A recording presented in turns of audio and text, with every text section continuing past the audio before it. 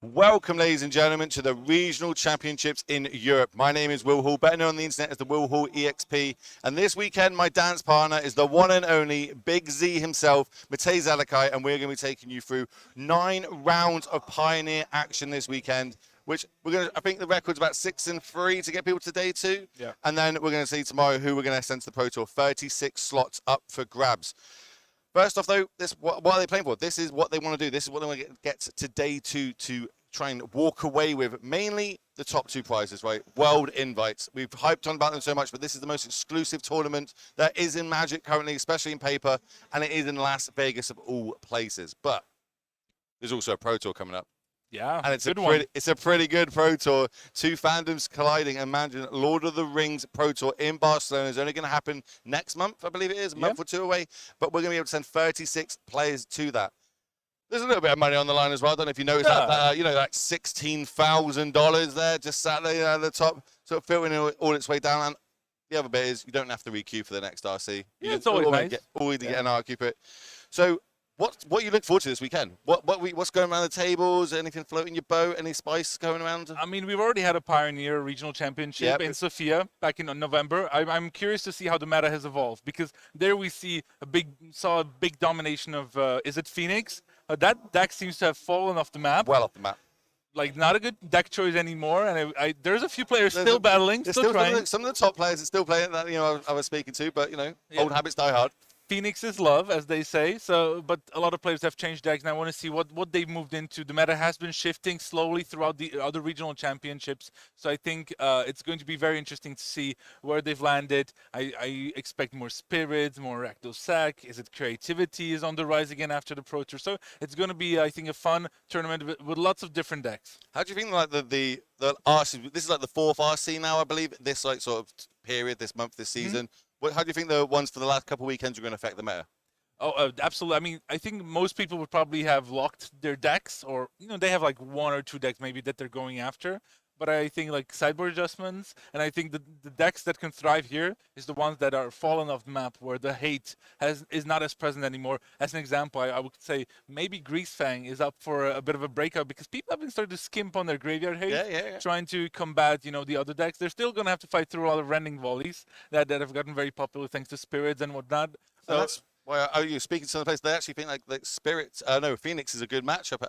Good, well positioned in the meta at them, and they're hoping they're not going to dodge some of this graveyard hate. But that's what the Phoenix players always. That's what they say until they get got. But we do have a spicy round 1 feature match for you all. Who are we going to see and what decks they play, Mr. Matej? Well, we have Radek Kaczmarczyk, former Polish national champion. He's on like Azorius Spirits, the breakout deck of last weekend, but he's facing off against our favorite and yours, Mark Tobias from Germany, on Storm Herald combo. It's not the first time. We've seen him in Sofia. He actually managed to qualify for the Pro Tour there, and it's the same deck as before.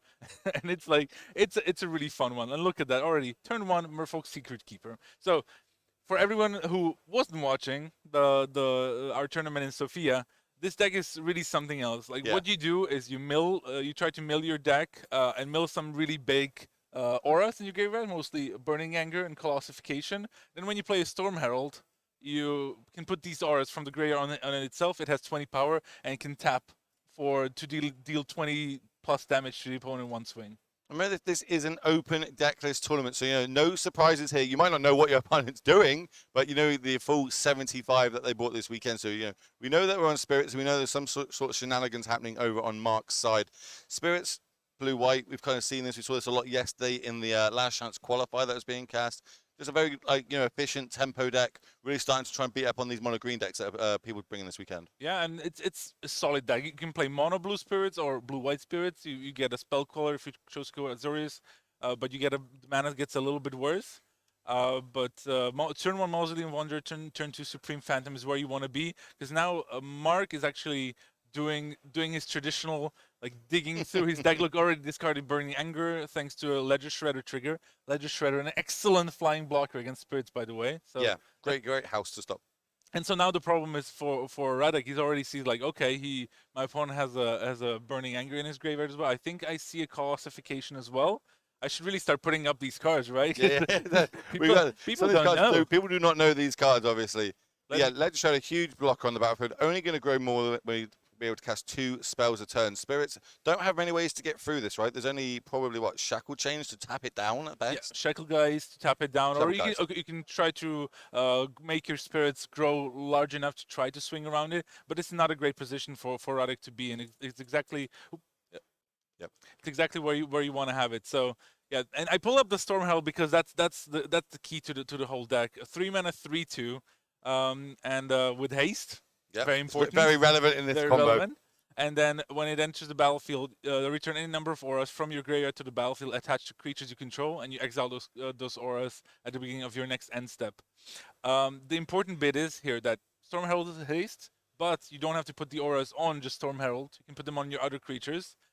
So that plays around, some of the possible scenarios, and the main combo is Colossification and then Burning Anger. What does Colossification do? Let's get that one up on the screen. How much power and toughness does that one give you when it gets equipped? I believe it gives you +20/+20. Yep, that is correct. +20/+20. Not stats you normally see on cards these days, especially equipment. We've obviously used the Colossal Hammer kind of things in Modern. You do see it occasionally in Pioneer. Oh, look, this is also a small innovation from Mark and his deck.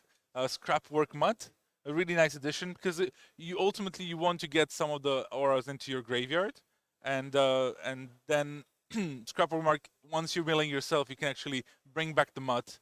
Discard another card, and that allows you to keep going. And look, like this is not a great spot for Radek, who plays counter magic, right? So he can try to get around the potential combo coming off. But like if he's not advancing his board state, he's not really getting anywhere. Yeah, I can see Geist like snares, lofty denials, as well as spell quellers on the other side. They could try and disrupt some of this combo, but maybe they just don't know what the combo's doing at the minute. You know what I mean? Like, if I'm playing against this, I'm looking at something, I'm like, okay, what does this card do? I'll be asking the judge, can I look at this card text? Can I look at this card text? A lot of craziness happening. And you got one of them up on the screen first there, Burning Anger. Yeah, that's the combo with the Colossification, because Colossification does say you have to tap the creature, but it's a trigger. So once it enters the battlefield, thanks to Storm Herald, you can tap it before the trigger resolves. And look at that, it's we're on beatdown plan now. This is Scrapwork Mud beatdown, take 2. Not too scary so far. We're gonna see a Rattle Chains. Yeah, Rattle Chains coming down here. Gonna obviously give target creature hexproof. Not really relevant in this matchup. Or on the other side, I don't believe he's got any removal spells. Is he in the main? I don't know if he's got him in the 75. Let's have a little look. Doesn't look like he does. Remember, this is open deck list. So I believe exclamation mark deck list or standings or something. We'll be able to get that up in chat if you want to follow along at home.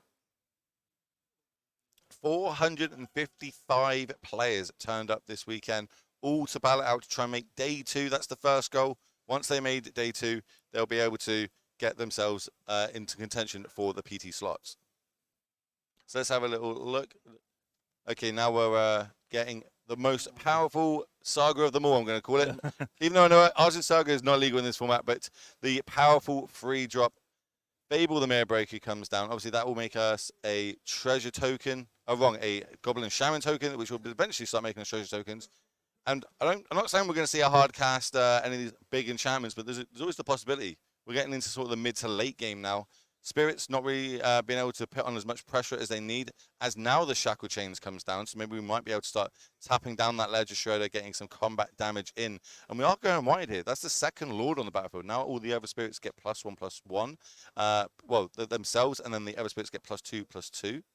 And yeah, we're going to start seeing things getting tapped down now. Yeah, Shacklegeist is one of the additions that really kind of allows you to control the board a little bit better. The Cubes of Sessions as well is in this deck, so that's another way for them to like gain card advantage. The powerful 1-mana enchantment gives the creature +1/+1, and whenever it deals combat damage, they get to draw a card. I love that the Ledger Shredder dominating board. Haven't seen that in a while, and didn't expect us to really see it in Pioneer, because Ledger Shredder is more of like a modern staple, right? Yeah, I suppose you only would see it inside with like Phoenix decks and stuff. I think, you know, what cards you want to get into the graveyard. It makes sense being a Mark's deck. Mark, very confident player in his very spicy brews that he brings to pretty much every format.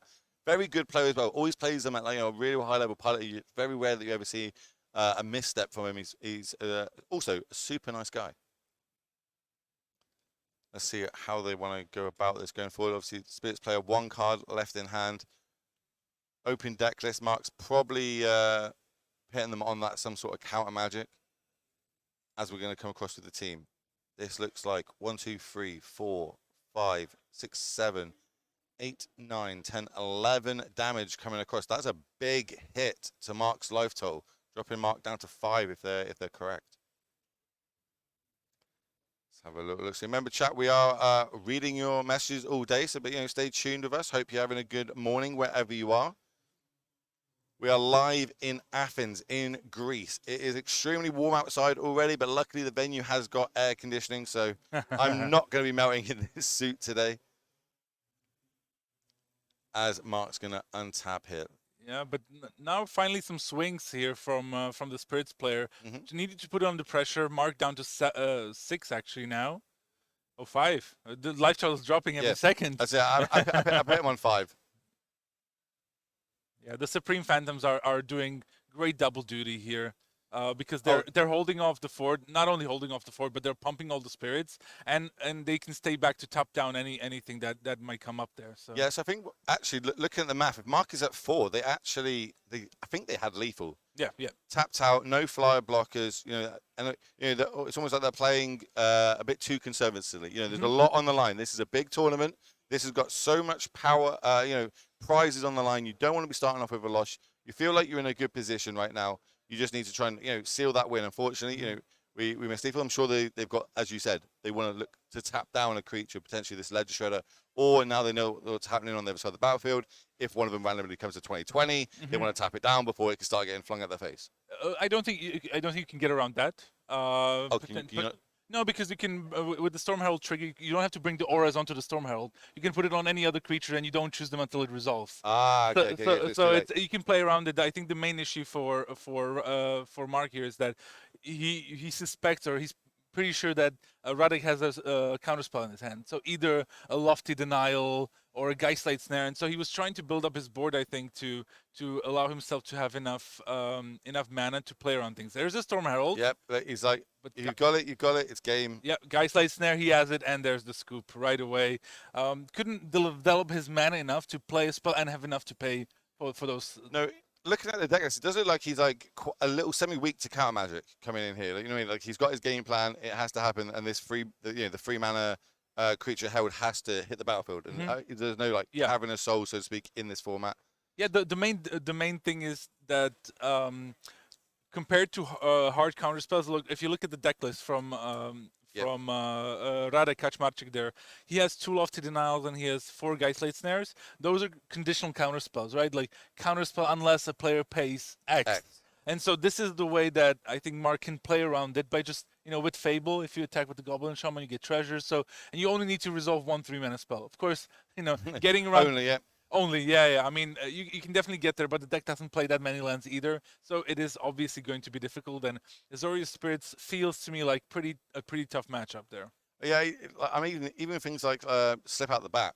Yeah, that can target the creature that's being equipped to, so it phases out, right? So they've got even have a little bit more interaction. Mark's gonna be aware of that though. But let's start on the sideboards. What do you like here, coming in out the board? What do you think will almost shore this matchup up? Not much. I think the main deck's solid. Maybe an invasion of Gobakan to make the Storm Herald a little bit more expensive. Are you trying to tell me that they didn't come here with Storm Herald prepared in their sideboard guide, that they'll be playing this round 1 in the RC? I won't lie to you. Mark Tobias is the only player on Storm Herald combo. I mean, it's a beloved deck of his. Yep.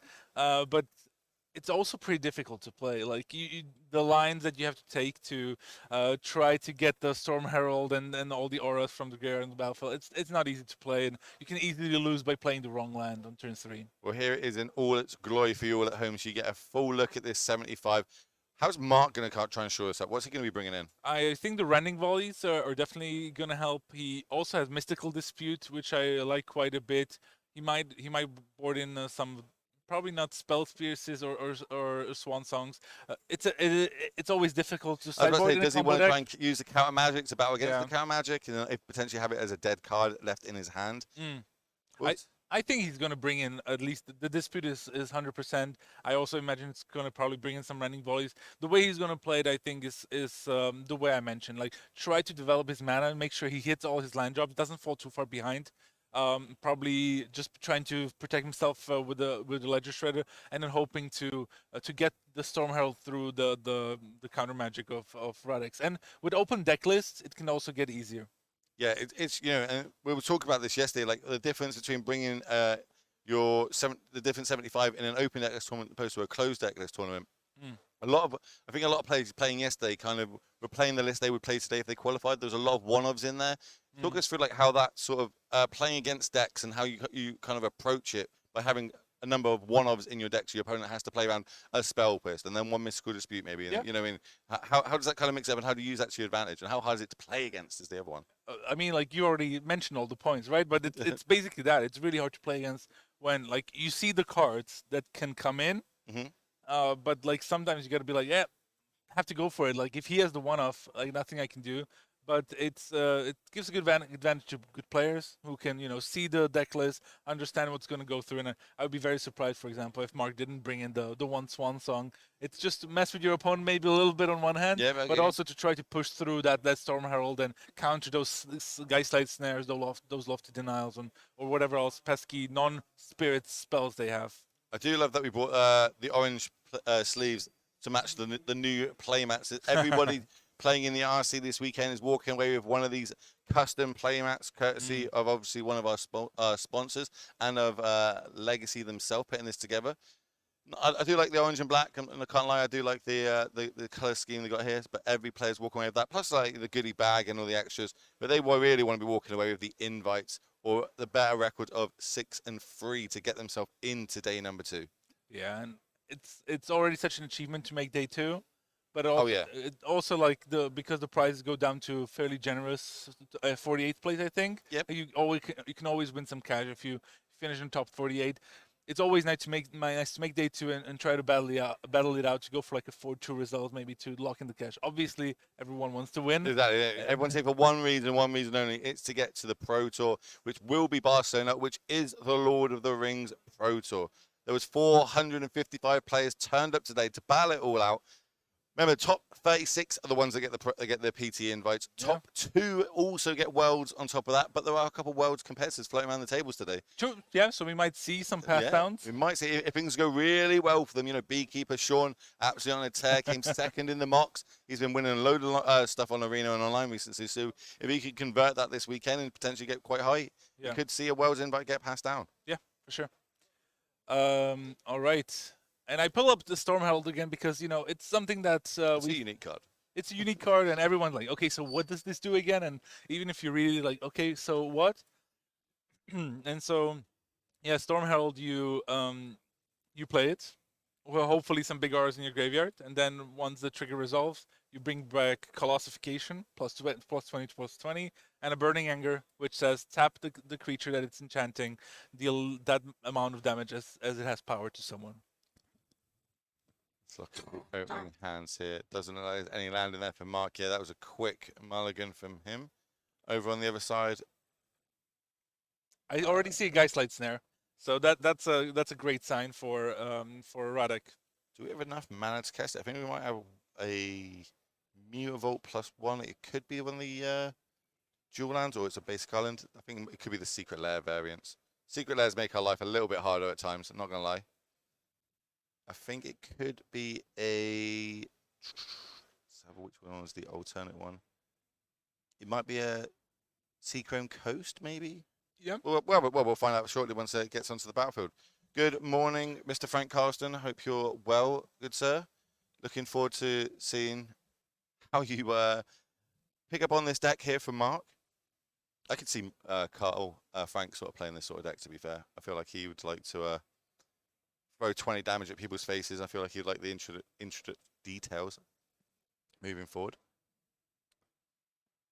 So, did we have both players on a mulligan? I think both players are mulliganing, yeah. So I think, maybe the mana base is a little bit too rough for them there. Yeah, on the one hand, Mark's deck can be pretty inconsistent, right? Because you have a lot of combo pieces, and you need a good combination of lands and mill spells to find what you need. On the other hand, Radek cannot really keep hands where he has no pressure, or where he has like only creatures and nothing to disrupt the opponent. So I think we'll see both players like mulligan pretty liberally. What's your opinion on sideboarding? like, see, you have a pretty decent opening hand. Okay, it's playable, but it's not got any of your sideboard hate in it. There's a key card that you need some counter magic potentially in this matchup, or old school with Dredge. I'll let you talk or ponder on that. Why we see these cards start resolving. We're off to the races for both players. This is let me have a little look. I think that's the key one, isn't it?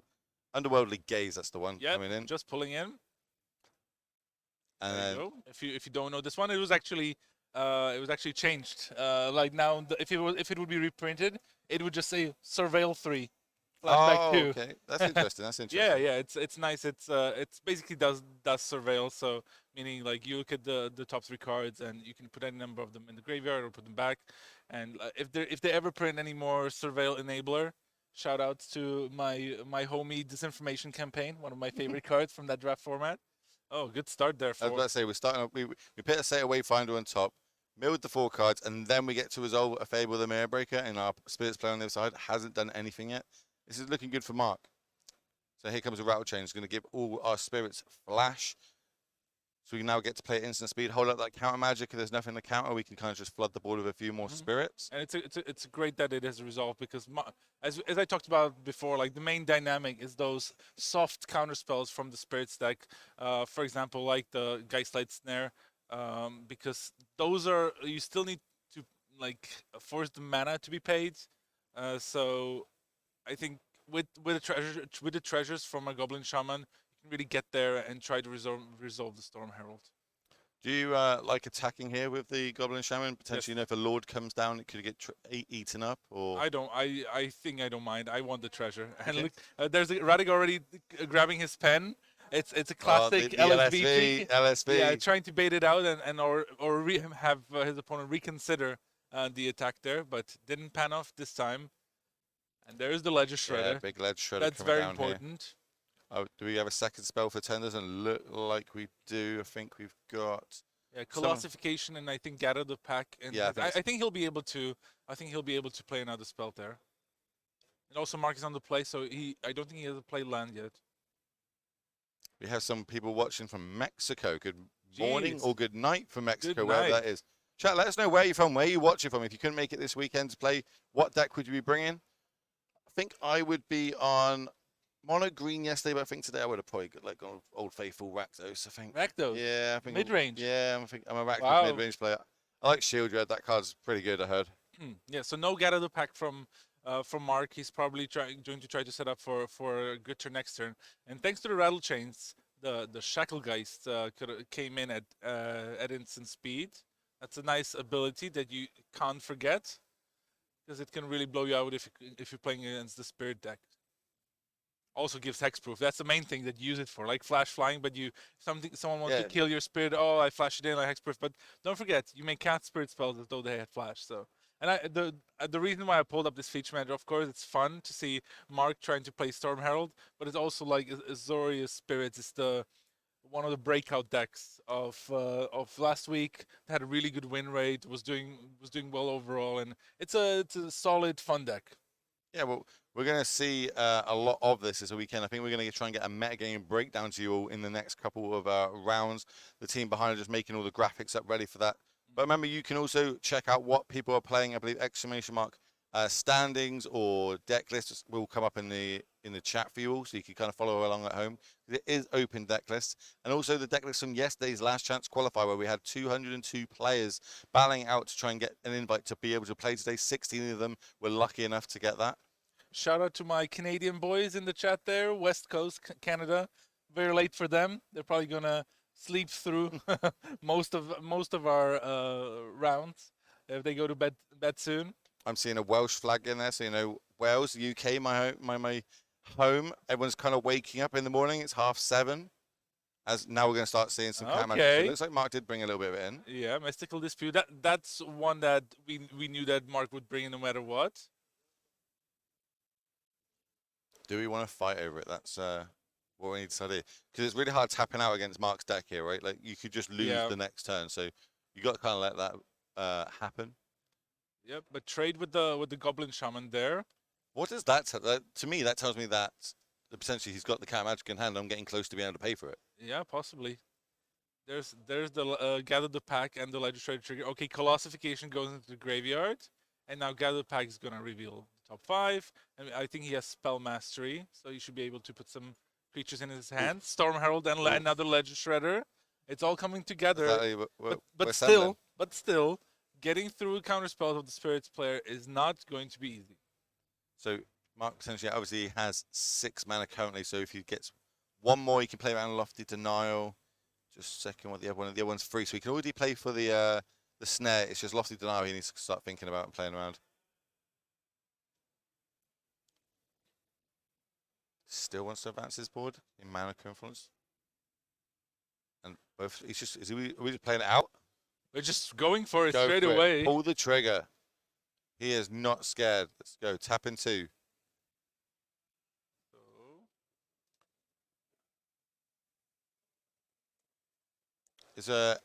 What's the reasoning behind this? Is he just like make him have it? Maybe, yeah, it wants to make sure he has it.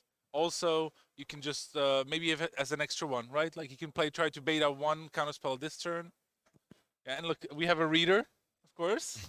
Just trying to make sure he understands what it does. Part of the advantage of bringing this deck, right? Yeah, it's open deck list, but I still need to read these cards. I'm not entirely sure what they do. Yeah. And we do see a cat magic come out here.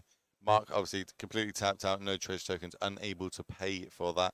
But still, over on the spirit side, not being able to put too much pressure on the board. This Legislator kind of being a bit of a wall. Yeah, there's also Fable of the Mirror Breaker now flipped into Reflections of Kiki Jiki. So that can provide additional value with like the Seder Wayfinder. Gonna make sure that there's enough lands for him to just get going. Let's see though, 3 mana, another one. He's just slamming those heralds, putting the pressure firmly on Radek Kaczmarczyk to have a counterspell here. We see that he has a slip out the back. I think he has a slip out the back. He so does. He's got a little bit of protection here against this. But I don't think it's gonna help. So what happens if we copy it? If it resolves? We copy it in response, right, with the Fable? Look, so it looks like the trigger's on the stack, and now he's reading. Yeah, okay. Remember, you don't have to put the creatures, the auras on Storm Herald. It says attached to creatures you control. This is going to be interesting. Are we going to be able to work out this? But I think Mark's now feeling comfy. Like his opponent, like, oh, okay, so Storm Herald resolves. Now you're reading the card again. I'm feeling good. Remember, you can put it on the Seder Wayfinder as well. As long as it doesn't have Summoning Sickness, you can always go for the Colossification plus Burning Hand combo. Let's have a little. So Mark is going to target this. Yeah, he's also going to copy it with the trigger on the stack, just so he has, And that's going to resolve. He's going to slip out the token. Okay. Okay. Does that resolve then? And okay, so we're going to a game 3. We have everything we need. Yep. Mark's like, I would like to make this a 41-41, and I'd like to do it to your face, please. He's like, okay. Doesn't even need to say the words going to combat. So yeah, we have some level that up. Congratulations to Mark. So we're going to go to a game number 3. And I love game number 3s in high level Magic. It's literally my favorite thing. I want to see the best players playing the pilot in the best decks and going all 3 games to get the most amount of Magic for you all. We'll see if we can get their sideboards back up on the screen for you. We can have another look at the deck lists.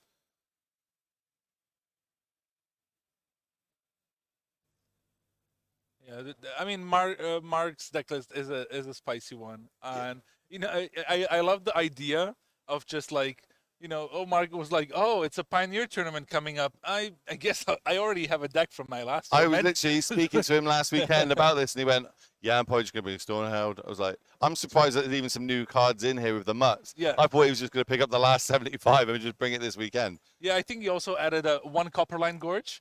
that was printed, and just recently that wasn't available like earlier to him. But it's, again, like a minor change as well to his list. I think he added the Mutts, you're right. I think he cut 1 Shredder, 1 Secret Keeper, maybe a land or something similar. So yeah, we've got to remember this is the deck that got him to the Pro Tour. yeah, he did. You know what I mean? Like, it's not like this is just a random brew that he pulled out and he loves it. This deck got him to the Pro Tour. He played it and piloted it to a day 2 finish, top 36, got himself to the Pro Tour. I think it was top 16 finish actually. No. I think it was he drew late in the last round in Sofia to get into the top 36. I think we were just playing it safe. And as you would to get on the Pro course. Tour. You know what I mean? Not worth risking it there. Yeah, especially in a meta game. You know, if I remember right, like Sofia was pretty big tournament, and they actually played quite a bit of Rakdos that time. Rakdos mid range, which I would feel is not a great matchup for this sort of deck. But yeah. Yeah, this is to be believed. This is a 61 card main deck. No, Mark. Oh, if you guys don't know, I'm a very big hater on 61 cards. I know I'm gonna get flack for it because Magic players love their 61 and 41 cards. I mean, you need that extra card. Clearly, that could be that Copperline Gorge. You know, he might be like, I've sure the man him up a little bit. I'll just sneak that one in there. Maybe he was like, I'm trying just to make the mana ratio to be better with 61 cards. That's the usual excuse I hear, but you won't see me sleeving up 61 ever. Let's see if we can go across to the other side deck. Let's see if we can get the Spirits deck up on screen for you all. Nope. Okay, we're going to go back down to the screen, down to the match. Looks like the players just finishing up shuffling. Yeah, hopefully not mulligans this time around. Still shuffling though. Let's see if we can get the Spirits deck up first. Just passing it back to the team there.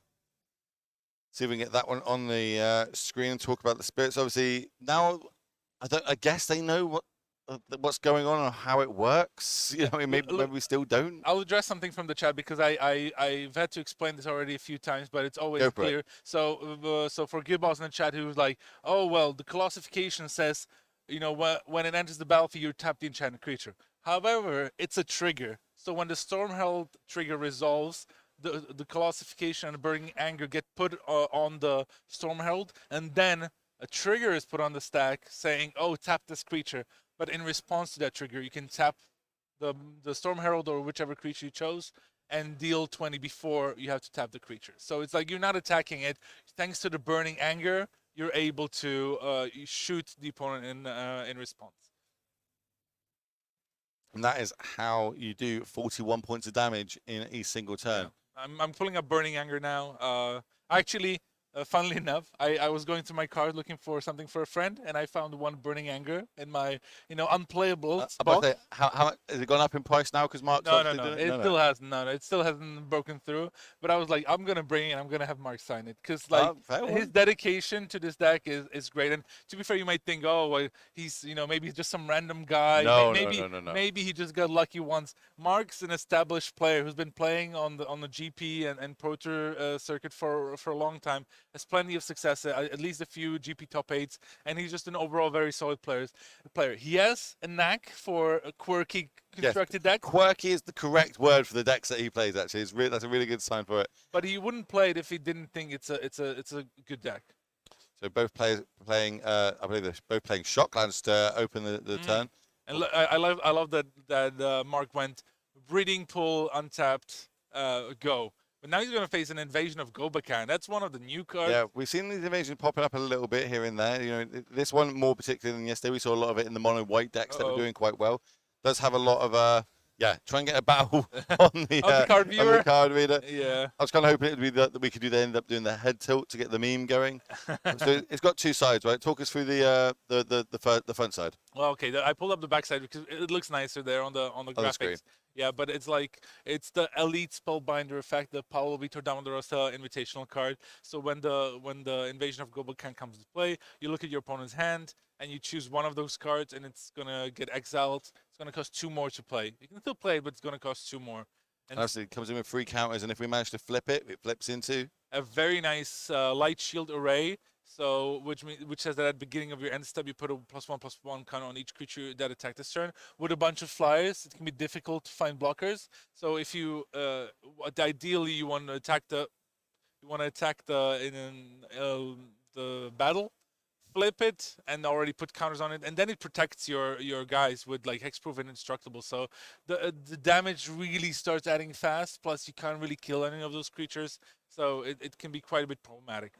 Let's see if how fast can Mark be, because in theory he can kill on turn 3. He just needs 3 mana to play a Storm Herald if he has managed to find a way to get the Colossification and the Burning End into his graveyard, which not always easy, but with a card like Otherworldly Gaze, that's definitely possible. I suppose also on Mark's deck, like you're playing against it, you're not entirely sure what cards are good in this matchup. What is his setup cards? What does he need to be playing? What should I be taxing almost? So looking at the in hand there, it's 6 of one, half dozen of the other. But is it this the one I take, or is it this one? Honda, do I stop the turn 1 play because they shocked it in?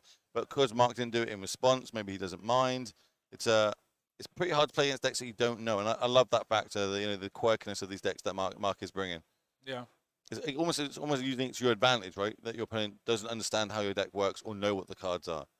As we're going to see, 2 cards go to the graveyard. 1 on top. Mark likes that one, so he's going to be drawing that for the turn. It looked like it was a Mystical Dispute. Scrapwork Mod, discarding Colossification. Slowly getting there, but we're still missing the Burning Anger. I think we'll make me 1 more land, and that was a Fable off the top. The Scrapwork Mod also does a good job of being able to block the Mutifold, so preventing the invasion from Go Backhand from flipping. No 3rd land from Radek Kaczmarczyk, so that's good news for Mark, who now plays a Traverse the Olvenwald. So we've got sorcery, artifact, wrong, equipment, creature. So we're only going to be able to go get a basic here. Delirium not turned on. Still a solid card, one of my all-time faves. So, you want to get to Delirium so you can search up any creature. Usually, used to be you were looking for Emrakul. Yep. Back in the day, that was a good standard period, that. Yeah, 2018-ish, 17-ish, maybe even earlier. Eldritch Moon sort of era, yeah, Eldritch Moon era, yeah, 2016, I think. And Mark just passing the turn back. Obviously, we know he's got that Mystical Dispute. Yep. There's another Spectre Sailor, and now that's going to mean that the invasion is going to be flipping. That's going to speed up the clock quite a bit.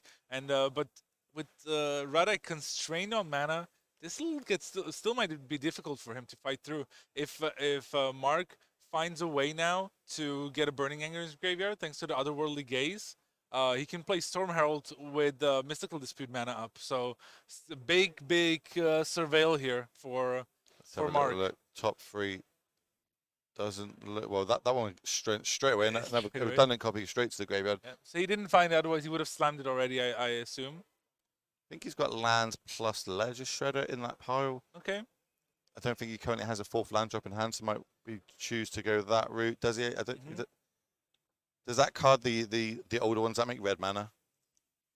Which one? The one at the top. Does this one make red mana? Yeah, it's a Carplucent Forest. Yes. Oh, okay. It's the red green one. Yeah. So you might not know all the. I don't know the old. I know the nuance, not the old arts as much.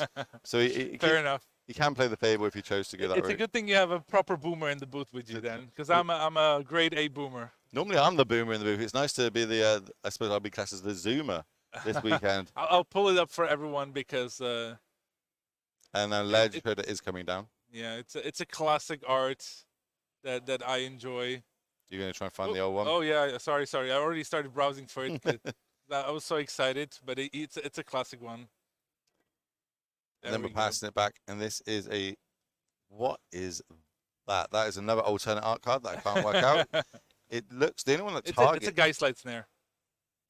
It's one of the black ones from the. Oh wait, I thought double feature. I thought the Ledge Shadow was already on the battlefield. I was like, wait. No. They're still battling over it. Got you. And now I think Mark has to decide if he wants to expend his dispute now.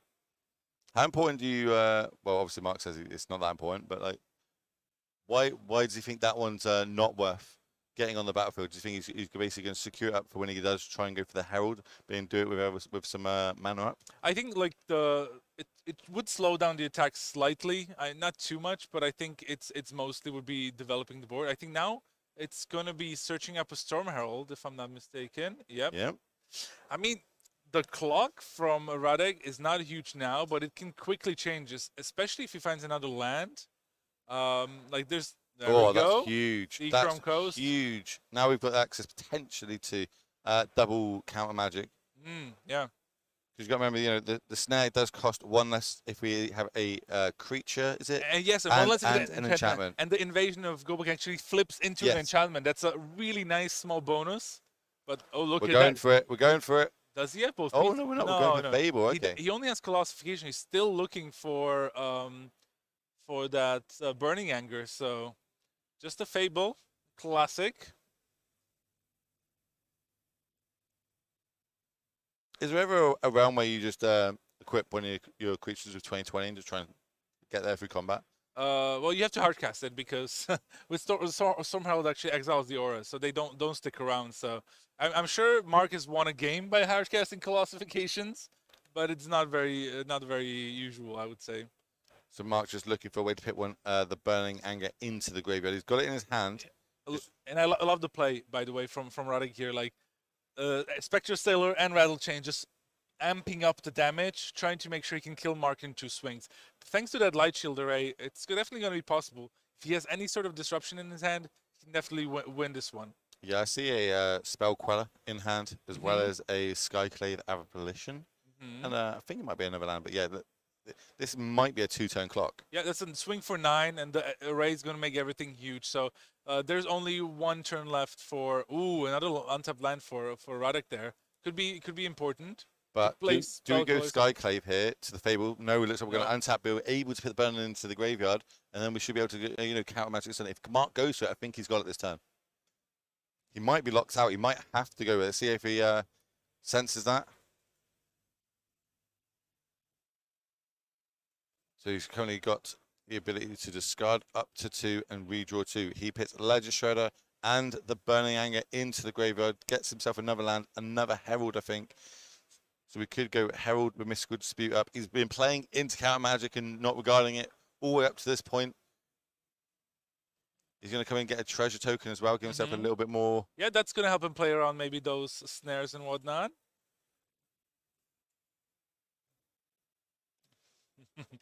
I'm on the edge of my seat. I'm on the edge of my seat. A flurry of spells is going to end this match one way or another. I think because his life total is so low, he's forced into it. Either way, he's forced it, but I think it's going to be paying off for him. Yeah, he has to go for it. So I'll let you talk through the combo when it starts happening. Storm Herald. Yep. Spell Queller.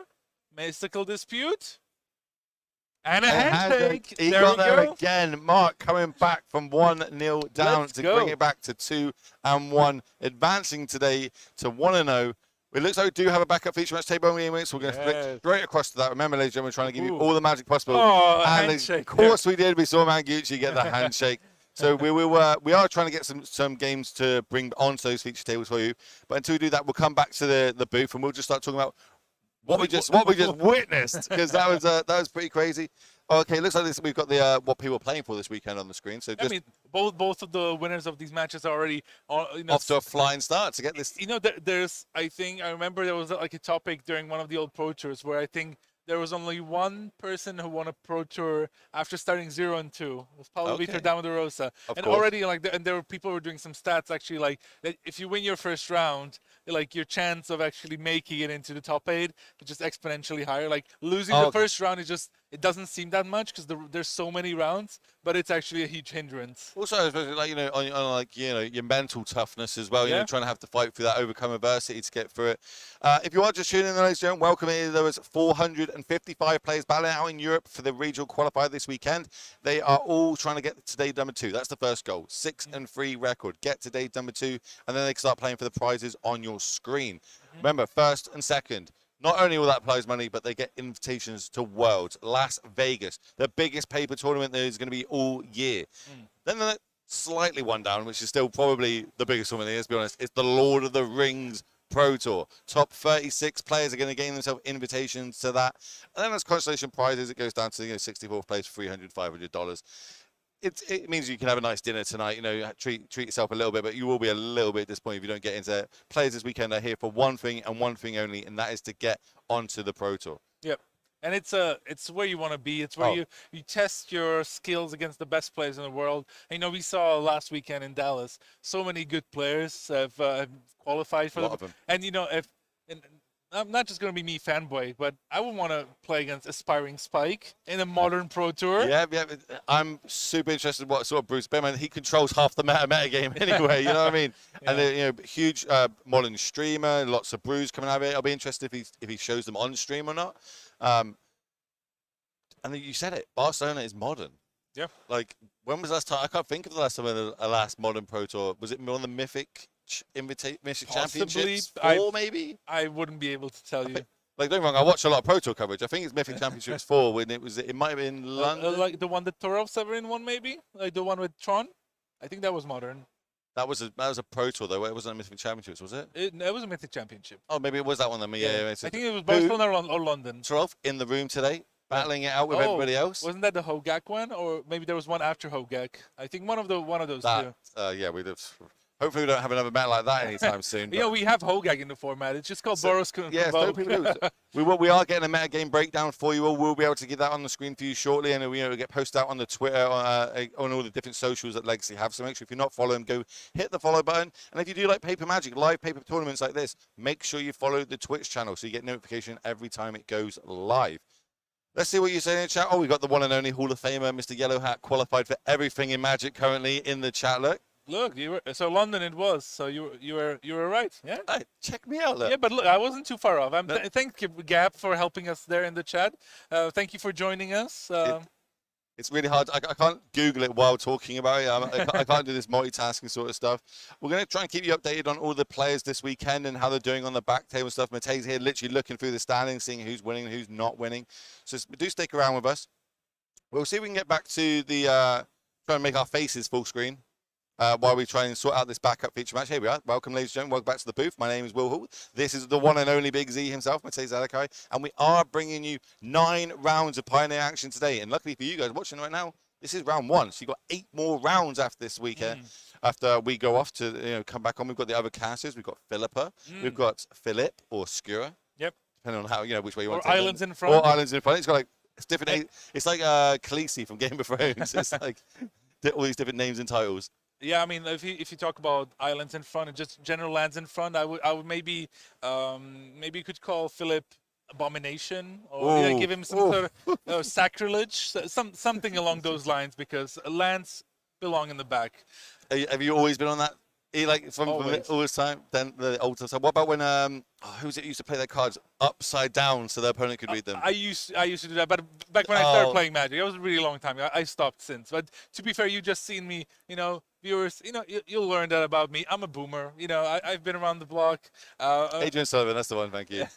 Yeah, so I'm a boomer. So I'm a purist as well. So 60 cards. Yeah. Just single sleeves. No playmat. No playmat. No, I'm a purist. Chat, are you pro or anti-playmat? Let me know in the chat. I know some people love them, some people hate them. I'm a pro playmat. I'm going to get destroyed, I'm sure, by chat. So. And obviously, remember, everyone this weekend is walking away with one of the exclusive playmats made purposely for this weekend. So everyone that's be able to come here in their swag bag. So you do get swag bags at these tournaments. You're going to get yourself some really nice goodies from Ultimate Guard. Plus, we've got these awesome playmats, which is all right. Yeah. I don't know how many, 455 players plus maybe some for the casters. I don't know. Yeah. So maybe less than 500 of these player mats made. So it can be quite rare. That's one thing I'm looking forward to about Barcelona. I want to know what's in those swag bags. Lord of the Rings swag bags. Oh, sign me up. Okay, looks like we've got ourselves a backup feature match. And we're going into game number 3. Is it Phoenix versus Monogreen Devotion? A matchup that has tested the time of Pioneer. We've seen it multiple times. But Phoenix, interestingly, we spoke about this. Players kind of, when I was speaking to them, they're moving towards this because they feel like Mono Green is kind of on the uptick. They think they've got a good Spirits matchup. They believe that there's going to be less graveyard hate now because Rakdos is moving across from the mid-range variants to the sacrifice variant. So they're kind of edging their bets on the meta by bringing in Is it Phoenix? Yeah, I mean, I definitely think it's a viable choice. It's not like a completely outlandish deck to play. It's, what I call it the second Jund of the format. When we talk about decks like Jund, or it used to be, we call it the Rock, it just meant the deck that's probably like 50% against the field, or maybe like slightly favored above 50, but not too much. Meaning you can play against most of the decks in the meta without being completely run over. You can have a fair match just because you play cards like Thoughtseize. Maybe it was Duress back in the day, but now we get better tools. Things got upgraded since then, you boomer. Yeah, exactly. I'm gonna be doing the boomer thing quite a bit. I'm sorry. So yeah, it's just a deck that is quite good in metagame. And Phoenix, to me, like Rakdos midrange is the rock/junk deck of the format. It's that kind of disruptive deck that can do a little bit of everything. But is it Phoenix? I think is the second one because it's the way it plays out. Like you can definitely, if you get those three Phoenixes on turn 3, right, and on the way you killed something, and then maybe you have a mystical dispute after sideboard, set up for turn 4. Like you can do a little bit of everything. So definitely Phoenix can do well. We saw it perform really well in Sofia. Yeah. Like I think 3 people in the top 8, including the winner. So yeah, just an overall solid deck that has some really powerful plays. Talking about powerful plays, mono green on the other side of the battlefield can absolutely explode out of nowhere. But people, Mike Sigress is the one that comes to mind. Big emphasis on this deck. Has got a good win rate when it's closed deckless tournaments. When it's open deckless tournaments, not so good. Why is that? Why, if you know you're playing against mono green, is it kind of, does mono green take the hit? I mean, it's already with mono green. It doesn't really use the sideboard that much. Nope. And there's not that many variations in the deck list anyway. Like there used to be. Like in Sofia, before the printing of the new Polukranos. Which is a great card, by the way. Which is a great addition, because back then it was like, oh, maybe they're playing 4 Love Struck Beasts, right? And they have decent aggro matchup. Or they maybe played a few different cards in those slots. I mean, there were a few things that were being tried, like Sky Sovereign main deck. Was something that was played then. Now, like with the addition of Polukranos, it gets much easier. The lists have kind of really realigned towards very similar kinds of lists. And also I like that they're something playing Invasion of Ixalan. Yes, I've seen that one. So that's another thing that gives you devotion. Can be pretty difficult to get off the board and finds you a good permanent off the top 4 cards of your deck. So it gives you a bit of additional play. So in general, I think mono green is similarly positioned as before. It's just a very solid, Elvish Mystic sort of deck. Where you like can really accelerate into some big play. And speaking of which, I already see 2. So plus double Nykthos by the looks of it as well. So both players on a mulligan to 6 here. Both put in. Oh, we're shuffling back up over on the Phoenix side. They do not like that opening hand at all. So they're going to be going down to 5 cards to kick off this game number 3, round number 1. 9 rounds of Magic today. Another 6 tomorrow before we play out into the top 8, where you'll have an extra 3 rounds. If the players don't have to catch flights, etc., I will be trying to bring you both of those semi-finals, the games that are going to decide on who gets to go to Worlds or not. It's going to depend on the players, but that's a tomorrow problem. To be fair, the finals of these tournaments should never be split in any way. Just because like the title of the European champion and getting to take home the trophy is I think, it's always good, not to brag or anything, but I had some people come over last weekend, and they came home and I have my trophies displayed, and they're like, "Oh, I haven't seen those." Though you cannot, these brags you get, like, you only can get them with really nice trophies. So.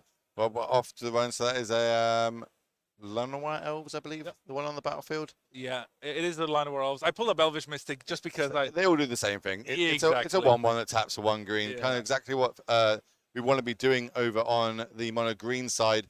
And normally when there's a shock steam events on the other side, you see elves kind of tend to go to the graveyard, but not here. We're going to be able to untap with it. You must be real happy for this to happen. Yeah, and we're just going to advance our battlefield. Yeah, Wolf Haven. There's no disruption coming in from Nicholas Gillies on the left, because like he shocked with the steam ends, but didn't kill the elf. And there, look at that, it's an army of elves coming. That's a lot of mana, even without a Nykthos. It's going to be a big turn. The last card in hand is a Nykthos, so basically we're looking for some of these big top decks potentially. Oh dear! Storm the Festivals. We could be looking, and that could be Azelia's next turn. Yeah, imagine a sweeper here. Woo. But we'll see. I think Storm the Festival is the key card that Pertev is going to want to draw. But we'll see. Like, these are the kind of risky hands of mono green, where you get all the mana, but you have no business cards. But here's Storm the Festival. You got up on the screen first of all there. Oh, but he drew something. So that's 4 mana. Yep, 4 mana floating. 5. Is it a Cavalier? Cavalier is a great one to hit here. Yeah, disdainful stroke has a stroke. Remember, this is a game number 3, and players do have access to both deck lists. So, we've got to fight for this Cat Magic. This is basically exactly what Mono Green is going to do now. They're going to keep top decking until they manage to stick one of these big threats. We try to find the right art one. I think it was the Kaldheim one. There we go, disdainful stroke there. And this is kind of the good thing about the Phoenix deck. It can bring in really nice counterspells. And in this matchup, a mix of strokes and negates are really good because you want to be able to take care of Karn, Storm the Festivals, and other things coming through. Thing in the Ice from... this is a card. This is a card. I'm a mono green player. This is the card I do not want to see on the other side of the battlefield. Super powerful. Obviously comes in with 4 ice counters on it. And also the flavor text in this is nice as well. 4 ice counters on it, and then every sorcerer instant we cast, we get to remove 1. When it has no more on it, the Kraken breaks out of it, or the horror breaks out of it, and it will turn itself into the big 7/8. But more importantly, it will bounce everything else that is not a horror to the opponent's hands. And nothing on the mono green side, I believe, is a horror in the deck. No, look at that. No, oh, I was like, already wanted to say that Pertev is doing a great job of drawing spells because he was tapping so much mana. But no, he's just sacking the Wolfwillhaven to get a 2/2. He's just trying to be aggressive. I mean, to be fair, with those early Elf Stars and the Steam Vents untapped, paying 2, and I think then another one, like one of the following turns, Nicholas is down to quite a bit of life. But now he's going to try to flip his thing in the ice ASAP. And Pertev is going to hope that this sort of attack is going to be enough. Another thing in the ice drawn is least in hand, as we're going to do the chart the course here. Draw 2, discard 1, because we are not we haven't attacked this turn. Discard Phoenix. Okay, getting there. I think we're going to see another thing in the ice now, but he's going to have to take 2 more damage to do so. I think he's setting up for a really big turn. The next turn. Oh, just passes. No, just bluffing. Keeping up negate mana up. I like this play. He could have played a second thing in the ice to create an additional blocker and set him up for the following turn because he also has pieces of the puzzle. But he's well aware that the most likely way that he's going to lose here could be something like a Storm the Festival or Karn off the top. So he's playing it slow, working very well with his life total. Well, we drew a forest this time. We're going to add all this mana here, and we're going to add to the battlefield an old growth troll. That's good. Again, super powerful card because if we kill it, it turns into an enchantment, goes in the graveyard. Not when we bounce it back to hand. It's almost like this ice, the thing in ice is super useful in this situation if we can flip it, and this is going to help. This is big. If he finds 2/1 mana, might not want to, but he already consider. Another thing.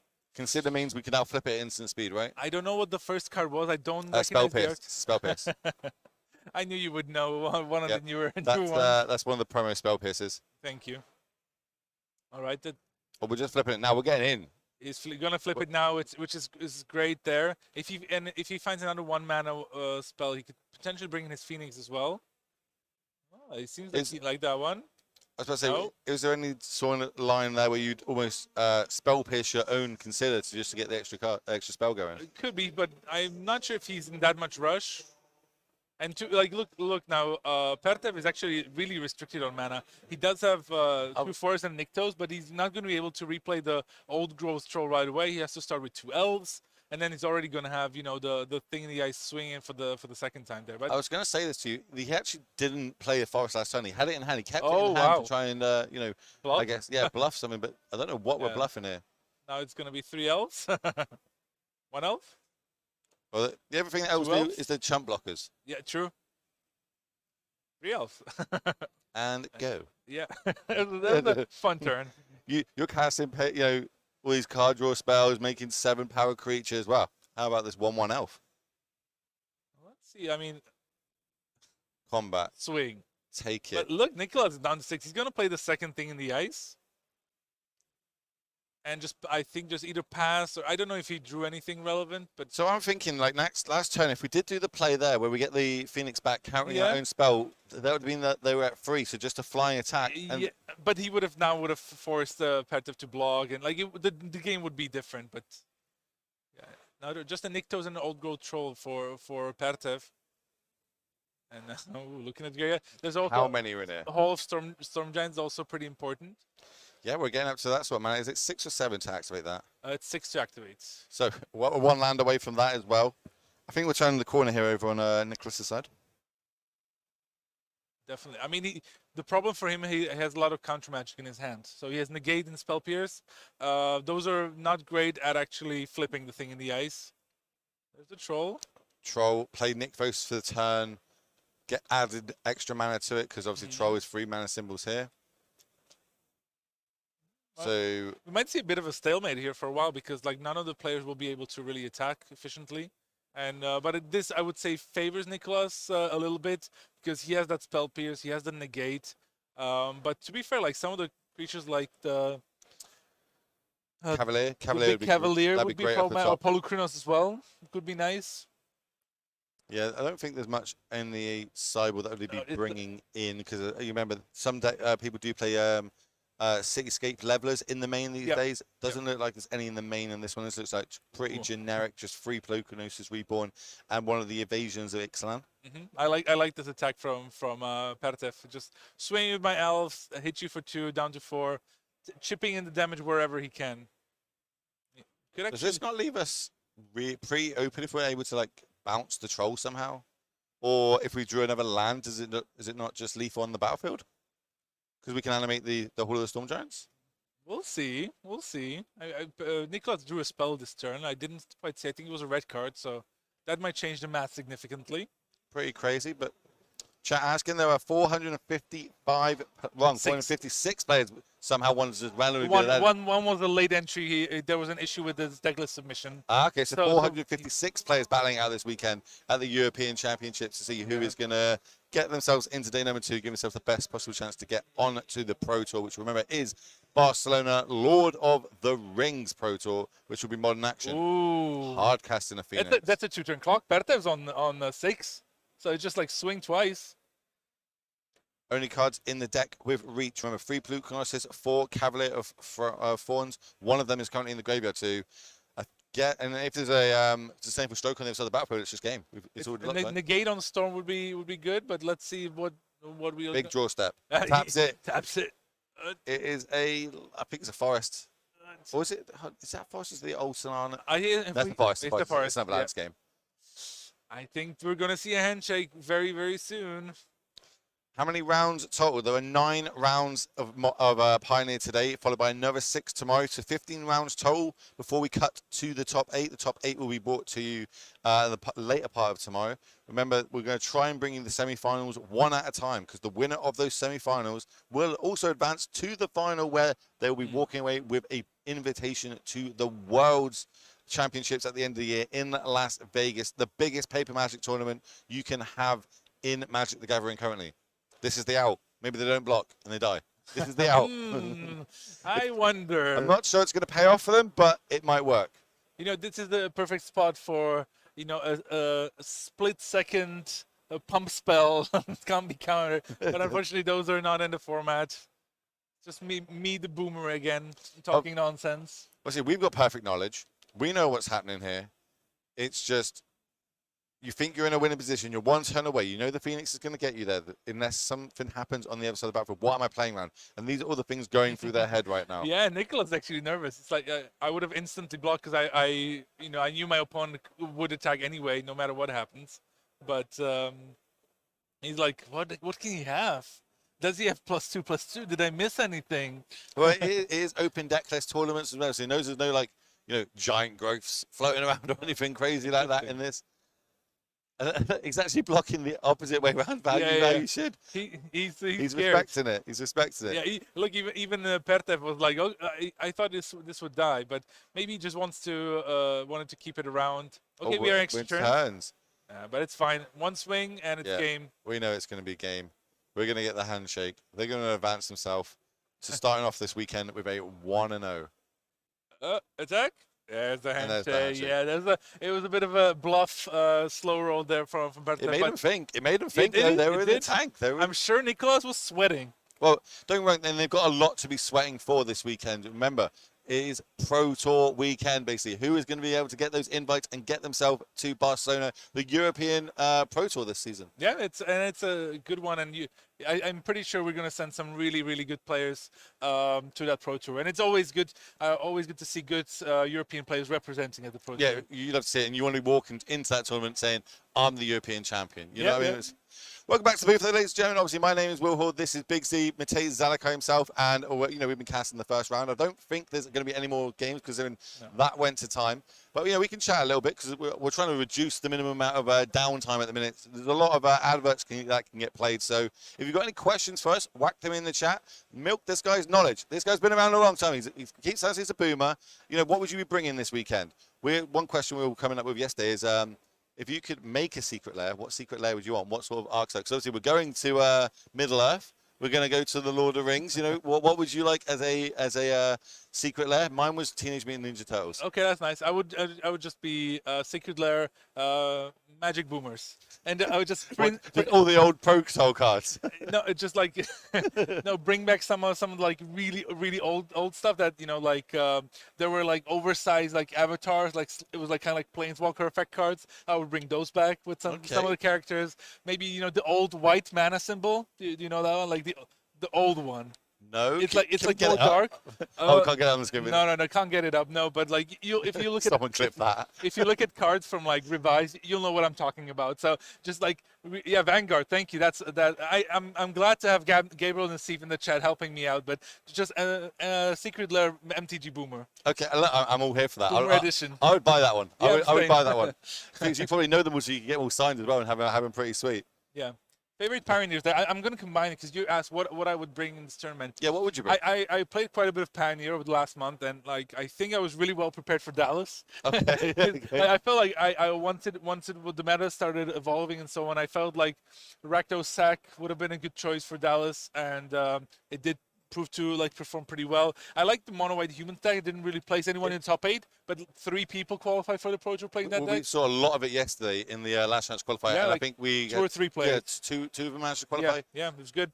And so I like that deck. Not sure if I like it that much because I think it could be good, but with the mono green being a bit stronger, you would probably have to start playing Brave the Elements again, and it's not that great in other matchups. So maybe not that high on mono white again. I think Spirits is still probably solid. Mono green is still likely solid. I'm not a big fan of Rakdos midrange, but I just can't say it's a bad deck or bad deck choice. You don't like the deck just turn super 1 solid. Forties, turn 2 Spell, turn 3 Fable, turn 4 Shield Dread. You don't like that curve? You're speaking to someone who picked Thoughtseize at the Pro Tour in draft twice, and there were better cards in the pack. So I'm as much as of a Thoughtseize lover as you can get. But yeah, actually I really like the Rona, some of the Rona combo decks. Okay. But I think everyone and their mothers are bringing like all the rending volleys that they can find this tournament just because of the spirit, like being able to have something against spirits and mono white and grease fang. Yeah, that's it. You're gonna touch a lot of these decks, and it's really good against Rona. Right, like against that deck as well. So I wouldn't want to play a deck that is like kind of weak to like rending volleys this weekend. Okay, makes it interesting. Let's see what chat's saying. Anything you want to be bringing, chat? Any Mono red, bad choice. Mono red is weird because it's kind of completely fallen off the map. It hasn't. I haven't seen one in a hot minute. Like there's a few players. I saw a couple of different mono red lists that you can. By the way, you can already go to MTG Melee and look at the deck lists. They're public. You can look at them now. I saw Boros Burn. No, just a mono red burn with Boros Charm. I was thinking it hasn't really gained many spells recently. Like, we've seen Disable Stroke reprinted, but like other than that, nothing's really been printed. There's nothing fancy. There's like Wizard's Lightning, Gitu Lava Runners, and all that kind of stuff. It's a regular burn deck. I saw some Obosh red as well. Yeah. People just playing like a lot of 1-drops, 1 Crusher, and a bunch of 3-drops. That's one of my favorite companions that's still legal. Yeah. I really do like that one. I like how it really makes you build your deck around that card. Yeah, and so there's a solid blue-white control. I think always underrated, but in good hands. I think blue-white control can actually finish really well. And we saw some in the last chance qualifier yesterday doing pretty well, pretty deep. So there's quite a lot of it floating around the tables, but that is going to be the end of round number 1. So maybe we're going to have a real short break. We're just sitting the players down ready for the round number 2. We'll be back with Filipa and Skura. So we'll see you all real shortly. See you soon.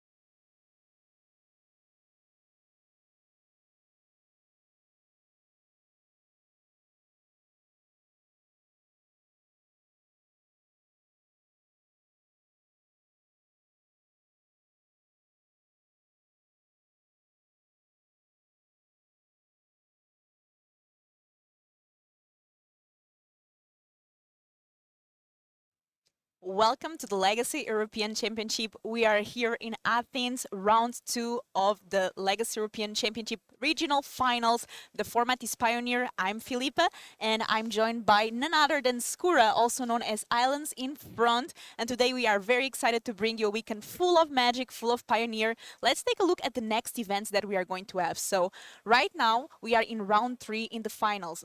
Last Legacy European Championship Athens, the top 36 will qualify for the Pro Tour, and first and second place will walk out with a World Championship invite. And actually, we have 2 players here this weekend that are already qualified for World Championship, so we might see a World Championship invite passed down. That would be epic. Next, we will have LMS Bologna that qualifies for our next final, which is going to be in the end of September in Lille, which is also going to be Pioneer. So this is a season full of Pioneer. Players need to really understand this format, try to code it. Right now we have a lot of decks. The meta is very diverse. We will have a meta breakdown soon for you. And what about this first match that we are going to watch, Filip? Yeah, so we're going to watch none other than Grzegorz Kowalski, who's one of the best Polish players ever, who took a bit of a break, but now he's coming back in full force, dominating the top tables, and I cannot wait to see Grzegorz Kowalski, aka Urli, take it down. Well, we'll see if he still got it. On the other side, we have Andrea and Zile playing Lotus Field combo, which is actually one of the choices here this weekend for combo decks. They ended up going with this Lotus Field combo. Why do you think this is the choice for a lot of the players? And how do you think this matchup plays against Dimir Rogues? Yeah, so I would be on the Rogue side if I could choose, because Rogues has got Clock, has got Disruption, has got very versatile Disruption, such as Counter Magic, Discard, while Lotus very linear, and will try to set up, okay, Otawara, maybe to relieve some pressure. You know, you cannot discard a Lotus Field or Thespian stage, so that's certainly key, but I think Rogues has got the upper hand. It's kind of like Delver style deck versus a combo strategy has frequently favored the Delver style deck. So I would see Lotus Field kind of climbing uphill. Let's see if that prediction comes to a conclusion and if you are correct or not. I'm excited to see Dimir Rogues is something that we haven't seen a lot. He did kind of well in the Dallas. Yes. He did miss top 8, I think, but not by much. So definitely a deck that we haven't seen much, but I'm excited to see how it performs here this weekend, which high stakes. We have so many of your favorite players at home playing here in this tournament in Athens. Martin Juza, he was casting the last chance qualifier yesterday here with us. Today he's playing Andrea Mengucci, Toralf. Yeah, a ton of Polish people as well came here.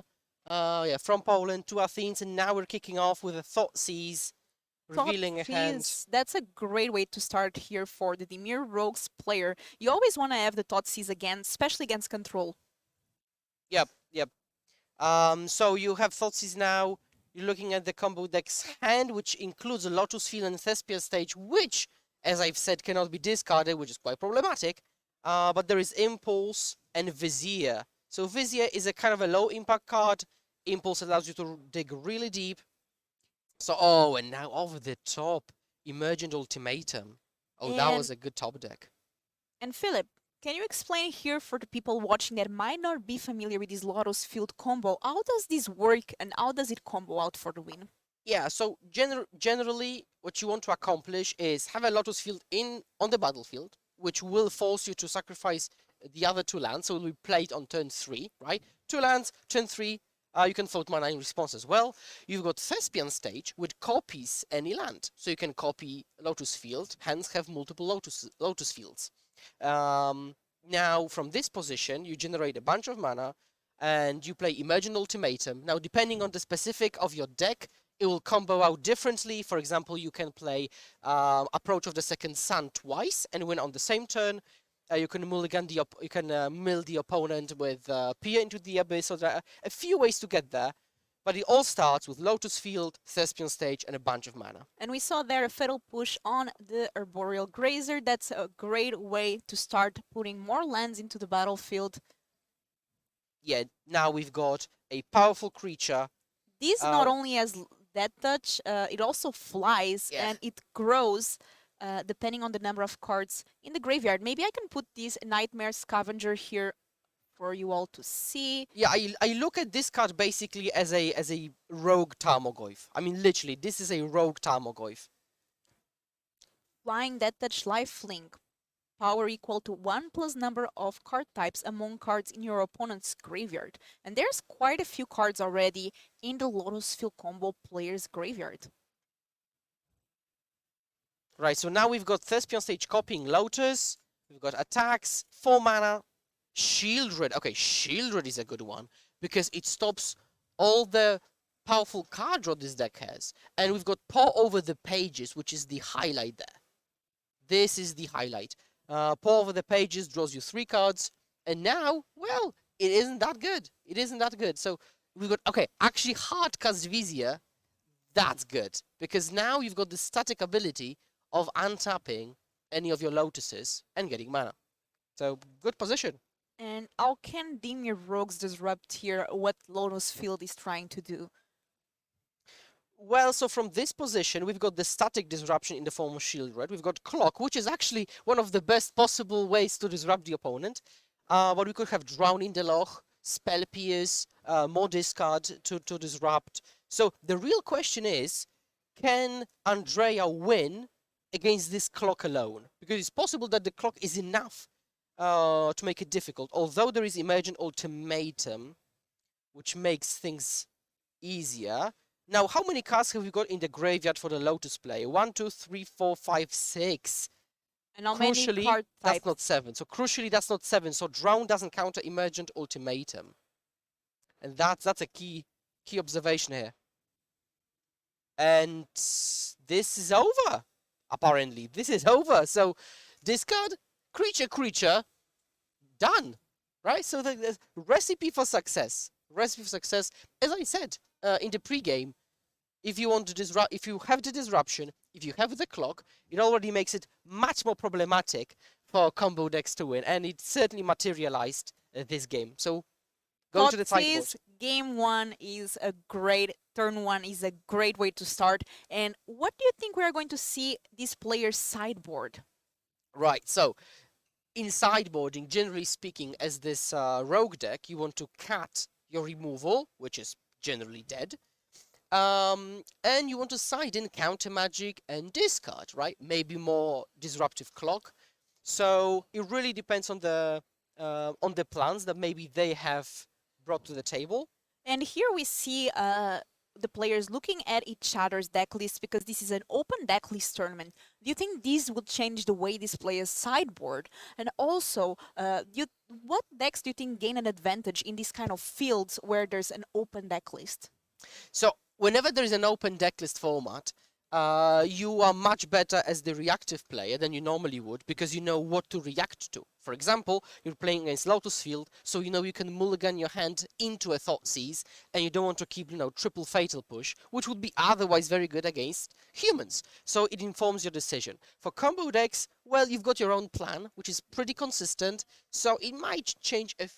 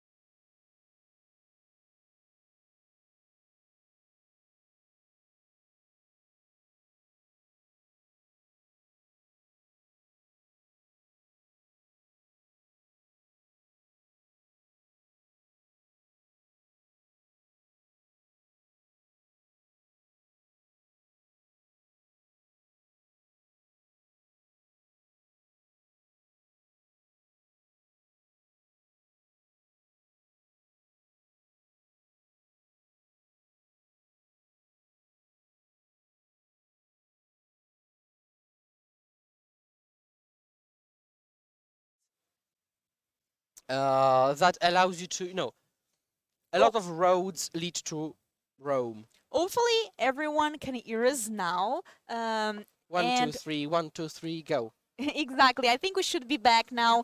You just missed Skura making a great sideboard here analysis, but our players are now shuffling in. I'm sorry we had some technical issues, but we should be good now.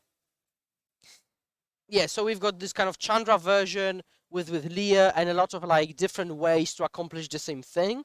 So as a reactive player, I found it's really kind of challenging to know what to counter and when to counter it, what to discard, because there are so many avenues you can get to the end point with Lotus Field that if you haven't played the deck yourself, it's going to be pretty tricky.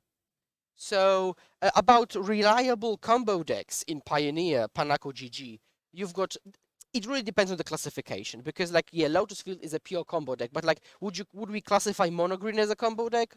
Or for example, Greasefang or Creativity? And the lines blur. So, if we qualify all of those as combo decks, I would say Lotus, Mono Green, Greasefang, Creativity, they all are very, very solid combo decks in the format. I'm excited to see what we will see post-sideboard here, and we did see a Spicy Chandra. I'm excited to see if that one will see play or not here, and if we are going to see it play by Andrea and Zile, which I think it's a known Italian player. Yeah, a lot of Italian players here this weekend, a lot of Polish players as well. Yeah, there's like 15 or 20 Polish players at the RC. I've also been asked by multiple Polish people back at home whether Grzegorz will be on stream. And, yeah, considering he hasn't played in such a long time, it's nice to see his face once again in this Polish t-shirt with the Polish eagle around his Polish heart. One thing I love about these tournaments in Europe is that we kind of see players from so many different countries. So let us know, Twitch chat, where are you watching from? I'm always curious to know where our players and viewers are watching. Are you rooting for anyone? Do you have a friend that's playing in this tournament? Lots of known streamers as well. We have Iliad Dragon here this weekend, streamer from France that a lot of you know, Andrea Mengucci. We have a lot of players from a bit around the world. Yesterday, in the last chance, we had players from Dubai. Just huge diversity in players. Huge diversity in players, both playing and watching the event. We've got the level of play today is just astronomically high. Everybody had to qualify somehow, which isn't easy. A ton of pros, ex-pros, grinders. We've got a Hall of Famer here. I can see Joe Losset watching. Hello, Joe. Frank Austin. And we are very excited to be here and to show you the action in first. And as we said, later in the year, we are going to have in Lille as well another finals. It's also Pioneer. You watching might be qualifying to that, you might try. Me, myself, I'm going to play some qualifiers at my local game store, and I always love playing, seeing friends visit the world. It's part of the magic. Yeah. Yesterday I took a day off and I played at the venue. It was just so much fun, sleeving up cards and playing those side events, and I really did enjoy that. Players starting in, tapped land, go. And let's see if Andrea is what it takes to start this game fast. I was expecting an end step rogue to be flashed in, but nothing yet. Again, disruption isn't enough, especially that you cannot disrupt land, so you need pressure. Okay, now we got some pressure. We are starting applying the pressure. That rogue is really good. It can start filling your opponent's graveyard, which can also act in another way though, right? Because then it allows you to delve for cheaper. I mean, yeah. So in some matchups, the fact that rogues mill the opponent can be detrimental to the rogues player because, first of all, you've got the delve spells. Second of all, you've got, for example, EZ Phoenix. So you can mill actual Phoenixes, which then will come back. You can mill Parhelion for Greasefang. You can there are multiple those weird situations. You can mill Storm the Festival against mono green. You can mill Memory Deluge for blue-eye control. So there are a lot of those cards, and it kind of seems like in almost every deck there is something that will be beneficial if it's milled. That's true, but here we saw how the Mirror Rogues was super fast and was able to finish the game in less than 5 minutes. Yeah, literally, yeah. But now the Lotus player has got everything set up. We've got double Lotus, including one Thespian stage. Now we've got the Vizier, who cannot really be disputed because there is a Lotus field up. So it gets problematic for Grzegorz. Tots is here. Okay, Thoughts is good. Oh, okay, it's already annoying. Oh, ooh, la la la la. What do you think here of these? Well, I would probably take Pour Over the Pages with hopefully something like Dispute in hand. So you just take one, dispute the other, but then if Vizier survives, the Lotus player has access to 9 mana. But yeah, okay, so we'll see how it goes. But I would suggest that there will be some maybe removal, some dispute on Pour Over the Pages, because the hand is full. The hand is full. For Some more Grzegorz. damage here. How many cards do you already have in the graveyard? Yeah, let's count. 2, 4, 9. 6, 8. It's 9. It's exactly 9. So we are going to start dealing some extra damage there. Yeah, so if Omniscience is attempted to be hard cast, we can have maybe Drown in the Loch action soon. Maybe we like a tap out for Shieldred. Okay, just pass. So what cards is Andrea here looking for drawing? yeah, so the question is what the plan is, because if the plan is keep jamming and hopefully strip Kowalski off of resources and of this counter magic, well, just these cards, yeah, like Pour Over the Pages, Omniscience, Imagine Ultimatum, Balaget to get those back and just keep slamming every single turn to make Kowalski have it. But then it's Kowalski's role to close the game so that doesn't happen. Because if you don't finish the game, you are responsible for having an answer at each juncture of the game. So we've got Pour Over on the stack. And here we have, it just got countered. So Disgraceful Stroke, it's able to counter it since it costs more than 4 mana. Impulse. What can we get with that Impulse? Yeah, so the Populate that is in hand won't really come in handy because you don't want to spend 4 mana to kill your own Vizier and get rid of a single Thought Thief. And this is exactly this kind of Delver-esque strategy that I was talking about. What can we get? I mean, maybe more lands to play around soft permission, because there are cards like Spell Pierce and Mystical Dispute that you can play around just by having more mana. Now the attack again, coming through. Opponent is going to mill some more cards. And one thing about this Lotus Field deck, I've played against it quite a bit. I feel like this deck has been popular on and off since the beginning of Pioneer as one of the combo decks. I think for many years now, this is one of the go-to combos in Pioneer, and every time I play against it, I always, if I'm an aggro deck, I'm always thinking next turn might be my last. Yeah, certainly.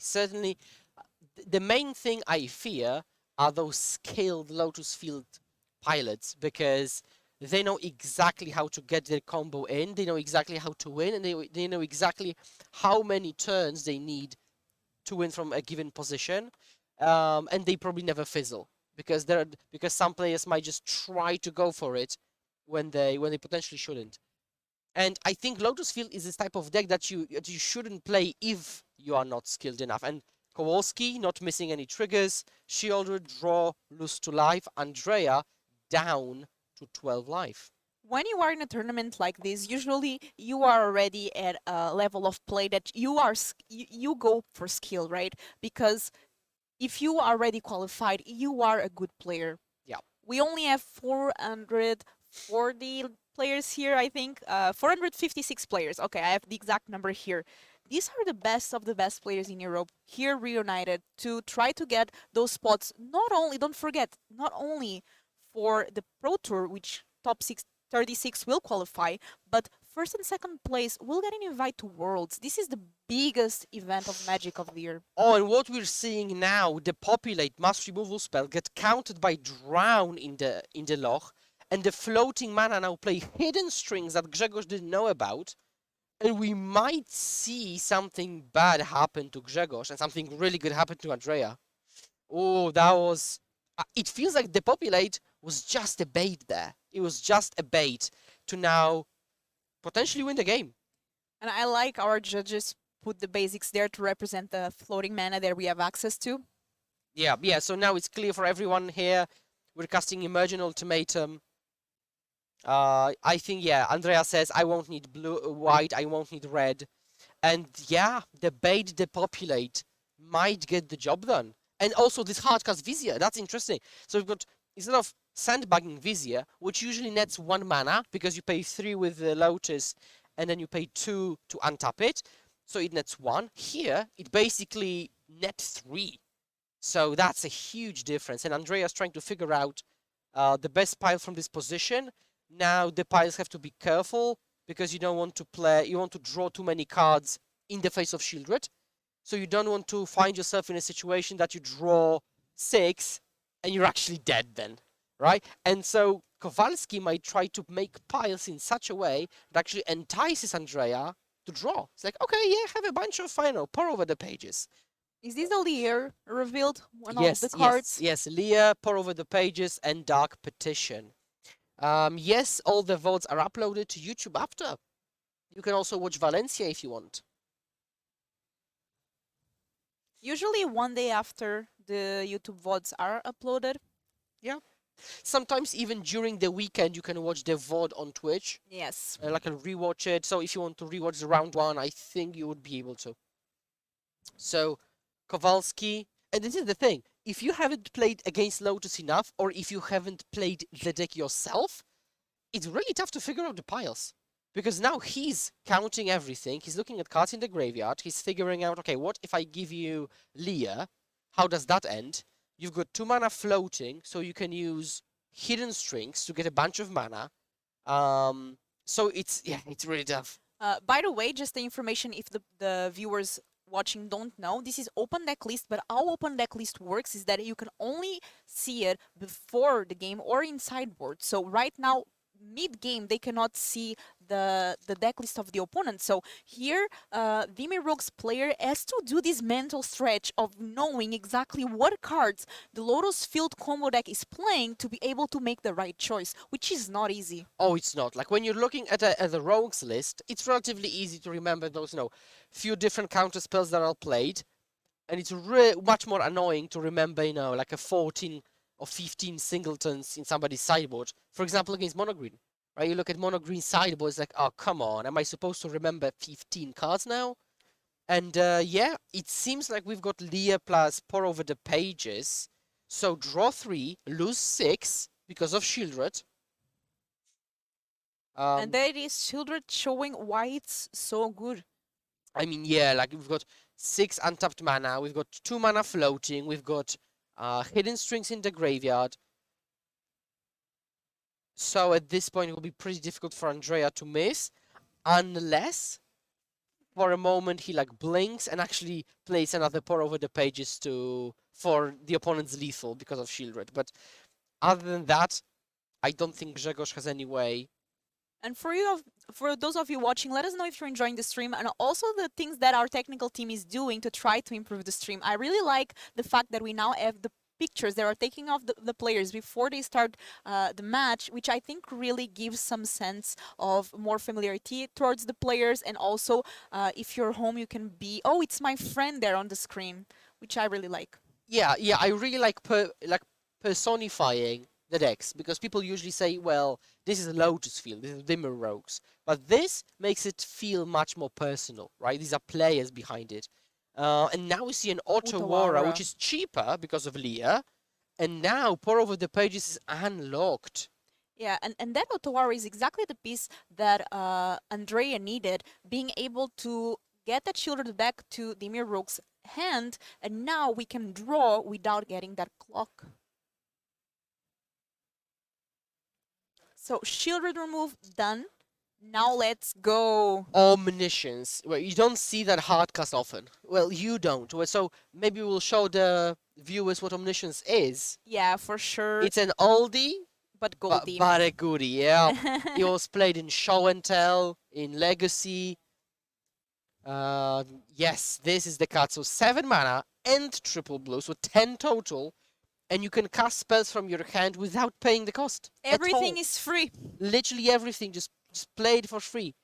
So, you know, you can just play ultimatums, and the card draw draws you into more cards, which you can play for free later. So, yeah, we'll see. So Andrea's now cycling through. And now this is more to a point of not if I'm going to win, but maybe how I'm going to win. Yeah, and Grzegorz is allowing the opponent not to win. Yeah. Right? Because Grzegorz is probably suspecting he's dead, but what if he isn't? Yeah, exactly. Right? Just show me, you know, this is a regional championship. There are world invites in stake. Exactly. Show me that you have it and show me how you do it. Exactly. And because the first game was 5 minutes long, what's an issue taking, you know, five minutes now to actually see exactly how the opponent executes their combo? So now we saw Balaged recovery, Mastermind's acquisition, and a card I didn't get a good peek at. We didn't see Chandra yet, though. Yeah, now we all can also see player scores on the screen chat, so we know we've got both 1-0 players.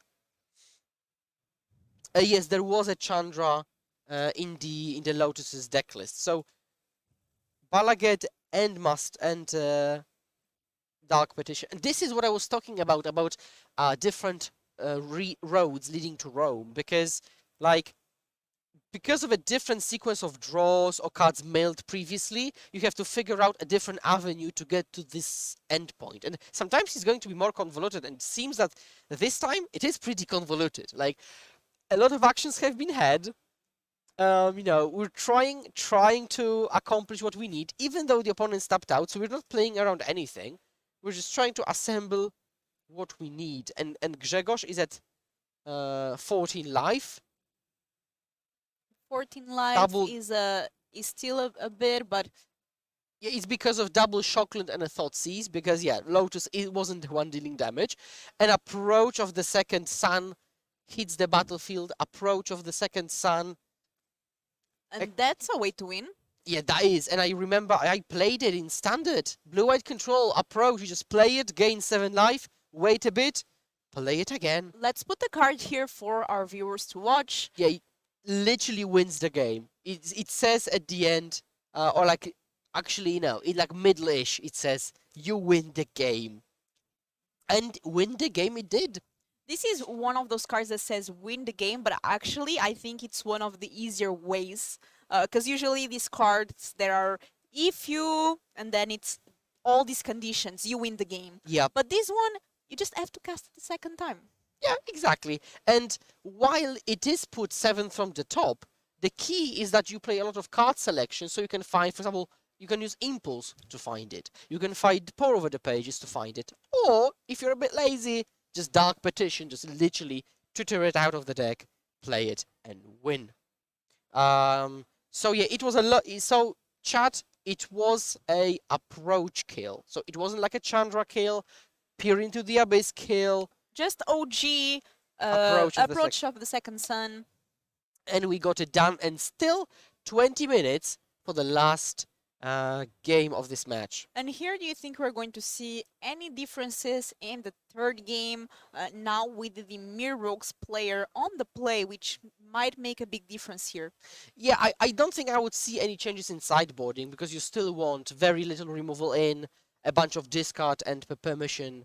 You want permission and discard in the deck, you don't want removal in the deck. So whether play or draw, that still remains true. Now we've got the deck list of Lotus Field player with Chandra main deck, hot new tech, Meathook Massacre in the sideboard, and Double Fog. So this player says, I'm not losing to Boros Convoke. I am not. Have I? Next level blue, thank you very much. Cheers to you. And so, Yeah, this is the deck list. We also see one joint exploration. Spicy one off in the deck. Exploration. Yeah. I'm seeing here, taking a look, any card that stands out in this particular list besides the Chandra that we already talked about? Yeah, I think the sideboard like with double fog, this Meathook Massacre, also double peril, one depopulate, and double fatal push. Like, this player didn't want to lose to aggro. Like, he came prepared for all the mono white, for all the Boros Convoke, burn decks and stuff like that. Yeah, because there's always these players bringing more aggressive decks, and Lotus Field combo needs to make sure they are able to survive before they can set up their win condition, which sometimes can take some turns. Yeah, exactly. And so I wouldn't be surprised to see, like, Grzegorz going turn 1 Rogue, and then Lotus Field, okay, Fatal Push. Okay, actually, no, that's actually impossible with the mana base. So Fatal Push, I think, comes online turn 3, 4-ish earliest. Actually, I didn't get a proper look, but I think it's a blue-green deck base with Lotus Field making colored mana. Really excited to see here how this third game will play out. I'm a big fan of these games that go into these matches that go into game 3, especially because you get to see the Rogues player did what the deck is supposed to do. Yes. The Lotus Field combo did all the shenanigans that it does. It was able to win with that approach of the second sun, and now we are going to get a third game. So it's not like it was just one-sided both games and it ended there. Yes, I fully agree. Every time we cover a deck, we want to see it do its thing. And actually, Rogue's decks, or this Rogue deck, hasn't really looked like a Rogue deck. It has mainly been like a blue-black interactive deck with Shieldred and some kind of other creature. To me, it reminds me like of an aggro deck, but just with some way to interact, because the issue sometimes with aggro decks is that they don't have counters, they don't really have a way to interact, and I think is that why decks like Dimir Rogues and Spirits as well, which have Spell Queller, are getting more popularity amongst aggro decks. Yeah, because very often if you play like a mono red deck, like, you are called to something like Lotus Field, right? It doesn't feel great. You want to have ways to interact, and Spell Queller, for example, in Spirits, is one way to do it, right? So, and now, okay, this is exactly what we've been waiting for. Soaring, no, sorry, it's the other one. It's Thieves Guild Enforcer. Thieves Guild in turn 1. This is kind of reminds me of Standard a couple of years ago.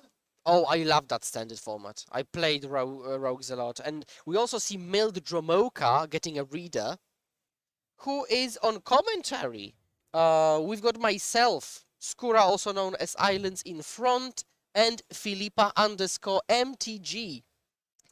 And we'll be covering every other round. The other casting pair is TheWillMTG and Matej Zatlkaj. Yeah, we will be doing the even rounds, so round 2, 4, and so on, and Will and Matzi will do the odd rounds, 1, 3, and so on. Okay, so now we see a Thoughtseize looking at Balaga Recovery, pour over the pages, Dark Petition, Vizier, and then 3 lands, and all of them are actually utility lands in some form or fashion. It's both Seiju, Otawara, and Lair of the Hydra. So I've got a Manland and double Kamigawa land. So this is another really good addition to the deck. When Neon Dynasty came out, this deck got to play, main deck effects to bounce anything they want, destroy any artifact or enchantment HPs, and that's huge. And I like the fact that even though Dimir Rogue's deck lost game 2, we didn't see Andrea yet deal 1 single point of damage, I think. Yeah, that's true. It's all damage that Gregor Kowalski took was from Thoughtseizing, Shocklands. Yeah. And now we see this kind of Bolt land, which is Agadim Awakening, getting played tapped. And we see some pressure, but that's not enough. Although Grzegorz still has a bunch of cards in hand, like 6 or 7, so should be fine. I see, Kaito Shizuki. That's an interesting one. So Grzegorz knows that he's not dead yet. so he can spend this entire turn to set up for future turns. And Kaito Shizuki enters the battlefield, drew a card because of the attack, and phased out. Now it will phase in, and will be like a personal, Phyrexian Arena. Is that a name? I think Phyrexian Arena draws you card every single turn, It is. but you don't lose life. Yeah, and Cairo is really good, especially against some matchups that usually tend to remove it early on. That phase out on the first turn is really important. Yeah, especially if you minus, so it's more vulnerable at 1 loyalty. And now, okay. And there it is, Shieldred again. So I think what Grzegorz is doing is like, okay, you don't have any Lotus Field, and whenever you play Lotus Field, it's tapped. So the only way for you to win from such a position is play it, and immediately use something like Hidden Strings and try to go off from that point, which is relatively tough. And so Kowalski says, well, I will take advantage of the fact that you've got a slow draw, play 1 into 3 into 4, and be handsomely rewarded. And handsomely rewarded he is, because he's untapping with both Shieldred and Kaito. And that's the thing about Shieldred. It will find its way into a rogue's deck, even though it's not a rogue, just because it's that good. I mean, to be fair, Kaito Shizuki isn't a rogue either. So, like, it's fine to play good cards, even if they don't fit the theme per se, right? And Shieldred is certainly one of those cards. In rogues, there's like 3 to 4 key rogues that will make your main interaction, milling your opponent's deck, making sure that your creatures get bigger because of that, and then the rest is just good cards. Yeah, Mutavault also can become a rogue in a pinch. That could come in handy. I see Fairy Mastermind, which is very good against card draw, like pour over the pages. But yeah, again, disruption and pressure. I will repeat that multiple times this match, and we see pressure. I would like to see a bit more disruption, I think. Although there is nothing to disrupt yet, to be fair. We might just see like a 4-mana pour over the pages, maybe. When I see Shieldred and I see now Andrea at 8 life, what I think is 4 draws. Yeah. That's your clock, Yeah, and so the problem with the line I just mentioned, which is let's just hard cast pour over the pages, is that you're dead. So what can you do? And I've heard multiple Lotus players say you have to keep a hand which has Lotus or has a way to get Lotus. And this opening hand seems to be neither. And so this is the problem that Andrea is in, right? Doesn't have field or doesn't have a way to get field. And so Andrea hasn't done anything this game. Like, literally. Had a bunch of cards milled and just plays lands and passes, which has to feel terrible. You're going to lose a game and you haven't done anything. Not even an Otawara. Nothing. I mean, I suspect an Otawara now. This is also an interesting card. It's very Mastermind. It's seeing play in some decks. What do you think of this card? Yeah, Yuta Takahashi, this is the best card he could create. Like, it embodies him perfectly. It's a flash threat, fairy and a rogue, can ambush people in combat, can be played end step, can also be played in response to card draw to draw you more cards. I mean, excellent. I mean, this card is absolutely excellent. I really like it, and I want to see even more decks with it. And I think Blue-Black Rogues is one of the main shells you see it in. In Standard, I think now it will get a bit of a boost in popularity now and be played in Blue-Black shells as well.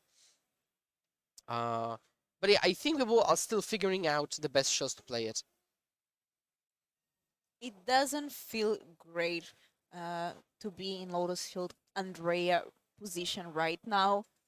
Even though players, I think, make day 2 with a record of 6-3, I have that information here. So even if you lose your first one, you're not out of day 2. So I'm assuming that's the first goal for all the players here today. It's to at least make 6-3 and guarantee a day 2. And what Pro Tour does this event qualify for? Top 36 will qualify for Pro Tour, Lord of the Rings in Barcelona. Whoa, okay, wait. Okay, now what happened was just awesome. Okay, so what happened is Andrea went to Otawara Shieldred, right? Just bounce it.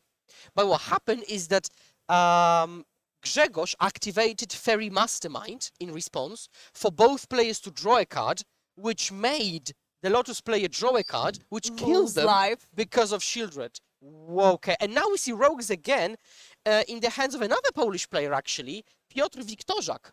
So, yeah, Polish players high on Rogues playing against Elliot on Spirits. And we have a lot of fans of Elliot Dragon, a known French streamer, very nice player, always with a smile, and we see there on the picture as well. Yeah, but I still can't get over that previous game. Like, I really like the fact that Grzegorz saw that opening and activated Fairy Mastermind for lethal. I mean, this is like, you didn't have that on your bingo card. But Fairy Mastermind activation for lethal. these are the small things that make these players be here, Yeah. right? They see through these small things, they see through these interactions, and it's the small advantage that makes them be here. Yep.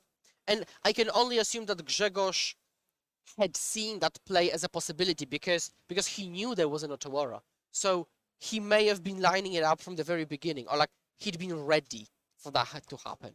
He was ready, and we saw there a very nice win. Yeah, and Rogues again. We'll see. Maybe Rogues will be the breakout deck of the tournament.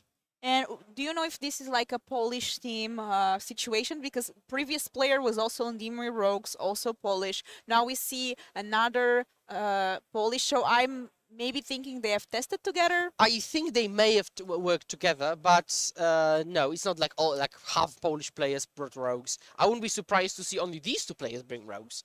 And let's take a look here at what is happening as we enter. And I think Elliot is down. Is up one game. Yeah, and the Meathook Massacre had been cast, so probably this is why we see a bunch of spirits in the graveyard.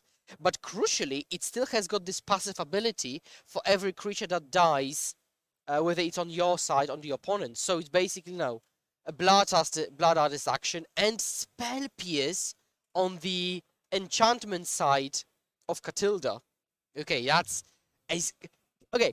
This has to feel so bad because we've got the Rogues player playing Spell Pierce post board against Spirits and converting it against the flipped Catilda.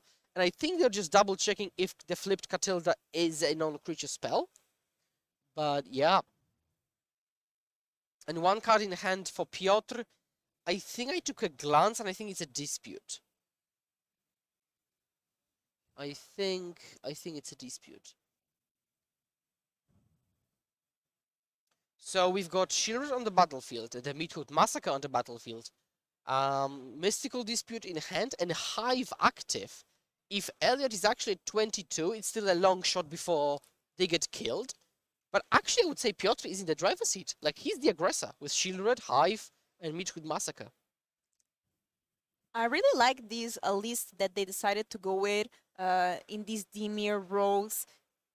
Seems very interesting. Shieldred definitely being able to finish off some games.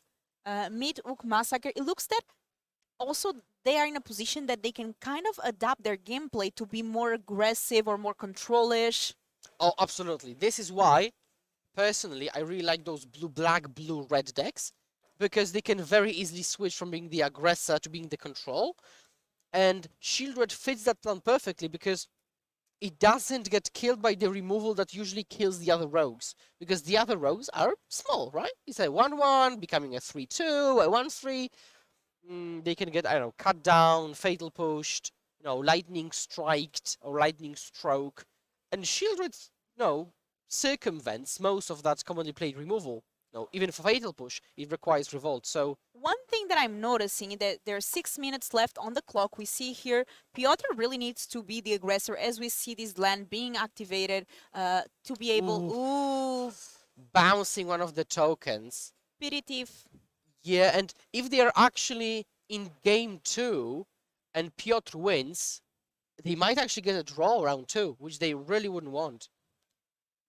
A draw, especially in the first rounds, is not ideal for neither of the players. Usually we see draws later on once the scores are more settled in, and that can get you, for example, into top 8 or top 36, for example. Here it's a key number because it qualifies for the Pro Tour, but not on round 2. Yeah. I mean, again, a draw is better than a loss long term, but it's not a position you want to be in. And Piotr seems to be in the driver's seat, like attacking for 4 again. Spirits are not really well known for blocking. So even if Elliot wants to interact, like how? Portable hold doesn't cut it. You know, you're 1-1 or now with flipped wedding announcement 2 to Spirits. I mean, you're going to triple block and lose everything because of Death Touch? I mean, it's a really precarious position for Elliot. Yeah, and here things are not looking up. We might see a draw, and I don't know if we have time to play the game 3. Yeah, I don't think so, yeah. So now we've got a flashed in Brazen Borrower for even more pressure. 7 power on the battlefield, plus Hive, plus Shieldred triggers, and that Mystical Dispute still in hand, so I like Piotr's situation. Okay, so take a draw, trigger of Shieldred. Yeah, remember to untap it. And I'm surprised we are seeing so many Demi Rogues players, so many Spirits players. I walked around, you know, in the first round to see what decks were being played. I see a lot of different decks. I'm excited to see our meta breakdown a bit later on. Yeah, certainly. I'm really excited to see a meta breakdown because we've got like 400, 500 players, which is a huge meta game as a high-level meta game, right? It's like the best players playing those decks. So yeah, so not only is it a big field, it's a very competitive field. And I'm really surprised that Elliot hasn't scooped yet because his chance of winning are super small. Okay, that's a one way to... Okay, but that drowning log Never mind. might be just enough. Like there is no way, because technically, if this game didn't conclude until the time ends, and Elliot is 1-0, he would win the whole match. But there is no way you can prolong the game for 4 minutes plus the termination rounds when you're so far behind in 1 life. Yeah, and so he scoops it up anyways, and instead of having, let's say, 7 or 8 minutes on the clock, they will have like 3 or 2. So I would really suspect a draw here. And a draw, as we said, not ideal, and I'm curious to see how this game 3 will play out. Are we even going to see sideboards? Okay. Players might just go and... Oh, but they don't. Shuffle up, like... Oh, this is curious, because normally you would expect them to just, like, not even sideboard, just kind of mash it together, play again, just to try to finish in time. But for some reason, they just say, okay, now let's double check, let's triple check. Which I'm not sure is the optimal line. I think they have mentally, like, accepted the fact that it will just end in a draw. But that's not great. Although, let's be honest, when you are in this event, being 6-2-1 instead of being 6-3, it's a much better start for day 2. No, it is. We know that those one point in the end might be the difference between making top 8 and not making top 8, or making that top 36 or not making the top 36. And we see the decklist of Piotr Wiktorzak, which is a bit different than Grzegorzy's, because we see Invasion of Amonkhet, 2 copies. We've got 2 Fairy Mastermind instead of 4, double Borrower main deck, and we see some Spell Pierces, and Wind Robber as well, Merfolk Wind Robber. So the decklist is mostly the same, but they have clearly opted for different maybe ratios. Again, Invasion of Amonkhet, very interesting addition. You can copy your Shieldred. Commentator is Polakiem. Yes, Will just let us know that there's 10 minutes left on the clock for the feature match. So the clock was not updated. Feature match usually has some extra time because we do take some time to arrange the players. So it looks like there's still some time. It's not like they have the 3 minutes we think they add, and that actually makes much more sense on why Elliot tried there to see, and also why they were looking at each other's sideboard. Yeah, makes sense. If they've got 10 minutes and they spend like 1 minute decideboarding or resideboarding, I think that's perfectly fine. You can finish a game in 9 minutes.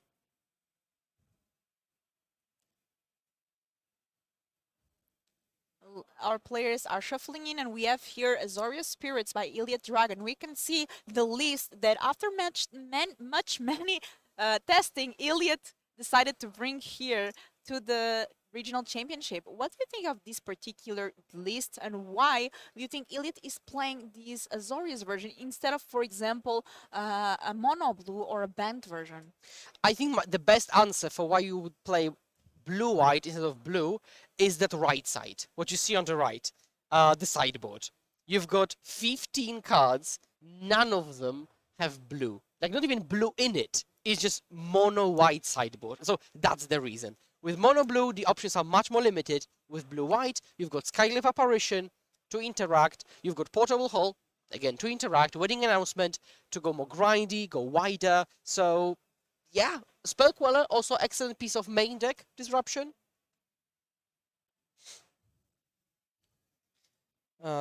I see a lot of Iliad Dragon fans in the chat, as Iliad Dragon is, or as the name is here, Iliad Boussaud is a known French streamer and very fun here from our public. I know he has a lot of fans, not only in France, but all over the world. Yep. And now that we see they've got 9 minutes starting now, I think it's pretty reasonable for them to finish the game if they maintain like a good pace. For those of you asking why the time is changed, well, we just, when we go from one table to the other, we have the general round time, but actually this particular match had some extra time because the players took some time to settle in. Usually our feature matches do have some extra time, so now it's updated. These players have now a bit over 8 minutes left on the clock, and I know they are looking forward to finish this game as fast as possible. Yeah, exactly. Like the timer is a bit different. Like it might not seem that way from the players' perspective who play in the main event, but from our coverage, like back-end perspective, yes, sit everybody down, have the judges, you know, wait a bit. Take like, the pictures. These pictures that you are seeing here, they are taken before the match starts. So yeah, it just takes a bit more time to bring the best coverage for you guys. But yeah, I hope it's worth it. And now we see a 1/1 creature coming in, and an untap from Elliot. I really like this creature. It also allows you to draw cards later on. Yep. So it's a 1-drop early, which grows, for example, with Supreme Phantom, and then later in the game, if you're down on resources, can draw you like a card or two. But interestingly, Piotr is doing nothing. Just saying go. Yeah. Maybe afraid of that spell queller. It is possible, but then Elliot will just cast those cheaper creatures, and Elliot is ahead. 2 creatures on the battlefield, same number of lands. I'm curious to know what Piotr has in hand. Yeah, in full hand. It's like literally 7 cards. So no Fatal Pushes play. Maybe he's setting up like a Meathook Massacre? Oh, that makes a lot of sense. But then you're, as you said, walking into Spell Queller. So you don't want to tap out for Meathook Massacre to get his Spell Queller, especially because if you then kill the Spell Queller, Meathook Massacre comes back, but X is 0. You can't now overpay for that. So out of all the spells, you don't want your Queller to get, you don't want your Massacre to get quellered. Yeah, but looks here like our Dimir Rogues player is finally starting off. 1 rogue down. We need some more to go. And I really like this tribal versus tribal deck. Let us know, Twitch chat, what do you prefer? Are you team spirits or are you team rogues? If I could, I think my favorite tribal is wizard, but or fairies. But wizards, unfortunately, are usually in like a very aggressive shell, like blue-red shell. But yeah, in principle, I really like rogues, fairies, and wizards. Rabbits is a good one. Team squirrels. When are we going to see a pioneer squirrel deck? Oh, but that card is really scary here. It's going to get not only also as flying, which is very scary against spirits. This big in size as well. Scavenger has 3 toughness, which is quite relevant here, and a lifelink. So gaining life and getting bigger, this might be a threat that Iliad needs to deal with as soon as possible. And Iliad does have some ways to deal with it. It's not like is not able to, but he needs to find something. And yeah, we said so. I was sure this would happen. So Piotr was setting up a situation where he can play a very good spell with a counterspell backup for the Quella, and it's exactly what happened. Spell Quella, dispute that, untap, and now Elliot is in trouble because he was 1-1 against Nighthawk Scavenger, and I saw Wedding Announcement picked up, but I'm not sure it's going to cut it. Now, I think here he might need something like a Skyclave apparition. Yeah, like Skyclave now would be key, but we see Wedding Announcement, and that's it. So this is not the position where Elliot wants to be, especially it looks like the cards in hand, it's just one or two. I think, yeah, 2 cards left in hand for Elliot. When Piotr has bigger threats. Okay. Okay, a lot of woes here. Just explain us what went on here, Yeah, Philip. so put another Nighthawk on the stack.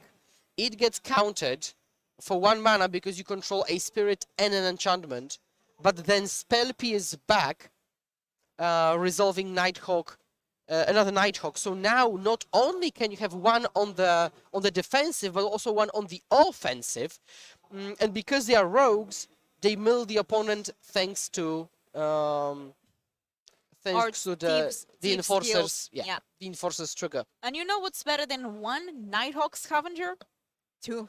Yes. This is getting insane. Maths doesn't lie. So, and I don't think I see Elliot coming back unless that one top deck was Skyclave apparition. But I actually think it was a Mutavault. But now 1 Skyclave apparition might not even be enough because we do have multiple threats. Yeah. And so we will see if this game will come to a draw or whether Piotr will be able to actually turn the corner fast enough because, double scavenger attack, like, Elliot doesn't have enough creatures even to keep chump blocking. I mean, let alone actually trade. Is Canister playing here today? I think I Yes. think I saw him, Yes, right? yeah, Canister is playing. And yes, there is Skyclave in the graveyard, but there are 4 total in the 75. We don't know how Elliot sideboarded, but there are 4 total in the deck. And we've got a swing with everything. And we do have players to watch slide that we will show later with all of your favorite players, or at least the most known ones, to keep up how they are doing. Yeah, including Martin Juza, Hall of Famer, one of the most accomplished players on the planet with like a bajillion GP Day 2s and top 8s, who's also a fellow caster for Legacy events. Cast the LEC yesterday.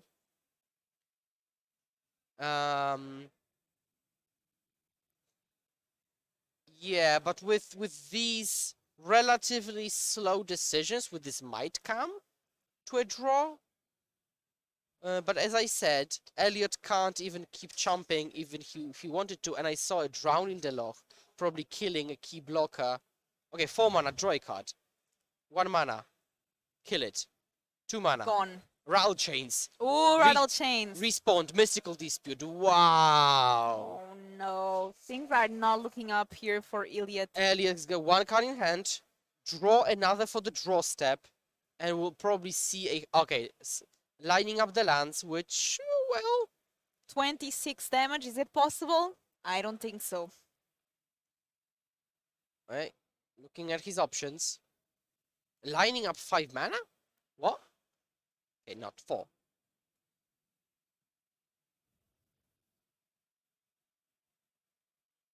Mystical Dispute is one of those cards that it's just amazing after sideboard. I think it's from Eldraine. And during that time period, we started to seeing these sideboard cards. It was M20, and then also Throne of Eldraines. We got Veil of Summer, for example, another great sideboard card. We had from M20, Aether Gust. All these cards are amazing sideboard interactions. Noxious Grasp. Yep, I fully agree. All those hate cards are very efficient in what they need to do, and they do it very well. Yeah. Okay, so now we see pass the turn, kill the flyer. And we've got a handshake. Piotr Wiktorzak, 2-0 Rogues over Spirits. So this time, Rogues won against the other tribal.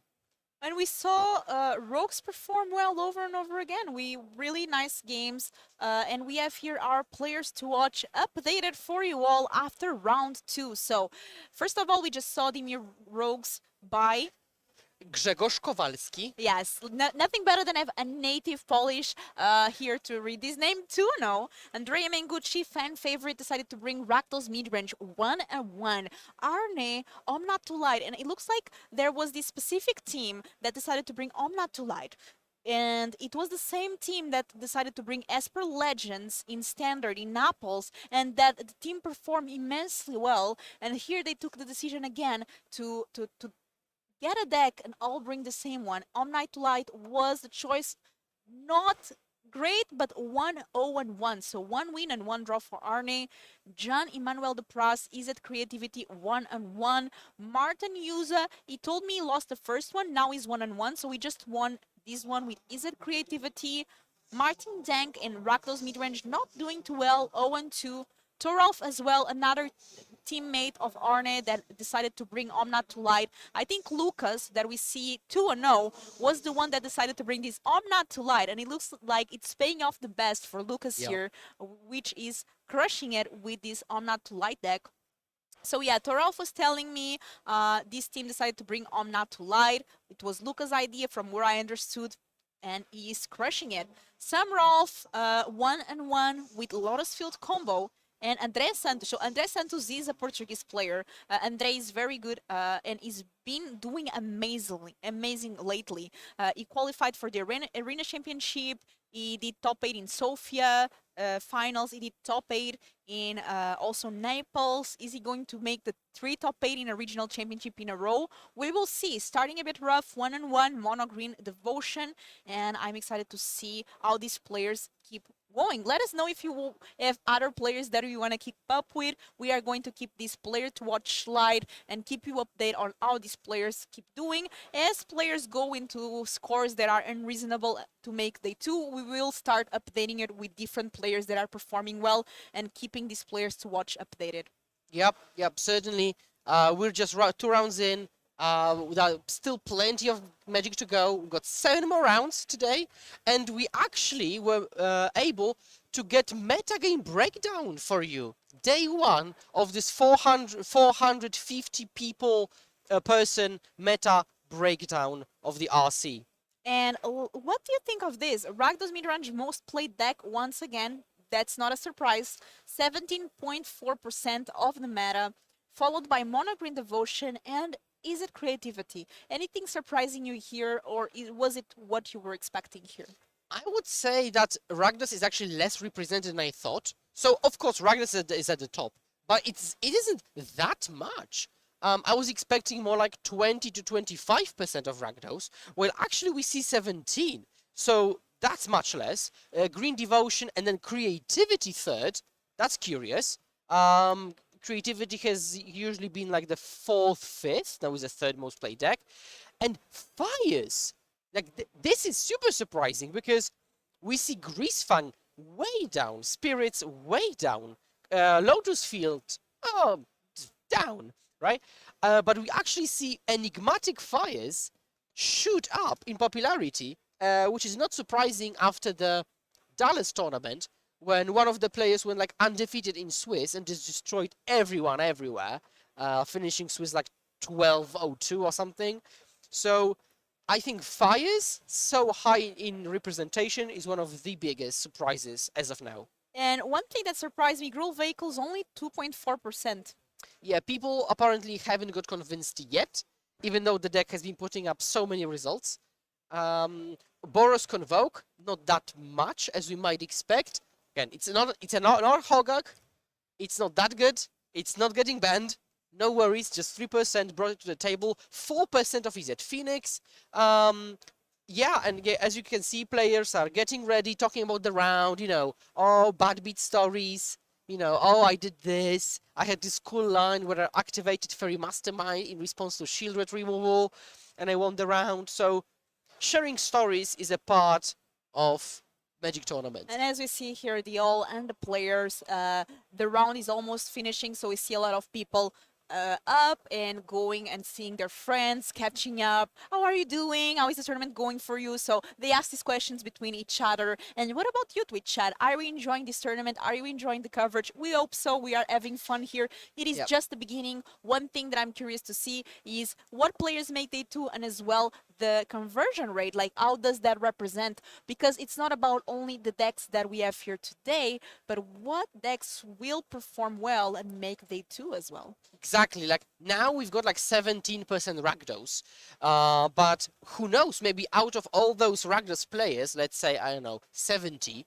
maybe just 5 will day 2, right? We don't know that. So even though it's the most represented deck day 1, it doesn't mean it will be the most represented deck day 2.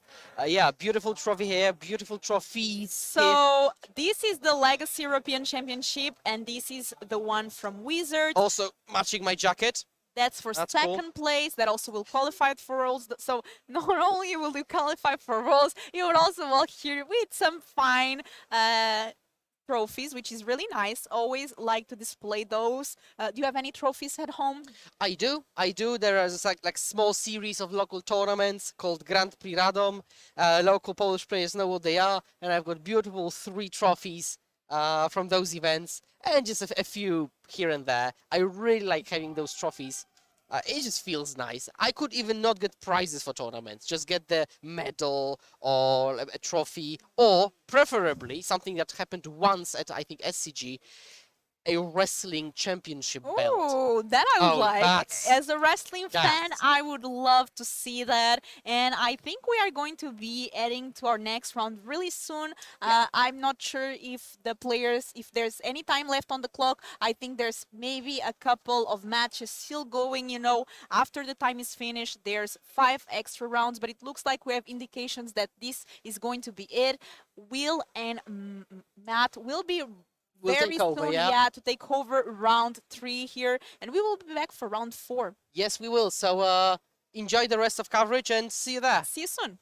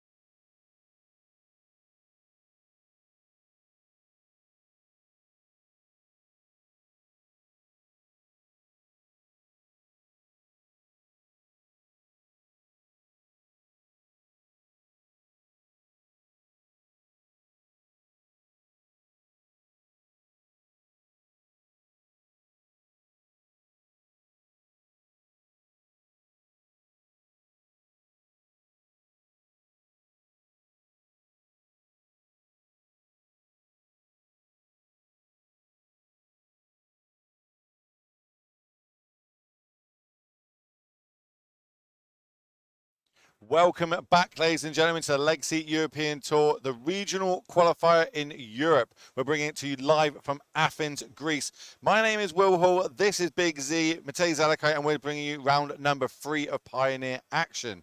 And you managed to find some spicy ones for us. I mean, I spent this round looking through the deck list again and seeing what is doing well, what is not doing well.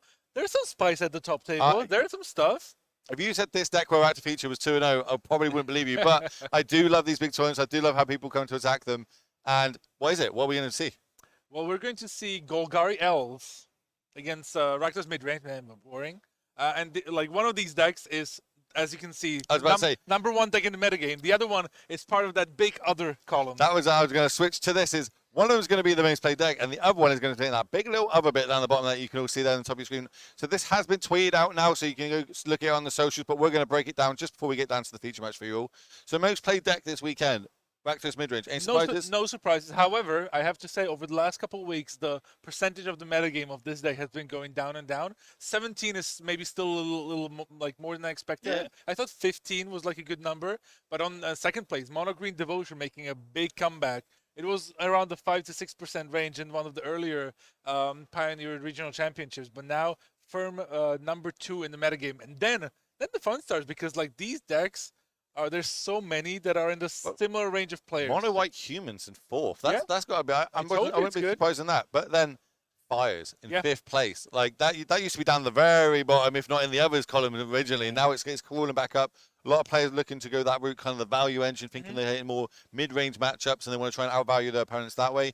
Rakdos Sacrifice, we spoke about that quite a lot. So best if we pick the Rakdos decks kind of together, because it's just another type of mid-range deck, right? It plays out completely, like a lot of the similar cards, but plays out completely differently and has also much different matchups, I would say, as well. A lot of the top players were talking about bringing that this weekend. I don't know if that was all talk to try and get the meta to sway on Twitter or not.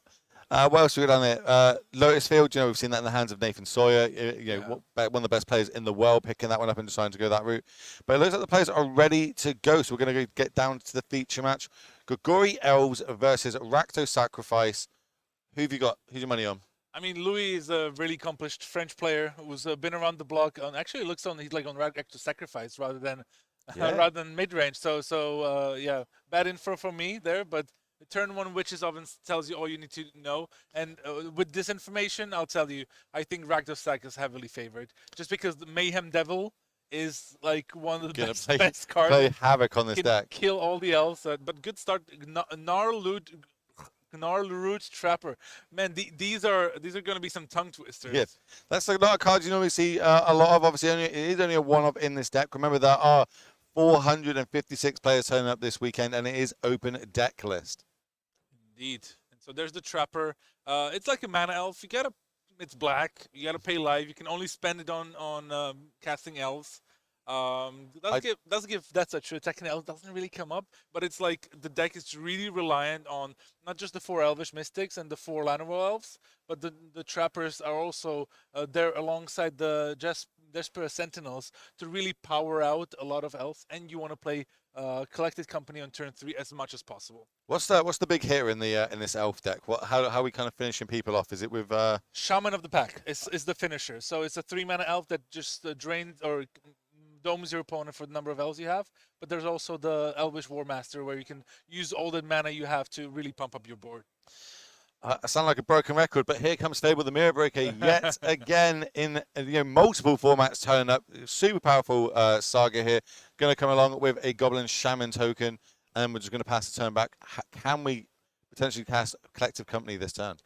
No, because the Trapper doesn't really tap for mana for company. Oh, it's got to be for an elf. The deck, however, does have 4 Court of Callings as well. So that's kind of your plan. You also have for the Leaf Crown Visionary, that's the Lord, the new Lord.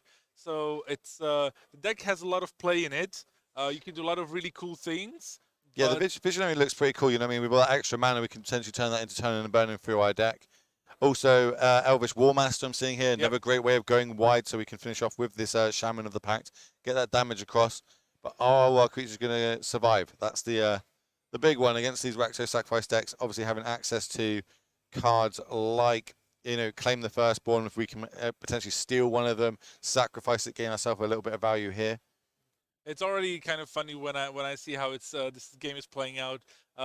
Philip already drew his one of Naru Trapper, his one of Circle of Dream Druid. So like those could be good, especially when you're trying to power out like really big turns with Llanowar Visionary. But there's no Mayhem Devil yet from Louis Deltour. He does have a fail push as well, or he used the Bloodtide Harvest to get something off the board, and that's basically the role of the Ragnar Sacrifice player. Try to overpower the opponent with some value. Triggers and just kill off anything that's threatening on the board. Yeah, their deck's not doing much unless they have a vast majority of elves on the battlefield or a large volume of mana, which potentially they need a large volume of elves to be able to achieve. So if we can keep that down, they won't be able to kind of get their one shot sort of packs off. And we're going pretty well without even a Mayhem Devil on the battlefield yet. Yeah, exactly. But it's, I mean, the deck again is can be surprisingly really resilient. Sometimes you go Collected Company into like a Dwynen's Elite and Elvish War Master. Suddenly you add 4 additional creatures to the board. Then there's like an Elvish Visionary. You play something, you draw a card, you pump your whole board, and it just can get out of hand super quickly. There's the Jesper Sentinel. And we're just passing the turn back. Are we signaling we could have Collected Company here? Remember, it is open deck list. Both players know exactly the 75. Before the round starts, they get 3 minutes to check your opponent's deck list.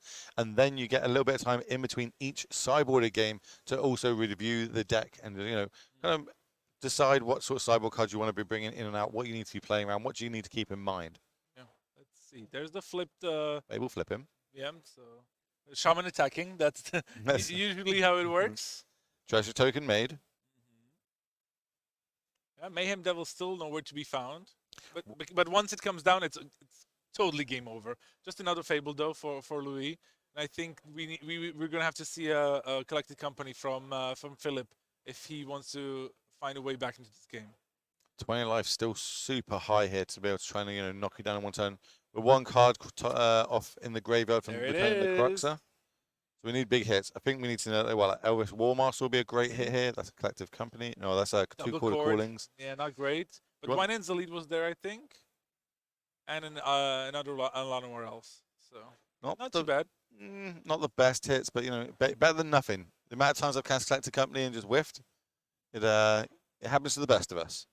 Indeed. I'll pull up the nice new art, Dwynen's Elite, one I didn't know, but the ones on the battlefield. Secret Lair. I guess. Yeah, it's a Jumpstart. This is Jumpstart. Is that Jumpstart? Yeah, it might have had a different printing, like with the same art before. But I pulled sorry for that art. Sorry, yeah, I was thinking of the yeah. Sorry. Yeah. Of course, I know you're the Secret Lair expert. I got you. I'll leave you to that. I can't tell you what Secret Lair that's from. I just know it's a Secret Lair one. Of course. But we've got a puzzle to try and solve here. How do we get ourselves back out from this pickle? Here's the War Master. That's a start, and the Circle of Dream Druid is gone, so no huge mana. I mean, there could still be Nykthos. These decks usually play 2 Nykthos to power out those the War Masters. There's another double War Master. Okay. Getting somewhere. And the good thing for this is the first War Master makes a token that triggers the second War Master trigger. So we will get a bunch of tokens here. Yep. Just one for now. Another. Yep, one here. One here. One there. Okay. Quarter Calling. Maybe Quarter Calling, Shaman in the pack. Let's go. I think if he had Cord, he probably would have already found the Leafcrown Visionary and then try to play War Master, draw a card. Okay. War Master tried to draw a card as well, so he has plenty of mana. He just now I think he has enough mana to be able to do some stuff. Okay, we're tapping. I mean, Philip is much. I played this deck, but I think it looks like Philip is.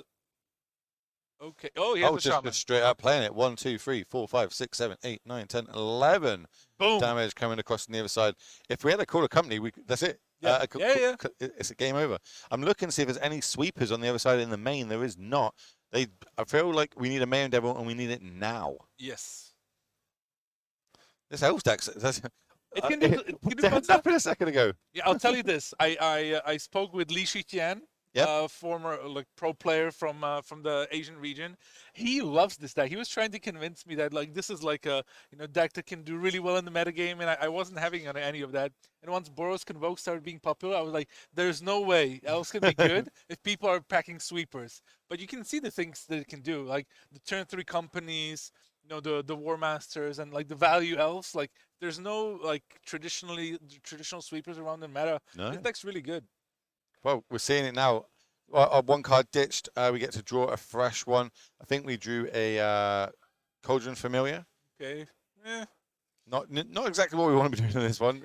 That's the good thing with the elves deck. It's kind of like you can really ignore these kinds of things usually. Like you're just building up a board, sometimes finishing off with the shaman, or you have those big War Master attacks, and sometimes you don't have to care if your opponent is trying to go through the ground. You have enough chumpers and like decently sized creatures there where you can trade. But okay, so we're using the Fable. We're copying the Blood Type Harvester. Yeah. We're going to get rid of one of the, or both of the War Masters. We don't need to be going too wide. We're going to use one of the Bloods. We're going to cycle, draw ourselves into another Hive. Yep. So we've got Hive and Familiar left in hand. I like what Louis is doing, because that's exactly the plan he has to do. Just try to survive, kill as much as possible, and try to dig up the mayhem though. Because once it comes out, Witch's Oven, Cauldron Familiar, treasures, food, like all that stuff, it's just going to be overpowering. Here comes the powerful cat, and links very well with this Cauldron. Got that nice little mini combo with Witch's Oven here, where we can sacrifice it, get the token, it comes back. Let's see, big turn for... A lot of big draw steps. We could just end the game on the spot. Yep. We know 2 chords went to the bottom through that collective company. They're not slamming it, so that could be land, could be dodgy. I imagine the top decks of this deck can't be too great. No. I mean, like, you always want to draw your chords and stuff, but... I suppose we also had to get rid of the War Masters there because we can pump 7 mana into them, give everything +2/+2 and Death Touch. Yep. Almost a hidden mode on that card. But it's a classic finisher in multiple formats, and elves are all popular. I won't lie to you. One of the reasons why I pulled this up, because any Magic boomers will know that I did have approach a second place finish with an elves deck. That was round number 3. If anybody had it, round number 3. Tom Matej told everybody that he has a PT top 8. Oh yeah, it's pretty. Yeah, Who had that I held off. Who had that on that bingo card? I held off. To be fair, I lost to Luis Vargas in the final, who was also playing elves. I've heard of him. I have visions of this. Okay, so look, Leaf Crown Visionary, swing with the team. Give the team +1/+1. That means we've got potentially 2 blockers. We can bring one back, 3 up to 11. 2, 1, 2, 3, 4. Yeah, it's so much, and it's like doesn't look like 10 creatures, and then you pump them up. It's just swing. We can crack a food token because we've got a treasure token and 1 mana flow, so we can gain 3 there. We can also get the cat back, gain a life. We can also get a cat back as a blocker. A lot of math going on here. Math is for blockers. That's what they say. That's what I like doing sometimes in limited. It's like here's my play. Swing at you. Tell me if it's good enough or not. You deal with the rest. 1 card left in hand. But then, I'm sure they've done the math. I'm imagine they've worked out that this could be a lethal attack. If it's not, the crackback could just be enough. They're only at 6 life. There's a Cruxer in the graveyard. There's creatures on the battlefield. There's his elves. There's Den of the Bugbears. Okay. So imagine they've done the math. Okay, so he... Frank, help me out there. This is surely lethal for somebody. Thank you very much, Frank. Yeah, one way or another, it's lethal. Yeah. So I think there was a sacrifice of the Fable 1, 2, 3, 4, to get a food, to bring back the other Cauldron Familiar. And there's also, sacrifice the treasure and land. So we got to 14 here. At the minute, we're currently taking 10. Yep. But he's going to lose his whole board. There's also Den of the Bugbear on the battlefield. Yeah, he just now going through the motion, explaining what's happening, because I think it might have been a bit confusing there, where usually you use the Witch's Oven to just sack Cauldron Familiars. Mm-hmm. Big. Okay. Looks like they finally found an agreement. By the time this is all done and dusted, you'll be at, I believe, 4 life. Should be. See if we can get that. We'll see how the life totals change. As long as we're correct in the booth, we believe that they'll be at 4. And then just land the last card on turn. So let's think about this. Den of the Bugbears, not lethal because we've got a chump block on the other side. Yeah. Yeah, let's just see. Okay, it looks like Den is... No, but like there's a chump blocker. Okay, so First, oh, Oh, we're just playing Crux, so that's and 3 the Cauldron damage. Familiar. Okay, we missed the Crux and the Graveyard. I knew there was Crux. I did say there was Crux. I just didn't work out that also the Cauldron. Oh, you can bring it back, sack it, get the Cauldron, and the cat comes back. Just so people, we got to talk it out. People might not have missed that. So we sack in the Crux, so once it hits the battlefield, there's no cards. So the opponent will then get drained for 3 life, down to 1. We sacrifice the Cruxer to the Witch's Oven. Now we've got the food token. We then use the cat to come back and drain for that last point of damage. Yep. Love to see it. Get to go to the sideboards now. Let's see if we can get them up on the screen. Here is the mono green, or Golgari. Oh, It's Golgari. There's a small splash of black in here. Where, what could you like bringing out the sideboard here? Let me have a look. There's a bunch of stuff that I could see bringing. Masked Vandal's probably going to come in because that can destroy, Fable or the Witch's Oven. That's pretty important. Dark Betrayal is a fun card that I think is still a little bit underplayed. Kills Mayhem Devil. That's its most important use. Maybe a couple of the pylons. Again, Mayhem Devil is the name of the game. There's also Reclamation Sage. That can blow up an enchantment or artifact. So I think those 4 cards will make it in. Possibly we could also see a Phyrexian Revoker come in just to turn off the Witch's Oven, make sure that there's no shenanigans there. I think there's plenty of answers for that. Not sure about Vivian. Depends how slow he wants to play it, but... Yeah, it depends if you want to, again... Elves being a vast majority deck, they can't really sideboard too heavily because if they take out a lot of their elves, they're not going to be able to find their elves. Let's see if we can get over to the second deck we have here. We've got the Rakdos Sacrifice deck. What do you like in this sideboard to bring in? I like Meat Hook Massacre. Is that a good one? Is obviously it was banned recently in some format. Is that good in this matchup? I'm not entirely sure. To kill all your guys, I guess it's good. And get a load of triggers. Yeah, we've seen an uptick in that. I don't think potentially because of the Elves matchup in the meta. I think it's because of the the Convoke matchup. Yes. But that sort of spills over into this one. That's what I was telling. I think I like the Elves that can have really good things. But if people are packing too much hate, like Meat Hook Massacre, is going to be tough. And especially with the uptick in Rakdos Sacrifice and popularity, Elves might struggle. But it's still just 6% of the meta. So yeah, I would bring in the Meat Hook Massacres, maybe a bit of more removal for like some of the bigger hitters, but you don't want to compromise a lot of your plan. There's just solid cards in your deck overall. Maybe Crocs is a little slow, so you can trim those down and bring in the Meat Hooks. That could be sufficient. One of the fun interactions that is not apparent is that if Louis brings the Meat Hook Massacre's main deck, he cannot reveal Giganta as his companion. Suddenly he has double-colored cards in his main deck. So we'll be able to see that and see if it does get revealed or not. I can't see it on the battlefield. So potentially, we have gone to Meat Hook Massacres. Remember, this is an open decklist tournament. 456 players playing in it in the European Regional Qualifier, all battling out, trying to get themselves a 6-3 record in day number 1. That's 9 rounds today in Pioneer action. We'll be back tomorrow, same time, for another 6 rounds before we do cut to our top 8. And we start working out which 36 players are going to get invited to the Pro Tour. Not any Pro Tour. One I'm super looking forward to. It's got the fandom, 2 of my fandoms colliding, Magic the Gathering and Lord of the Rings in one place. I cannot wait for that. And of course, the cherry on the top, the last 2 slots at the top of the pyramid are going to go for world invitations. In that vein, seeing as we have elves on the... We have elves, yeah. So who's your favorite elf from the Lord of the Rings? Oh, it's got to be Legolas. Legolas, okay. I played a lot of Dungeons & Dragons as a kid, and I really like archers, and Legolas is... he does some good things in it, good things. Or maybe chat's got a different one. Chat, who's your favorite elf in Lord of the Rings? Let us know. I wonder if any of them will make any like modern elf deck playable again. I doubt it. Oh, don't! The elf players are going to come after you now. You can't say that their deck's not playable. Oh, is it? I don't follow that modern deck closely, so yeah. Okay, let's see how we're going. So when elves start getting turned sideways for damage, it's probably quite a good sign. Okay, elf. Okay, that's good. We're going wide. We're going wide. I mean, like that's good as long as you don't see a Meat Hook Massacre. As I say, as long as we're not playing against them. Okay, Thoughtseize though, one of my favorite cards, and most popular cards in the format actually. That's going to take. We got 2 land plus a shaman, so the shaman's going to hit the graveyard. Yeah, and that's sometimes what you can do. Just play an early shaman, drain for 3 or 4, and then just swing with it. Yes, it's got a good 3/2 body attached to it. Here comes the elves again. Just elf beat down. It piles up. Like you're talking to a man that's had a lot of wins with a noble hierarch. You know what I mean? Let me tell you. Remind me to tell you a story about elf beatdown. Hey, I was saying this. Meat Hook Massacre on 1, turn number 3 on curve.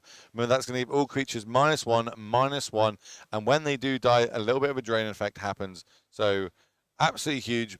And now it sits on the battlefield as an enchantment, and all future creatures that do die that they control, they're going to lose 1 life, and when a creature an opponent controls, you're going to gain 1 life.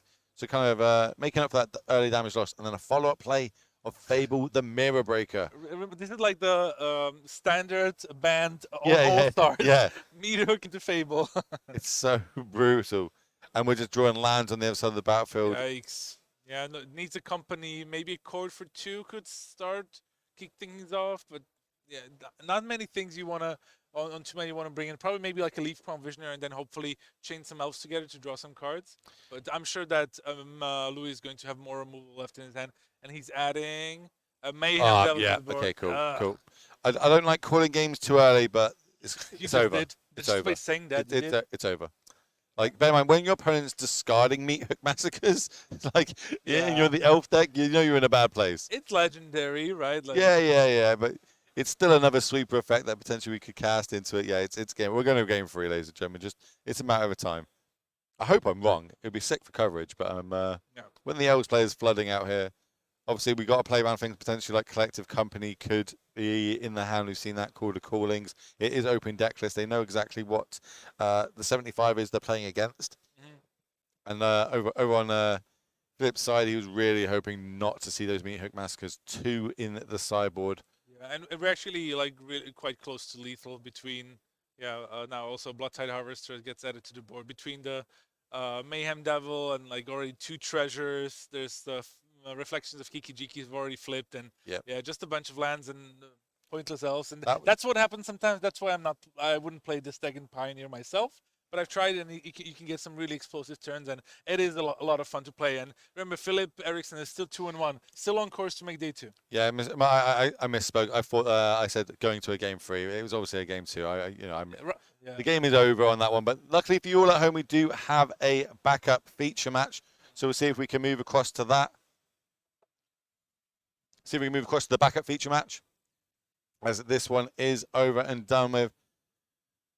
This looks like we have got Greasefang versus Jund Transmogrify. Okay, yes. This is a spicy one. We did see it a little bit yesterday. Yeah, also both players are 2-0 again, so they're playing at the top tables, and I really like the look of the Jund Transmogrify deck. It looks quite a bit of fun. You know, when you transmogrify in the Atraxas and whatnot, and look at that, Unlicensed Hearse already doing work for Daniel Toledo after sideboard. I think that means we're in game 2, as Knight of Autumn is also a very typical sideboard card coming out of that. I'm just getting the deck list up on my screen here so we can have a little look, see what's going on. A lot of one-ofs in this deck. Transmogrify is the big hitter, is to go get an Atraxa. Yeah, and you play things like Esika's Chariot. You play things like Careful. There's an Obnixilus in the main deck. Yeah, you have a couple of Fable of the Mirror Breaker is a very key card in this deck. Look at that. Looks like Daniel Toledo cannot draw his 3rd land. No matter what he does, he's trying to get the most out of his Bankbuster, but he might just die to the beatdown from those creatures. Yeah. I've lost a lot of games to Greasefang trying to protect myself versus the combo, and just got beaten down by these tokens here, as we're going to see a couple of cat tokens hit the battlefield. And Esika's Chariot is the key card in that, because it's cheap enough to hardcast at 4 mana, gives you a lot of board presence, grows it as well, and that's why Daniel is also playing it in his Transmogrify deck. But we're going to go to a game 3 in this match. Easy line up, but let's see if I'm not sure if the team's got the sideboards ready to go or not, as we just switched across. Can we get the sideboards up? I'm getting the nod. It means that we'll be able to get them up for you, ladies and gentlemen. Our production team is crushing it this weekend. Let's see. Jund Transmogrify. This is the 75. Anything you like bringing in here, or what you would bring in? Obviously, we saw the Hearst. We saw the Hearst and Bankbuster. And the Knight of Autumn. Yeah, that was coming in from the Grease Fang side here. That's fine. Too many deck lists on my screen right now. Yeah, you're jungling them well. I think probably things like maybe Go Blank as well, Rending Volley, Array of Enfeeble. Like there's a lot of cards. That's why I think we saw the Bankbusters coming in from Daniel Toledo. Because I think he wants to play the control role in this matchup. Like get the Bankbusters, get the removal to make sure he doesn't really die. Get some card advantage and maybe then try to overpower. Play the Transmogrify on to find an Extract with some mana open, right?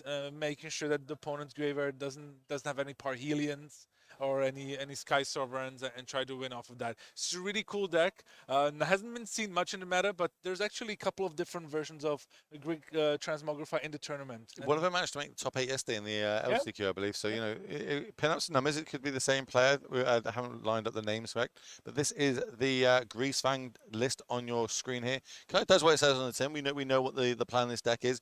Some spicy ones I was just looking at the deck here is obviously it looks like we've got a Sorin in the main. Oh, not very common, but we've seen it here and there. It can bring back Grease Fang. That's its most important mode. That's the goal. Yeah, that's the goal.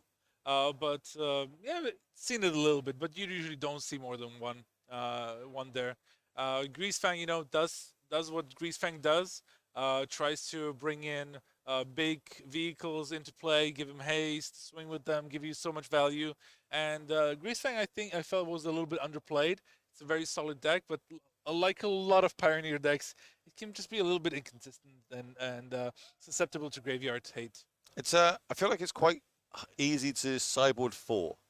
You know what I mean? Like I feel like an open decklist tournament, and it'll be able to win a lot of game ones just because people keep the kind of wrong hands. Yeah. And then game 2 and 3 are the ones they've got to try and fight for, which they can do with things like Fortsies, Lilianas, etc. like that. To empty the hand. But in an open decklist tournament, bringing it here, you know, they're obviously off to a flying start.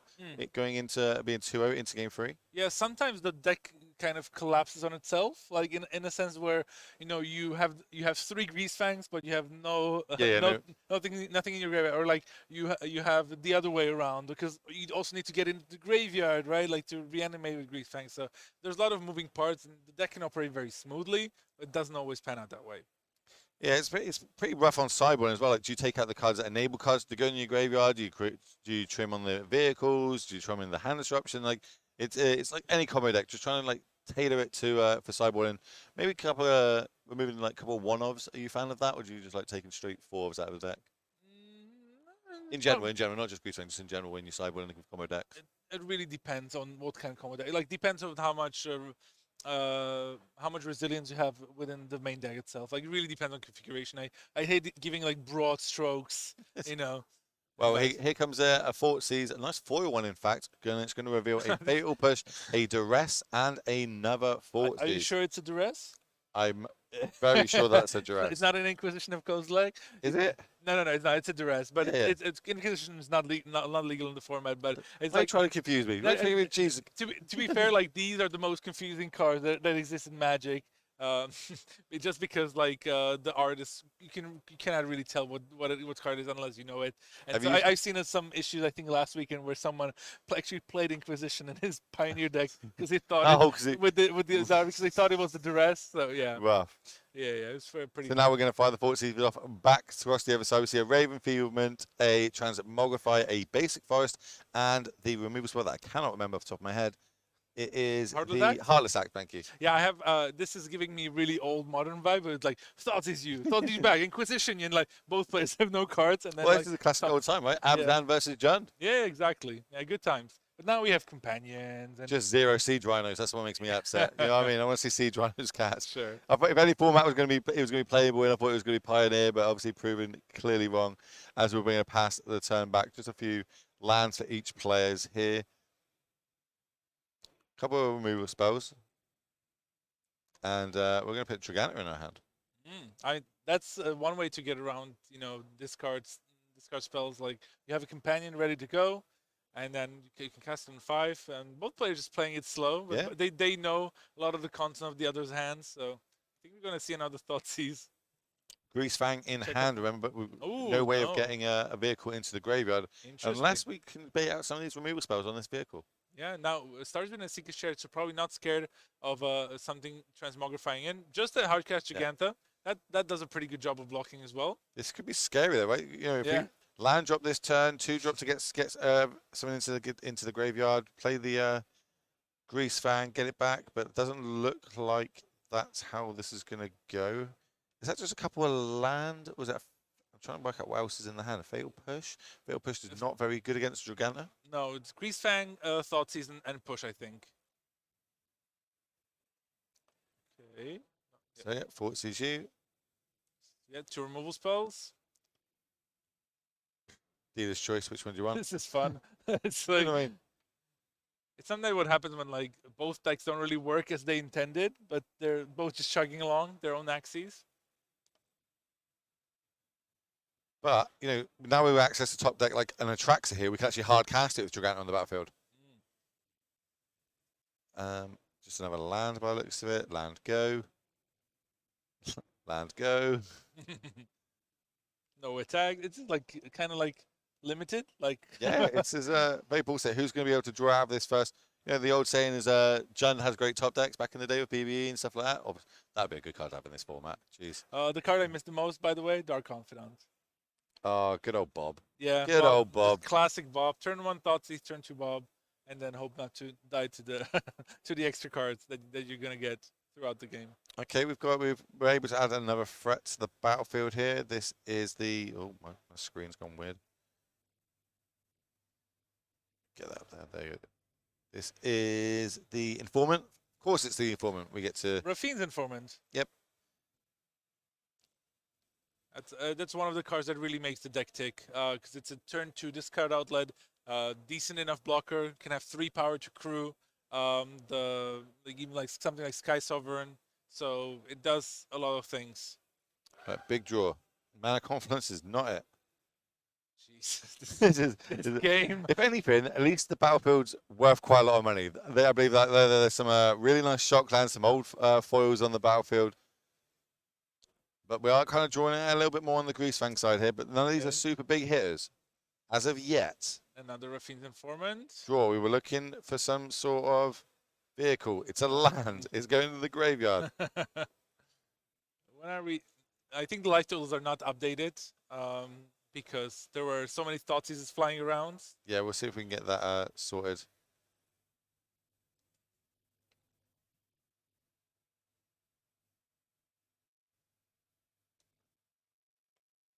Are we going to crew here? Because, you know, if we attack with the chariot, yeah, it's going to be a block. We get 4 points of damage in. But now that at least we've got a vehicle in the graveyard, we're going to decide against it. Again, we're going to draw. Didn't get a good look. Another wow. Up on the other side, another land drawn for them. Mana Confluence is the cut. This is really Okay. Have we got enough mana to actually hard cast the Atraxa without the Dragon? At some point, I imagine that the Patrick's Grease Fang deck that can actually like hardcast hardcasting Parhelions.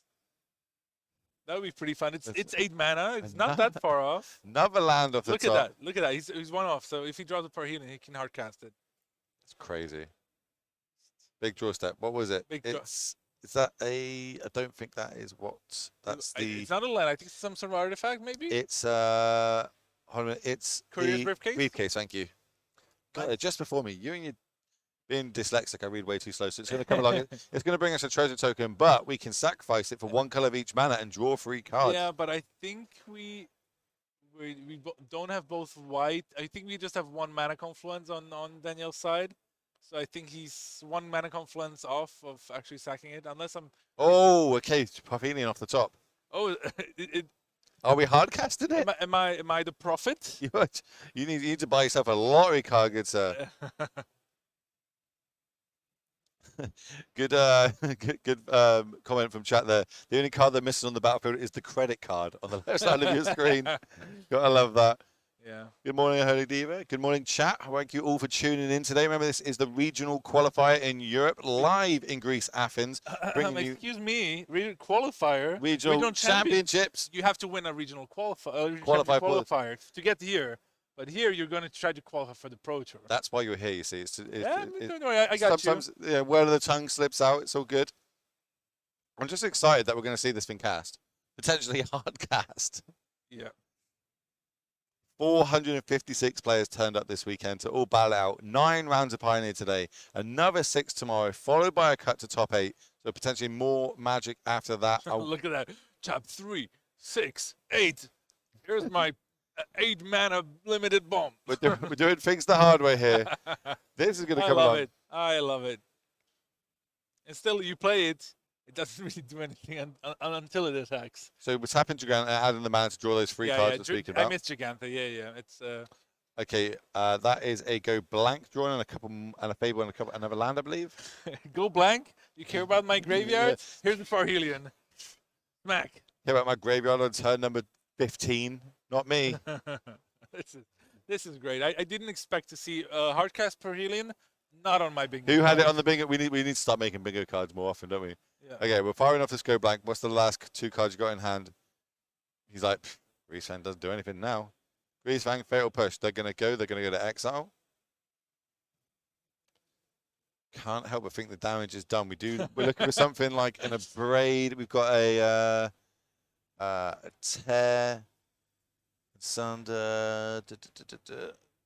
An Extinction event, if that comes in. I keep calling it Extraction event, and I have no idea why. Oh dear, no. Fable of the Mirror Breaker was just played, and someone is using Kiki Jiki, the original Kiki Jiki art, to get a Goblin Shaman. I would ban that. It's too confusing for boomers. I'll hold you back. I'll hold you back. Yeah? Don't you worry. Okay. It's cool. I'm this cool, close to putting my tokens out there at this point. Now, when anyone's using any tokens, I'm just going to put mine out there. I mean, to be fair, it's kind of cool to have like that sort of Goblin Shaman token. It's kind of cool. Look at that. Dun, dun, dun, dun, Parhelion swinging in. 2/4/4 angels with vigilance and flying. Kill one of the angels. Kill the other one as well. Just take 9. This is brilliant. I really didn't expect to see a hardcast Parhelion in game 3 of round 3 at all. Like, I hope I'm gonna see a few more. I'm gonna definitely ask Patrick after the match or after the day how many times he has hardcast a Parhelion.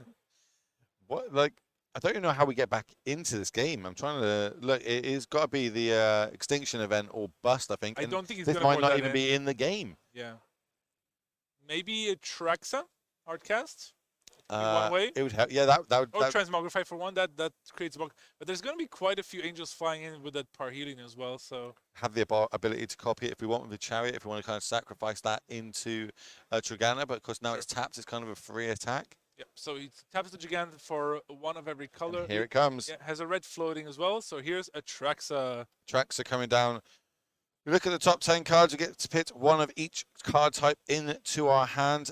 I can see sorcery, I can see instant, I can see artifact, I can see land. So a lot of cards here. Terra Sunder. That's a great answer for Parhelion. Exiles it as well. That was one of the only cards left in the main to be able to get that off the battlefield. Yeah, he's digging deep though. 10 cards deep is quite a lot. Has the Duress as a sorcery, Fable of the Mirror Breaker as an enchantment, and a Sokenzan as a land. So not the greatest, not the worst. There's also an artifact there. I think the Bankbuster, he could also take that, right? Yeah. Also has the Careful Cultivation, which no, but it's constant enchantment, so but has an artifact. Okay, so doesn't go for the Bankbuster, takes the briefcase. Just in your expert opinion, is a 7/7 Flying Vigilance, Death Touch, Lifelinker that draws you 5 cards good in Pioneer?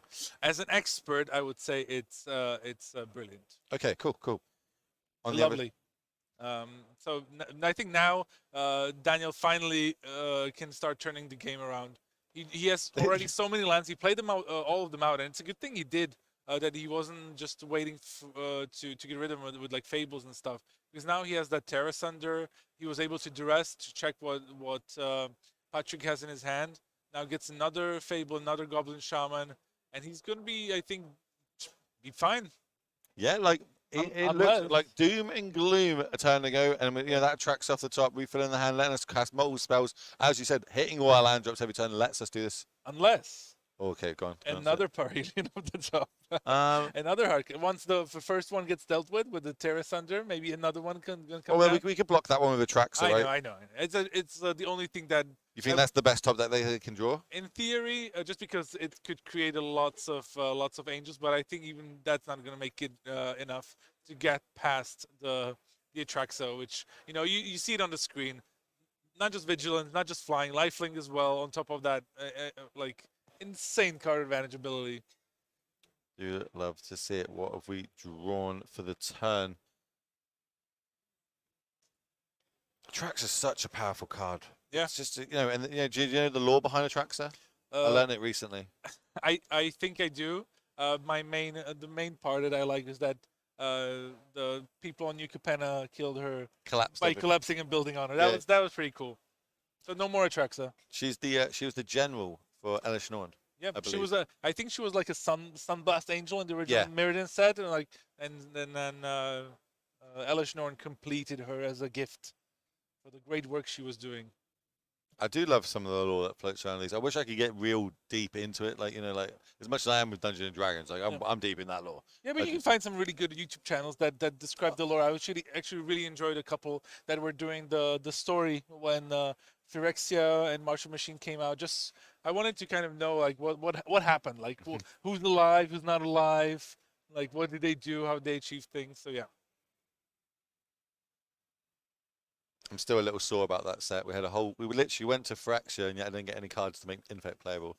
So I had a whole set and not one card. What do you mean? Venerated Rot Priest? Oh yeah. So that's a staple now in my any Infect. No, it's not played. It's some people are trying to play it. It's better than nothing. Okay. It gives you like an extra little threat, but Toxic is definitely not the same as Infect. Fair enough. All right, so we'll just add in a few more vehicles, getting a few more tokens on the battlefield. We're crewing. Patrick is trying to do like a cool play. He played in the Seeker's Chariot to get cats. Yep. So he gets 2 more cats. The legendary rule, 1 goes to the graveyard. Now he's got the Grease Fang on the battlefield. He can potentially return the other one if he wants to. So now he's gonna crew that chariot, but Terra Sunder, of course, on the Parhelion. That gonna exile it. Actually, Terra Sunder is one of my cards I really want to try to play in standard. So sweet. What's your standard deck of choice these days? Esper Control currently.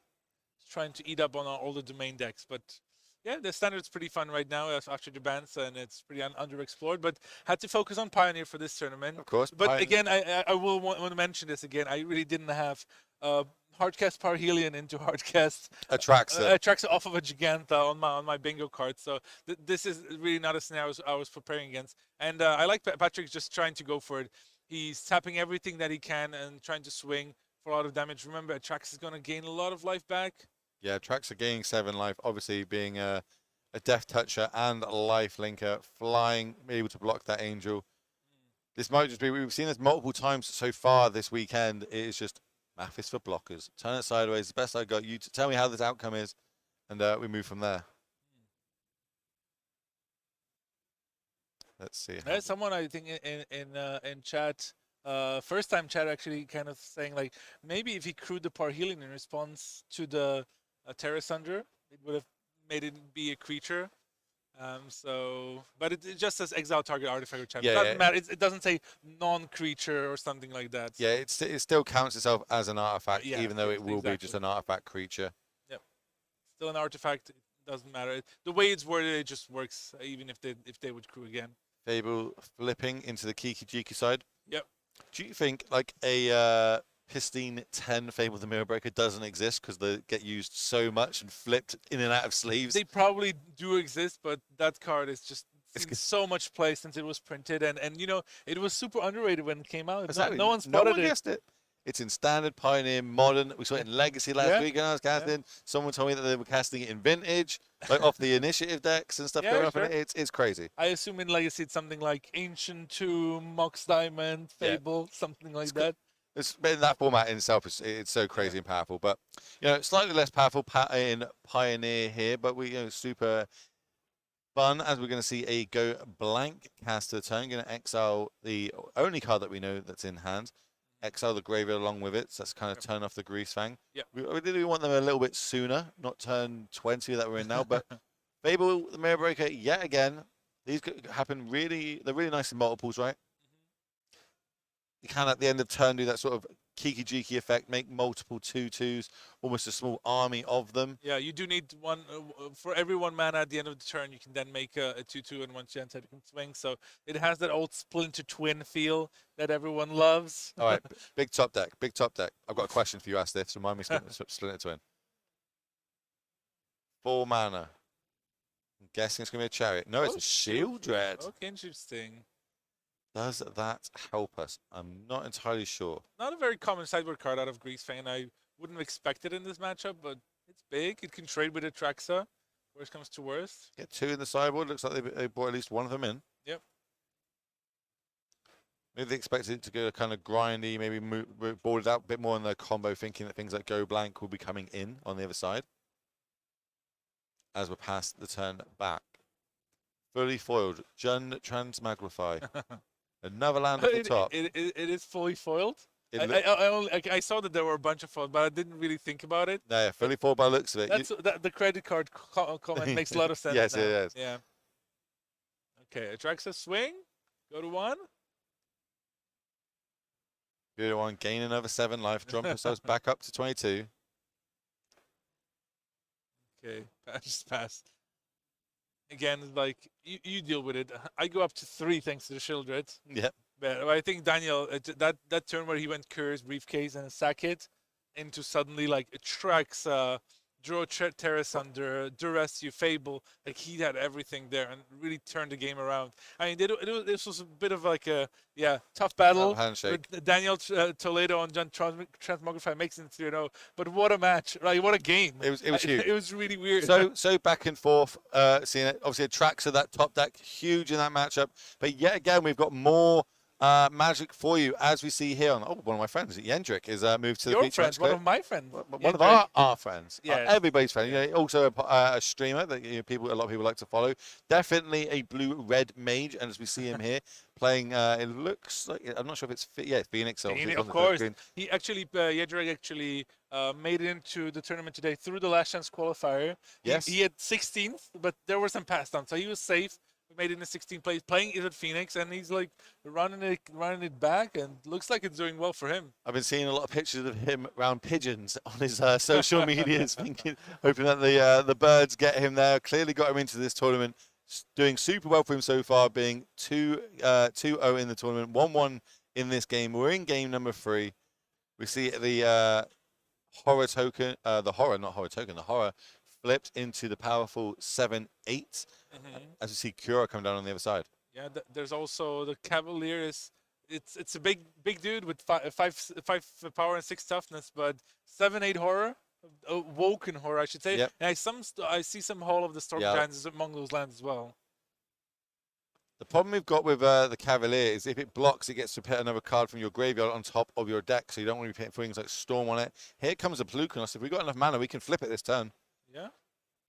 I don't know what the flip side is. Can you get the flip side up on the screen? Of course I can. I believe it's like a 6/6 lifelink of lifelink reach. Yeah. Is it reach? Yeah, it's like a mini Wormcoil engine. Yeah, it makes 2 tokens. So it looks like we are going to generate a bunch of mana right now off this Nick Vos.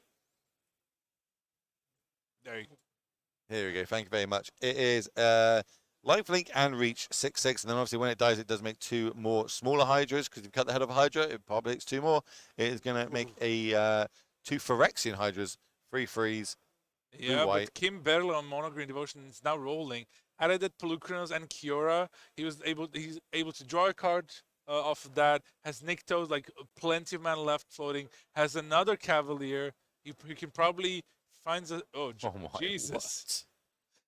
Just 20? Flow 20 mana. Yeah, easy, and just try to find another. He does that now. The reason why he's using it now, because like if a Cavalier finds another Nykthos, he can then get even more mana, but it only finds a layer of the Hydra. Only. That could be pretty big with the amount of mana that could be generated here. Remember, the early iterations of this deck used to play a Nissa. No, a Vivian, sorry, because the Vivian we get +2/+2 and trample, so you can make a huge Hydra and just turn that sideways as a big finisher. But it looks like he's out of out of spells, so he's just gonna flip the Pelucanos into 6/6.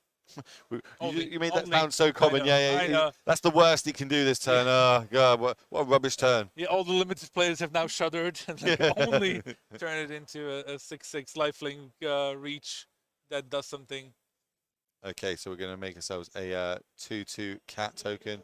Like, we could maybe smell a bit of blood in the water here. Yeah, Yendrik going down to 6 life. this is really cool. Like, of course, Jedrzak has that Cavalier and he can attack with. There's a hole of the Storm Giants, and yeah, Jedrzak's gonna block. But now there's a card that's gonna come back on top of the deck with the Cavalier. If there's anything there worth doing, obviously we could do. Oh, can't. Okay, of course. Of course. But tough spot already for Jedrzak. Just being on 6 life and facing down this big of a board. Like he can attack, but that doesn't really gonna do anything. Do you know the unsung card here was Cura? Yep. All these cards coming in, entering the battlefield, letting us draw a card because they got ferocious, 4 more power, and just letting us chain off and cycle off while adding mana to the battlefield. This deck, it's super powerful, even in these sort of metas. You know, I think Phoenix decks were hoping to prey on these decks, and doesn't look too good. I do think Phoenix, the new Plugos, shored up the matchup for them with adding a 3 mana big threat that has reach is pretty huge. There was a big turn there for Kim, and we just came in at the start, and so we didn't quite see. But what I figured happened, he had the Nykthos, generated a bunch of mana, found something off of the Cavalier as well, and together with the Kiora untap of the Nykthos, that's how you can get up to like that much mana. And to be fair, this is one of the things I wanted to mention to your point about Kiora being so good. I think okay, wait, Temporal Trespass. Okay, and a handshake. And that is going to be it. Jendrik taking his first out of the tournament. Kim managing to advance to 3-0, giving himself the best possible chance to get into the top 8. Wrong, just to get into day 2. That's the first step. First step is slow down. We got time. I'm trying to read while casting. It's pretty hard. It's not a good idea. It's not good for me. You know how good I am at reading. It's terrible. Look, it's self-taught. But we're going to go through what players are playing for this weekend. Remember, it is 2 days long. 456 players turned up. They're battling out to try and get to day number 2 to give themselves a shot at these prizes that you see on the screen.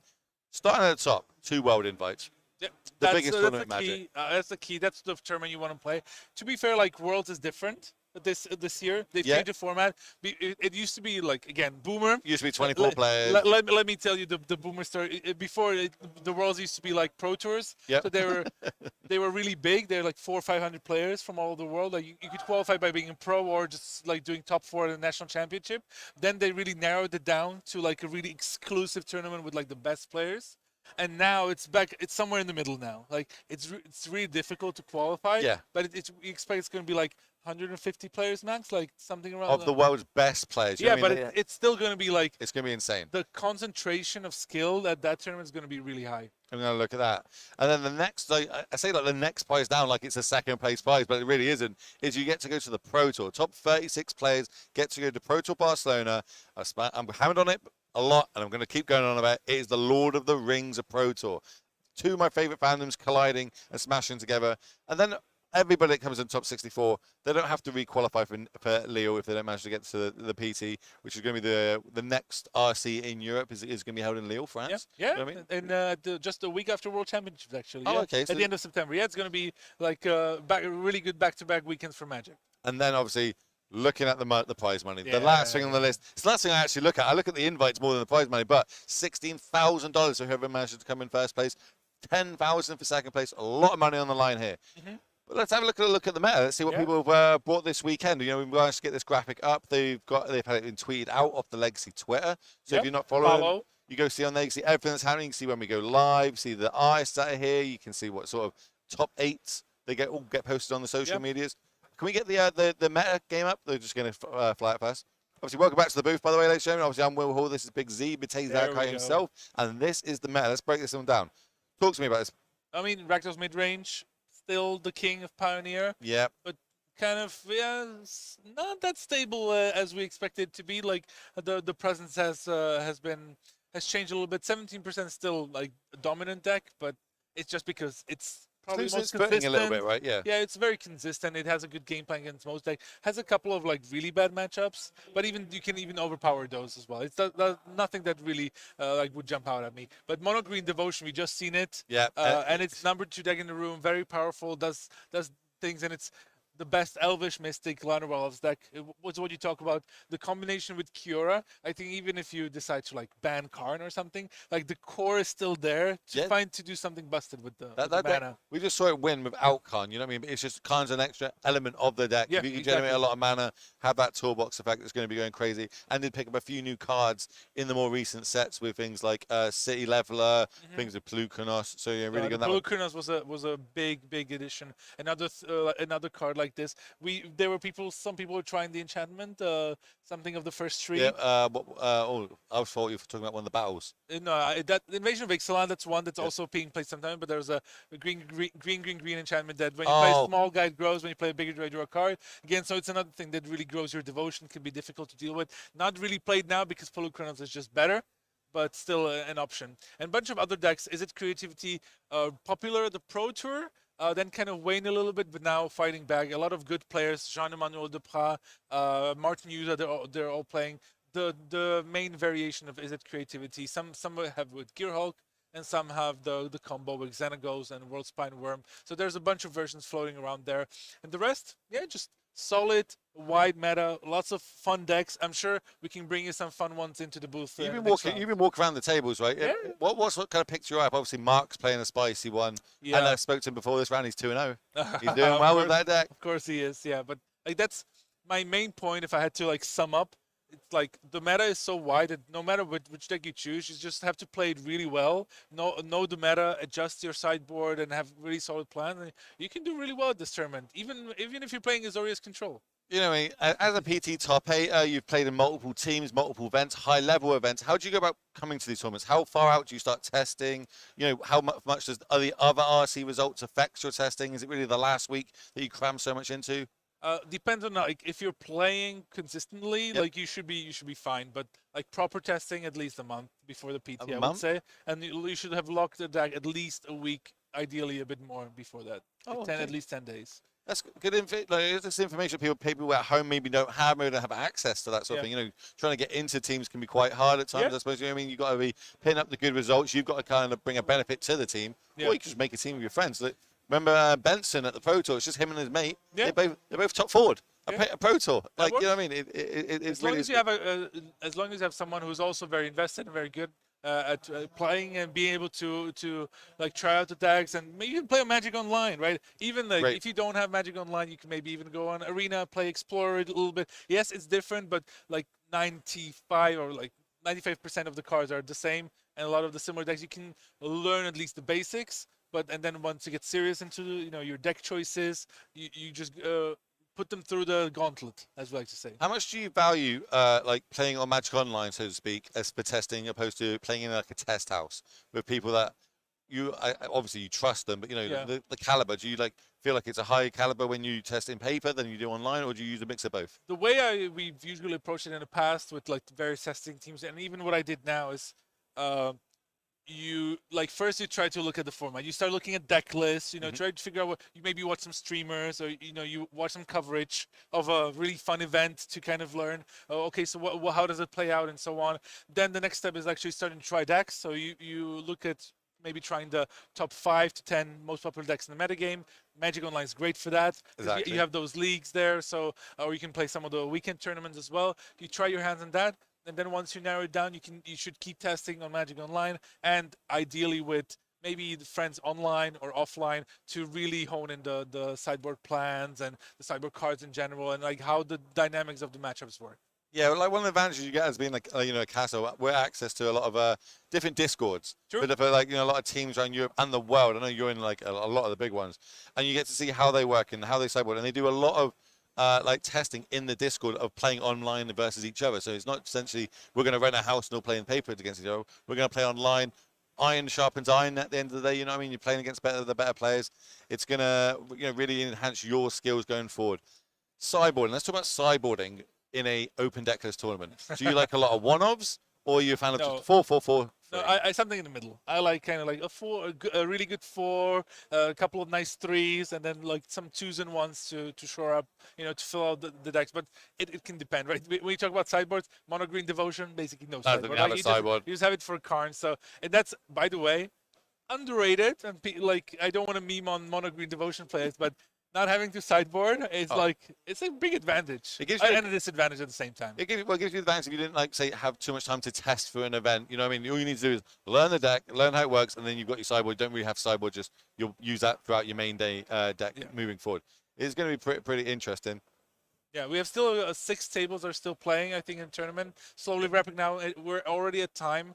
But we wanted to chat a little bit. Yeah, it's better. We can either play, with commercials continuously, or we can chat about stuff. If you've got questions, you can also put them in the chat. Remember, because we are watching it, it's here in front of us, so we can reply to that. But while you start typing those questions out for us, I will remind everybody, this is round number 3 coming to a conclusion. 456 players did turn up at the regional championships in Athens, Greece, all battling out to try and get themselves a record of 6-3 or better. So we invite them back tomorrow to play even more high-level Magic, and that's where all the marbles are on the table. Exactly. That's where we're playing for the Pro Tour slots. That's where we're playing for World slots, as well as a bunch of money on top of it. I'd love to walk into like PT, Barcelona, Lord of the Rings, saying that I was the European champion. And of course, it's not just them going to go to Barcelona. Like so many Magic players are actually going to Barcelona. You're going to be there. I'm going to be there. Filipa's going to be there. Like everyone from the European Magic community is going to be. Not everyone, but a lot of people people who are just really invested are going to come in and come say hi. Hang out. You don't even have to be you don't even have to go there and play. There's cosplay going on there. There's panels. There's events. Commander. It's like the biggest thing in the world. There's just halls of people playing Commanders. And I just like to see. I walk through them sometimes to just see how many Sol Rings I can count. Like how many Sol Rings are out there. Yeah. So yeah, it's definitely going to be fun. So if you haven't yet made plans for end of July, so I think the last weekend of July is when the Pro Tour Barcelona happens. It's also at Magic Con in general. So yeah, it's just going to be a lot of fun. The city's going to come to light. You know what I mean? It's just going to be full of all of us floating around. This is our hall here that we've got on the screen here. This is everyone out there looking in between rounds. You can see there's going to be over 456 players out there, because obviously we've got the side events playing on, and people that don't do well today at this tournament can get to play in the Classic qualifier tomorrow, win themselves a little bit of money, some prizes, and invites to Lille, which is obviously going to be the next regional championships held in Europe. I'm getting confirmation that there's still 6 more tables playing out there, so do let us know where you're watching from. You know what I mean? It is only like round 10:30ish in Europe. In my home, back at home, it's only 10:30. It's in England. Yeah, most of Europe is Europe's awake. America not so much right now. But we did have some Brazilians, some Mexicans in there earlier on. They were staying up late to watch this. And we didn't talk about this. We have an American actually playing. Christian Calcano came over. Oh yeah. He actually came over, qualified in one of the last chance qualifiers. Not the last chance, one of our normal events that we hold, the big ones. Qualified in the Classic, so he is qualified to play in today. Yeah, so he came over and played with Mengucci and Javier Dominguez. Javier actually didn't make it out here. Did he end up not coming? No, because he was testing with Mengucci, but Javier top 8 the last Pro Tour, so he's qualified for Worlds. He's qualified for the Pro Tour, so he didn't really have that much motivation. Same with Gabriel Nassif, Autumn Burchett, a couple of players who were already, they would only really play for the cash, for the money, and they probably wanted already test for Modern. If anyone, I'm sure we have some Yellow Hat fans in the chat. So Gabriel Nassif is already preparing for Modern. Yeah, trying out some decks, of course, and unless they're playing the historic arena qualifier this weekend. The thing is, so a lot of the streamers I watch, I watch them leading up to this because it helps us as casters kind of learn what decks are being played and see any spicy ones floating around. Everyone switched to Modern because their RC was last weekend. Yeah. So they've all switched to Modern now, and I'm like, come on, 1 week to go, let's do this. Yeah, Modern is fun. You can do a lot of different and really cool things. So there's Beekeeper on the bottom of your screen there, next to the. If you say Beekeeper, no one's gonna know who that is. Well, people that play Magic Online will know who that is. He is a world compared to Mox second place taker. If you don't know who Beekeeper is, go find him on Twitter. He'll be on there. But again, if he does well and manages to get in those top 2, that Worlds invite will start passing down. Yeah. We've got Sam Ralph floating around on the tables. Don't know how well he's doing, but again, another person. We have so many good players in the room as well. Huge Martin Juza, the only Hall of Famer. I think he's here as well. And he had to by default though. He was casting yesterday. He had to come. True. You saw him yesterday if you were around. And just a long list of accomplished players: Torolf Severin, Arne Oceanbet, Canister, Piotr Glogowski. Any Canister fans in chat? Watch chat go now. Watch all these emotes start slamming up. I know what you're doing. They were already kind of talking about him, so yeah. There we go. There we go. I've got an ongoing joke with Canister. I don't understand what based means, and he always says it to me when I talk to him. I can tell you. No. I can tell you. Explain to me what based is. I don't think I want to do it on camera. Oh, okay. No, it's nothing that it would be unsuitable for. I just don't want to embarrass myself. Oh, okay. Explain. Actually, I'm a boomer when I'm next to Canister. I'm the boomer, so you might be the super boomer when that comes up. It's true. But I don't want to get into the whole slay and the Gen Z lingo that it just makes me look. You couldn't Canister Gen Z. Someone's going to clip that and send it to him now. No, but that's what I imagine. The people in Canister Chat are a bunch of Zoomers as well, so I'm sure they know the lingo. Am I making enemies? Yeah, let's see. Oh, no, chat's turning on you now. Chat's turning on you. No, I think I've already made elf players angry. But who else could we need to get annoyed at? I don't know. I'll be quiet you now. slated on mono green. Elves players. Maybe what's your favorite color choice?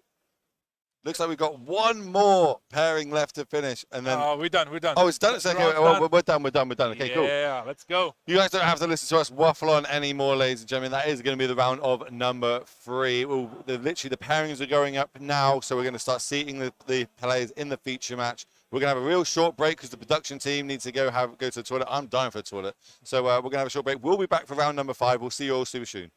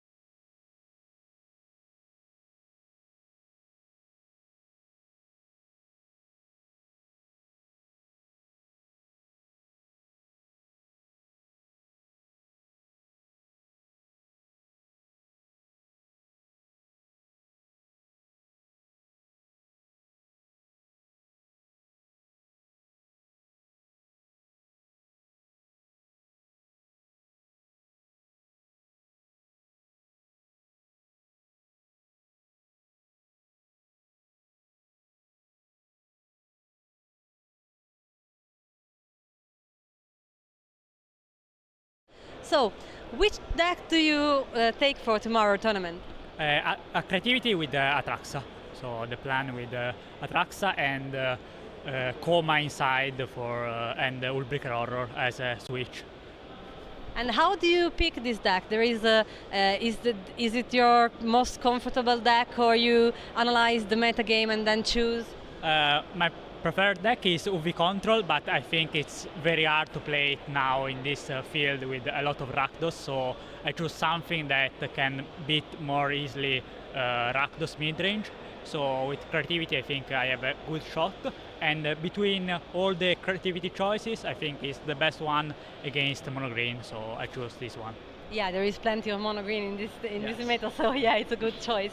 And in what way do you prefer to test, online or paper? There is a main difference. Have you any preferences? I prefer to play on paper with friends for testing, and VPNQ for more practice about all the round. But for sure nowadays you have to play online because it's more easy. You can play whenever you want. The level is high, so you have to do both, I think. Yeah. Thank you very much, and good luck for your tournament. Thank you.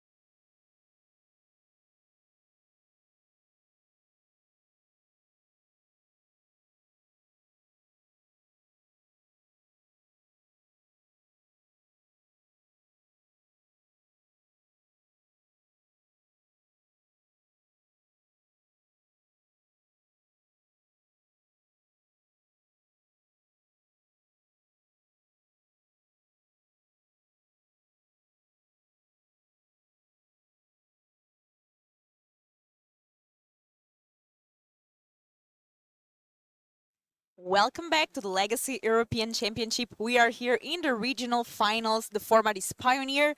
456 players arrived here this week and they qualified to be here. Top 36 gets a spot in the Pro Tour. Barcelona, Lord of the Rings. And top 2 gets an invitation to the World Championship, the biggest event of the year. Let's take a look at our next events. So here right now we are in round 3. The LEC Athens, then we have LMS Bologna, which is going to be modern. Yes, it is. I'm excited for that one. Yeah, and then we have the Lille finals, which is also Pioneer, like these ones. So we have a season of Pioneer, a lot of Pioneer to be played. The players are discovering more and more fun win cons, which we will talk very soon about a matchup that you, Philip, shows and will explain to us. Very interesting one. My name is Filipa and I'm joined by Skura, also known as Islands in Front. Yes, hello. How are you doing today? I'm very good. I'm very good, very excited. Like every single time I'm looking through the standings, there are just so many exciting matchups. It's actually, like, it's difficult to choose the ones for the feature match.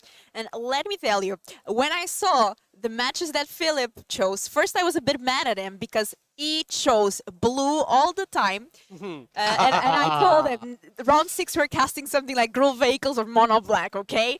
But I'm going to excuse him because he did find a Rona combo, and how does it work? Yeah, so the matchup is blue-black control versus Rona combo. And you probably know a bit of different builds with Rona combo. Ascendancy one, Sultai, this one is Sultai. You know versions with maybe like Elves and Kinnan, and it's this one. With Khan the Great Creator, it's also this one. But when you look at the deck list, you're trying to figure out how this deck actually wins. Because the combo is that you've got Mox Amber, that gives you blue with Rona on the battlefield. Whenever you play the Mox, you untap Rona, and you play Retraction Helix, which allows you to bounce any permanent. So you play it on Rona, you add blue with Amber, bounce Amber, replay Amber, add and you just keep looping that. So basically, if you got Rona, Amber, and Helix, you've got infinite blue mana, for example. And you have to put that mana into something, right? Just infinite mana doesn't win the game. And how do we win?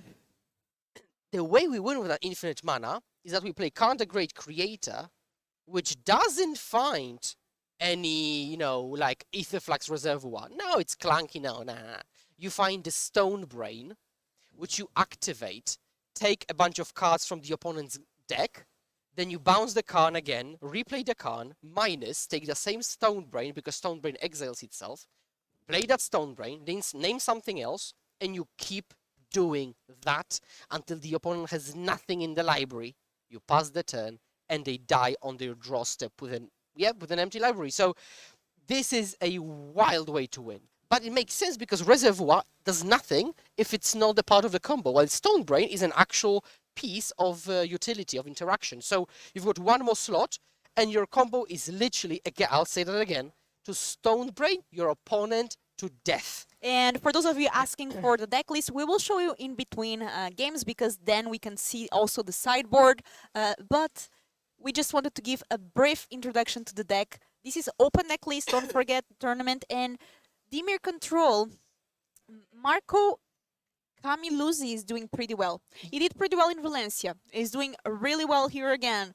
Known Italian player doing well over and over again in these events. With Dimir Control, interesting choice. What do you think of this Dimir Control? Yeah, I looked at his deck list and it's almost cards to cards the same like he played in Valencia. So he seems to prefer, first of all, blue-black over blue-white, and also like the position of control in the metagame. And the reason why you play black is because you have access to Fatal Push and Thoughtseize. These are the main reasons. And yes, indeed, Marco plays 4 Thoughtseize in the main deck.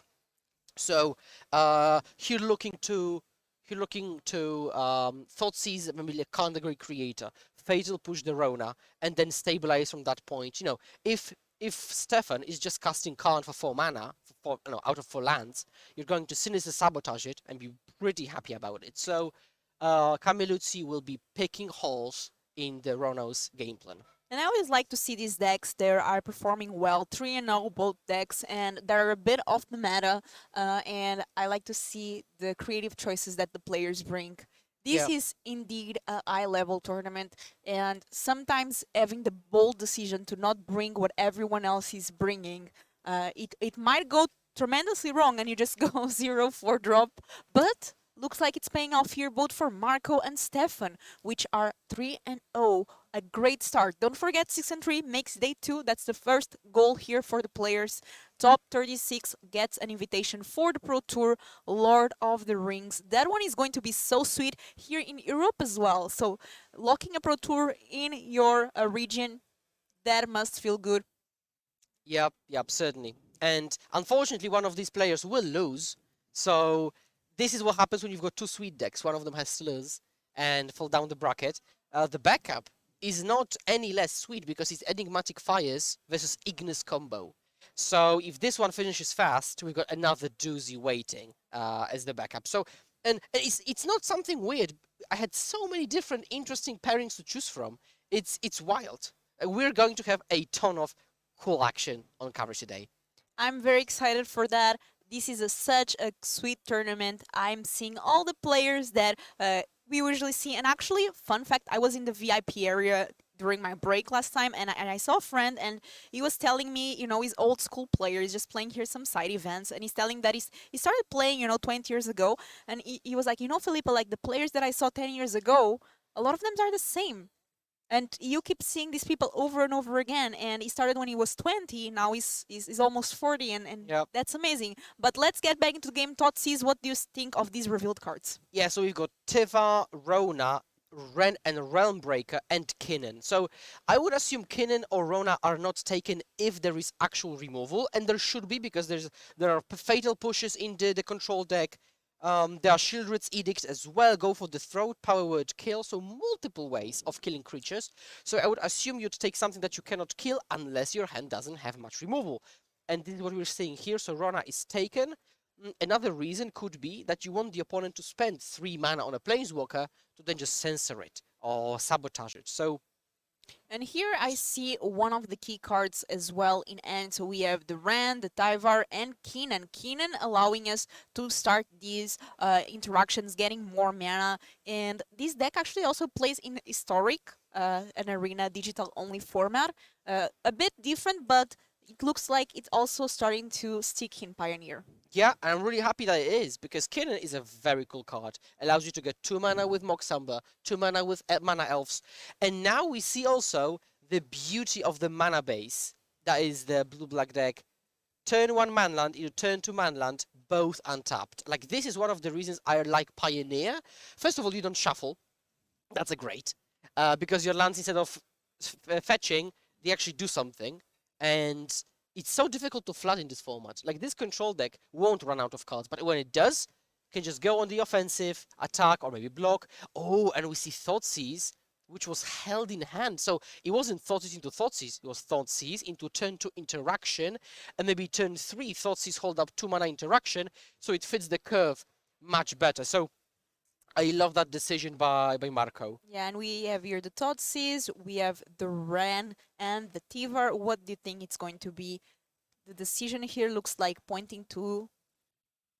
So the real question is whether Marco has something like a negate or not, because he might be just posturing and actually has a counterspell anyways. But if he doesn't have a counterspell, I think it's better to take Tiva, because Tiva immediately minuses and flips a Rona back into play, which can immediately activate, and it causes a lot more trouble. While Ren, let me just double check the Ren's wording. Okay, because so Ren also spins back and can put Rona into play, but it wouldn't have haste. So that's the main difference there. Yeah, so -2, mill 3, put a permanent, which would be, let's say, Rona. Oh, from the milled cards. Okay, sorry. No, I got that wrong. From the milled cards. But as I thought, it wouldn't matter because Marco was posturing, had a counterspell anyways. Yeah, make disappear, taking care of that Ren. And now, Marco disrupted everything that Stefan has. And Stefan has to start relying on the top decks. Yeah. Now thinking about it, Ren is pretty good in this deck, because you could play Ren minus, if you flip a Tiva from among those cards, you play Tiva minus, get, let's say, Rona with haste. Like, a single Ren can, like, really rebuild you. It's pretty cool. It's pretty cool. And we're getting a Tiva off the top, probably spinning back into a Rona. And we have here, yeah, No response. minus. Oh. It Okay. Oh, I forgot one more thing. This deck also plays Atraxa in the main deck. I forgot to say that. Yeah, Ooh, okay, tell us a bit about that. yeah, because this deck is super sweet, and so in addition to the fact that this deck wins through Khan and not even like a Storm Kill, kinda with Stone Brain, and plays a Ren, which can spin back into Tiva, which can spin back to Rona. It also plays double Atraxa Grand Unifier, and in this deck is literally played. It's just played because you've got so much mana. Also, you can spin into it with Kinnan, which is another cool thing. So this deck is a treat. I mean, if you like attacking from different angles, surprising opponents, it's great. If you play against Rakdos and you get disrupted a lot, but you at least make land drops, the opponent maybe doesn't respect your mana dorks enough, well, Hardcast Atraxa. And there are multiple types to choose from. You've got land, planeswalker, creature, artifact, enchantment, instant. So yeah, you could draw even like 7 cards of it. And it looks like Marco is drawing some cards. Yeah, Dig Through Time, I mean, great card. And this is one of the reasons I'm a bigger fan of Dig than Memory Deluge. Because here it's as if it was a Deluge, but you get a choice out of 7. But had this game went, maybe had gone differently, this could even be played maybe for less mana. Like just 2 mana Dig into Go for the Throat or something. So yeah, I'm a huge fan of Dig Through Time. And I think Shieldred's Edict plus Negate will be picked. And Marco here needs to find a way to try to disrupt what Stefan is doing. Yeah. What could happen is that you activate Hive, like play a Swamp, activate Hive, attack into Tiva with Menace, just to get rid of Tiva.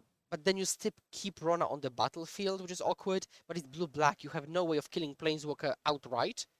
If you take Shieldred's Edict, you can Edict the Tiva away, but Rona stays. So it doesn't map out well unless there are 2 removal spells in her. Okay, now just pass. Okay. Oh, Rona wasn't activated? That's curious because it has haste. So I'm curious why it wouldn't be activated. So you're passing the turn, upkeep. Let's see what Stefan can do this turn. Marco does keep a lot of mana up. Activation on the stack. Marco's thinking, resolves. Let's see what we discard there. Probably like a land. You've got 4. Yeah, exactly. You've got 4 mana Breeding already. pool is gone.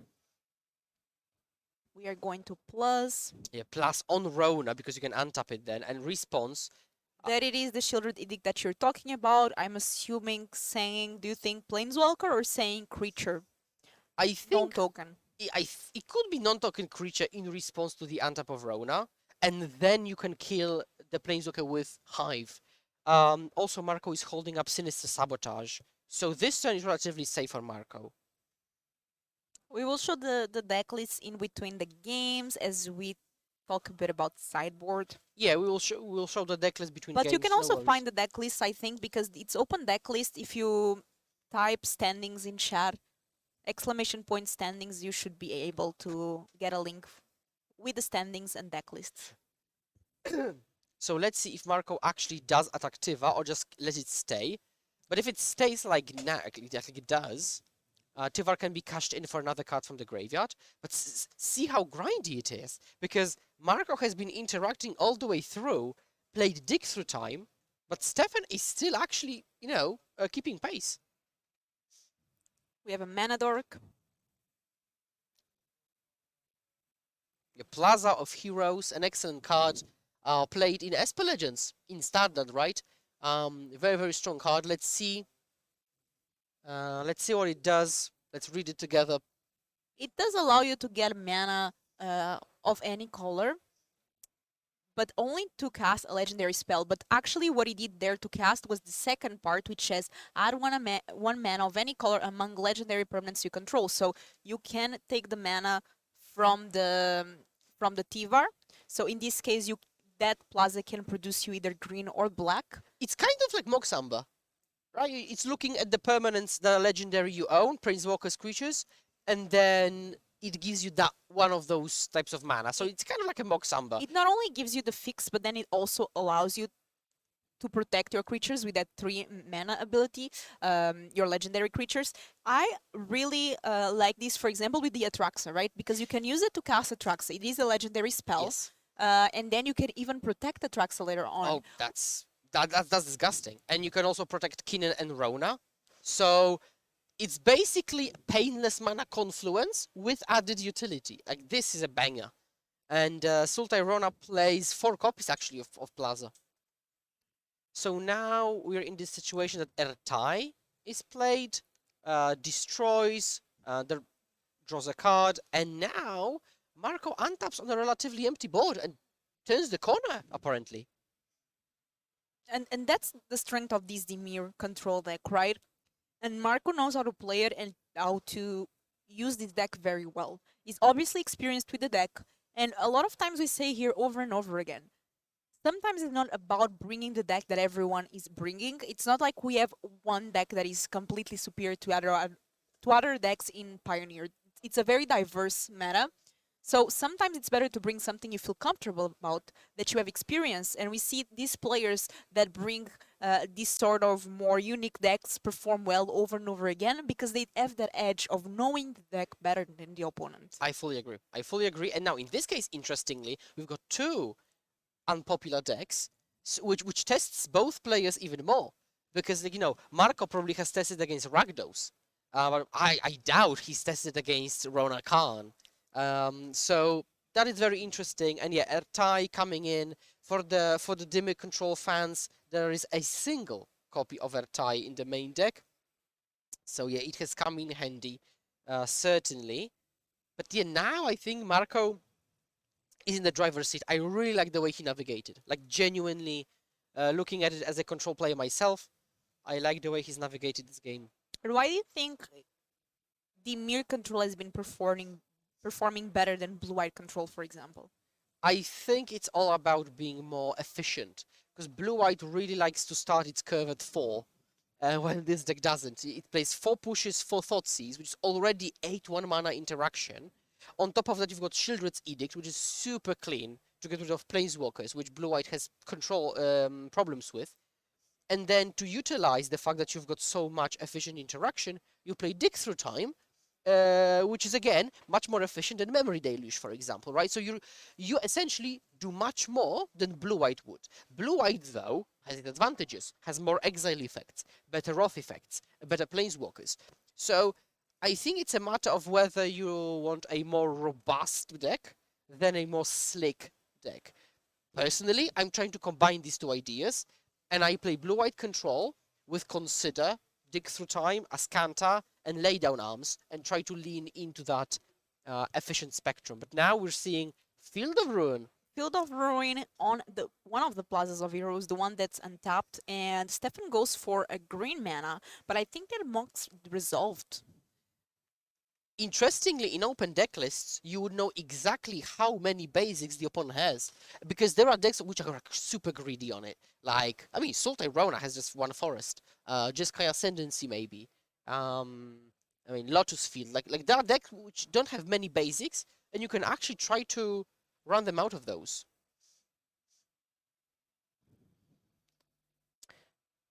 So yeah, now we see just a bit of shuffling. This is one of those few moments when somebody shuffles their deck in Pioneer, which is not pre-game. Marco cuts it. Okay, both players shuffles each other's deck because Field of Ruin makes both players shuffle. Where is Stefan from? We do not have such information. If any friend of Stefan is watching, let us know where is Stefan from. We know that Marco is from Italy, but I'm not sure where Stefan is from. Austria sounds about right, yeah. So activate Llanowar Elf.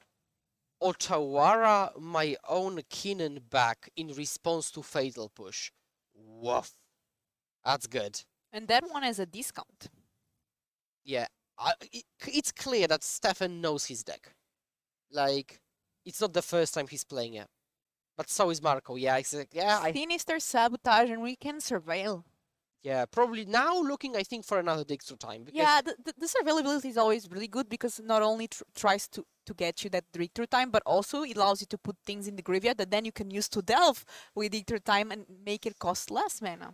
there is also there are also two cards that were good with the graveyard, and that's Memory Deluge, a single copy, and Cling to Dust, which you could surveil to the graveyard to then use from the graveyard. This deck also, for all the blue-black lovers, has 2 Torrential Gearhulk. And there are no combos here. I mean, And what is the goal with Torrential Gearhulk? What is the spell that you try to get? The spell is Dig Through Time. Like, the moment you play Gearhulk targeting Dig Through Time, it's difficult to go back, honestly. I mean, this is addictive. I mean, this is... oh, I just one of the... I mean, I'm thinking of it. I'm already excited, so... We are going to leave Athens Monday, and I'm sure Philip will go back to Poland and he will go to his local game store and try this deck out. Yep, I've got probably all of the cards. I mean, I typically have all of the cards for all the control decks in Modern Pioneer. You've heard it yourself. You know what to ask next time. Yeah. So now we see Fabled Passage Crack for a land. We've got 3, 4. We could see. I think we'll go whole attack, kill you. Whole attack. No. Boseiju Ward. Non-basic land. Oh, it's done. Okay, so it's done in response. Okay, so there was a bit of miscommunication maybe, but it was activate Hall in response. Boseiju it. So it does. Non-basic land, yeah. And this way, Stefan not only survives this turn, but actually got rid of the threat altogether. And I have a challenge for you, Twitch chat, while our players are shuffling. What is Marco's t-shirt saying there on the... Because some part is Aiden. Oh. He is a kind of magic. What is a kind of That's a good question. Probably it's a kind of magic because a short word. Yeah, I would put it's too short to be anything else, probably.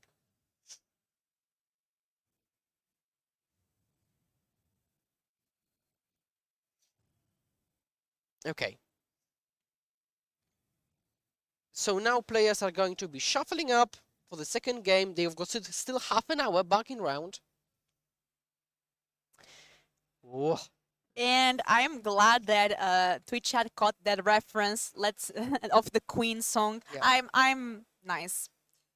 So, what about this sideboard? And now players that asked, viewers that asked, what was this Marco's list? Here it is on the screen for you all.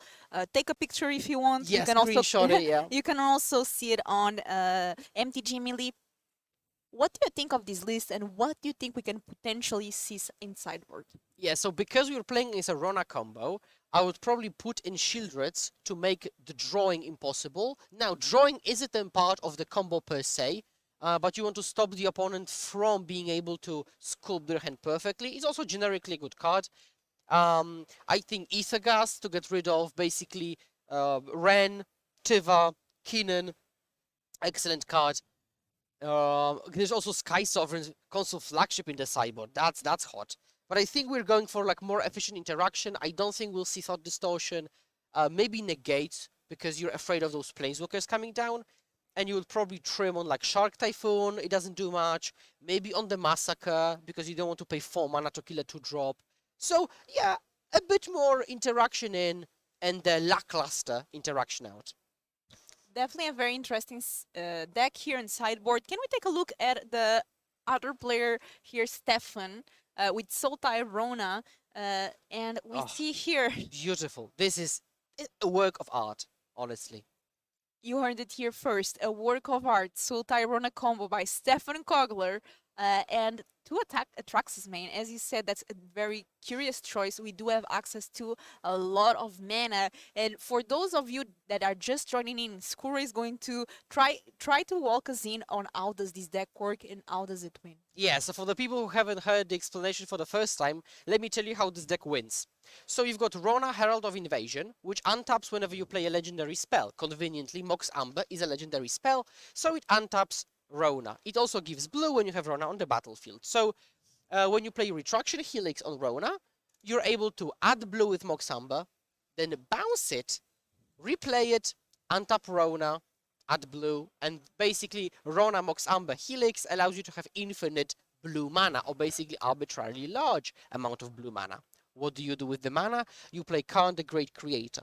And you would expect something like Aetherflux Reservoir to actually win with the Stormkill. But Reservoir has one big weakness. It's terrible if you're not actually winning the game. So what they're doing is play Brainstone, or the Brainstone, to take a bunch of cards from the opponent's deck, and then bounce the Karn with Retraction Helix, replay the Karn, take the Brainstone from the exile because it exiles itself, play it again, take away a bunch of more cards, and then keep doing that 30 times, resulting in the opponent having no library. And somebody's asking you, how do you feel about 2 Oath of Nissa in this deck? Yeah, Oath of Nissa is interesting because, first of all, it has this passive ability that allows you to play your Planeswalkers regardless of the mana that you've got available. So you can easily play, you know, Ren and Realm Breaker, even if you don't have the double green. But I think it's basically like a cantrip here in this deck to find what you need, because it stipulates creature, land, Planeswalker. These are the most key permanents you want in this deck. You've got 12 Planeswalkers, which are very, which, you know, you do want to find in a bit more desperate scenarios. You can even use the Helix to bounce Oath to replay Oath. Oath is also legendary, so it untaps Rona. So there are those like small synergies. You can also play Oath of Nissa off of a Ren and Realm Breaker minus. That's definitely an option. So basically it's like Ponder, but it has actual interactions for the entire deck. Like it actually has some synergies. And let us know, Twitch chat, if you were playing this tournament this weekend, if you were qualified for the regional championship here in Athens, what deck would you bring? And what about you, Skura? What deck would you bring? I would bring... Actually, I tweeted about it, like, I think yesterday, what deck I would bring if I played the Athens. And I would bring blue-white control, but with a lower curve. So, like, maybe like 1 Teferi, search for a Scanta, like 1, maybe 2 main, dig through time, consider, lay down arms with cuts in the sideboard. Although this blue-black deck looks pretty appealing, yeah, winning matches isn't for control players. Prolonging games is for control players. Last time you said that you really got hooked on Convoke, then you got interested in vehicles. So what would you actually bring? Karuga Fires. Oh, Karuga Fires. Okay, that's a heavy hitter. I like the deck, you know. I just think it's one of those decks that it seems interesting enough. It has a lot of one-offs that I love. I would love to get a Karuga Fires here on stream, a mirror match, because then you can get, imagine having Elesh Norn in both sides and nothing over, and you know, the interaction of just having the 2 Elesh Norns, one of each side. I would just love to see that. Yeah, that's true. That's true. Karuga Fires also just allows you for so much, you know, a customization, because you can play your favorite, you know, 7-drop of choice, you know, your favorite ways to close the games, interesting, you know, enchantments from the past. So your players are still deciding on their mulligans. Seems like Stefan is taking a mulligan. And I hope everyone is enjoying the stream. I wish you all are having an amazing Saturday. What a great way to spend the weekend, having a paper Magic tournament. It's different. Paper Magic is different, and don't tell me otherwise. I love it. I love playing Arena. I love playing MTGO, but being here, seeing the world, and playing Magic, it's superior. I am a bit of an aesthetic person when it comes to Magic. Life, so-so, but Magic certainly. And I really like looking at players' mannerisms, the way they shuffle, the way they line up lands, the way they tap. Some people pile tap, some people have a different land spread the way they prefer. Different hand shuffling techniques. I really enjoy looking at the people and what mannerisms they've got. It just kind of shows their personality, you know, the way they do it. And I really enjoy that. And so many people that are always in these tournaments, I already know them, and it's like they're my friends, you know. I don't even talk with them outside these tournaments, but I see them so many times that I just want to ask them, how is the tournament going? Like, I'm genuinely interested to know how they are doing in the tournament. So we have here turn 1. We are already starting with some ramp. No, we are not. Fatal. Push. push. Yeah, that one, yes. An elf has been fatally pushed off the ledge, and we've got Rona, which is another must kill. What tapping to the left says about your personality? Well, I'm not sure if that was personal, but I actually do tap to the left. So I don't know what it says. Maybe I'm a rebel, and I tap to the left for all the people to say you can't tap to the left. It says on the card, tap You to the also right. play islands in front, so I do. Don't judge you just me. like to be different. Yeah. And Okay. now we see Kinnan, And- which untaps Rona. This is very dangerous for Marco.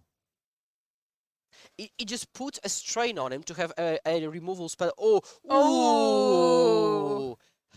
Okay, nice. So we've got Kinnan. I want to untap Rona. Well, let me kill it. Spell Pierce. And if you know me, Spell Pierce is one of my favorite cards ever. Love it. Super efficient. When it works, it works. You know, Spell Pierce, such a great card.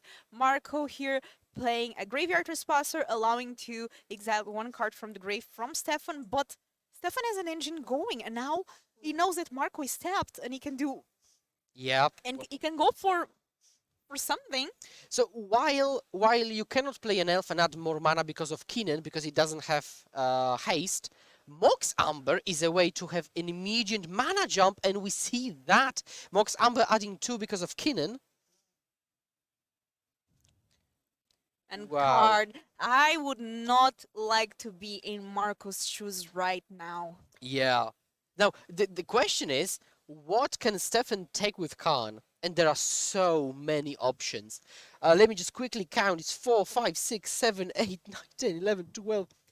There are 12, if I'm counting correctly, different targets for Khan. And now, depending on the way that Stefan is envisioning the game to go, he can opt for something different. He can take another Mox Amber to get a Rona untap and play something else, a Seeker's Chariot for a mid-range game, Sky Sovereign for also a mid-range game, Wishclaw Talisman as a tutor, Portal to Phyrexia, I don't know, just there's so many options. Because yes, there is Portal to Phyrexia in Stefan's sideboard. I mean, And by the way, like if Graveyard Trespasser exiles an artifact, Karn can also go for it. oh, that's a very good observation. Yes, Khan can take stuff from the exile, which counts. I mean, yeah, which counts. So it's another thing that Marco needs to take in consideration when exiling cards from the graveyard.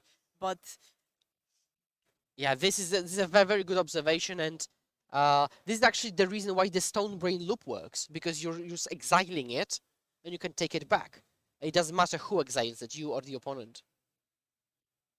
I can see that a lot of people have been triggered by the fact that I tap to the left. No worries, chat. It actually doesn't affect the games as much as you think it would. Like, if I didn't tell you, you wouldn't notice it while playing. So. and for those of you that are tuning in, we are in the regional championship in Athens.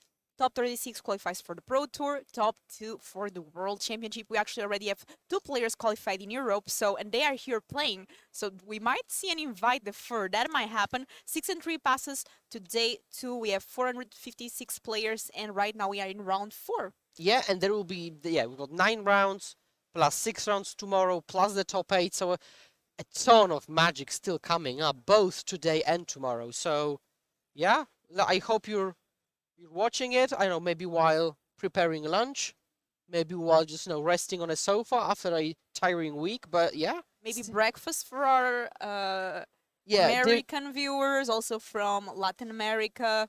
Yeah, time zone is a thing. But yeah, just relax, kick your legs back, and enjoy watching a flipped Graveyard Trespasser coming in.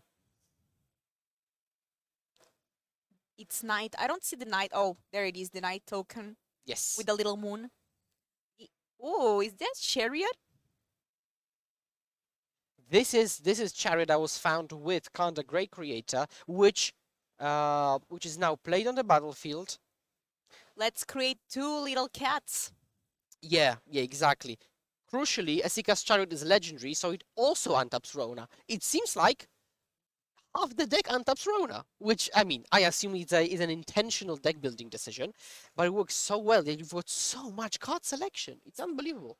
Speaking of legendaries, there we have Plaza of Heroes that is not a legendary card, but it does interact with the legendary spells. And Marco needs some kind of board wipe for this. And even then, there's Karn, there's Chariot that won't go, there's Mox, it's so many things. Yeah, Marco's deck doesn't have a lot of mass removal. It has Extinction Event, but if you Extinction Event for even, then you still have Khan. And wow, we see Hardcast, the Weak Stone and Mind Stone. Oh, okay, let's put that card here on the... Yeah. So this is like a very expensive divination, basically. Which will not resolve and will get Sinister sabotaged, but it's really nice to know that people play these cards. I'll put it here in the screen for you all to see. Yeah, so it enters the battlefield, you just draw 2, and then you still have a mana sink for non-artifact spells. And as you said, some of these Magic decks are almost like a work of art, right? Where players put their touch, their creative choices into these decks. Yeah, and also I misspoke. I mean the other way around. Like you use the Mindstone and Meekstone to play artifact and pay for costs. Oh, okay. It's difficult to explain. You can use the stone to activate his abilities, pay for stuff from Khan. You didn't have lunch yet. Oh yes, certainly. But speaking of food, yesterday we had such an amazing Greek food here. Oh. In Athens. Shout out to the Greek magic community. They took the casters out for a typical Greek place and they made sure we were happy. Yeah, and yeah, the hospitality was wild. We got to taste everything from drinks, desserts, appetizers to, everything. And looks like it's game. Scooping it up, there's no way we can turn this game around, and we are going to have game number 3. And this is the thing. The name of the deck is Sultai Rona combo, and the deck won thanks to card selection and just like a mid-range game. Like Rona card selection, Chariot makes tokens, Khan can rebuy some stuff.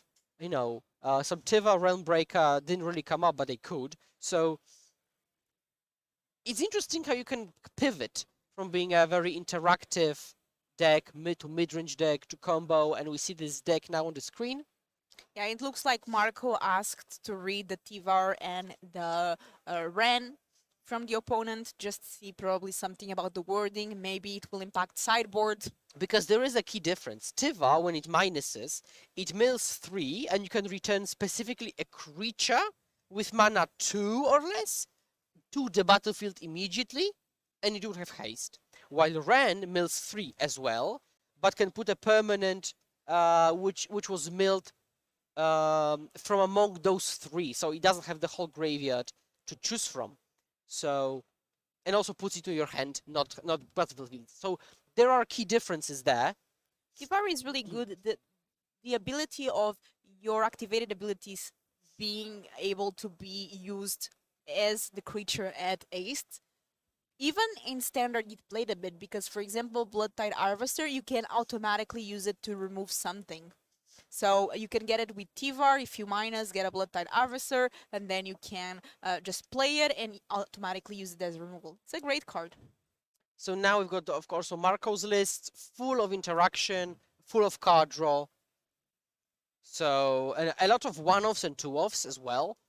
So it's very difficult to... I am curious how much playing those one-offs and two-offs is because it's open deck lists. Because if you play, let's say, one negate, the opponent has to think about the negate, right? If you play one something, like one extinction event main, the opponent has to think about that extinction event.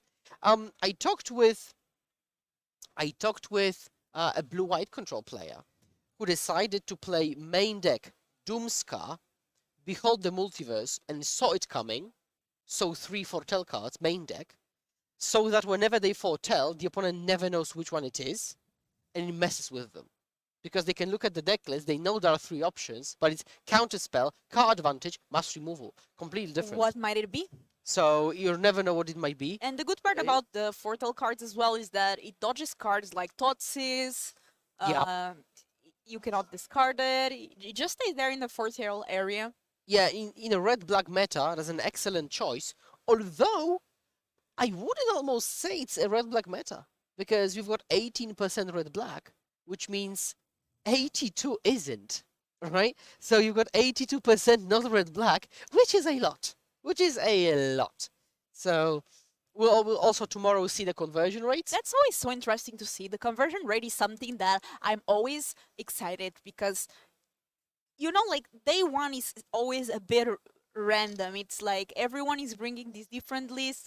There's the most played list that we see all the time, but then day two is about seeing those decks that, for example, seeing that Rakdos did so poorly, or in Valencia we had a case where Azorius control at 3% conversion rate into day two, which is terrible.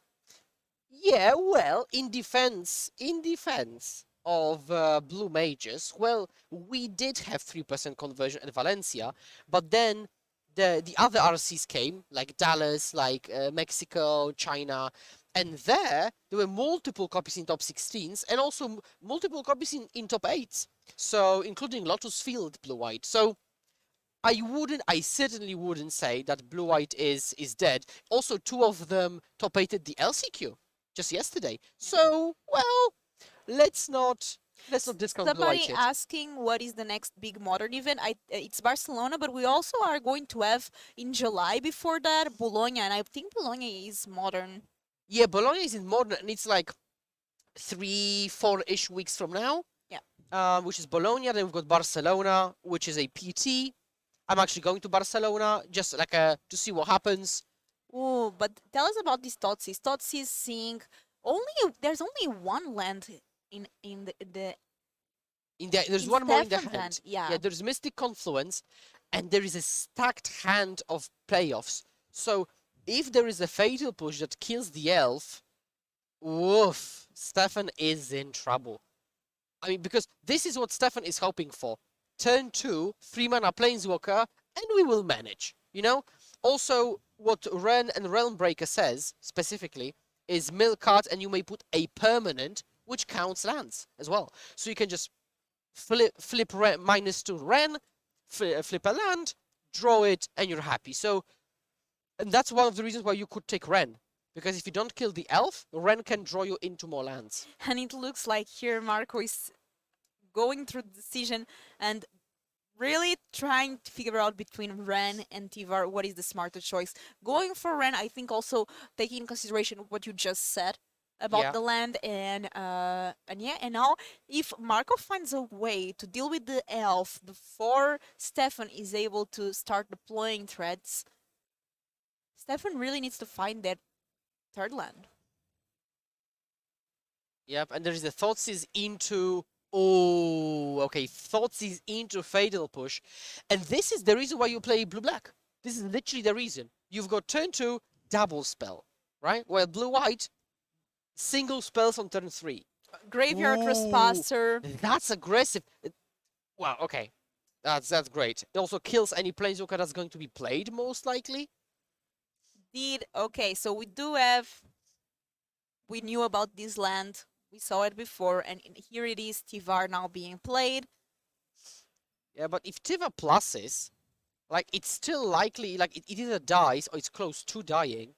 So 1, 2, 3. Oh, flipped Rona on the last card. Lucky, lucky, lucky. And it has aced. Yep. The ability has aced. Yeah. Or can be activated as if it had haste. Exactly. So we do need to take care of that. Okay, so first we're going to see Graveyard Trespasser attacking. I'm not sure if it's attacking Tivar. Yeah, it's attacking Tivar, exiling a card. It's gone. yeah, and again, I'm not sure why Rona wasn't activated in response, because now it cannot be activated because it's summoning sick. While if you had activated it with it on the battlefield, you could have. Now we see another Thoughtseize. We've got double Car and double Atraxa. This hand isn't good. Oh, especially the looting effect is especially good because you could loot away one of the Atraxas and make sure you hit your 4th land drop. Because if you miss the land drop now, it's kind of precarious. So we are activating it now. I can see Voxim asking about Kiora. It's Kiora the Crushing Wave in the sideboard for I can Rona. put the card here. Yeah, single copy of Kiora. Now we see Rona pass, so flipping Graveyard Trespasser. Kiora, ooh. Yep, attack in. Oh my god. Like now we see blue-black tempo? 2/1 mana spells, yeah, creature. And I really like Graveyard Trespasser. When it becomes night, the card is just so strong, and it just disrupts so many decks while, because of the exile part, but also while being good even against aggro decks. Draining some life, being a 3/3 and then a 4/4 if it becomes night. Yeah, it's a great way to also switch gears post-board, because blue-black is known for being a very slow deck, like it never finishes games, or it's thought to be. But now suddenly you put this creature, and you close the games in a few combat steps.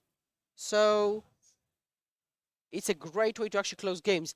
It's like blue-white decks used to play Monastery Mentor, or at least I used to play blue-white with Monastery Mentor to actually close games. Blue-white now plays Brimmers. Okay, same principle. You want to close games, get on the battlefield. And let us know, Twitch chat, where are you watching from? I'm always curious to see what is your nationality, where are you watching? I am Portuguese, I live in Bulgaria, and Skura is from Poland. We are currently in Greece as this tournament is being held in Athens. Yep. Italy, Spain, 2 languages, Spanish and Italian Yeah. that I kind of understand. I can see a bunch of Polish people watching. That's good. That's good. Oh, some fellow Portuguese players. Bulgaria, some fellow Bulgarians. A lot of Germany as well. Oh, we got New Zealand, Australia, nice.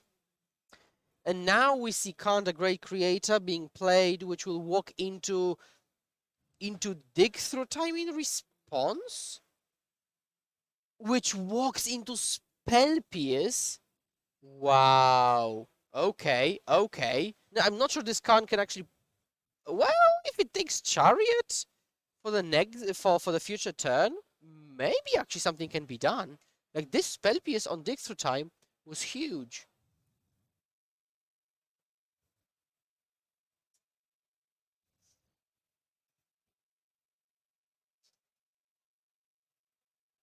So now we've got Khan minus. Looking at the hand, yeah, I think I see Chariot being pulled out. Yep, Chariot is a choice. So this is one way to play to the battlefield and stabilize against a 4/4 flipped Trespasser.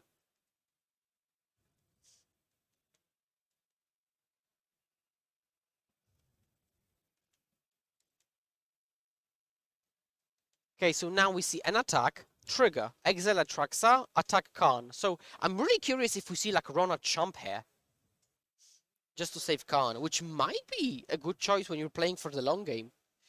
Khan grabbed Chariot. And Chariot, as we saw, a way to win, as kind of got game number 2 there, right? Come again? The Chariot kind of stole the Oh game yes, there. yeah, Previous exactly. game. Yeah, absolutely. So Chariot is a great mid-range card, which was a highlight the previous game, and who knows, might be that again. But there are multiple options. Like if Stefan just makes land drops, there is Milestone and Weakstone. There is Portal to Phyrexia even in the sideboard. Like, can you imagine if Stefan wins with Portal and a single card can actually pull this game? Because now you've got the Mightstone, draw 2, ramp you for future turns.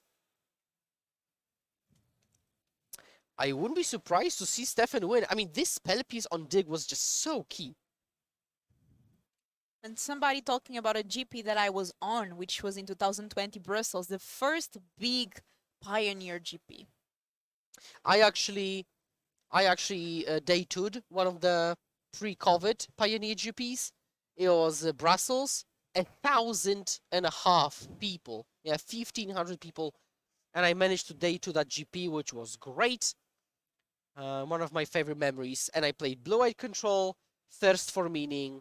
I was one of the few people who played that version. So yeah, Thirst for Meaning always in my heart. And we see Graveyard Trespasser come down. Graveyard Trespasser once again. Yeah, and then again untapping with Weak Stone, just 2 mana up. This has to be like a negate.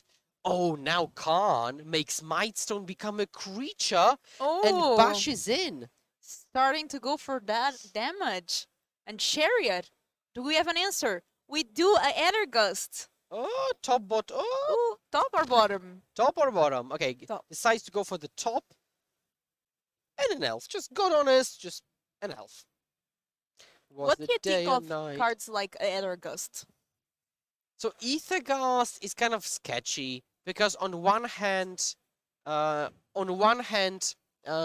doesn't get rid of the thing, but on the other, it gets rid of a lot of things, right? So it doesn't care if it's on the stack or if it's on the battlefield, but you're not getting rid of that thing forever. And we have 5 minutes left. Players, it would not be terrible for them to end up in a draw, but playing control, you don't want to get that draw early on, because you might even get more draws throughout the day.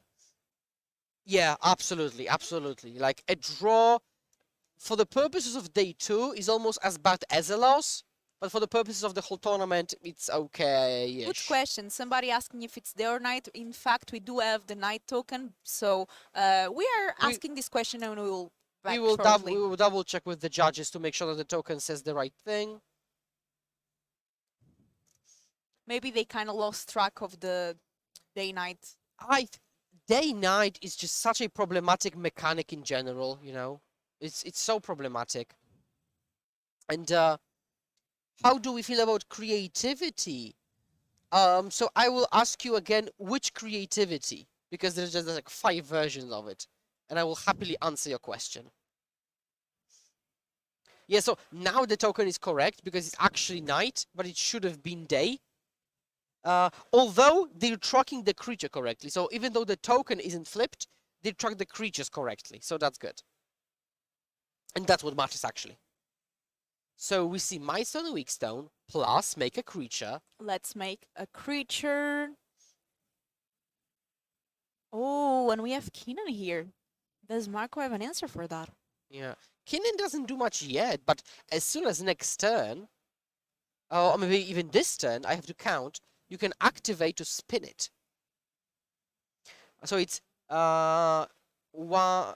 Whoa, okay, Gearhulk into dig through time injuries. Okay, this is exactly what I talked about 20 minutes back. Gearhulk into dig. Best feeling in the world. Literally the best. Hashtag value. Oh yes. And you also get pressure. Yeah. You also get pressure. You get a 5/6 creature which blocks everything, including the Mind Stone, Weak Stone, which is animated.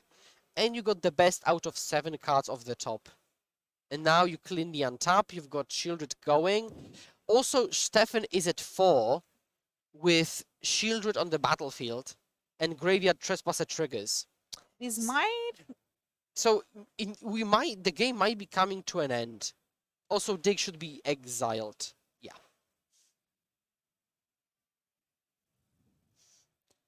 And it's day. A little sun arrives. Yeah, there are no... Oh, yeah, okay. They were just asking about some stuff, but yeah.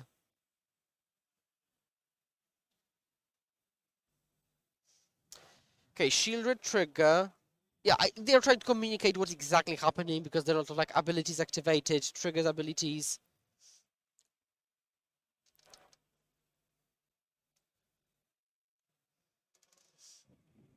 Land. And what can Stefan do? Is there anything maybe he can get from Karn? Anything that you think of that might be able to at least deal with that Shieldred? So, yes, and the answer is Portal to Phyrexia, which would actually be nuts here, if you have mana to cast it. But the issue is that I know there is a negate in Camiluzzi's hand, so it has to be a creature like Cityscape Leveler, but there is no Cityscape Leveler in the deck, so Hardcast Atraxa would be fine. And somebody's saying it's night again.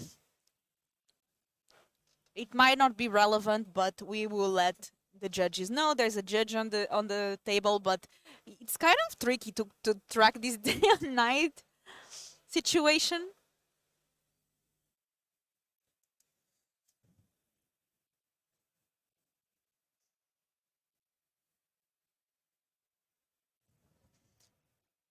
Okay, so now we are in extra turns. Apparently, we got the info.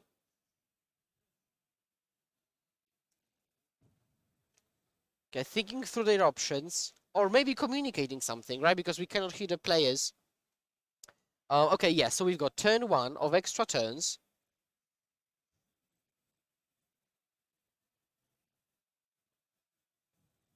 You remember that the clock must have been a bit like misadded by half a minute. Is it the clock is also different for the people at the venue because you have to sit the players down, take these beautiful photos you can see in the upper and left corner, in the upper right and left corner. What is the most problematic mechanic in Magic? Do you think it's day-night or is something that is even more confusing and difficult to track? As a mechanic, let me think. I really didn't like Coven a lot, which looks at 3 different powers. Yeah. That was annoying. Day and night certainly annoying.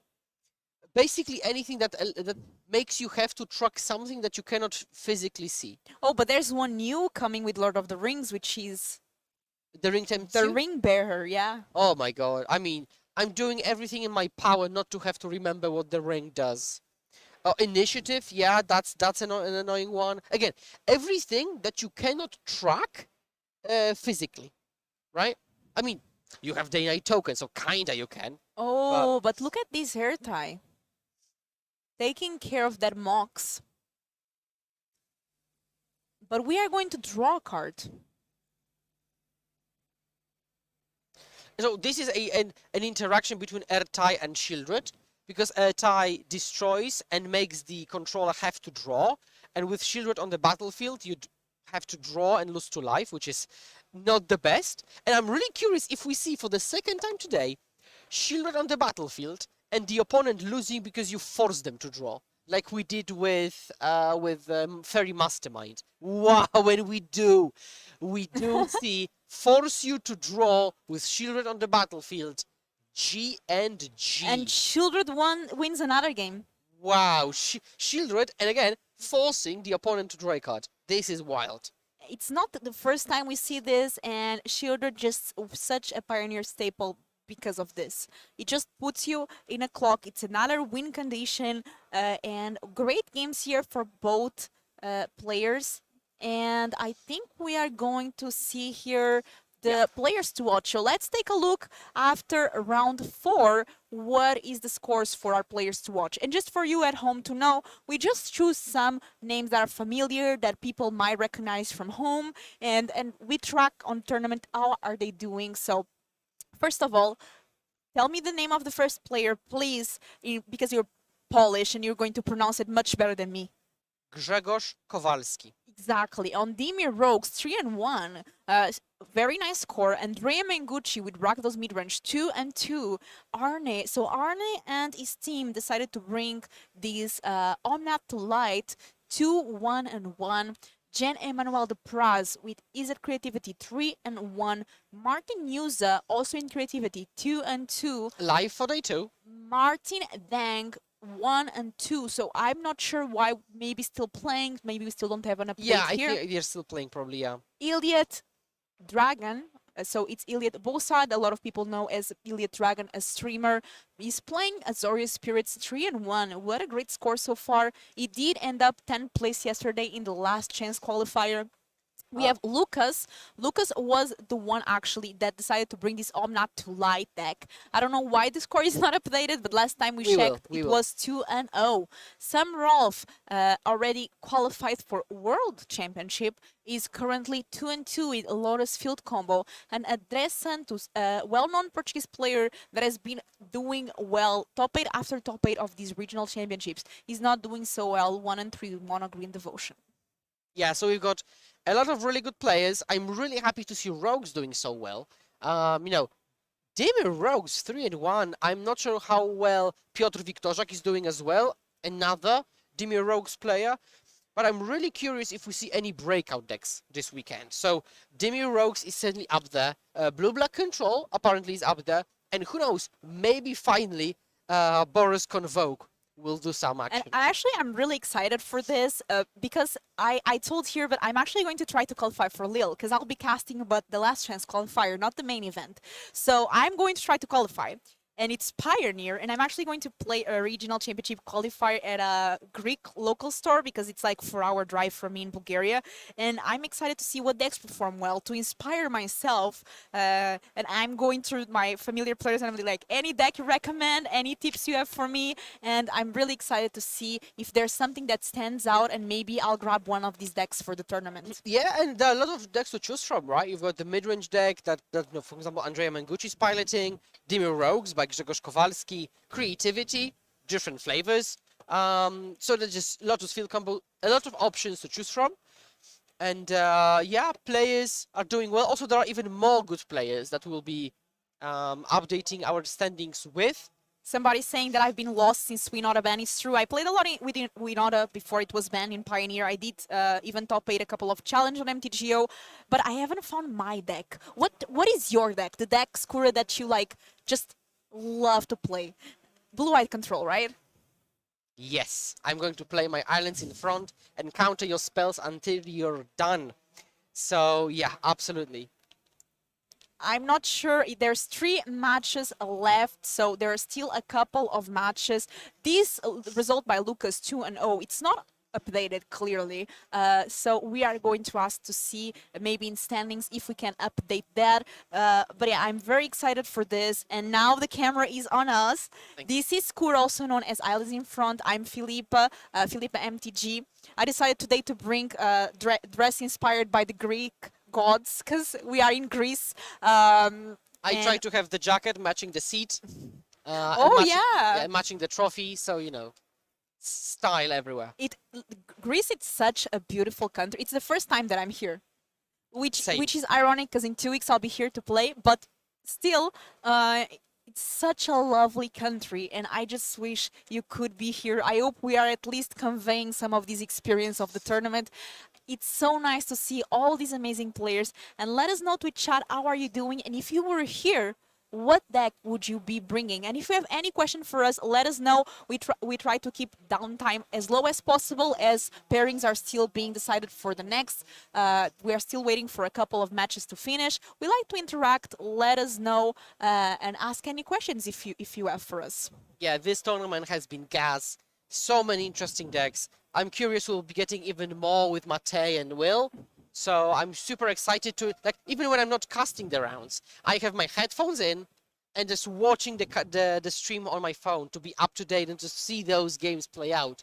Like last round, I was helping the feature match and I watched like Elves versus Sacrifice. That was super cool. Then I watched Jędrek play. Oh, Elves versus Sacrifice. If there's a main devil, yeah. I can already imagine elves being exploded everywhere. Yeah, that's one thing. You know, you can just kind of keep looping the cat and oven with Mayhem Devil on the battlefield. How's the weather? The weather is excellent. Yeah, but we are inside the venue, so no sun here. But outside is sunny, and it at least yesterday was great. Yeah, it's beautiful. I am so happy to be here. I love this, and the Greek Magic community, I have no words. Big shout out to them. They took us for dinner yesterday. They drove us to the restaurant. They gave us the best food ever. Like, I haven't eaten food like this in so long, and they were so amazing. Yeah, they were amazing indeed. So we're concluding this round. It was great fun. We watched Blue Black versus Sultai Rona. Very interesting deck. Thank you very much everyone for joining us. We'll see each other in 2 rounds from now. Yeah, round 5 will be brought to you by Big Z and TheWillHallExp. We will be back for round 6 of the Legacy European Championship. The format is Pioneer and we are in Athens. See you soon.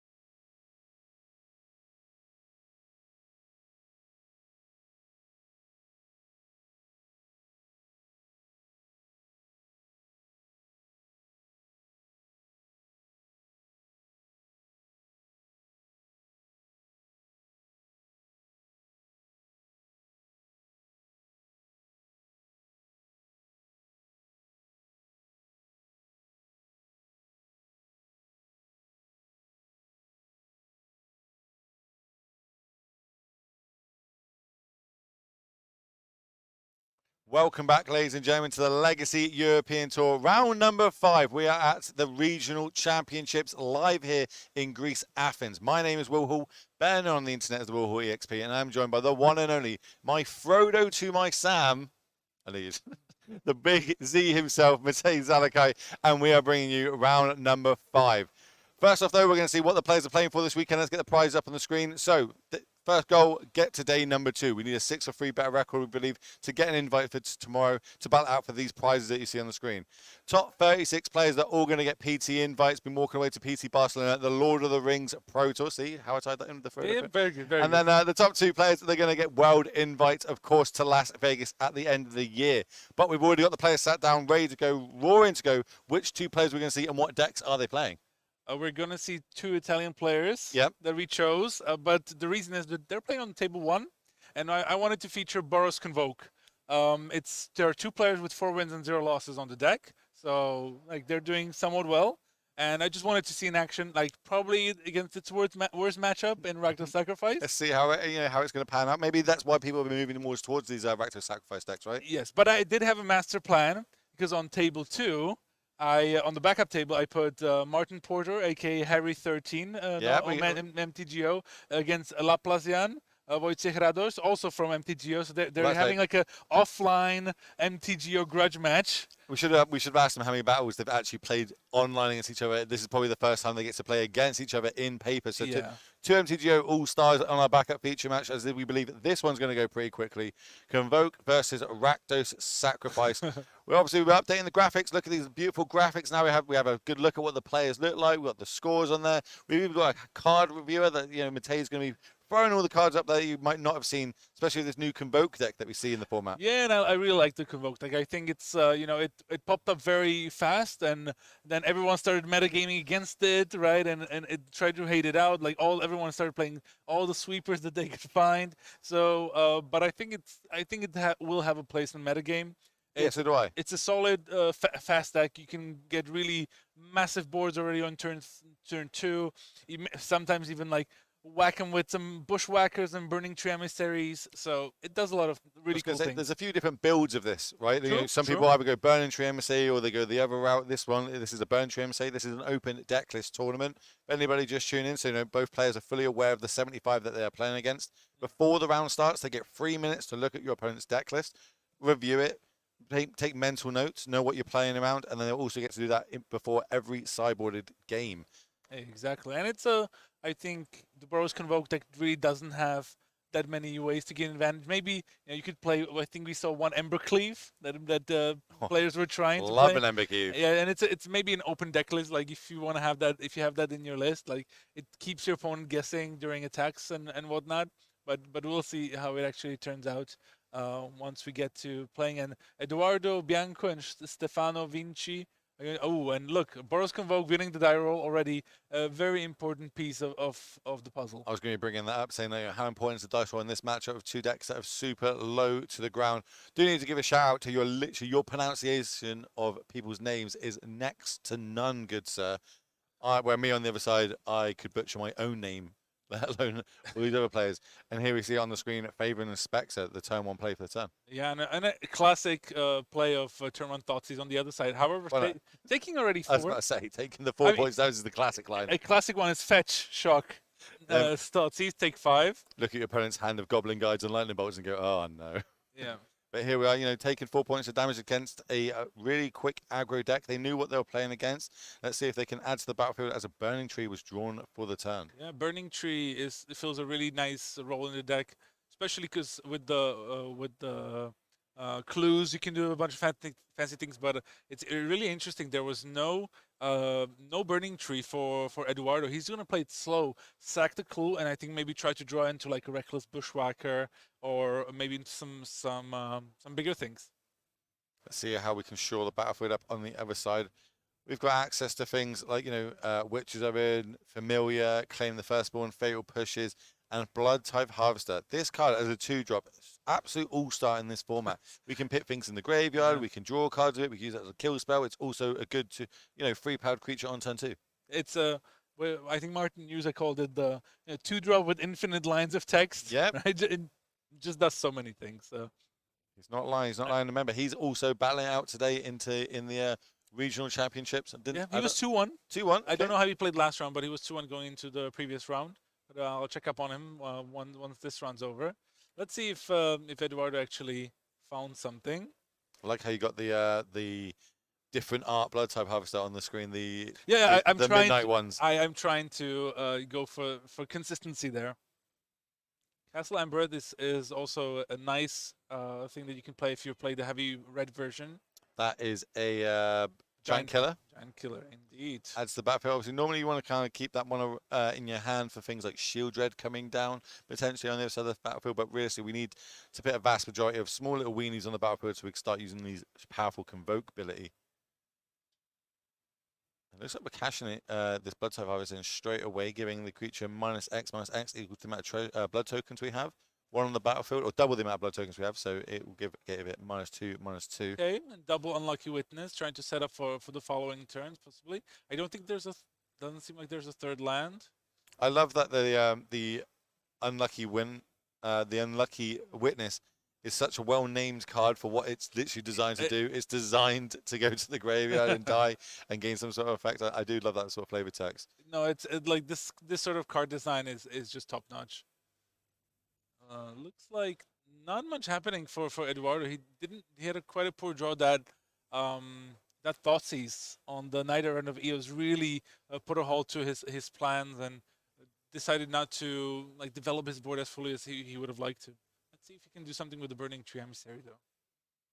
Yeah, we could have played that just as a generic 2-drop on turn 2, decided against it. We want to try and save it for this big explosive turn, but on the other side with all these little weenies being able to block on the other side, not get the damage in that we need, it kind of does, I know there's a play into the game line, but I don't know if it's been tested, but streamers will probably test this, to be honest. I'm just a random. But Stoke the Flames in this deck, being able to get that last little bit point of damage across. The problem with Stoke is just it doesn't really add to the board. Like when you join on the opening hand, it's there's a couple of cards like that I think where you think like, oh, does this do enough? And usually the answer is no. I was still surprised Eduardo didn't play the turn 2 Burning Tree into using the mana of the Burning Tree to sack the clue.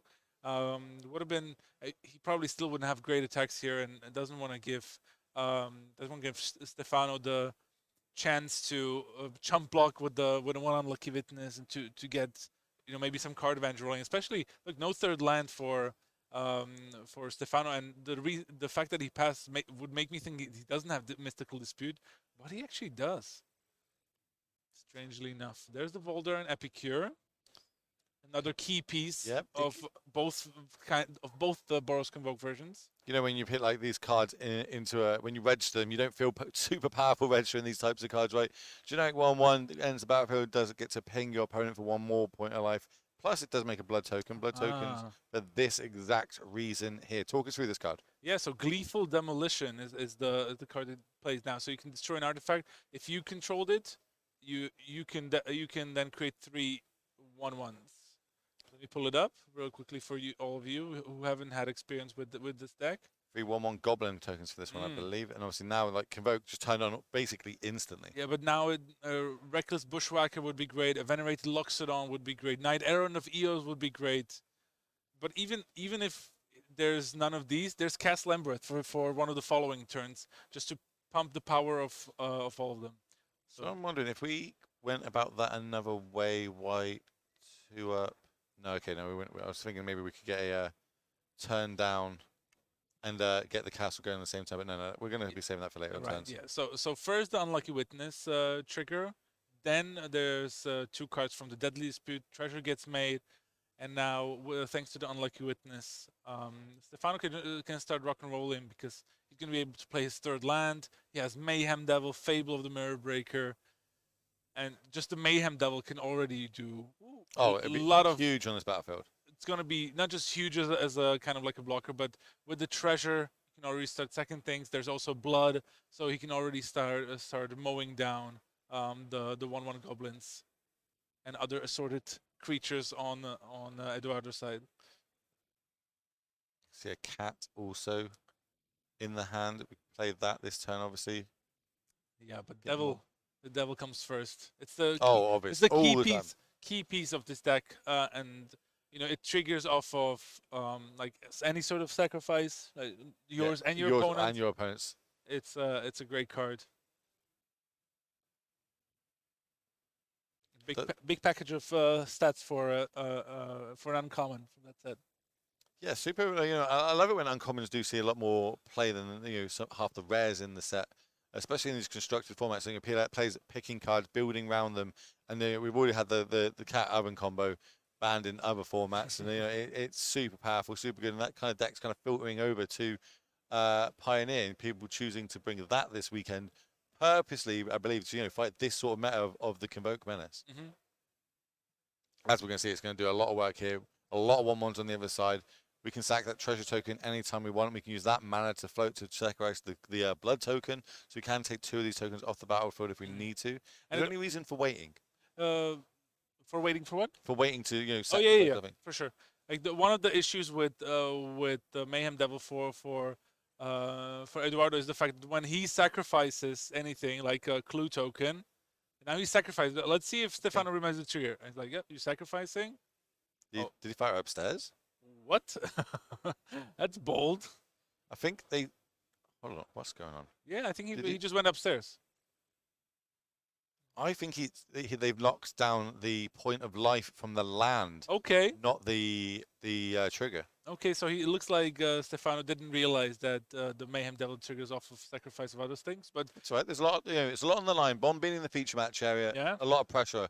A lot of pressure just being here this weekend. If you have a good weekend, you will be going to the Pro Tour, Barcelona, Lord of the Rings. Let's see if we're gonna see some shooting down with the Mayhem Devil. A lot of mana at his disposal. Lots of really good cards. And this is the spot where, when you Boros Convoke deck, you really don't want to be in an active Mayhem Devil with plenty of mana open. Yeah, letting your opponent untap, add stuff to the battlefield. What are some of the best cards we can add here?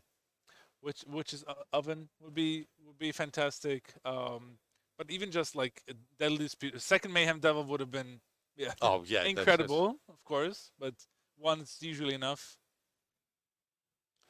Let's see.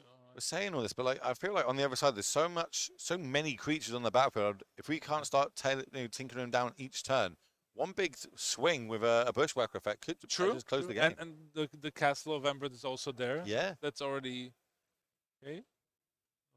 Pathway and a pass. A lot of fans of the sacrifice deck in chat. We are reading all the chatters, so make sure if you've got a question for us or you're just enjoying the stream, you do let us know. If you like the new overlays, or maybe what deck you'll be bringing this weekend if you qualify for this RC or one of the future ones, what would you be bringing? Actually, there was someone's asking about Mono Red. I actually saw a Mono Red player at 3-0, but they lost this round. Oh, rough. I wanted to feature them, but we'll see. Maybe if they win this round, we can bring them in next time. I did point out a mono blue mill deck. Yes, you did. That was I think they dropped to 2-2. Unfortunately, yeah. But it looks pretty funny and pretty scary. Spicy. It's spicy. All right, let's see what's gonna happen there. I think it was another sacrifice of a blood without. Yeah. No, I think it might have died now. I wasn't as focused as I should have been. Another Castle Embereth. Chat asking if we're gonna be in Barcelona. I believe majority of the people here this weekend will be in Barcelona, especially the casters, doing some sort of roles, jobs, or just hanging out and playing good old Magic: The Gathering. Indeed, can't wait for it. Yeah, I'm really looking forward to it. So we got a burn tree in hand. We have the option of playing burn tree, potentially using castle. There's a big swing. Finally, it's not going to end well, I think, for the Boros Convoke player. Do you like the attack then, or do you think it's better just to hold off? Like if he waits, his board's going to get mowed down. So I think we're almost forward. We're backed into a corner here, basically. Yeah, he leaves all the. Yep, castle's getting activated. Yep, so activation of the castle, and here now he's gonna start rolling. All right, Deadly Dispute, sacking my unlucky witness, shooting that goblin token. Like I know the sounds of machine guns, and this is kind of what it's sounding like right now to my ears. As you see, Fatal Push and a Witch's Oven come off the top. They're going to go to exile. We can play them to the end of our next turn. More treasure tokens. Yeah. More cards. Treasure tokens, every time we sack one of them, that is going to be 1 point of damage, being able to ping one more thing down. Here's one being sacrificed. Sacrifice a treasure, shoot another goblin. 2 mana. Another deadly dispute. Sacrifice the cat, shoot another goblin. Get more treasure tokens, get 2 more cards into hand. Yeah. And then at some point we might let combat damage happen. there's still time. We still got more things we can be shooting down here. Yeah. Sacrifice this, Treasure. shoot this. Yeah. Cast a fatal push. The other 2 creatures were blocked. It looks like they might be coming through, but they were blocked by a Cauldron Familiar and a Unlucky Witness. So yeah, this is going to be pretty hard here to come back from. I think that was our one shot. Maybe there was some sort of blocks lined up wrong or something, but I think we're going to be a massacre. Yeah, we're going a complete massacre. We're going to be able to get to a game 2 momentarily, especially with the Convoke player having hardly any cards in hand. Yeah, sack a treasure to get mana, ping, sacrifice the blood token, ping, discard land. He also has probably like a useless thought seize. The Raven Inspector hits a bin, and from seven creatures or so, where Eduardo's down to from 1. a full board state to absolutely nothing. I think this game is very close to over. Especially after having drawn so many cards there. Plays the Witch's Oven from the Unlucky Witness trigger from during that combat on the previous turn. Has another Witch's Oven in hand as well, and that's gonna make sure that Pain keeps on rolling with the Cauldron Familiar. It's gonna start coming back. Thoughtseize even. I was about to say, I think the whole game kind of evolved around that turn 1 Thoughtseize, and it's going to end on this Thoughtseize, I believe. Especially moving forward, we're not going to be able to build another board. Another Witch's Oven is going to end the battlefield, as long with our Harvester to get a bit more power on the battlefield, so we can start closing down this game. Coming across for 3.7, and we're scooping up. As we said, going to game number 2. So let's see if we can get the sideboards or the deck list up on the screen for you. Let's start off over on the Rakdos Sacrifices. A lot of you seem to be fans of this deck. Anything in the sideboard take your fancy? And the sideboard, not sure if you want to make your deck worse, because it's already like pretty good. I was about to say, you bought this deck purposely to kind of prey on these sort of decks. Yeah, the one thing that I would be curious, like the story that I want to see, if what's going to happen is with the Thoughtseizes, because you saw how valuable they can be in these early turns, and I think Stefano is going to want to keep them.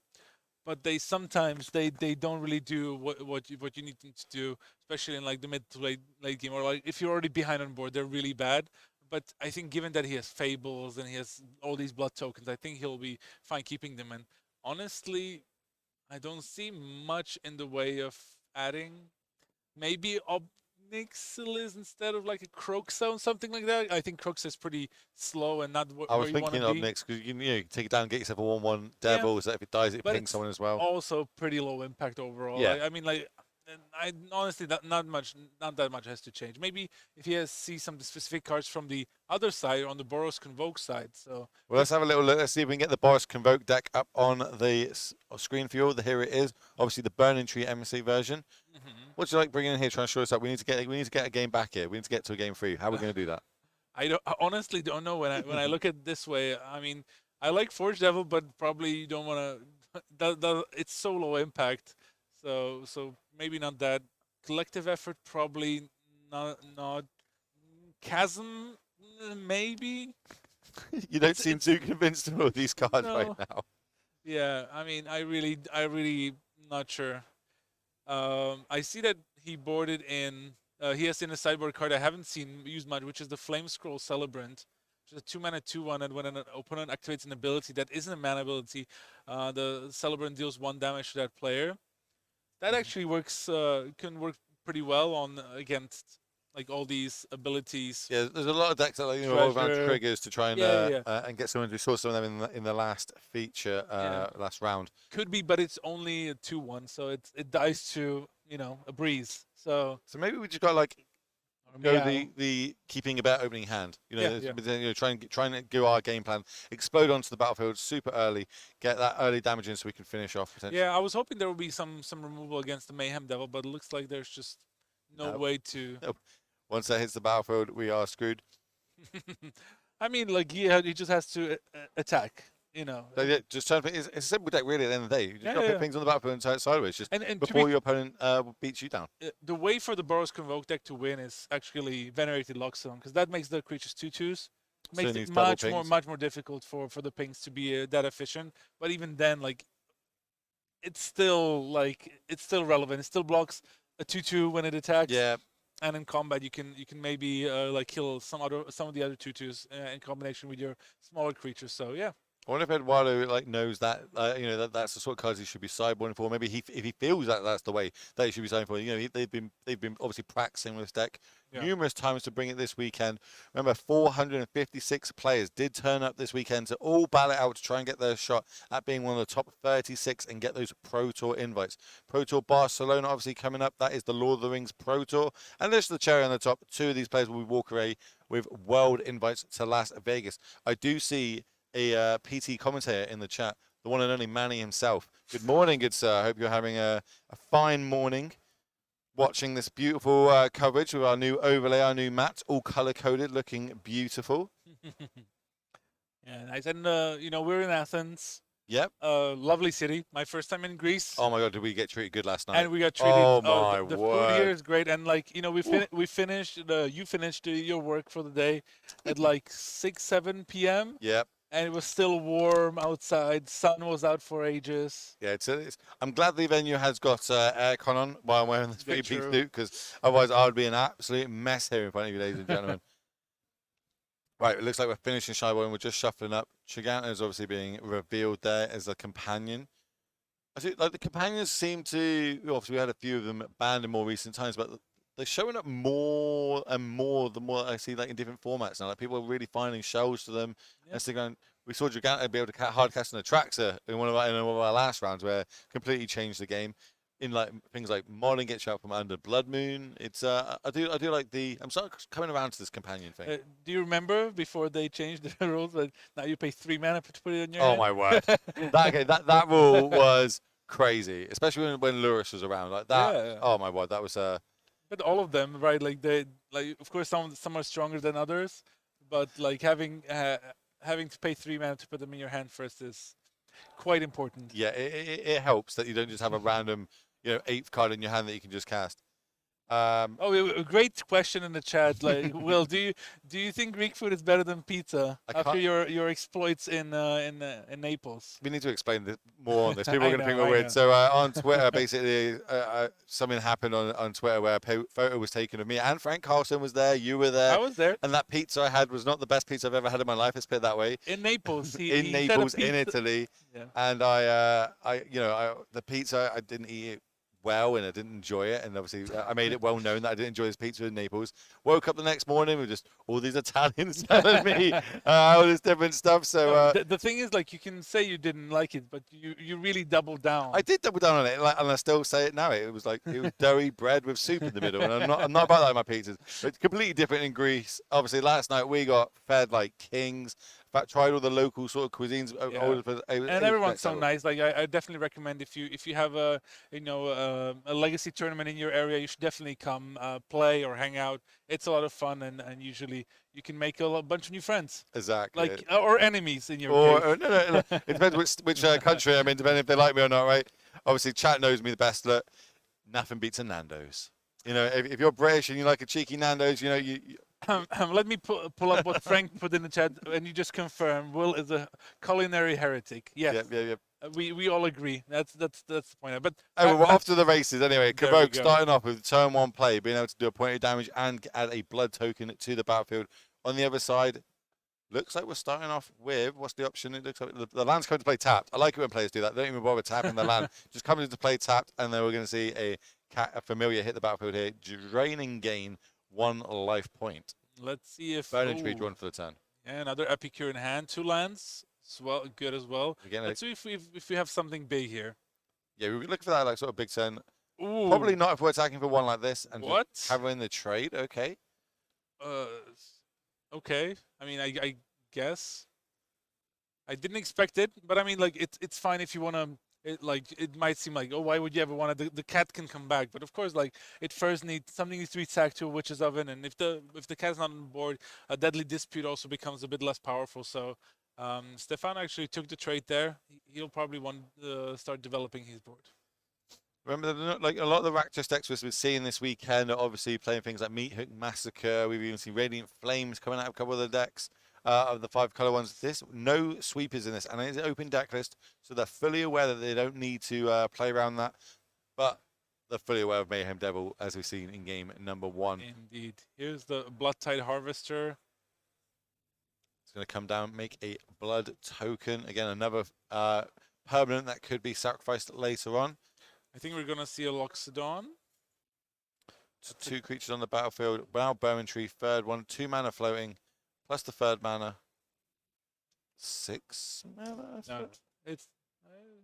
1, 2... Oh, so we're convoking? Oh, this is 6. We're Yeah. convoking for 1 too many? Yeah, probably. Or we're just going to have a random mana floating? Okay. Yeah, he just figured it out that he was paying too much mana for Loxodon, but he has 2 floating, a red and green floating.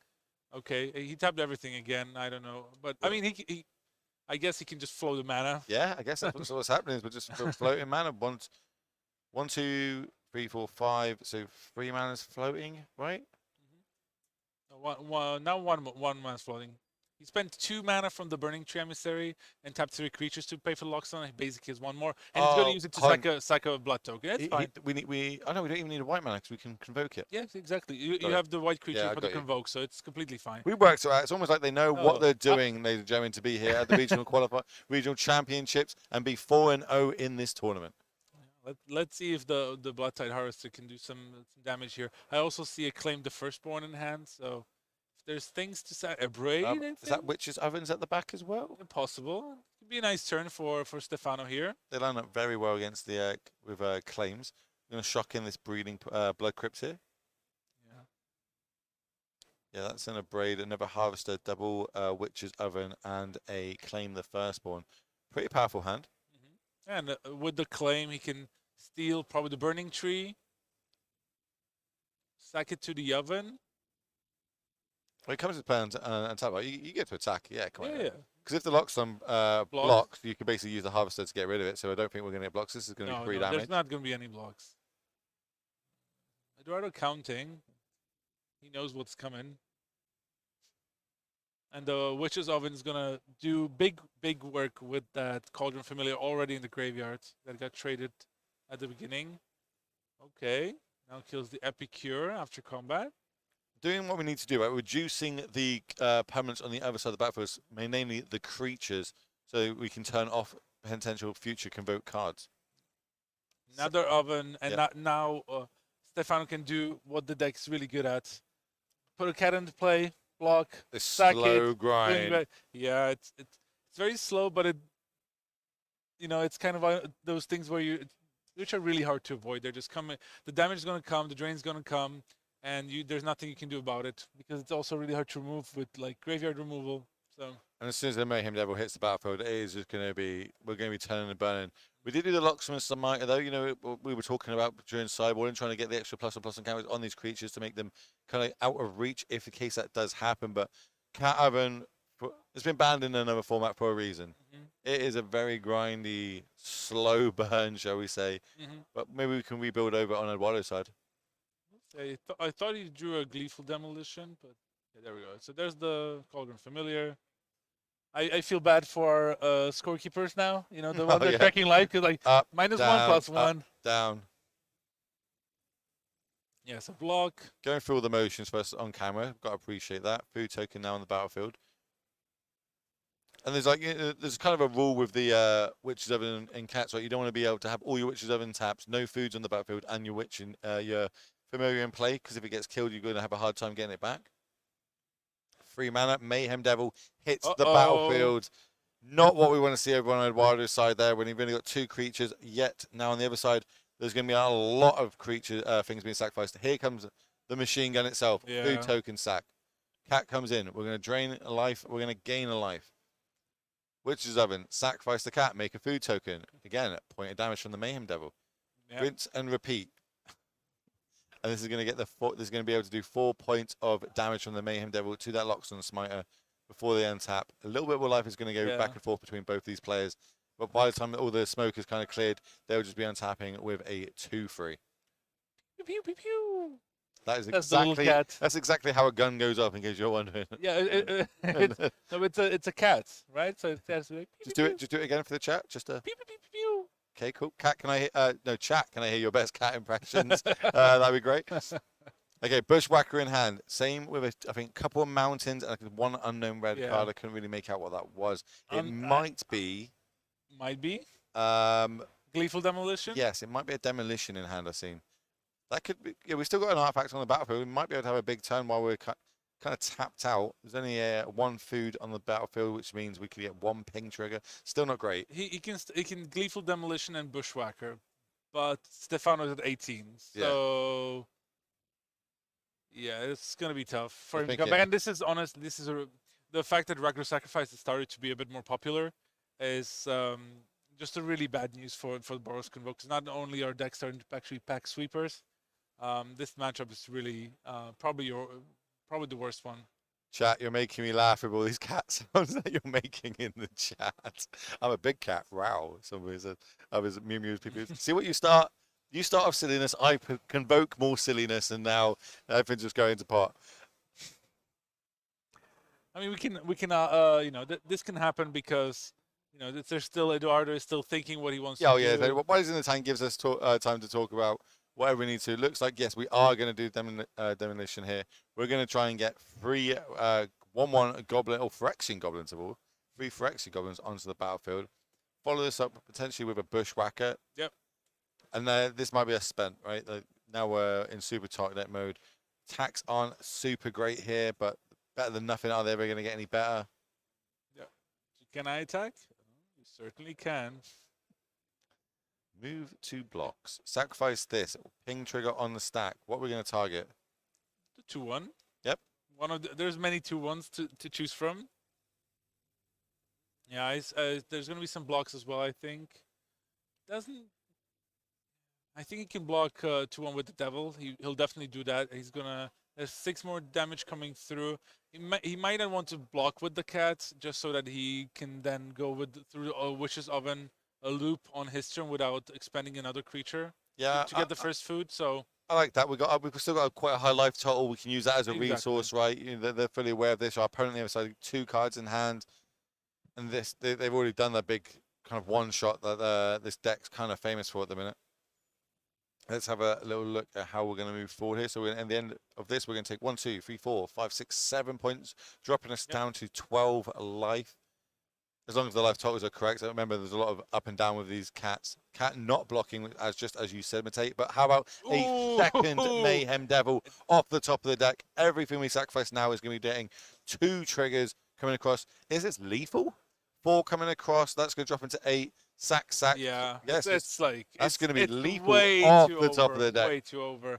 And yeah, it's a good thing I chose this match as the first one. I thought it would be fast. Now we get to move to an MTGO all-star matchup. I'm going to let you talk through it while we try and move across to the backup feature match. Who are we going to see in this backup? Yeah, it's Martin Porter, might not be a known name to people. He's a player from Scotland. He's played a couple of tournaments here and there, but he's actually known as Harry 13 on Magic Online. He's been banging the drum of blue-white control in Pioneer for as long as I can remember. And even when the deck was performing bad, Martin could always pull off a win or league 5-0 or do well in one of those weekend tournaments. But he's facing off against Wojciech again. Name you might not recognize, but he actually made top 8 at the last LEC in Naples, and he's also a MTGO grinder called Laplacian. So plays a lot of hammer time in Modern. As you said, it was between him and his friend. One of them was going to get 8th place. One of them was going to get 9th place when we were in Naples last at that regional qualifier. He was lucky enough to get in and get into the PT. Got to say that photo taken of him is beautiful with his eyes closed, but it's fine. We're going to see Omnath come down now. Okay. Super powerful card in this format. Essentially, not as powerful as we see it in Modern because fetch lands are quite a rarity in this format, but still, nonetheless, got a lot of value that card can generate. Yeah, Omnath's sweet, and I've spoken with with a couple of players who played this this deck before, and it's like this deck has so many sweet plays because it plays Bring to Light, has Omna to like gain life, generate mana, do all these fancy things. So okay, big swing here for 7 points of damage. And I like the Chrome Host Seed Shark as well there, a card that that from the latest set sees some standard play. I'll pull it up, but if you play some good non-creature spells, you get to incubate. So. Yeah, it's kind of a bit of a play on Shark Typhoon, right? Yeah, exactly. And wouldn't you know it, Martin Porter is playing a Shark Typhoon deck. So let's see if he can solve this board, though. I assume he's gonna want to have some sort of sweeper here, maybe like a Supreme Verdict for mana. I'm just getting up the deck list. I assume this is a Supreme Verdict because I don't know the art. That is Supreme Verdict. You are correct. That is another secret layer there, I believe. But we're going to Leylines Binding to make a an Incubate token. So that'll be a 6/6 Incubate token. So once the board's kind of swept away, we can then next turn make ourselves a nice 6/6. That's a nice little play there. Real big brain there from Laplacian on the right of your screen. I like that. I do. You got to maximize your cards, right? He knows what he's doing. He's been here before. He's top 8'd one of these. Look at how many cards Martin has in his hand, though. It's like it's a full grip. Do you know one of my favorite things in Magic is to beat blue-white players while they've got a grip for the cards. It's literally one of my favorite things to ever do. Yeah, there's the Incubate from the Shark. Okay, finally, I've got the deck lists up on my screen. I can have a little look, see what's going on. Remember, we are in game number 2. It looks like Martin managed to take down game number 1. And I'm not sure how the matchup goes. I haven't really played this sort of matchup, but I imagine the blue-white player has a lot of tools at their disposal. The sweepers, counter spells to deal with some of those things. But the Incubator token is definitely annoying. Especially, it looks like Martin is a bit restricted on mana. He has a full grip, but only 5 lands. Yep, missing land drops as we see Laplacian play his final one. Okay. Now here comes a March. March is going to take that down, obviously, for 0, because it is a token, so CMC is 0. Gets untap for the turn. Draw step, didn't get a good look at what it was. Keeping it close to his chest. There's a land. 1 mana. Lay down arms. Martin loves this card. He always tells me, like, I don't believe why people don't play this card. Such a cheap effect. The life matter that your opponent gains doesn't really matter, and the deck has enough planes to support it. So, Laplacian Fable going up to 2. He's got the ability to discard up to 2 cards and draw that many. Unclear if he's actually got that in mind. If he wants to do something, I say a Leylines Binding pull to the front. Looks like he's going to ditch that one and get a fresh draw. Ooh, Dovin's Veto. That's a good one. Important one, especially if he wants to keep adding to the pressure. I think he wants to try to play an Omnath and try to crew the Bankbuster. Martin Porter's down to 7, so 2 swings with the Bankbuster would do it. He of course still has Castle Ardenvale, so he has ways to chump, but I don't think he wants to be in a position where he has to spend basically 5 mana every turn to just chump block. Leylines Binding drawn from the Omnath in the battlefield. It is then going to crew. This Bankbuster is going to come across for 4 points of damage. Mine only at 7. Can't take too many more of these hits. Think we might have a Disdainful Stroke in hand. I can see a blue card over on the right side. And we're going to cycle the Shark Typhoon. We're going to make ourselves a 3/3. Draw ourselves 1 card deeper. No stifle effects in this. Well, I suppose there is a stifle effect in the format. There's another cycle that kind of does it, but stifle not legal in this format. Nice. I believe that's an RK Post token. Yeah, Shark. Very nice. 3/3 Shark is not very impressive on this board, though. I think it looks like Martin has a Farewell in his hand too. You could definitely solve the board, but if he tries to go for the Farewell here, like he's gonna get Dovin vetoed, and I'm sure he realizes this. Sometimes you just got no more outs. Maybe sometimes you just got to do what you got to do. Yeah. So he's gonna Field of Ruin. I think it's a Xander's Lounge. Yep. You get to go search our deck. Hit a. Is it? It's non. Is it? It's Is a it basic. It's a basic. Basic. Is it that Yeah. one? What's the one I'm thinking of? Oh, I'm thinking of the green one that destroys target artifact. Like Boseiju? Boseiju. That's what I'm thinking of. Thank you. Yeah, swap there. I think it's gonna trigger Omnath. Getting a little bit more life. Yeah. But I think it looks like Martin just wants another plane so he could lay down arms the Omnath. And we'll lay down. Can we get that one up on the screen? Lay down arms. Obviously, you can exile target creature. Mana cost equal to the amount of planes that you control. Being able to get that planes there does give him the 4th one because Hallowed Fountain, remember, does count itself as a planes. Just as Matej said, lay down arms coming down, taking care of that Omnath. It's going to eat a counter spell though. Dovin's Veto. He was floating in blue mana from the Xander's Lounge, so only needs to add the white from the Temple Garden.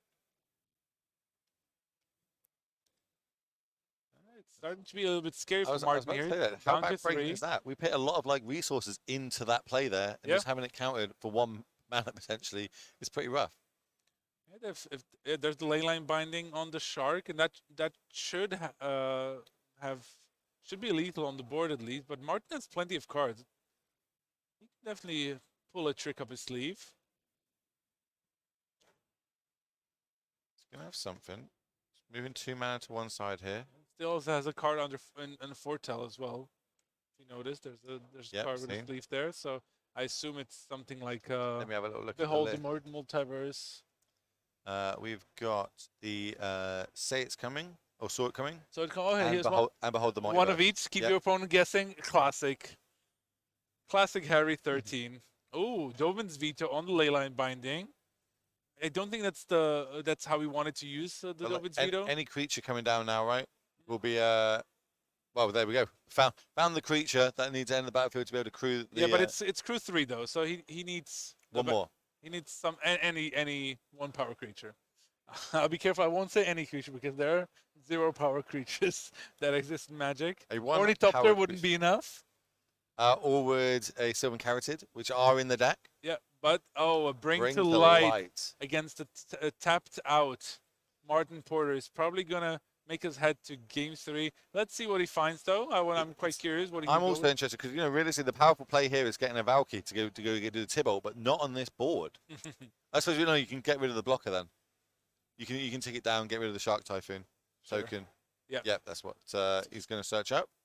I imagine he's going to play the powerful side of it. I'm not saying that Valkyrie isn't too powerful, but a 2/1 that looks at your opponent's hand and gets rid of a creature is not where we want to be. We want to be playing this big 7 mana Planeswalker. It's going to come down. It's going to exile target creature, targeting that Shark token, leaving the battle space free for this Omnath to get turned sideways in combat at you.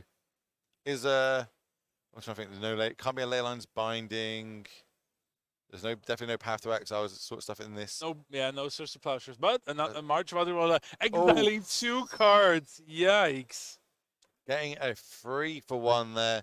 Got to be good on the other side of the battlefield, but it does keep us alive. We're still in the game. We've still got Magic to play, even if it's not the best that we could hope for. Another Bank Buster as well. I mean, Martin's is spending so many resources to try to climb back. Memory Deluge. Memory Deluge gets to look at He's just holding on, but honestly, I think he should have scooped a little bit earlier before, just because his deck needs a lot of time to win. It's a tale old as time. Blue-white. Yeah, blue-white and draw. Going to extra time. But we are going to get obviously they do get a little bit extra time because they're in the feature match area, moving them across from the first table across to here. So the clock might add a few minutes or not, but when it gets down to that, we'll bring it all to. We do get to go to a game number 3 between both of these MTGO powerhouses. But if you're just tuning in, welcome. Where have you been all day? We are in round number 5. Live here at Athens in Greece. This is the Regional Championships brought to you by Legacy. There are 456 players all battling out to try and get into day number 2, 6-3 records or better. Now let's get these sideboards up on the screen for you all at home. Take anything you like here, especially with a time restriction. Do we need to start bringing in maybe potentially Brimaz to just try and close the game down? I would just play the way he's playing. I think the one kind of thread that you want to put in, something like Starnheim Unleashed, I'm pretty sure he's probably brought in some of the mystical disputes as well. So I don't think he's going to go aggro. I think he just needs to play the control route. He has the Supreme Verdict. He has maybe the second Farewell also came in as well. He's pretty good at dealing with the board. He might want an answer, try to find an answer to Bankbuster, but temporary lockdown is not it. So what about like things like Mystical Dispute? Because like the Yeah, big yeah. powerhouses is Bring to Lie, Omnath. Other than that, there's not much else in the deck. Yeah, but it does a good job of countering those. And also remember, you can just counter the seed shark as well. There's two of the Chromos seed sharks, and you can always counter any spell for 3 mana, right? So it's definitely gonna find its use. I will add though that Laplace in sideboard, he has 4 Bankbuster in his sideboard as well as 2 Dovin's Veto. On top of like something like a Disdainful Stroke, he has a lot of options of cards to bring in. I wouldn't be surprised even if he boarded out. You know, he has plenty of things to board out, like Chain to the Rocks, that's going to go out. Radiant Flames, Deafening Clarion, Extinction Man. He has so many cards to sideboard in, and that's going to serve him really well through this game. He could even try to cut a few of those Sylvan Caryatids because they're, they don't attack. The games go long anyway. They don't have that much of an impact. Terrible top deck. Yeah, and by the way, I do think we should probably go back a little bit, explain the interaction between Bring to Light and like Valky. Go for it. Also the Selfless Glyph Weaver that's in the deck. Remember, Bring to Light says like you spend different colored mana to get something from your deck and play that for free. But with cards like Valky costs 2, but because it had 2 sides, you can play either side. So it fulfills like the criteria of of the Bring to Light restriction. Because usually you can get 5 mana spells at maximum, right? But Valky costs 2, you can just cast the backside for free. So that's how you can get into play. And same with the Selfless Glyph Weaver. And the other side is like a really nice Wrath of God. Do you remember when Wizards had to change the ruling on that because we were able to cascade into it? Yeah. That was that didn't last long. No, that was a crazy time. I didn't enjoy that period of Magic. But if that's how we're going to sideboard, a lot of deck cards coming out. We're going to try and reassure with this counter Magic. Maybe cards that draw card. We saw the Bankbusters come in. But we also saw the Bankbuster do a lot of damage in that game. Yeah. Every card that comes down after that as a creature that can crew it potentially gives it haste. So, hitting forward a turn, Harry wasn't able to kind of fight back and survive, having to free for one himself on that last turn there to get Omnath off the battlefield. Not what you want to be doing when you're the blue-white control deck. But I'm still kind of curious how the last game's going to go, because I assume like Blue-White would probably win game 1. The Nephthulite deck has, or Omnathulite as we call it, that deck has so many dead cards game 1 that like I'm sure like Blue-White is an extremely heavy favorite. But in the other 2 games with that kind of sideboard, I think it's at probably maybe even favorite for Wojciech and his deck. Well, I say a lot of the teams, the big European teams, kind of floated towards this deck, because of certain players playing it a lot. Like Luca plays this a lot. A lot of players saying, "I've just picked up Luca's deck," and I can't remember Luca's last name. Sorry, what's his? Lucas Honey? That's the one. Thank you. Yeah. A lot. He's been putting hours and hours into this deck. A lot of players kind of just going with his gut feeling, using his sideboard, testing with him. And bought it this weekend. So clearly Blue-White is on the radar. It's not like an unknown deck. It kind of, we've seen it floating up in the other regional championships is top 8. The win rate on it or conversion rate on it isn't too high in some of the statistics. Yeah. But, on the other side, Harry's been saying, no.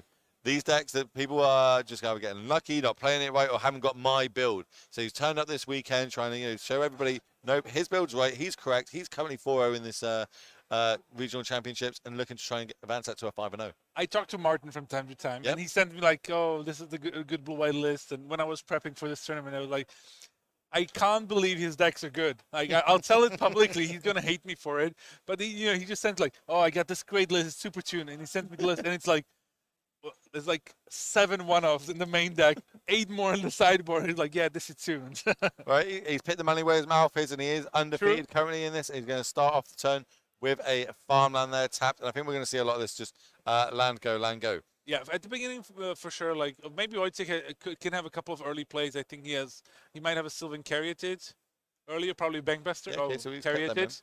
Yeah, probably doesn't want to expose the Bankbuster to counter magic right away. Chat asking, how do you feel about the Cougar Fires deck? Do you enjoy it? Give me a straight yes or no, or is it good or not? Yes. Yes. Okay, cool. Yeah, Cougar Fires, yes, I think decent. And it's actually 4th or 5th most popular deck in the room, which surprised me quite a bit. So. As we see, a Mystical Dispute there, taking out that Fable the Mirror Breaker. As you said, just making them pay an extra fee. Old school Mana Leak. Yeah, why not? It's a bit more expensive, but does its job. I think Mana Leak could be good in this format. Oh, absolutely, yeah. Mana Leak is still very good, and you can see it by how good Make Disappear. Like, Make Disappear shows up sometimes, even in Pioneer, so. Just going to start fetching up. This is one of the few decks in the format that does have a fetch land in it that's playable. It's true. Fabled Passage. I think it's good to have a few in the format, but having too many. I mean, Modern's fine, but yeah, the mana would be too good with fetch lands in Pioneer. That's why they're banned. Actually, they could be legal because they came out in a set that is legal in Pioneer, but all the the traditional fetch lands are banned. I'm just asking down the floor how much time is left between these two players, because I'm not entirely sure that clock is correct. If it is correct, I feel like both players will be playing a little bit more of haste. Maybe on Martin's side, he's fully aware. Yeah, he should have conceded earlier in the previous game. There's the Bankbusters coming Bankbuster, yeah, that was the card that defined the previous game. Also, with 2 mana left up, so if it does resolve, we can get to draw a card end of turn. We see this in multiple decks for good reason. It's super good being 1, a vehicle, it can be crewed. 2, it can draw you cards, and 3, later on, it makes you a little bit of treasure token and a pilot to drive this vehicle. As end of turn, we're going to cycle the Shark Typhoon and make a 2/2. And by the way, I don't think players are 4-0. I think they're 3-1. Oh, you think they're 3-1? I think they're 3-1. I'm not 100% sure on it, but Let me have a little look. I think Wojciech lost one of the previous rounds, so unless there's like a pair up or anything, I think they're both 3-1. Yeah, you're correct. They are 3-1. Yep. Well, and I think the time was confirmed that they have around 9 minutes left. So we get those graphics updated when we can. Yep. As we see the Bankbuster being used to draw a card, and even the Leyline Binding on the looks like the Shark's gonna hit the bin.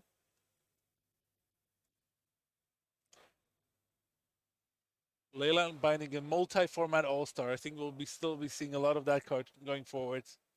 Modern staple already. Yes, like it just lines up really nice. You know, I mean, it dodges things like Prismatic Ending in Modern. Is technically a 6-drop. Not that we ever really cast it for 6 mana. But here's another one that keeps showing up. Fable the Mirror Breaker. Enchantments are really on the menu as a recent in these constructed formats. It's currently on the stack. Let's see if Martin on the left of your screen is going to have an answer for it. Yep. It's going to be a Dovin's Veto. Remember, that's the counter spell that cannot be countered itself. Yeah, I think Martin might think about using Field of Ruin here, just because he only has 1 blue mana, and I assume that it's constraining him a little bit there. No, okay, just going to cycle. Yep, just cycling it, leaving the 1 white, and untapping. 6 minutes left in the round. 7, 8, 9, 12. They're gaining all sorts of. Basically, we want to see the conclusion of this match, so it is going up for you, ladies and gentlemen. Yeah, it's one of the last few matches being played in the hall, and we hope you're enjoying this Magic Online grudge match. You picked a good one. You picked it right. Aggro deck on the one, control deck at the back. You could say I'm experienced. It's almost like you know what you're doing. Weirdly, yeah, it's weirdly, it's a strange one.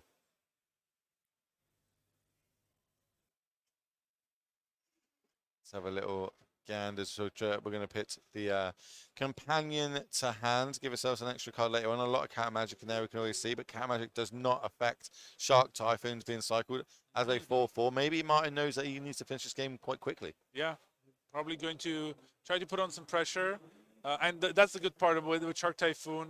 It really, given that it's uncounterable, he can do it end of turn at instant speed, get a card off it, and now leave up his mana. Still just 1 blue, I want to remind you. There's another one. There's no one. It's a good one as well. You know, potentially it can help close this game down even sooner if we need to be, if there is an empty battlefield. So it will turn itself into a 7/7 giant. Again, another D&D card there. Just want to... I won't go fully into it. I won't bore you a bit right now, especially as there's a lot of time restraints on this game and a lot of really detailed interactions about... You think you're playing against a control deck, you want to be drawing a lot of cards. But we're drawing a lot of cards, so we don't have a lot of pressure. So it's going to be interesting how we move it forward and utilize this card advantage. Pilot's going to crew the vehicle. We're going to come across for 4 points of damage. players still with quite a few cards in their hands. Yeah, I feel like Atlassian's got more than the control. What is? It's a soldier token from Cost. Oh, okay, right. I was So, surprised like, myself. is there a dragon just entered the battlefield? Like, what's going on? Okay, so we have a 1/1. The Leyland's Binding is going to take that Shark Typhoon off the battlefield. Now Harry gets to, or Martin, sorry, gets to untap with double blue. Something he hasn't been able to do up to now. Something I have to ask Martin is like, why is his Magic Online account Harry13? It's like, it's really confusing. He's going to shock in this Hallowed Fountain. Okay. Nice art on these Hallowed Fountains as well. The Infinity type ones. This tough spot for Martin after sideboard, just because he knows that Wojciech has Dovin's Veto, Disdainful Strokes, so he can't really tap out for something like a Farewell or a big threat, because that can get easily countered, and then Wojciech can untap and really land Omnat, Niftalite, like really powerful plays. So I'm looking at a deck list, like so many Planeswalkers floating around in his list, but yet the only Planeswalker we've seen so far is the powerful Valky flipping into Tibble off that Bring Sight in the last game. Gigantha. Chat's guessing why he's called about all the Harrys, on about Harry Potter now. maybe that is why he's called. Maybe he's got a nickname Harry because his last name is Potter. But it's, I mean, I don't know how a Scottish person would pronounce his last name. Harry Potter is British. Oh, what? No. You need more phlegm and tobacco in your mouth when you start talking. You know better than I do. I can't imitate. I'm really bad at accents, and British accents especially. Yeah, but board growing very nicely for Wojciech here. So if chat's to be believed, it's because of a large quantity of Martins in the area where he is. Right. We'll get confirmation of that, and we'll make sure when the next time we go live, we'll have confirmation of why his name on MTGO is Harry. As we're going to see an Absorb come down here. Absorb on the Counterspell fight. Bankbuster. Dovin's Veto back. Does the Bankbuster resolve? It does. And a swing in as well. Double blocks. Time still of the essence. Interesting.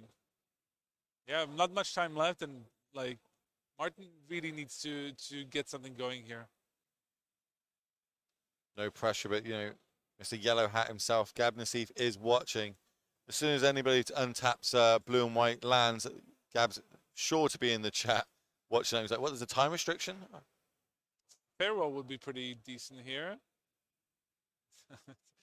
He's tapping his land so messy. Okay, Supreme Verdict. Yep, that's good. That can't be countered by any of the strokes and Dovin's Vetoes. We're gonna float a mana with our Carotid. We're gonna draw a card off that, and then we're gonna cycle one of the triumphs end of turn. So getting a little bit of a payoff for being able to float that one extra mana in a turn, and straight into a Bring to Light. Now, and it resolves by the looks of it. Okay. But then we could try and counter what is going to be cast off it. Yeah, of course. It is going to be again. Valky into Tibalt. Does that resolve though? Just going, if we were playing on Magic Online, which both these players are famous for playing on there, the little clock could be flashing red right now as we start entering under 5 minutes. Okay, it resolves as well, looks like. I think we might only have one card in hand. Absorb and a Beseiju flipped over off the Valky there. Or Tibalt, sorry. Play the land for the turn. But Tibalt is Valky, so either way you say it's fine. Thank you. I don't know the lore behind that. Oh, you don't? No. Oh, You don't.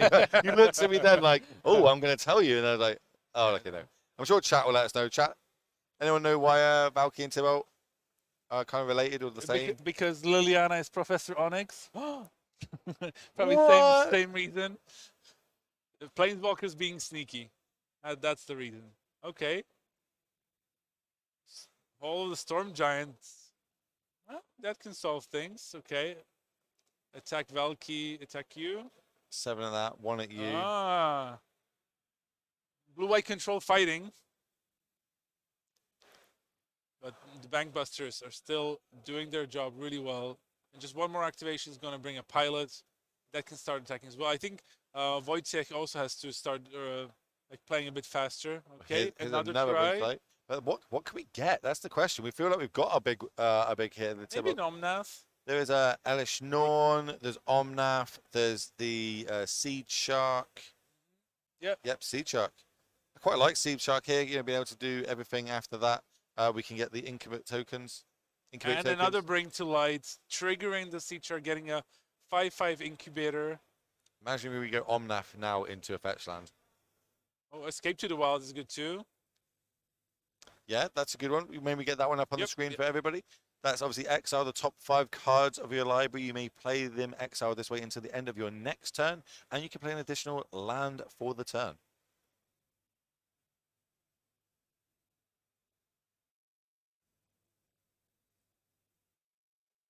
I think Wojtek has every option to actually win this. Martin needs something like a Farewell. Farewell into one of the threats, maybe the one that makes the angels. Oh, first extra turn already, so they're out of time. So Martin is in the first extra. He just has to try to find a survive if he doesn't want to lose. If they run out of time, it's gonna end up in a draw. Not the best spot on day one. A draw is almost like a loss. There's Teferi. It would be ironic as well because you can't get draws on MTGO, really. It would be so ironic. Yeah, I mean, you can, but they involve it's super hard. Spells that deal damage to both players or something along those lines. Okay, powerful 5-drop planes will come down. Teferi. Are we taking it up? We're taking it down. Or am I just being mistaken? It comes in. Oh, it comes in before, so we have ticked it up already. Yeah, he drew the card, but he's probably still thinking what he wants to do. Along with that card, we do get to untap 2 lands end of turn, so we can spend a little bit more mana if we need to on something. I think we might be able to Martin, so we might be in just survival mode rather than win mode. Indeed, yeah. He still has the Storm of All Giants to block with, but like he can probably survive one attack pretty easily. Right, we're untapping extra turn number 2. Yeah, Wojtek has to Omnath off the top. This is going to let us crew. Yeah, he could still crew by tapping one of the Bankbusters to create a pilot that can crew the other Bankbuster, right? But if he maybe finds something else as well, it takes 2 from the stomping ground. Okay. You have to remember, Martin's already he can't win. He's playing for the draw now. Has a Leyline Binding, has a 6/6 incubator. This 6/6 can now crew the other Bankbust if we want to try and turn that way. But remember, we are leaving ourselves open this way to potentially a sweeper if we start making all these creatures. He also has to still flip the other incubators as well. That costs 2 mana. So he might be, but he has exactly 6 left. But one of the Bankbusters would generate if we. We're not going to use them actually because we say we do get a choice token on them. But these are going to get flipped. So that's a 5/5 on the battlefield. Second 5/5 on the battlefield. There's still, remember, Castle Ardenvale. There's also the Hall of Storm Giants. Martin will have at least one blocker.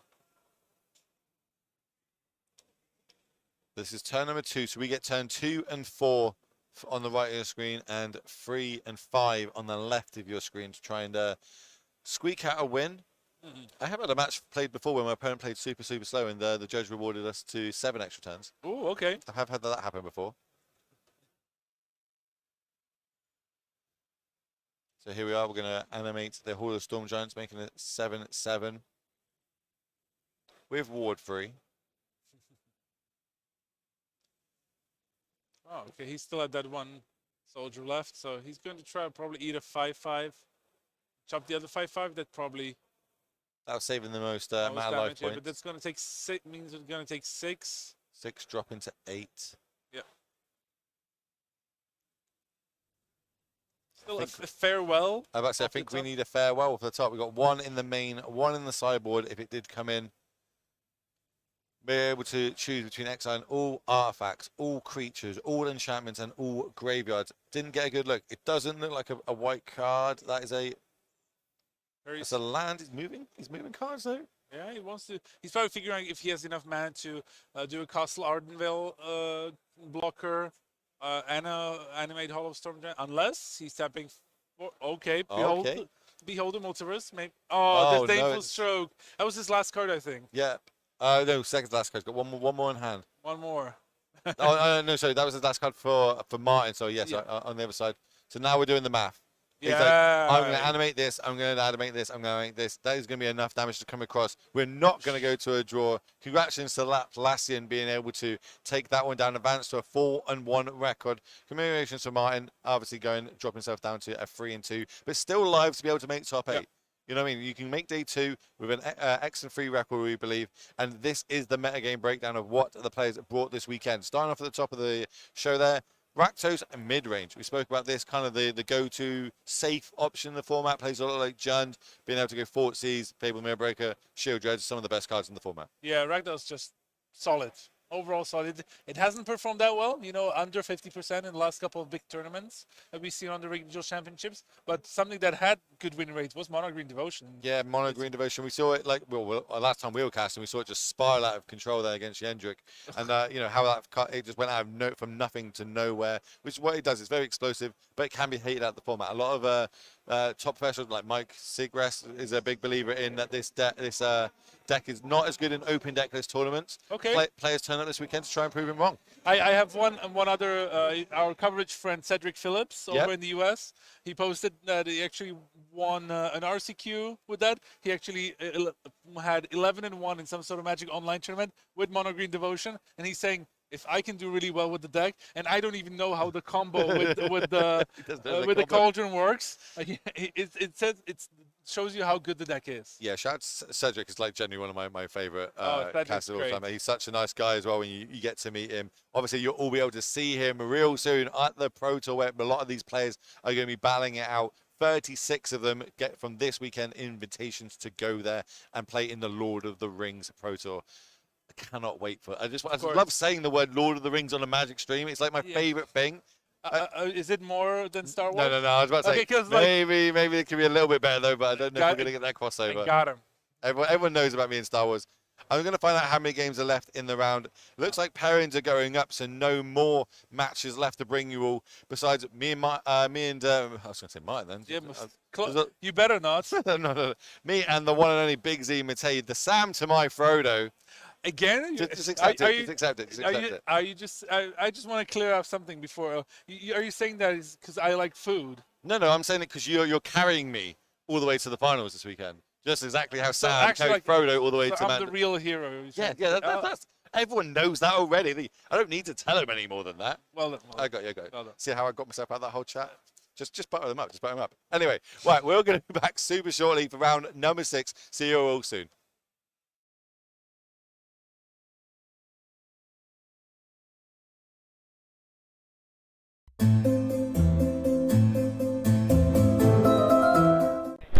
Sorry, can you guess this card? Yes, Knight of Scavenger. Congratulations, you Thanks. won a codex.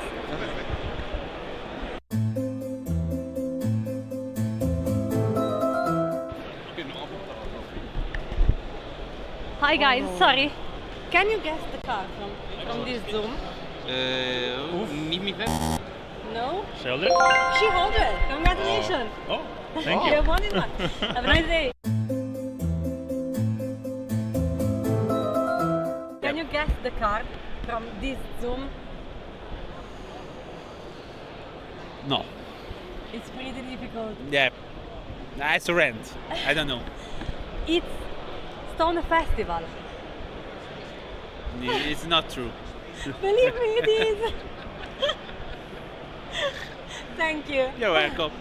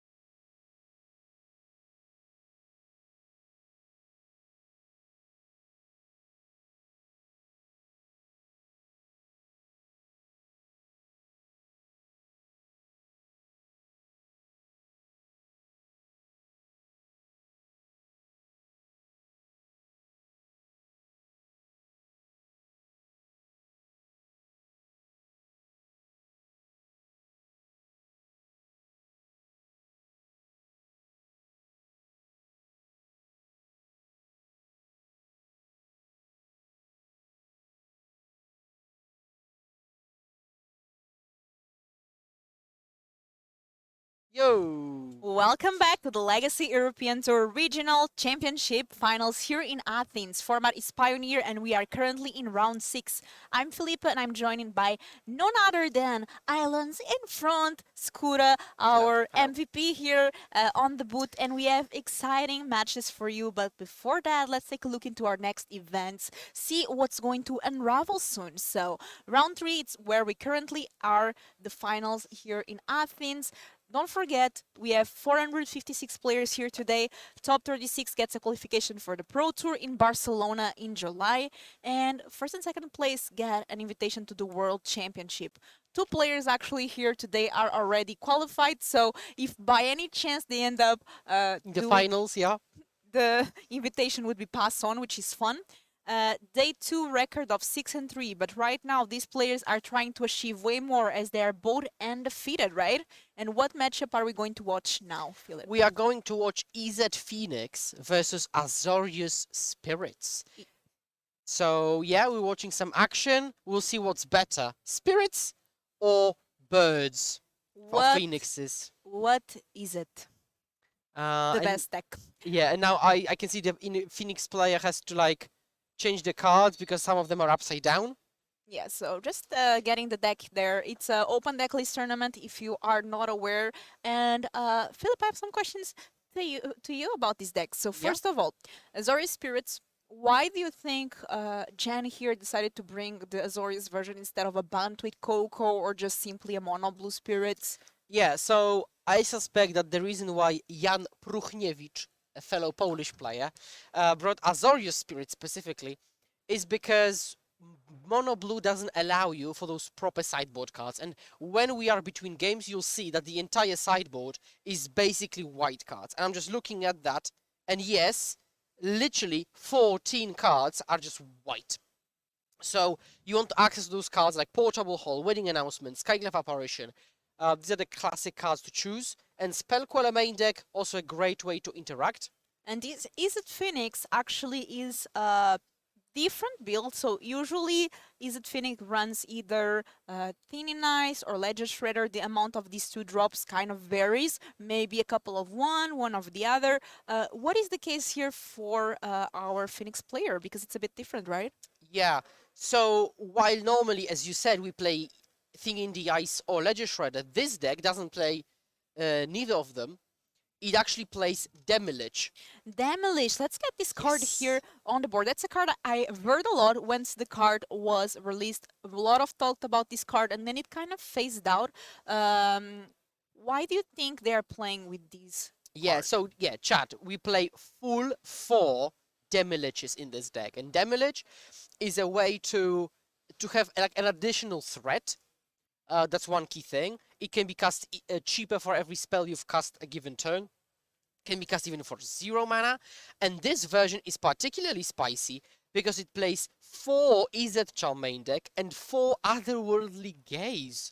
And this is one of those cards that has a different alchemy version card, so we have to be careful here showing the card, but this is the correct paper magic Demolish version. Definitely a fun card. I haven't seen it in a while, and I'm excited to see how it plays. Also, shout out for Frank Carson. I don't know if you were watching Frank, but Frank was the one that messages and was like, keep an eye on this player. I just saw they were doing pretty well with this spicy version. So shout out to Frank Carson. He is the one that always does the behind the scenes, taking care of the meta for everyone. It is the mathematics guy. He's going to probably do an article about the meta after and the number guys right there. So shout out to you, Frank. Not sure if you're there, but hello everyone. We are waiting. Our players are still shuffling up. And Philip, what do you think of this tournament so far? Yeah, so this tournament has been spicy. Like that's the best word. All of the matches have been very interesting, and the players brought very, very curious tools like Is It Phoenix with Demolish, Rona combo with Khan, some Jeskai Ascendancies here and there. Just so much spice. It's unbelievable. Storm Herald combo is also at the top of the standings. So if you like watching off-the-wall strategies, this is the tournament for you. And it looks like Jan already has the cards in hand, while Vaughn Parat shuffling up, looking for an ideal hand. And what is the ideal hand here for the EZ player against Azorius Spirits? Where are the key cards that we are looking for?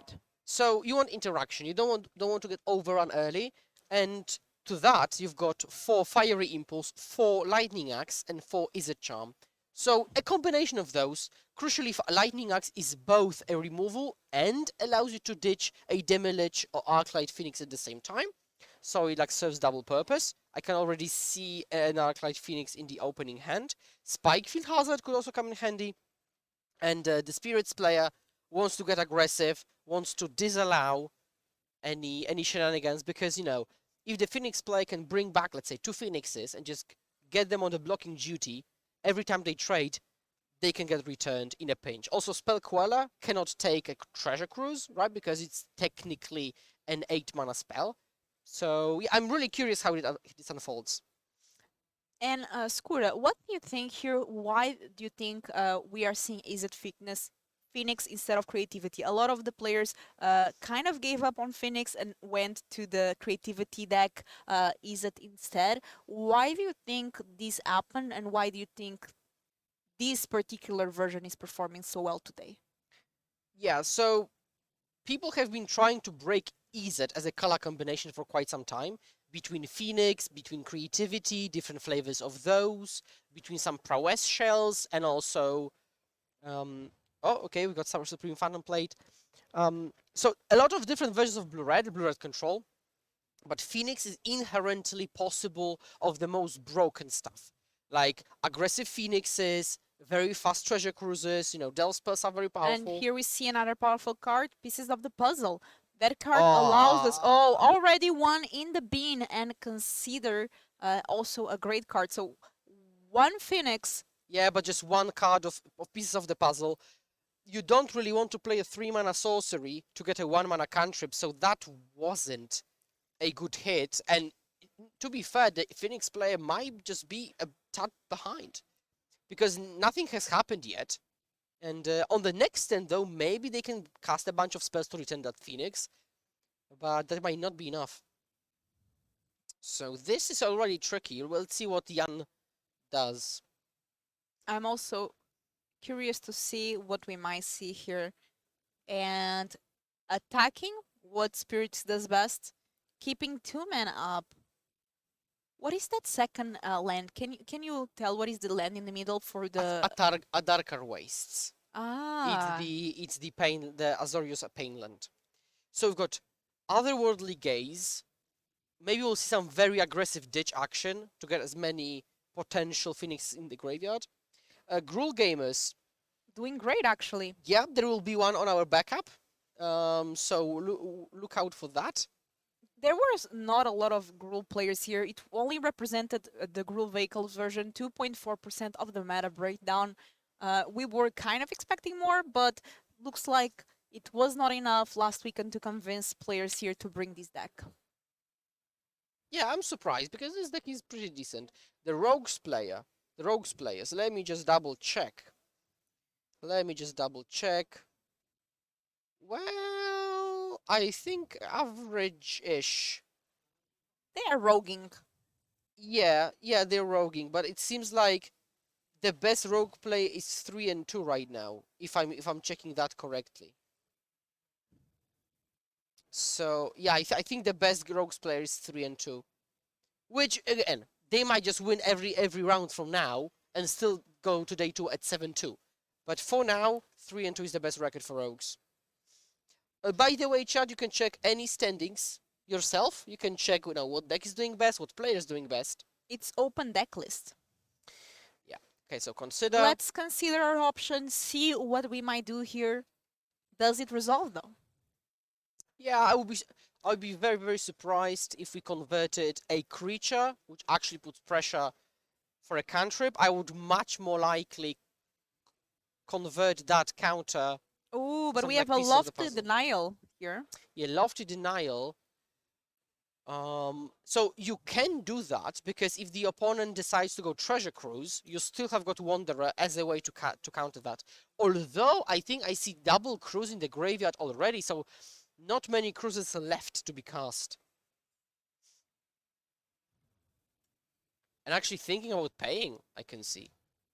Well, I know, actually you can't pay because it's pay 4, so I'm curious what Yeah, they're because thinking we about. have a flyer, it becomes Yeah. a bigger. This card is really good, actually. It's a great counter in this deck. Ooh. That's a good one because 2 spells have been cast, so 1 Phoenix is coming back. If this doesn't counter, then we will get another Phoenix because 1 more is in hand.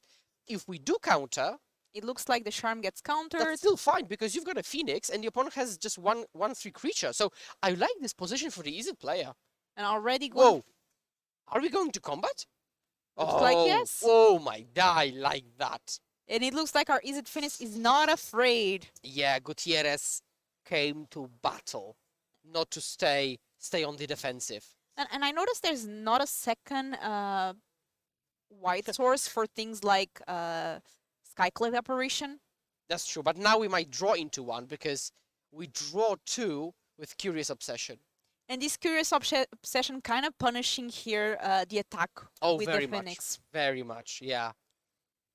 I'm wondering if Gutierrez didn't think about that situation I or think accepted that. Gutierrez was just like, I'm going to attack. What's the worst that can happen? Yeah. 2 and Curious Obsessions. That's the about worst. it. That is the worst that could happen. Well, it could be 3.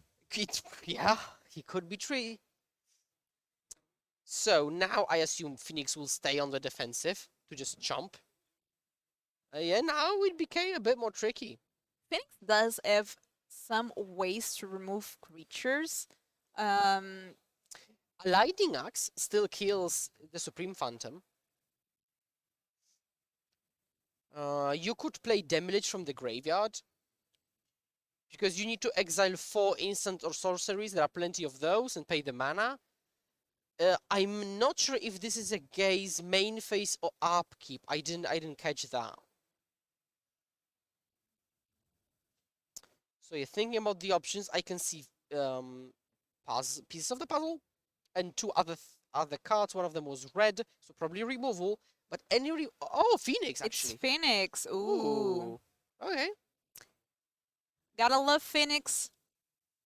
So one way to come back could be to... Okay, so maybe not. But I was thinking you could ditch a Phoenix, leave pieces of the puzzle on top, and then next turn go with pieces.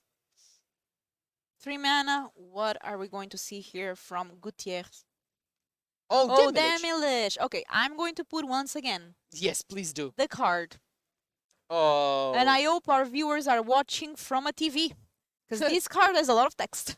It does, yeah. So basically, it's cheaper for each instant or sorcery you've cast. So if you have cast 4 spells, it costs 0. Then when it attacks, you get to flashback something, basically. And you can cast it from the graveyard as well. Have you ever seen Phoenix as a shumper? This is a shumper Phoenix trying to not get so many card draws for Jan. Yep, that's a good one. Shackle Guys can tap any blockers. So I think, okay, consider main phase. Yeah, yes, yeah, he knew it was there. Draw into pieces, slam pieces. But yeah, Jan still has got 2 cards in hand. So if there is a counter spell, it's going to be cast now. If there is one. Yeah. And I'm going to just read the Demolish for those players that are Ooh. on a mobile view. What is this? Lightning Axe. Yeah, Lightning Axe is good because it can actually kill Supreme Phantom. So, okay, this game has got much more interesting. There are 2 Phoenix in the graveyard, 1 more in hand, which will be discarded to Lightning Axe. But so I think the most upside play is to take an opt and then try to opt into a land. This way, you cast Lightning Axe, but you have cast... Oh no, the turn will start with Consider. No, okay, never mind, I forgot. So this turn started with Consider, so you can Lightning Axe, ditch Phoenix, kill Supreme Phantom, bring back triple Phoenix, and actually put Jan on a 2-turn clock. Looks like they're going for it, Ooh, but Rattle Chains. not allowing it, although those Phoenix will come back from the grave anyway. Yeah, triple Phoenix. But there is no refill now, because there is only Fiery Impulse in hand. So I think next time we will see like a Demolish cast. Yeah, so Demolish, this spell costs blueless to cast for each instant and sorcery spell you've casted this turn. Whenever Demolish attacks, exile up to one target instant or sorcery card from your grave, copy it. You may cast a copy. And you may cast Demolish from your graveyard by exiling 4 instants or sorcery cards from your graveyard in addition to paying its other cost.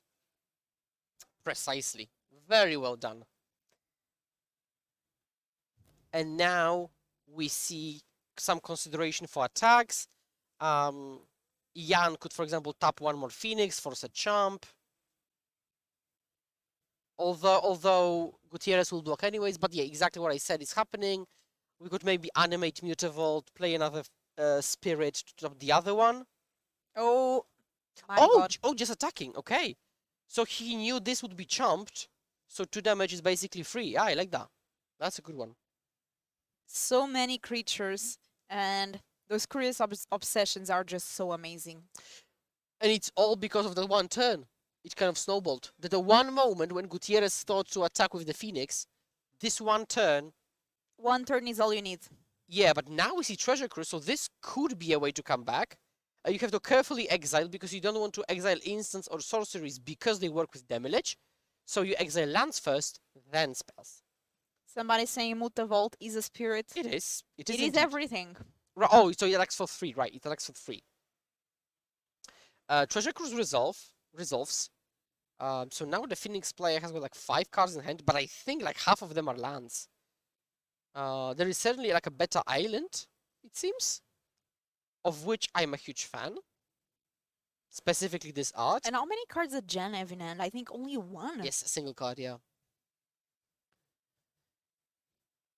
Is it Charm? I think it's Fiery Impulse. Is it Charm? Beta Island version, I think 2. You're not only saying the card, but also the version just from looking at the hand. Oh, I mean, this art is unforgettable. This kind of orange, purple-ish shade on an island has to be Mark Paul's Beta Island. So let's see what is cast. So we could see like Izzet Charm and then Loot. I can't make out the rest of the hand, and that's key. That's very contextual. Tapping 2, untapping 2, tapping 1. They might begin with a Fiery Impulse. A lot of considerations here. Okay, I think target Shacklegeist. Slip out the back. Oh, okay. Sleep out the back there. Yeah, and we cannot respond with Izzet Charm counter because they would pay, and we cannot go Izzet Charm kill because it's a 3/3 thanks to Supreme Phantom. And I'm going to put here the card Sleep out the back. Yeah, phased out. And phase out is just such a great thing. You cannot deal with it for an all turn. Okay, pieces. We've got Demolish, Phoenix, Lightning Axe, Spyfield pieces. That's solid. That is solid indeed. So they take Axe, ditch another Demolish and another Phoenix. That's good. So now we will Lightning Axe, ditching Izzet Charm, kill Supreme Fan. Okay, I think we're back in the game. I think we are back. This game has been a pretty back and forth-ish battle. It has been, and both of the players having so much interaction. And here, the Izzet Phoenix player just has so much card advantage at this point. Yeah, this snowballed because the Phoenix player literally had a Fiery Impulse.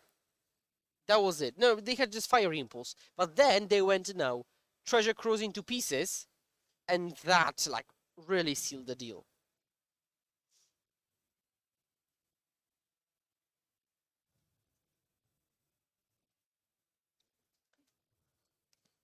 Let's see here what we... Okay, oh, take a print screen of this. It's 4 Phoenix, a play set of Phoenix. And we scooped them up. Oh my god. Did you see that board? It was actually too fast to screenshot for most people. That was extravagant. It's spring season because those birds are flying away to the victory. Let's take a look at our player sideboards. Very interesting here. Let's take a look first at Azorius Spirits by Jan. What Skura, do you see here that caught your attention? Yeah, so the first thing I'm looking at is a almost fully white sideboard, right? It shows you that mono blue could be a way to go, but it's hard to give up on apparition, on portable, on winning announcement, on Catilda. Now, it's pretty difficult because portable hall is useless here because there is literally no targets. There is no legend, there is no thing in the ice. Skyglaive apparition is okay, I guess. But it's pretty slow against those phoenixes and demiliches. Winning announcement, I guess, but it's again pretty slow, and you're not winning the long game. So maybe just Catilda. There is no graveyard hate as well. So I don't like that for the Spirits player. Can we take a look at our other players? Is it Phoenix deck here with the demiliches? Yeah. So now we've got the Phoenix deck, and now it already has 4 Charm as removal, 4 Lightning Axe, 1 Hazard, 4 Impulse. So that's already 13. And to that we can add Double Abrade.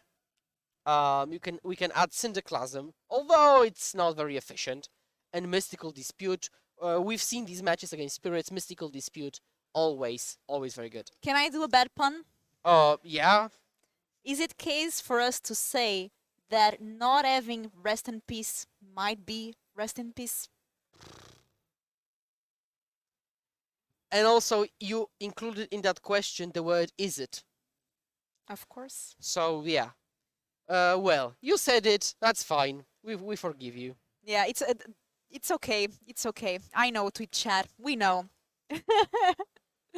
Let's take a look here at our players as they are shuffling in and getting ready. This is open deck list, so they have access to seeing what the other player has. And for those of you that are not familiar how the open deck lists work, is that you can see before a match and during sideboard what you're playing against. You can see the whole list from your opponent, but not during the game. Yeah.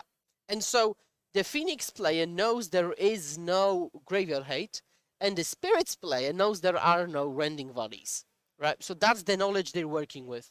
But I think the fact that Gutierrez knows there is no graveyard hate will allow him to play way more aggressively and play way more linearly, because he knows it's just going to work out. Because if you're afraid of a potential Rest in Peace, you're much more afraid to have a setup turn, right? Like one turn where you ditch everything and you want to bring it back next turn. It's scary if you get hit by Rip. But here, you can easily ditch everything you want because you know you're going to untap and then do your thing.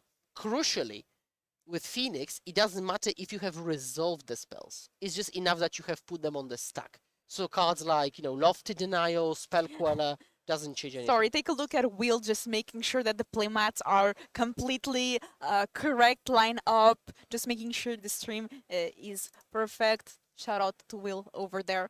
And I've heard this once, and I don't know if you agree. I'm not even sure if it was Martin Uzi that said it or somebody else. I might be completely wrong. That sometimes when you put too many sideboard answers, things like Leyline of the Void, Rest in Peace, these cards that try to stop what your opponent is doing, you're also compromising your strategy. Especially in lists like Spirits, right? That you want to try to get in fast, finish the game. Do you think that sometimes over sideboarding might also be an issue? Oh, it's a classic. Let's say this is a Phoenix player played those Ledger Shredders or Thing in the Ices, and if the Spirit's opener is Portable Hall, Double Rest in Peace, lands, and a counterspell, it's just way too reactive. And if you side in again too many reactive cards, you are bound to draw them in the opening hand. And that's not something you really want. What you really want is still your proper plan, which is supplemented by a single piece of interaction here or there to push you across the finish line. You don't want actual reactive hands. And so, yeah, that's absolutely a thing that could happen. Like the same with Phoenix. If it sides in too many removal spells, it might just draw removal spells and Arclight Phoenixes and do nothing about it because there is no card draw, there's no card selection. And some people are asking, how does this deck win against mono green? And I think it doesn't. So depends which deck you're asking about. If it's about Spirits, very easy. You just establish flying threats and then counter every 3-drop up, just kill them. With Phoenix, oh, that's much trickier. I think it's Phoenix because the Spirits deck, it's actually pretty favored against Mono Green. I was talking with a friend of mine that plays Mono Green. He's actually playing this tournament and doing quite well. And even though they play Pulukranos now, that is Reach and Cavalier, it might not be enough. Yeah, now we see Land Pass, so no one drop, no Mausoleum Wanderer. I can also see Invasion of Gobakan in Jan Purchniewicz's hand. Oh, now Mausoleum Wanderer. What do you think of this invasion card? So we have it here entering. We are going to look at our opponent's hand, give attacks to some card. Yeah, so in this particular spot, for example, I think it's pretty bad because you didn't play a creature on 1 and you didn't play a creature on 2. Maybe you'll play a creature on 3, but it's just so slow. And then what are you targeting? Like if you choose pieces, okay, pieces then become very, very expensive, sure. But then is that really your plan? Like when the EZ Phoenix deck has 7 cards in hand and one of them is more expensive, the other 6 isn't. So you haven't really accomplished much, in my opinion. So if you choose, yeah, they can choose Arclight Phoenix so that it's in the exile zone. But then again, like, what are you accomplishing? And this hand is average-ish. There is a lot of pressure on that Consider, so they could actually choose Consider. And I think this could be the best line. Yeah. Just take Consider and make the Phoenix player not do anything. And I think Jan is considering that right there. And it looks Nice. like it is considering it. Yeah. So now it's very tricky. Let's see what was left on top with that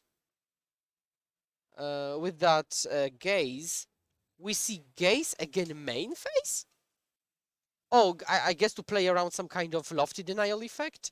There are 2 lands on top, but like, do you keep double land just to be able to hardcast Phoenixes? It's an option.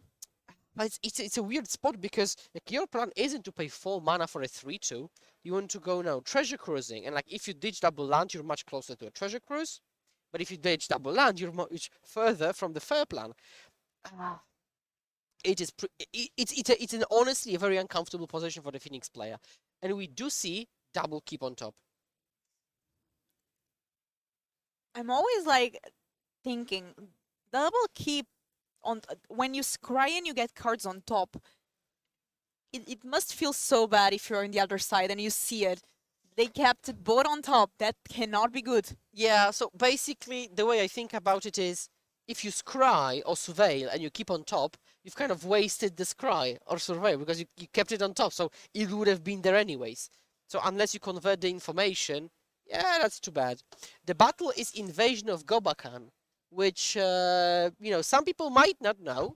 I'm going to put it here in the screen for everyone. We now do have this feature where we can show the cards. Yes. Thanks to our beautiful team. Oh, but probably Invasion will be shown weirdly, right? Because it's a... Oh, okay, no, that's fine. I will read it for you all. So let me try. So it's a battle. 2 mana, 1 colorless, 1 white, and it's a battle. And when this enters the battlefield, look at target opponent and you may exile a non-land card from it. For long as that card remains exiled, its owner may play it. A spell cast this way costs 2 more to cast. So basically tax something, and then once you finish the battle, it transforms into the light shield array that you can see on the screen right now, and it's a great way to protect your creatures. Every time you attack, which Spirits decks really want to be doing, you're going to put counters on your creatures, and you can then use this, sacrificing it. Creatures you control gain X-proof and indestructible until the end of the turn. I think what Gutierrez did was super cheeky, because he's got enough land, so he could play a land, play Consider, and be able to pay for a potential Wanderer pop. But I think what he did is he wanted to entice Jan to pop Wanderer, just to trade basically 1 for 1. So that was a bit of a mind games there. I can see Cinderclasm in the cards looked at. Oh, Cinderclasm. Yeah, we might also actually just see next turn like Consider Hardcast. The Consider that's beneath Invasion of Gobakan. Yeah. And that's going to be an expensive Consider. 3 mana for a Consider. It's very expensive. But we'll see. Like there is a lot of card selection in this version, right? Like just usually look at so many cards. I can only assume that most games you see half the library. And what is that? There's so much left on top. This is what happens when your deck is good. You just keep everything. Card draw, keep, removal. Yeah, keep. And bash in. But there we see, we are attacking our battle, and actually this flipped side of the battle that we just show, it's very scary. Yeah, it's scary indeed. It grows your board exponentially, potentially making... Yeah, exactly, yeah. Make Cinderclasm useless almost. And we have wedding announcement. Okay, so... And wedding announcement alongside flipped Gobakan. And we will draw a card because we attacked with 2 creatures this turn. Oh, Pass. yeah, getting scary for Gutierrez. Might be too slow. We might actually see here a turn, game 3. Yeah, I wouldn't be surprised if we just scoop them up. Jan realigning Gutierrez's deck to make it nice, neat, and tidy. And let us know, watching at home, who are you rooting for? Is it Phoenix or Azorius Spirits? And let us know if you're having fun. We hope you are. We are enjoying this tournament so much. Pioneer is such a good format right now. And there it is, paying 4 mana for Phoenix. There's no discounts at this store today. Yeah, that's not a recipe for success. And Geistlight.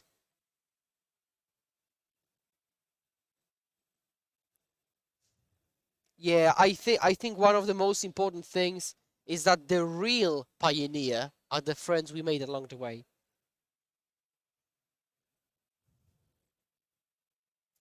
And I think people that play a lot of Magic, your close friend group becomes Magic related, right? Because you dedicate so much time to the game that you develop so much friends from it. Yeah, also you compete together, sometimes against each other, sometimes alongside each other, you playtest.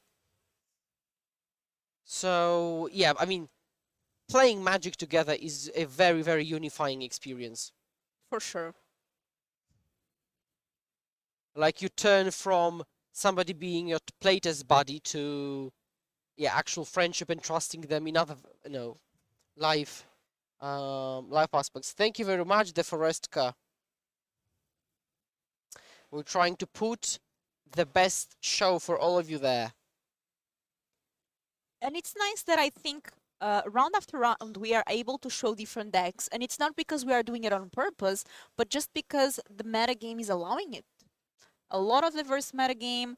And yeah, I think Otawara the Phoenix. And Jan says, no. It's the game is mine. And good here at 13 life points.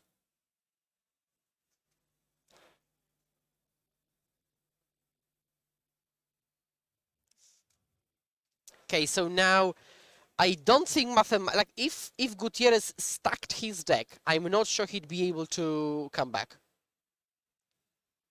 Now I don't want to jinx it for neither player. Oh, I mean, if you start with Gaze Upkeep, then almost certainly. And let us know where are you watching from? I'm always curious. I know the North Americans are joining in now because it's starting, the day is rising there, in some parts at least. Yeah. Also Latin America, big shout out to everyone watching us from there as well. I know we have a lot of Brazilian viewers. Okay, plenty of US players actually. Oh, Lithuania, okay, more Europe. Oh, Lithuania. I actually lived in Lithuania for a part of my life. Oh, nice. I did Erasmus there, which is an exchange program, and I played Magic there as well. Whoa, so many different Brazil, Wales. I told you, we have a big Brazil fan base. Yeah, I mean, it seems we just have a very big, base. Nice. Our viewers are based indeed, and we're glad you've joined us. While we can watch this. Is there anything that Phoenix can really do here, to be honest? Yeah, this is the thing. I don't think it could if it stacked its deck. And even if it can survive one turn, I don't think there is a long-term solution to anything that's happening. I mean, yeah, the two Phoenixes came back and what? So yep, this is GG. Yeah, give the consider back. Now, Gutierrez knew what the sideboard contains, but he couldn't know how Jan would sideboard. But now he knows. Gobakan in, wedding announcement in, and play this kind of a bit more mid-range game rather than tempo game, because this game was nothing, invasion, and then spells. But yeah, people were saying invasion may be too slow, invasion might not be good against Phoenix, but it ended up stealing the game. Now, what do you think is going to happen in game number 3? Are we going to see some change now that Phoenix is on the play, or do you think sideboard keeps the same? I think it will be largely the same. However, now having seen wedding announcement, invasion of Gobakan, and counter magic, I think spell pieces could be sided in, because Mystical Dispute doesn't touch wedding announcement, for example, right? Yep. So a spell piece would have actually plenty of targets between the end. Wedding, invasion of Gobakan, their own counter magic. So there are plenty of options, although I don't think it will change much, like play draw. And can we take a look here at our other player, the Spirit deck? Yeah, so I think the spirits on the draw might play like more Skyclave apparitions to be a bit more defensive, right? Like if you're playing on the draw, in general, it's better to be defensive than offensive, because if both players are trying to race, the player on the play is first to race. So I wouldn't be surprised to see Skyclave apparitions come in on the draw, maybe at the cost of wedding announcements, or maybe at the cost of invasions of Gobakan. One person in chat, one Landerino, asked us, what decks would we suggest for people to try to get into Pioneer? What would you suggest? Well, it depends. Is there a budget or not? Because if it's just maybe in terms of how easy it is, let's say, maybe you can start with something like Boros Convoke, more creature-based deck. Maybe Gruul Vehicles is also one that's pretty... I would say Monogreen, but Monogreen has some tricky interactions with Karn. What do you think? I would go with Mono Blue Spirits. That's the first one, because it has a very clear plan, but you can also learn interesting stuff like playing Flash and reacting. So I would say Mono Blue Spirits is the first one. A classic entry is also Mono Red. Now, Mono Red isn't the best position right now, but you could play. Convoke might be sometimes a bit tricky with combat and sequencing. So I would say Mono Blue, Mono Red, and maybe like Mono Black midrange, one of your favorite decks? Yeah, I really like Mono Black midrange. I did great results with it in the beginning of Pioneer. And it's not that I play great now, but at the time I really didn't play that much. I was starting into Pioneer. I was trying to play Constructed, and I did very well in a lot of tournaments with this deck. So might be an easy one to start. Because the question isn't about a deck for a new player, is a person to get into Pioneer. So if you've got prior Magic experience, you can kind of easily, take up Mono Black and try to play from there. And I also think it depends on the kind of player, because a lot of people think Burn is the easiest thing, and I am terrible playing Burn. And I don't think everyone is good to play Burn. I think it depends on your play style. I prefer much more mid-range decks, sacrifice decks that maybe some people think are a bit more difficult to play, but I actually, for me, they're easier than Burn. Yeah, I fully agree. Sometimes it's very difficult for players to map out the damage and the combats ahead of time, trying to squeeze in those like 1 or 2 points of damage here and there. Also, creativity could be interesting for a deck, so for somebody getting into Pioneer, because it's interactive, yes, but it has its own plan. I think this is the big thing. If you're getting into a format, don't be reactive, because you don't yet know what and how to react to what you're saying. So the more linear, the better, but you can sprinkle some interaction there. So yeah, I think creativity could be a good one. Yeah, and also just watch YouTube. There's a lot. You can watch the VODs of these tournaments. There's a lot of content in Pioneer. I watched a video recently. There was like all the Pioneer explained in 13 minutes. And although obviously you cannot know all the Pioneer in 13 minutes, it's a great way to start to see what the meta break is about, what decks are playing in this format. Yep, absolutely agree. And the format is worth getting into. Like, if you have a local play group, for example, like at an LGS, go for it. Yeah, no worries, Wanderlanderino. So if anybody has a question, feel free to ask us. We will happily answer. Usually we take this downtime while players are shuffling, deciding sideboard to answer a bit of your questions and interact. It's always it's better than just watching the players shuffle. We love interacting with you, chat. Yeah, we literally read all the messages you sent. So yeah. So if you have any questions, and we love to see good comments. The bad ones we try to brush it off, but yeah, there is a Storm Herald deck at the top tables. We'll see if we can get it on coverage. What's the meaning of life? What's the meaning of life? Magic. Magic is the meaning of life. Beautiful answer. 42. Okay. Any Lotus Field players at the top tables? Let me take a look. We saw some Lotus combo doing fairly well, but actually I'm not seeing any on the top tables. Oh, there is one 4-1. Okay, that's good. Yeah, there is one 4-1. There is also a 4-1 Ignus combo as well, by the way. And I'm trying to look down the standings. There's another one there. Yeah, there is another one, and it's 5-1 now because they won. won. Nice. So there is one Lotus Field 5-1, and there is one 4-1. No, actually, it's also 5-1. It also won. So there are two Lotus Fields 5-1. Some people are asking, what do you think of Neo Form Atraxa? Big gain popularity lately. We saw some decks here of Neo Form Atraxa.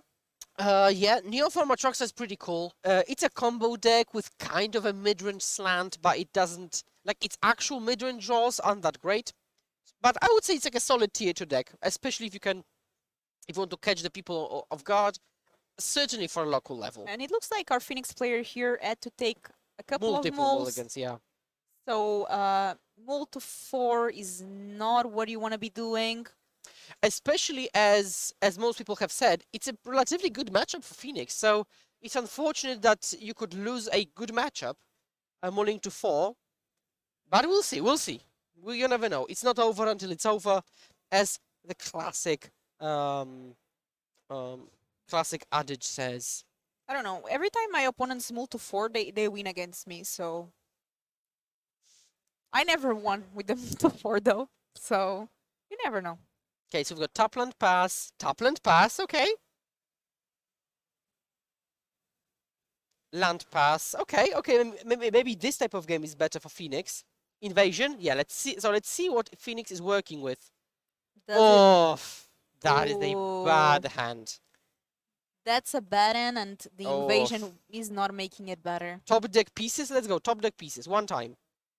Nah, pass. Well... That is not good.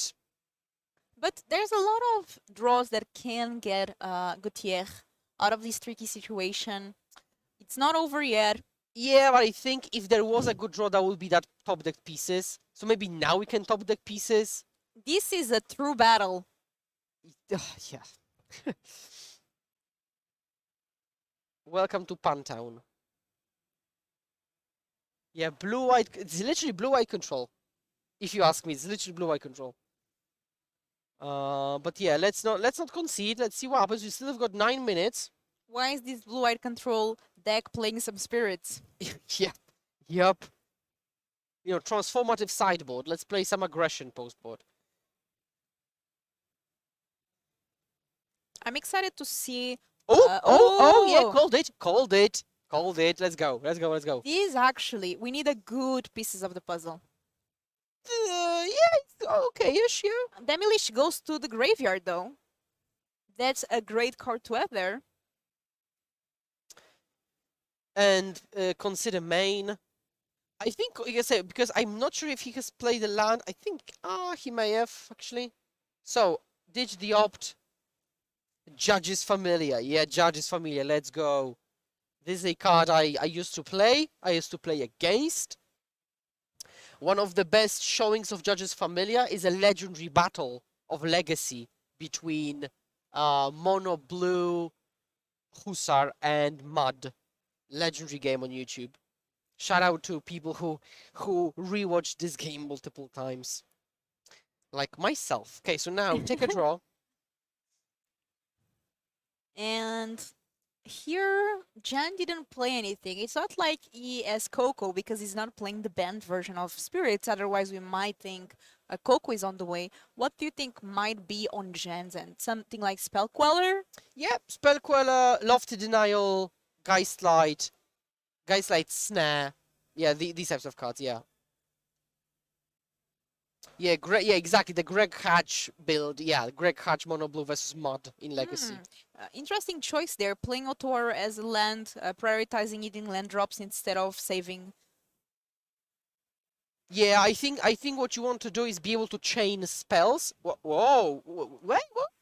Skyclave Apparition. Am I not seeing things correctly?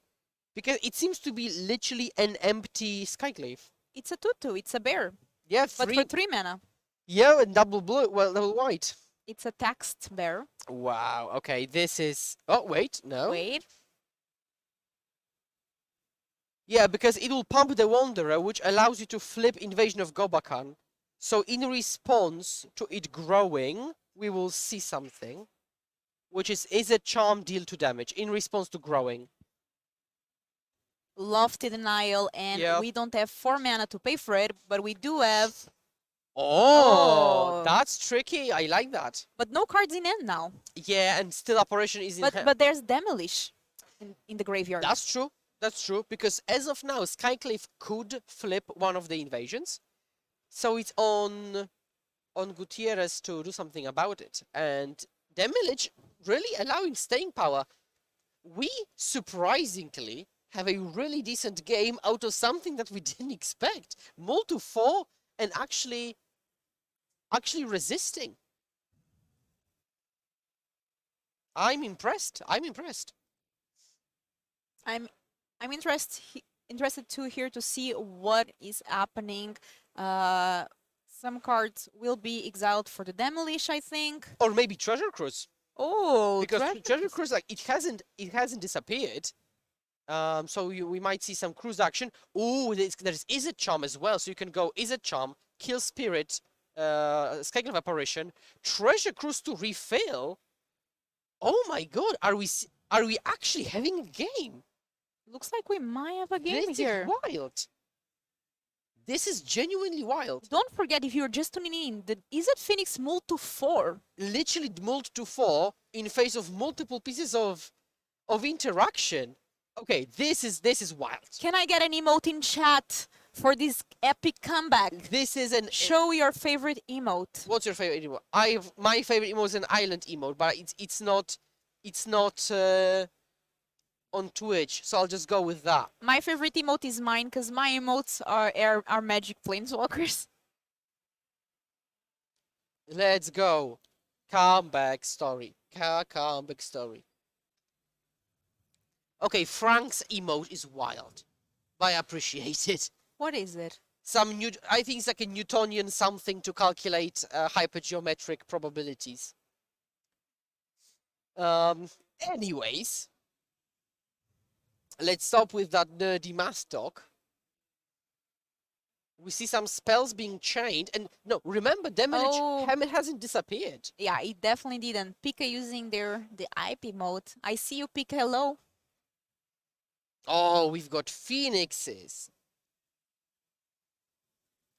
Yeah, Phoenix go 2 mana. Okay, I think we'll be playing the Demolish. Okay, Pio Canine. Blue, white, Tef. That's a good sequence. I appreciate that personally. So yeah, Demolish is on the battlefield. 2 mana. I'm thinking about how Jen must be feeling. Jen Yeah. saw Gutierrez Mull to 4. And now Another Demolish. Lofty Denial. Okay, one is better than 2, right? For Jan here. Kill it. And it works, and it works. Okay, this now the advantage bar, like literally, goes way. Okay, never mind. Never mind. This has been like such a comeback from both sides. This is a wild comeback. And now it's kind of comebacking back because Jan is just taking the initiative, taking initiative back. Although we can see again, I think graveyard hardcast Demolish. Frank is saying that it can be used, this probability thing can be used to calculate how unlikely is Nils' comeback here. Yeah, I mean, you can put the numbers in, but I would just say that this game, as it is, it's very unlikely. Like, this whole game was just a sequence after a sequence.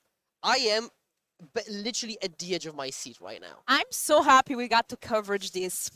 Yes, yes, yes, yes. Don't give Matej and Will those cute games. Give it to us. They're awesome. No, let's give to Matej and Will to some. They also deserve. Come on. But more to us. Yeah, exactly. It's super exciting. Even though, again, for a lot of people, this is a lopsided matchup. Apparently, it becomes more even when the person who's typically ahead moves to 4. Then it becomes even-ish. Yeah, Demolish, pass again. And there's 2 minutes left on clock. I'm not sure if the clock is updated because this is the feature match area, but if it is 2 minutes... I think they've got like 3 more than it's on the clock, but... Oh yeah, we'll see if it comes down to that. Wedding announcement. That might change the game. 1 card in hand, I'm not sure what that is. Let's see what the Phoenix player drew. Attack. Oh, that's aggressive. Wait. Okay. Oh. Player removal. Get a 4/4 illusion. That's no joke. Especially that the Spirits player has no evasion, just playing on the ground. Also, still Gaze available in the graveyard. I mean, this man... Okay, that's...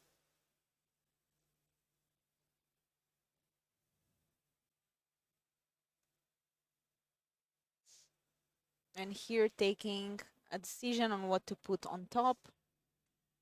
These are the types of games I really appreciate in the game of Magic. Like, you never know what's going to happen. Yeah, awesome. And as some people in chat have pointed out, you have to be attacking because the clock is chasing you. And once you're 6-0, I mean, you're basically locked for day 2, right? So this is kind of like a weird winning, actually. Oh yeah, that's true. That's Yeah, they're actually playing a winning in and winning in for day 2. for day 2, yeah. This version of Phoenix is got me really interested in blue-red decks now. I'm sorry, blue-white mages, but this is cool. I'm really excited here. This game has been so interesting, and it's never good when somebody goes to move to 4 and they just lose because they don't get a land or they can do anything. But here, for sure, Gutierrez making the most out of those moves. Yeah, I mean, from the very beginning, he didn't give up, and he's playing to the outs he has or might have, and this is what gives him an opportunity to maybe win this one. Someone in chat saying they are buying a Demolish. Yep. My friend messaged me that he's buying Japanese Demoliches now. Shout out to Mr. Monikas, who's playing Phoenixes like a madman. And yeah, we're watching the blue-red mage again, sculpting the draw. I genuinely think people lose way too many games because of their mental game. Like, they feel demotivated, and they feel like, nah, I won't win one anyways. And they don't put enough effort into those games. Like, I'm not saying it's like half of those, but I think there is a proportion of losses people take just because the How mental good a game. Cinderclasm would be here. Yeah. Pieces of the puzzle. We might find a Cinderclasm. No, that's not a Cinderclasm. I mean, it's double removal. That is good. Yeah, or you can go like another pieces opt. You can split the difference, like pieces removal. Looks like, is it Phoenix? Gutierrez is going to opt for that. Speaking of opt, why are we seeing more people play Consider instead of opt? Well, so in those decks, like Phoenix, you'll play both. But in multiple decks, yeah, as you said, people play one or the other, and it's typically Consider. That's basically because a lot of decks have those interactions which are graveyard. Are we using? Yes, we are. Oh, Yes. pumping, split out the back, pumping the Demolish, but it does phase out. Yep, just it's like a fog basically, but a fog that gives a permanent counter for later. So that is a bizarre sequence, and we will double check whether they are in rounds already. An attack here. Triple block.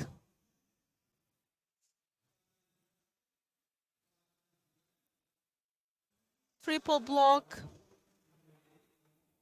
And Okay, I really want to see this game conclude. is there a mystical dispute in the Phoenix deck's Yeah. end? Okay, just Treasure Cruise from pieces, but you can now just play the cruise and draw 3. Oh my god, this is what I meant when I said that this deck is fundamentally broken. Because, I mean, it can play those types of effects, but it's a huge sign for Jan. No Treasure Cruise was cast. And the answer then, Gutierrez says, yeah, flip, whatever. This flip is pretty good though, because having a way to protect your creatures is important here.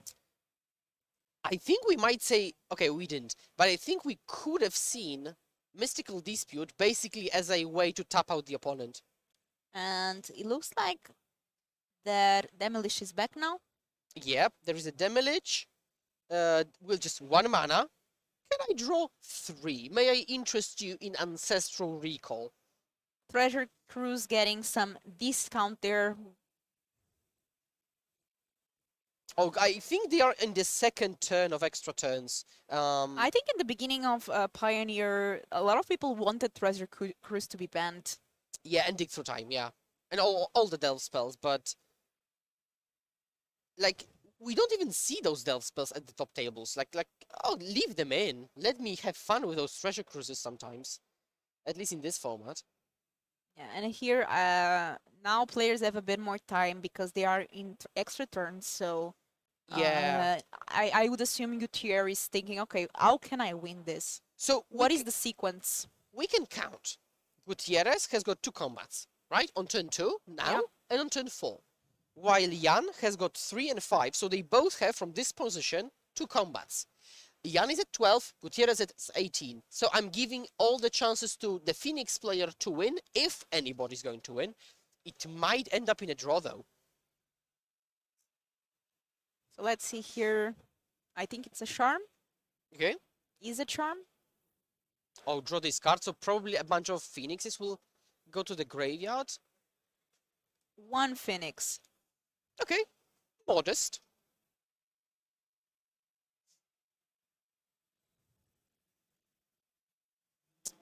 Okay. Yeah, I think now the Phoenix player has to work out what is their probability to actually win, because again, they have to play for a win. And Fiery Impulse, by the way, doesn't kill Supreme Phantom because of the flipped wedding announcement. And for those of you wondering, you can find the deck list. You can type in chat !standings. This is open deck list. You can see the standings, the decks, every information about the tournament on Millie. This will be awkward because you Fiery Impulse Phantom, it doesn't die because of the wedding announcement. But even if you play another spell to kill it, the opponent can pop off the Gobakan. Yeah, exactly. Oh, yeah. And pop off the Gobakan to give it indestructible. Oh, another... But we have another piece of removal. Okay. That's cool. And attack goes in for 8. So... Leaving Jan at 4 life. Yes. Which is actually... Oh, and this might actually be relevant. So, Gutierrez just played an all of the Storm Giant, right? Yep. Unfortunately for the Phoenix player, the opponent isn't at 3 to make Phoenix lethal, so Phoenix doesn't add that much. Oh my god, this is so stressful. But you can attack with 3 creatures, basically. You have the Phoenix, the Demolish, and you have the Owl. And they only have 1 blocker. There's 2 cards in hand. This could but be like is a it Spectral enough? Sailor. This could be Spectral Sailor to chump. This could be Rattle Chains to chump. Tricky. The question is if, even if you can attack and hold up blue, you can't counter with this dispute. And that it is the all of the storm. But here, Gutierrez shocked 2 life, so something else. Oh, I think it's a charm. Ooh. Leaving things up for something else, making sure we have all the answers we need. So attacking here. Damage can also play a removal. Yeah, wow. What a game. And is it Phoenix takes the win on a multi-4? On a literally multi-4. I mean, this is why we play Magic. This is why we watch Magic. This is exciting. On a multi-4, and Izet Phoenix won there with the 4 Demolish deck. This deck, I think, is going to gain popularity because now Gutierrez is 6-0 in this tournament. He's already in day 2. He's in day 2, and that's one of the wildest games I've cast ever. It was wild. I'm glad we could all witness that game. That was amazing. I mean, yeah, you and I, Chat and us, that was awesome. And we've got players to watch. Yeah, so first player to watch, you will say the name because it's a Polish name, so... Yes. Yeah, again, that's my job today. Grzegorz Kowalski. On the Rogues 4-2, Andrea Mengucci doesn't need introductions, playing Rakdos midrange 3-3. If he loses 1 more, is out of day 2. Arne, which alongside with the team, with Luca and Toralf, decided all to bring Omnat to light. That is working as a 3-1-1, so 3 wins, 1 defeat, 1 draw for Arne. Jean-Emmanuel Dupraz is at Creativity, very known French player, 3-3. Martin Juza, also caster here with us sometimes, not today because he's playing, is at Creativity, is a Hall of Famer and he's 3-3, so also cannot lose anymore. Needs to win the next 3 to make sure to guarantee that day 2. Martin Dang on Rakdos midrange 4-2. We have Iliad Bossard, also known as Iliad Dragon. I know as a lot of fans here in chat, he is right now 3-2-1 with Azori Spirits. So 3 wins, 2 defeats, and 1 draw. Lucas, which was the player that decided to bring the Omnat to light, is not 4-1, but we don't have the updated result. So I don't know, maybe 4-2, maybe 5-1. Sam Rolf, 3-3 with Lotus Field combo. André Santos, a known Portuguese player, he has been top 8ing over and over, but it's not going well. He's 1-4 and out of day 2, so we will remove him from the players to watch next because, unfortunately, he did not make it into day 2. Yeah, all those players who are X and 3, they're still playing for day 2, right? So don't discount Andrea Mengucci, don't discount Jean-Emmanuel Deprat, don't discount Martin Juza or Sam Rolf. They could still win out, be 6-3, go to day 2, win everything tomorrow, and literally top 8. Like, I mean, okay, maybe top 8 it will be maybe it's possible at X3. So, yeah, it is possible. So they are still playing until the 4th loss, because until there's 3, they can keep playing. Day 2, top 16, maybe even top 8. Yeah, and now back to us. I am Filipa, this is Philip, but let's call him Skura, also known as Islands in Front, and we are one of your casting duo for the weekend. Other casting duo is TheWillHallExp and Matej, also known as Big Z. This was round 6. Today we have 9 rounds, 6-3 advances to day 2, and just as a recap, there's 456 players. Top 36 gets an invite to the Pro Tour Barcelona this summer. Top 2, an invitation for the World Championship, the biggest championship of the year here, the biggest Magic tournament. I think that's going to be it for the round. It is indeed. We'll see each other round 8. Yeah. Penultimate round of the day. Next round you see Matej and Will. We will be right back.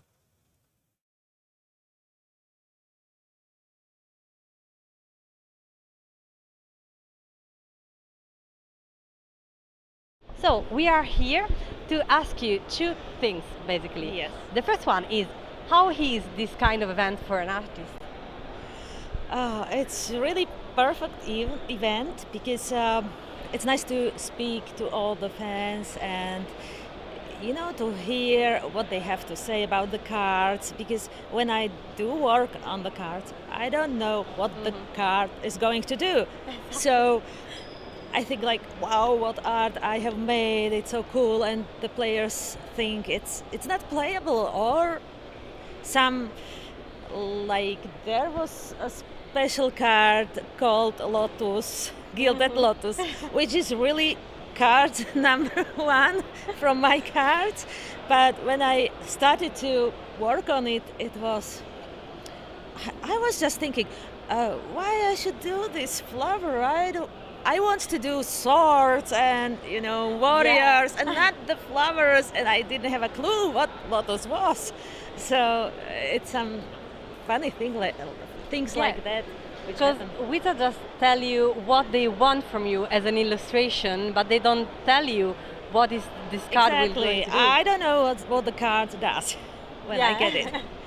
And in this kind of event, it's very important to meet the people and greet the people. Yes. Is there any funny stories that you can tell us, like someone that asks you for an alteration, a funny alteration or something like that? Yes, there are many funny stories, because I used to go to many signings in the past. The worst thing is when somebody comes, gives you some really cool cards and tells you like, I want to have snail there, or I don't know, I mean owl or horses. That's okay, I like to do those. Or one guy wanted a frog. I don't know how to draw a frog, so That's so cool. it's rather funny usually. And last question, which one was your favorite card to draw?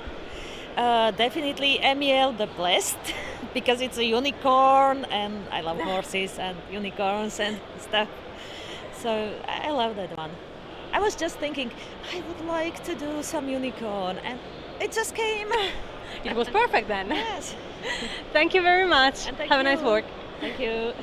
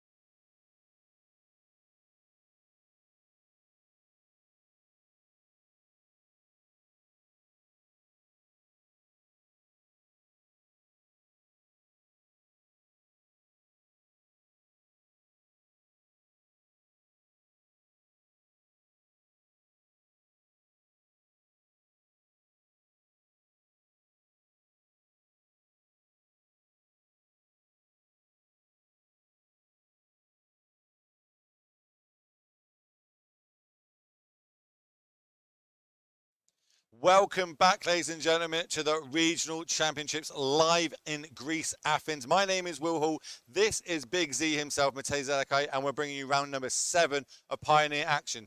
Only 2 more rounds after this, and then we're going to see, let's get into that sort of, I say winning in, like the soft winning in for day 2s at the minute. X and 3 is the record, what we believe we're going to need for that. But first of all, let's get down to the meta breakdown. Let's have a little look at what players it brought this weekend.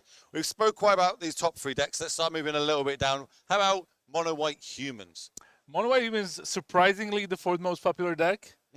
And I kind of looked at that, and I looked at the pairings for this round. And I was like, I'm gonna have some of that, but with a little bit of spice, just a tiny little bit of hint of spice. We have one of our players is called Christian Leopold. He's 5-1, and he's playing Boros Humans. You heard that right, ladies. Boros Humans, not like the Boros Humans. Not Boros Burn, Boros Humans. Yeah. Not Boros, not Convoke. Not the Boros, Convoke deck. So it's basically just the mono white deck with Boros Charms as the spell of choice, which is quite surprising. Can catch people off guard, even though open deck list, of course.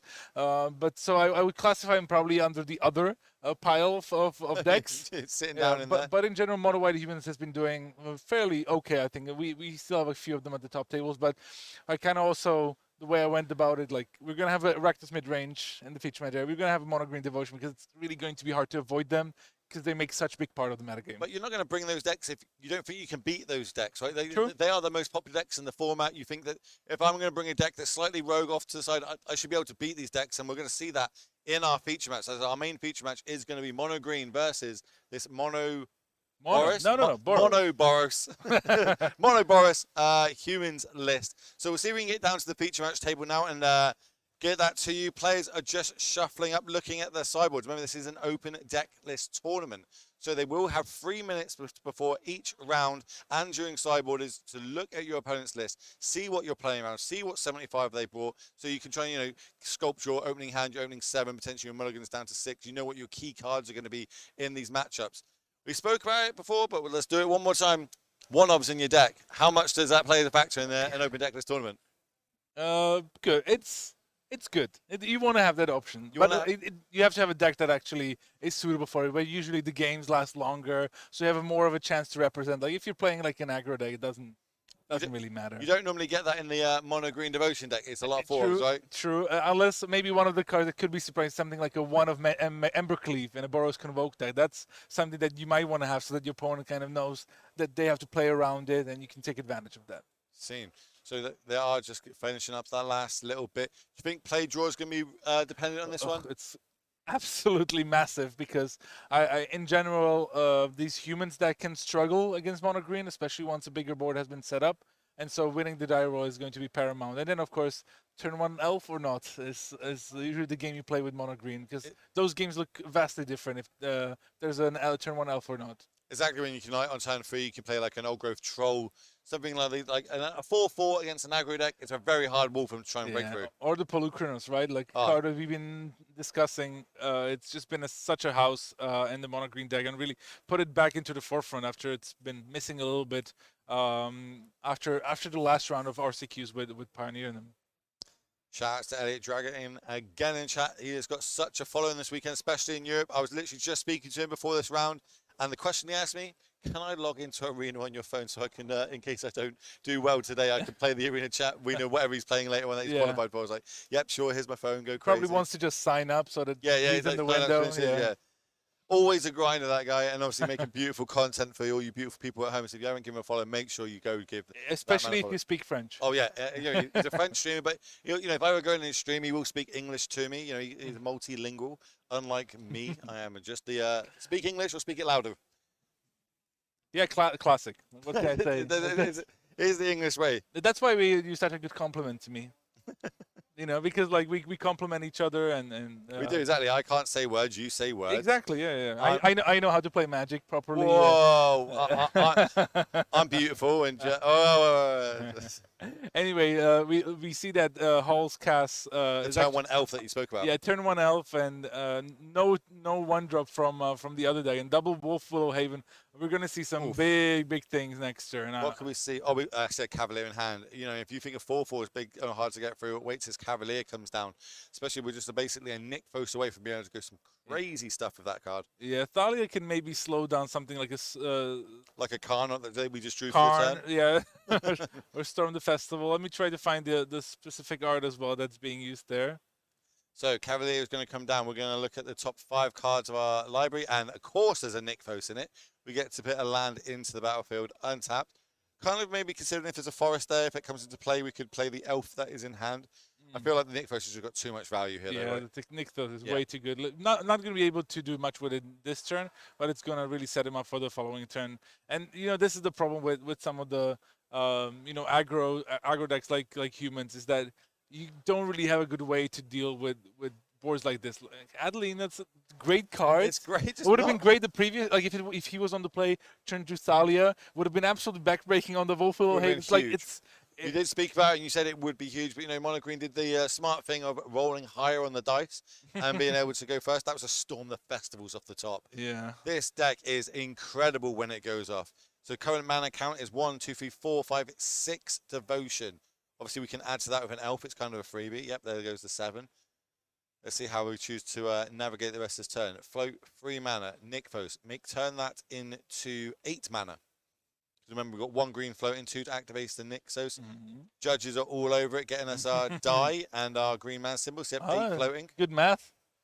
I'm not bad at math. I mean, you know, I hang around with you and Frank Carlston quite a lot. I mean, you guys, all you do is talk about math. A little behind the scenes there for everybody else. It's not true. Not true. Frank talks math with himself, maybe. No, definitely not with me. And he's at home supporting us with some of his great insights, and he's helping us. The metagame analysis came from him. So shout outs to Frank Carson. Show him some love in the chat if you can. As we see a Storm the Festival come down for. I think the question about the mana needs to be cast. Yes, there's a Thalia on the other side, so it costs 6. Actually, costs 7. 1 green left floating. Get to look at the top 5 cards of our library. Pick 2 of them into play. We see a Cavalier and a Troll here. They're going to hit the battlefield. It could be a lot worse if a Kuro was on the battlefield. We could be drawing cards off these. True, but there's still going to be a trigger from the Cavalier. That's going to bring, at least I think it's going to bring a land here. And then just with the Nykthos in play already, next turn probably like a big Storm How about another Festival. Nykthos, play the other Cavalier in the graveyard. We've got 1 mana floating. There's an elf on the battlefield. We can generate a bucket load of mana here. It's going to be 1, 2, 5, 11, 12, 13 devotion. And we still one of the elves is still. Yeah, that's what I mean. That's it. We got the extra 2 from it, so now we've got 13 mana generating. Yeah. And now that means that's enough to play the Storm out of the graveyard if you want to go that route. By the way, this is turn 4. Yeah, if you're just tuning in, this is turn number 4. Casually. It's just slight difference. Thalia on one side, on the other side, we're casting Karns. We're floating a bucket load of mana. We're now going to do the 2 at target with Karn. Obviously, there's a lot of 1-ofs in these decks. We've got 6 mana left floating, and it looks like we're pulling towards the front. The Might Stone and Weakness Stone, is it? Yep, that's what it looks like. Interesting. Does it get let's add a little bit more mana? It does tap for 2 if needs be, but then it's going to give something -5/-5 potentially.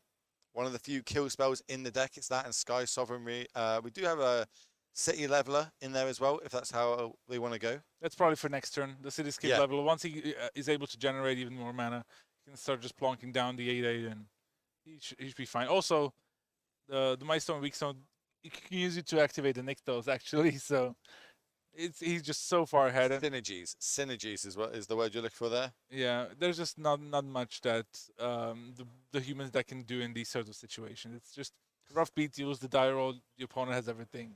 That's why Mono Green is so good too. Yes. When it does these things, it's really hard to stop. And you need the cheap interaction and whatnot. So I'm not even going to try and think of any lines out of this. I'm just going to accept that we're going to be going to a game number 2 shortly. There's too much on the other side of the battlefield. And when we got options of like Storm in the graveyard, Karn activations, we're putting up a good fight. Yeah, it's a good draw against other decks. Probably you would be in a decent shape, or even on the play would be great. Coppercoat Vanguard, Thalia's Lieutenant. It's super nice, but yeah, just doesn't really get you anywhere. That's another Oath of Nissa off the top. Remember, this is a nice little card in this deck. It lets you find a Planeswalker, a creature, a land. I believe it's a permanent, actually. Let me just see if I can get that. Planeswalker creature land. Yep. And put it into your hand. This lets you dig through to try and either find the mana dorks if you need them in, or maybe you need to find some land, or maybe you need to find one of your big hitters, like a Cavalier. Yeah, I mean, it costs 2 mana now, so the discount is not as good. Oh, terrible card. Get rid of it. Talia, yeah. Ugh, we can't afford that extra mana. Yeah, but it gets a Karn. That works. So tap this, activate Nykthos, add 1, 2, 3, 4, 5, 6, 7, 8, 9, 10, 11, 12. 14 green mana floating. We need more dice. I was about to say, you need more dice than that, if my math is correct. Oh, 13. Oh. 1, 2, 3, 4, 5, 6, 7, 8, 9, 10, 11, 12. 13. 14, yeah, I'm right. Mm. Well, you know, let the players, maybe they don't need the mana. Should be 14, you're right. I was really doubting you for a second. You compliment me, say quick math, and then you believe I can't count to 14. I was like, I'll let you have the where I praise you for being able to do basic addition. You smashed me for it. I am an infect player after all. I can only count to 10. I do understand. As we're now going to see, the leveler is going to get put to hand, now get cast. This does have a cast trigger whenever it is cast or attacks. Destroy up to 1 target non-land permanent. Its controller creates a tapped Power Stone. Not exactly something that we can utilize on the other side, but it coming down will be able Ward to get 1, thanks to the Coppercore Vanguard, so has to pay the extra mana. Where are they going to get that extra mana from? Oh, I wonder. Oh, God. Okay, cool. We're just... What was that? Oh, nice little Skura token. It's a Skura token. Yeah. I mean, this was... we didn't really get to see the Boros deck do its thing, unfortunately. That's something that just happens sometimes. The green deck can be really difficult to interact with, especially if you're playing like an aggro deck. It's a lot of the normal, like traditional mono white versions have been playing ossification. We also see some brutal Cathars, but again, these cards, are pretty slow when you're on the draw because you're just reacting. If you're not attacking while removing threats, it's not going to be that great. And here you see the deck list. It has a lot of very interesting choices. For me, I'll start with the red cards. The Fervent Champion, who doesn't like Javier Dominguez? You picked the one weekend he's not here to sign. He's not here. That would be a great story, but no. But that's a good one drop to have, of course. Like first strike haze, then it can help. It can pump up knights and like do these sorts of things. Also, inspiring veteran, pumping up knights. I tried to look at the deck. The good thing is that Adeline is a knight. I didn't realize that. But a lot of the others are soldiers. So like Kithian, Talia's lieutenant, and Coppercore Vanguard are soldiers and not knights. So that's not a great synergy. However, you have the Dauntless Bodyguards, the Fervent Champions, the Venerable Knights who are knights. And those are all 1-drops. So I guess it makes sense that you're pumping up your 2-drops. And Talia's lieutenant, like, it can pump up all the humans. So it doesn't really matter because they're all either human knights or human soldiers, so that's all good. And Mutavault, I was about to say, and on top of that, you've got Mutavault. It's every creature type. You know what I mean? We can add to that. But what did you like out of the sideboard here? Anything here to try and shore up this matchup? They did come this weekend. No mono green was going to be a deck. Is there anything that you think they should have had quickly? Maybe Brutal Cathar could be worthwhile. If you can find some sort of like getting off a troll off the battlefield because it goes into exile. So especially on the play, I'd probably want the Cathars, but you don't want to also dilute your deck too much. Well, don't worry about mono green. I'm not sure much of here comes out. That is 15 one-ofs. Yeah, the one thing that I will note is that there is the one Cityscape Leveler in the main deck and one more in the sideboard. So this is the more traditional build we're seeing coming in. This is the list that I've actually changed my deck to. Yeah, some lists have the Invasion of Ixalan, for example, right? And he's also playing a 4 of this, a card that has been sometimes shaved down to 3 cards. But yeah, no sideboarding necessary if you're playing mono green Devotion, even though sometimes they bring in a few cards if they find something to shave, depending on the matchup. It just looks nice. It's just a lot of 4-ofs, 2-ofs, 1-ofs. I'm all about this deck. I really do like playing mono green.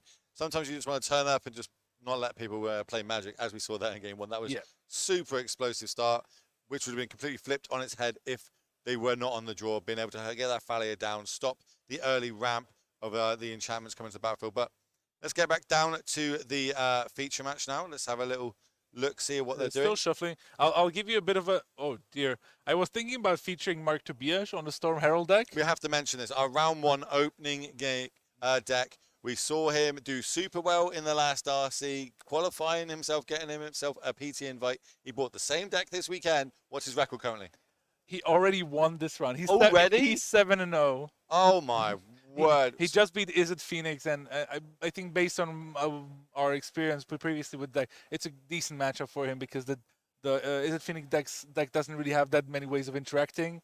With the Storm Herald, at least main deck. Yep. Even after sideboard, like Spell Pierce doesn't catch Storm Herald, Negate doesn't, Yeah. Stroke doesn't. Once it's on the battle, the triggers on the stack. That's basically it's almost game for them. Yeah, as long as he has other things, because the Phoenix decks are pretty good at killing one creature. But if you build up your board, it's going to be impossible to stop. He's 7-0. Just remind people what that is. Some people might not know what that is. Oh, what's yeah. going on. What is going on in that deck? How is this 7-0 undefeated deck winning the game of Magic the Gathering? And I'll mention this because I know we have a lot of American friends, waking up on the East Coast and joining us for this match. We saw Mark Tobias already at our previous Pioneer Regional Championship in Sofia, played the deck to a qualification to the Pro Tour, I think in Minneapolis or Philadelphia. No, that was for Philadelphia, I think. Because it was in November. He qualified for the one in February.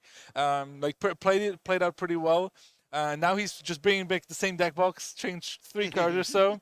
But the main combo is that the deck has just a very few elements that are within. He has mill cards like Seder Wayfinder, Merfolk Secret Keeper, and other things that mill himself. He also has a few looting effects like Scrapwork Mutt, Ledger Shredder, and all these things to put stuff in his bin. What Is that stuff that and then last bit is the combo pieces. So he's running Colossification, which is an aura that gives a creature +20/+20, and Burning Anger, an aura that gives a creature the ability to tap and deal damage equal to its power to any target. And he has Stormheld, which brings back these auras onto the battlefield, and he can then use any basic creature he has on the battlefield to dome his opponent for 20 or 40. And we saw it for 41 points of damage in our first round this morning. Chat, you're asking why were those sheets of paper on the table for him? So this is an open deck list tournament. They basically get to look at your opponent's full 75 or 95, depending on if they've got a Yorion or not.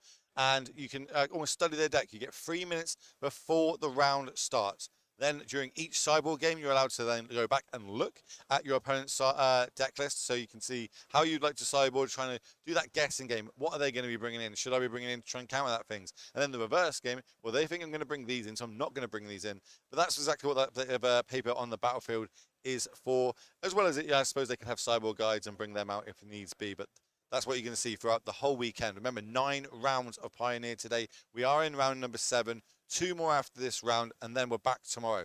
6 more rounds of Pioneer action, followed by a cut to top 8. That's when we're going to start seeing who is going to get to go to Pro Tour Barcelona. 36 invites on the line. And then in that top 8, we're going to find out who are the top 2 get to go to Worlds. Yeah, I can already tell you a couple of, what's happening at the top table. Some players who have already 6 wins, and we're going to see them tomorrow. They're still, of course, battling, but at the top tables, of course, we mentioned Storm Herald combo in the hands of Mark Tobias. But we also, I see Tony Mardos is playing Rakdos midrange against Lorenzo Terlizzi. He's on Rakdos Sacrifice. We also have another Rakdos Sacrifice player on table 4. We saw him in the feature match area in the one of the previous runs, Stefano Vinci. So Rakdos Sacrifice representing pretty well there.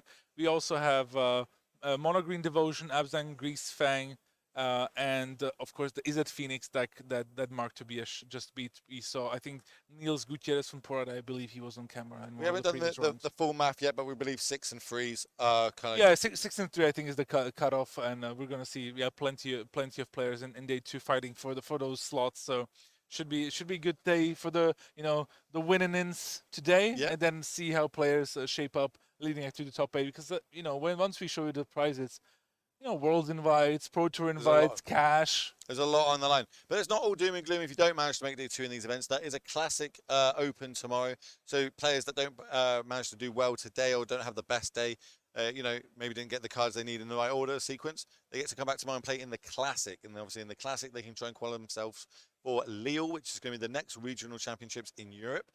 All the opens or ways to get involved in that are now going through your local game stores. So this is the ones that everyone's going to start playing for. We've got in a couple of weeks, we're going Legacy going back to Italy and hosting another event to try and get more people qualified for it. So if you're not following Legacy, make sure you hit that follow button for every time they go live with live paper magic. Yeah, it's great. And what is not great, mulligans. I think Rowan Hall's cast is going down to 5, and I think Christian is staying on 6. So it happens in Magic. You know, I happens. I had so many great stories that people were telling. I told them about the story we had on camera with the hardcast Parhelion, and Oh my word. there was like really like it felt like once both decks fills out, the games can be pretty fun. And I had plenty of players telling me like insane stories of how they had like super long games with like them playing really weird cards and nothing happening. I still haven't told you about Sean Beekeeper Mox. Oh yeah, right. So he's doing well. Yeah, he's doing really well. He's X1. He's playing Lotus. I believe he's our backup feature. He's our backup this feature round. Yeah. Obviously that game might go a bit too quickly, especially in the hands of him. He's like this guy's broken. But he was playing against Blue White Control with Rest in Peace in play. His win con got exiled. His only way of win conning was copying his opponent's Lair of the Hydra with Thespian Stage. Okay, nice. Generating a large amount of mana. Went to combat, turned it sideways. Went to mana, turned it sideways. They then target it to destroy it. He untaps it, copies the Lotus Field, gives it hexproof, and wins that way. And I was like, oh my god, that's such a good big Pretty amazing. Play. As well, after the races, we see a Oath to Nissa getting a Nykthos into hand.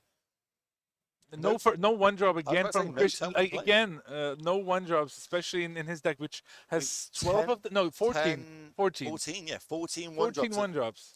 So we must have a 2-drop here. Which one are we going to go with? No. Talia's Lieutenant is not the 2-drop you want to play. Of course, it's gonna grow once you start playing. Maybe he has Adeline in his hand, so if he has that as a follow-up, he should be fine. But I'm always scared when I see turn to Mutavault. That seems like that's the last line you're gonna play. But looks like okay, we've got a bit of game here. So this is going to be 3 damage or 4 damage coming across actually. Yeah. Another human token will be made. That is also going to trigger the Thalia's Lieutenant. Great stuff. Now the Thalia's Lieutenant can flex a little bit, grow some muscles from the front of his human buddies. It can grow big, especially when it goes unchecked, and potentially it can grow bigger than some of the creatures we're going to see on the other side of the battlefield. As a Cura is going to come down. Cura, real hard to get off the battlefield when it's there, especially if you're attacking it down. 7 loyalty for this 3-mana Planeswalker. There you have it. It's such a key part. I was mentioning this earlier in the day when we had a stream that the mono green deck relies so heavily on 1-mana elves, Kiora, and of course Wolf Haven interactions that it's just so overpowering. No matter what the top end is going to be, it's going to be some powerful stuff. And look, like now, here we come. Here's a troll. A troll. Going to cut into the battlefild. Trigger Kiora. Draw a card. Not too bad when you're on a mode of 5. Yeah, pretty good, I would say. Especially the card draw of Kiora is now gonna be put to very good use. We'll see if there's a good follow-up from Christian here. He has quite a few cards in his hand, and now with 4th land and Sacred Foundry. This would be a great turn for Brutal Cathar, though.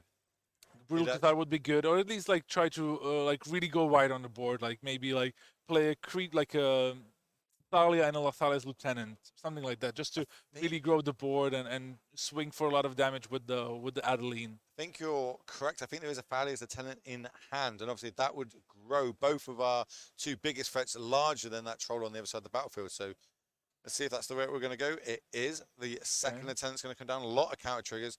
Obviously, we get 2 on the other Lieutenant, because 1 for a human coming down and 2 for the trigger of the first one happening. Oh, whoa, Copper Coat Vanguard, I like this. So I was wondering why he didn't animate the Mutavault to put counters on it and attack with that as well. But now he added the That's Vanguard. One of the new ones, right? Yeah, it's one of the new ones. I'll pull it up because I love that card actually. I really enjoyed playing mono white humans. Yeah, and this card is because it is from Aftermath, right? Marcher Machine Aftermath, so it's like a relatively new edition. But it gives each other human you control +1/+0 and has Ward 1. So now the attack with with those creatures is absolutely massive. The Thalia's Lieutenant is growing out of hand. It was going to be 6/6. So yeah, it was 7/6. No, yeah, it was 7/6 because they all get +1/+0. Yeah, I think they're just discussing that it should get an additional counter off of the Adeline human coming into play.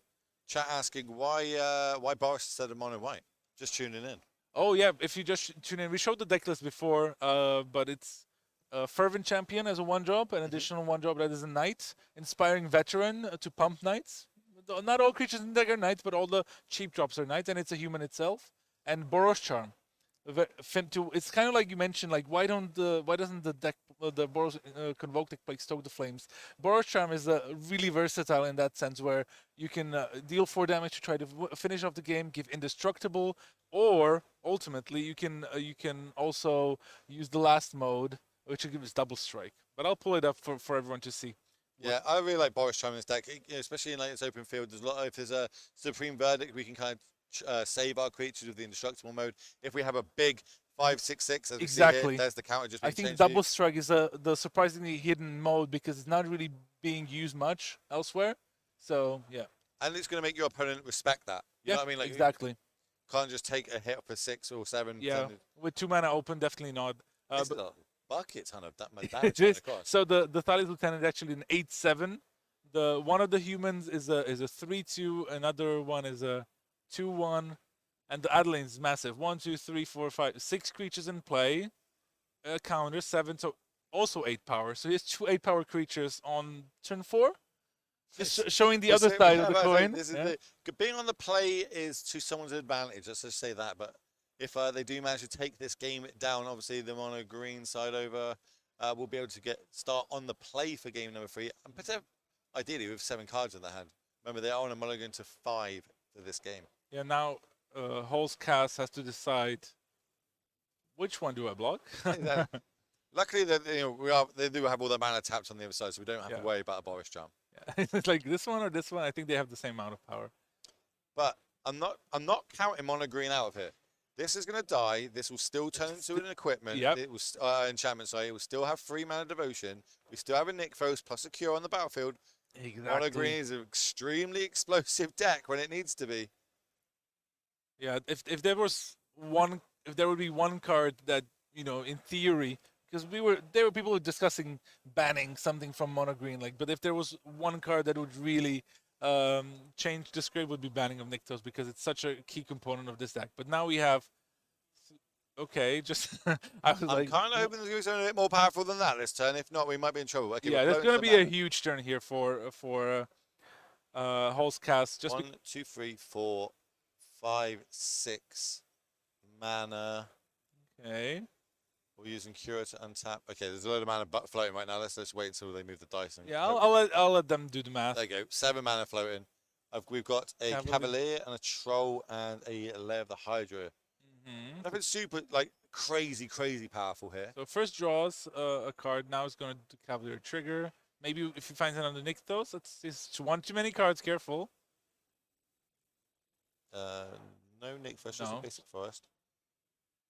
Is there a order that things should happen normally with Cavalier? Do you prefer to draw and then look at top 5, or do you prefer to look at the top 5 and then draw? I usually prefer to look first and then draw, but I can imagine the other way going. There's probably some really high level answer that they could give. Oh, and actually Scoops didn't find what he needed. Yeah, well, on the other side, it's not getting any better for you on the other side of the battlefield, is it? Especially with Mutabolts and stuff coming across. We're only at 3 life.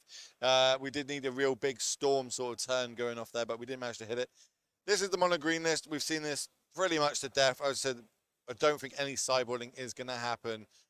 So let's see if we go across to the other deck list and just let's have a little look at this Boris list, because people just join in. Obviously, this isn't mono white that we're normally used to. We are going to try and get the Boris one for you, show you what the red splash is for, show you the sideboard, because remember, it is an open deck list tournament. Did you notice that there's a thing on the top which tells you what rarities the cards in the deck are? I didn't realize. The mono white deck is 53 rares and 2 mythic rares. That's pretty crazy. Yeah. Just no commons? Yeah, there's no commons. So you need the Popper not allowed. You have to have the most powerful magic card in existence, the credit card for these sort of decks, clearly. Okay, talk to me about this red splash. Not something we usually see. Obviously doing pretty well. And we've just seen it there be super explosive, but the red cards didn't really come into that. Yeah, sure. The mana situation, it's decent enough for these sort of decks. You have good lands, but it's always going to punish, especially when you're also playing Mutavault. It can really happen that you just have 2 lands and one of them is Mutavault and you're not able to play your red spells or your double colored spells that well. On the other side of the coin, you get a bit of power, maybe a bit of sideboarding flexibility, even though we saw that his sideboard is mostly white cards, so it doesn't really come into play here. But at least partly surprise factor. You mentioned we haven't really seen this. It's right. It's true. I do remember in Sofia there was a small contingent of Italian players, including Samuel Estrati, who were playing white-black humans. They were playing General Kudrow as a way to pump his humans, as well as they were playing Dire Tactics, which is a removal spell where if you have a human, you don't have to pay life to exile a creature. I think it's a white and black, and and even in the aftermath there was another white-black human lord printed, no, kind of, and Irina or Girina, I don't know how to pronounce her, but 2-mana 2/2 human. So there's reason to dive into other colors as well. But I think the advantage of being mono white is you get access to ossification, which is a really good versatile removal spell, and you need a basic planes to play it. Right. So that's a good reason to remain it, and then also consistency. I'm more shocked that you just said that there was a name that you couldn't pronounce. I'm just not sure. It's a new card that is not being played that much. So yeah, I can even pull it up because I think I got the name pronunciation right. Sorry, the. You've got time. Both players are obviously looking at their hands. We're taking a mulligan. I think Christian is Christian. Okay, actually, it came out before as a Mardu card. I didn't know this one, but I didn't play the original set where it was from. So, Irina or Girina, I don't know. So yeah, we'll see. But this is the card that you can also think about playing. It's also a soldier, if that matters. So, and it can be like a decent sideboard card against some graveyard decks or sweeper decks. It's pretty versatile in that sense. But we're not going to see it today. We're going to see some maybe inspiring veterans. And, of course, we're going to see a turn 1 Land of Elves. One of the best plays you can do in Pioneer. Frank is a fan of this Forest Humans list. He wants to try and fit in an Embercleave somehow, though. And that is why we love him. Double red, of course. Yeah. Look, a 1-drop from Christian. That's something we haven't seen so far. But he's going to probably struggle against turn 1 Elf, turn 2 Cure, turn 3 Cavalier of Thorns. Let's see. Yeah, it's going to be pretty rough. Are we going to go for the one with First Strike in haste? Yeah, look like we're going to do. Fervent champion, Javier Dominguez himself. This is what you got for winning Worlds, correct? Yeah, correct. You get your own card made. Also, we just had one of the more recent ones, the Fairy Rogue. Yeah, Fairy Mastermind. Yeah, Fairy Mastermind from Shooter. It's, I think, the highest honor you can have as a Magic player, just to get your card immortalized. It's gonna stay with you forever, and it's a great thing. Oh, there's the inspiring veteran. Yep, here's one of the main reasons we're splashing red. We said we had a whole game without any red cards. Here's our 1-drop that's red. Here's our 2-drop that's got red in it. Yeah, exactly. So Burrow's fully online, but now, on top of land, Cavalier. He has also Storm the Festival in hand, so I'm not predicting. The thing is, the kicker is, I also get to draw a card.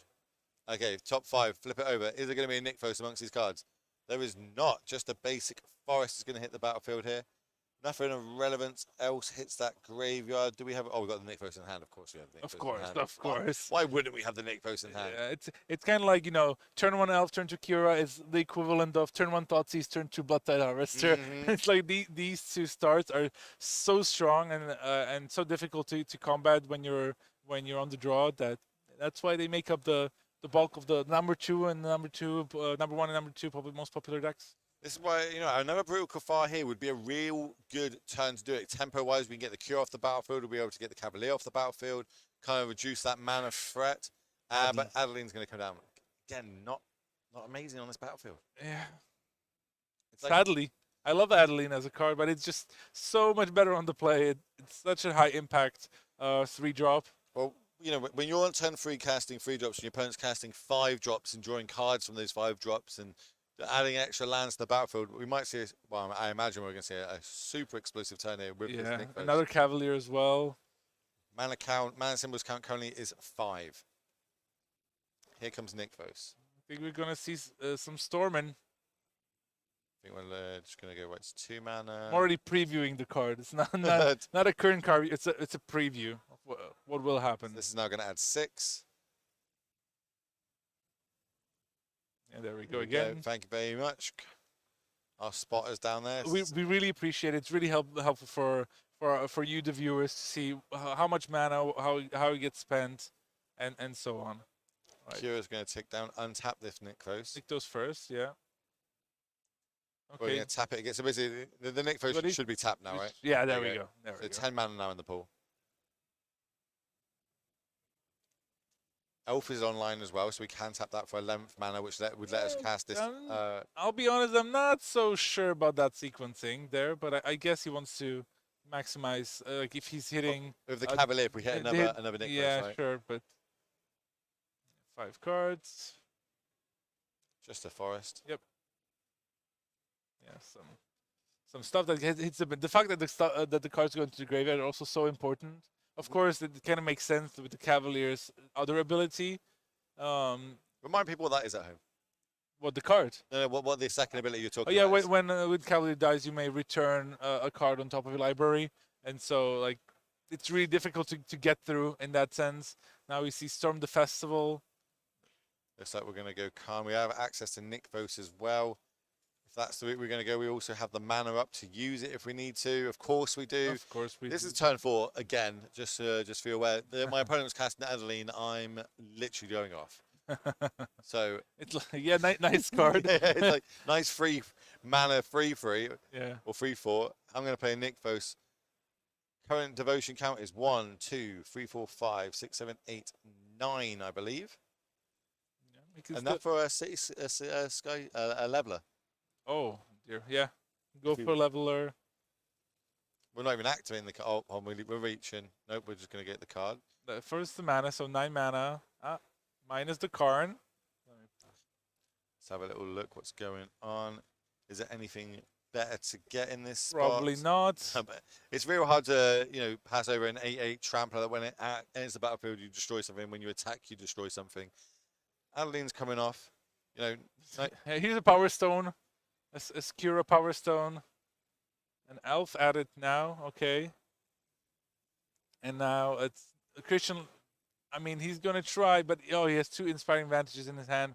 He has a couple of humans in his hand, but I think at this point it's going to be very difficult. At least he can use the Power Stone to power up Mutable. That's what he's showing. He's like, hey, look, you gave me a Power Stone. I can activate my Mutable basically for free. But I don't think it's going to make a difference. I think we're going to see a handshake quite soon. Yeah, it looked pretty brutal, and I feel like the dice roll really determined how this game is turning out. True. Both good decks got to do their thing. Just one gets to do it a turn before the other, and that turn is all that is needed. As we're going to pass back to the mono green player here. A lot of planeswalkers on the battlefield, a lot of power on the battlefield. More importantly, there's a leveler. We can use the Khan now if we want to try and we almost could combo off, I guess. If we want to go the combo route and really show off on camera and get me and you talking through that, but we'll see which route they want to go with it. So many options. So exactly, you're almost flooded with options of what you want to do. You can also just attack. I mean, to be fair, like there will probably be some shenanigans on the blocking side, but yeah, Hall's cast very very comfortable again. Counting mana. Chat, never change. You always make me laugh. Miss Trigger and Cure are too busy submitting the match results. Yeah. Never call a game before it's over, but it's if there's an advantage bar, it is firmly to the left of your screens, ladies and gentlemen, as we're going to start floating a bucket load of mana. Oh, Jesus. That's 18 mana. That's 20 mana. Okay. So minus. I don't. What? I think we might be going. I want to see what he's going to go with. Oh, he's going to go for the. We are going for the combo route. Okay. Okay. So I got to pull up Pestilent Pestilent Cauldron then. Just so we see. Would you like to explain to everybody watching at home that might not know how this maybe combo if Frederick works? Phillips is watching, I can go through the loop. we can clip this and send it to Cedric and be like, Cedric, by the way, this is how that combo works. I know. To be honest, yeah. Oh, I'm already behind there. So you see the Cold Enrichment artifact, so you can get it with Karn, but it has the other side, Restorative Burst, and you can return up to 2 target creature land or planeswalker cards from your graveyard to your hand, and so he's gonna he return Kiora and Karn, so he can now play the Kiora. Yep. So that's basically what's happening. There's a loop here of Karn being able to find a card from exile. When you recast the card, it exiles itself, so we can get it back from exile, recast it. Every time, as long as we've got 2 Kioras, 1 in the graveyard, 1 in play, 2 Karns, 1 in the graveyard, 1 in play, we can keep doing this cycle, looping through our deck, and every spell that is generated each turn, we can then play the second side of it, or the front side of it, so to speak, where target opponent mills cards equals to the amount of life gained this turn. You've gained a Yeah, now he's gonna go too for much to mill. chain veil, I think. Yeah, to get like double Yeah, triggers. so that he can use his planeswalkers again. He can also start untapping the chain veil to get like multiple activations of his planeswalkers. I appreciate this though. You know what I mean? What a lot of people don't. People don't like watching this. But if I was on camera, I promise you, I'm doing every interaction I can do to milk up this screen time. Yeah, so you would be like, show me. Yeah. Show me how I'm dead. Like, so there's the... And the one good thing about this in paper then on Magic Online is you just have to demonstrate the loop once. Yeah. You don't have to do a gazillion clicks. Just you've got to demonstrate it once to your opponent, say, I do this many times, this is the combo. And I think that's what we're just talking through right now. Yeah, and just now explain that, like, I'm going to loop, I'm going to get infinite mana, I'm going to, like, go through these spells, and then I'm just going to stone brain away your whole library, like one card at a time, basically. And then, like, you will pass and you will die. But, of course, never mind the fact that he has a Cityscape leveler, two Cavaliers, and he enough on the battlefield to actually just win. No, yeah. We're still going for it. Yeah, he also could have, could have gotten a Sky Sovereign or stuff like that. So right, let's see if we can get back to our backup feature match. If that's still going on, it looks like it still is. Remember, if it hasn't changed, oh no, it did get changed. Let's see what got moved across. It's table 18. Let's have a little look what we've got there. So Louis. Yeah, so we're gonna move across. See, there we go. So Piotr Shinsky against Louis Del Tour. Again, you know. I think Louis Del Tour already played against Christopher Larson, who's in Reckless Sacrifice. He lost last round to Reckless Sacrifice, even though that's not the whole story, but I don't want to get into that. But Piotr Shinsky also on Reckless Sacrifice, and I think we're going to... Looks like they just finished? They just finished? Okay, oh, so basically for people just tuning in, this is what happens. We are obviously live. There's a lot of players playing Magic out on the floor. Now both our games happen to finish at the exact same time, obviously, because we're live on camera. We're going to move out into the hall. We're going to go find any of the top tables that are currently during sideboarding. We're going to invite them into the feature match. 9 out of 10 times they're going to say yes. So it's going to take us a little time just to move them from there to here, set up, try and find the game, etc. But before there, you get to look at our beautiful faces. Remember, I'm Will Hall. This is Big Z, Matej Zatlkaj. He is the Sam to my Frodo as we try and send players to Lord of the Rings Pro Tour in Barcelona the end of next month. And if you're wondering what he's on about and you haven't seen all the preview cards, Google Magic MTG Lord of the Rings. All the cards are now available on the Wizard website. Do you know, good question for you, good question for the chat. The One Ring, if you open it, what are you doing with it? I'm not telling a soul. You're not going to tell anybody? No. Will you tell me? No. Just like a secret little DM? I won't tell anybody. No, because you'd hire some assassins. I'm literally in the military. I don't need to hire people. Oh, another reason not to tell you that. And now it's on camera, so I'm a prime suspect, so I won't do it. I have to open the One Ring first. Of course. Well, we all do. But I definitely liked it when we were discussing it yesterday. I definitely like the idea of bringing up Mr. Beast. And trying to do a video about actually going to New Zealand and like going up like a volcano and throwing the ring into the volcano just to, you know. If that happens, can you just get me involved in that video? I feel like I can be a Schmeagle if needs be. You know what I mean? Just let me know. You just want to meet Mr. Beast. People do know I'm a Mr. Beast fanboy. I do. I've liked him for years. I got him. He's a lot of it. Let's have a little look what chat is saying. What would you be doing with the One Ring? Chat, let me know.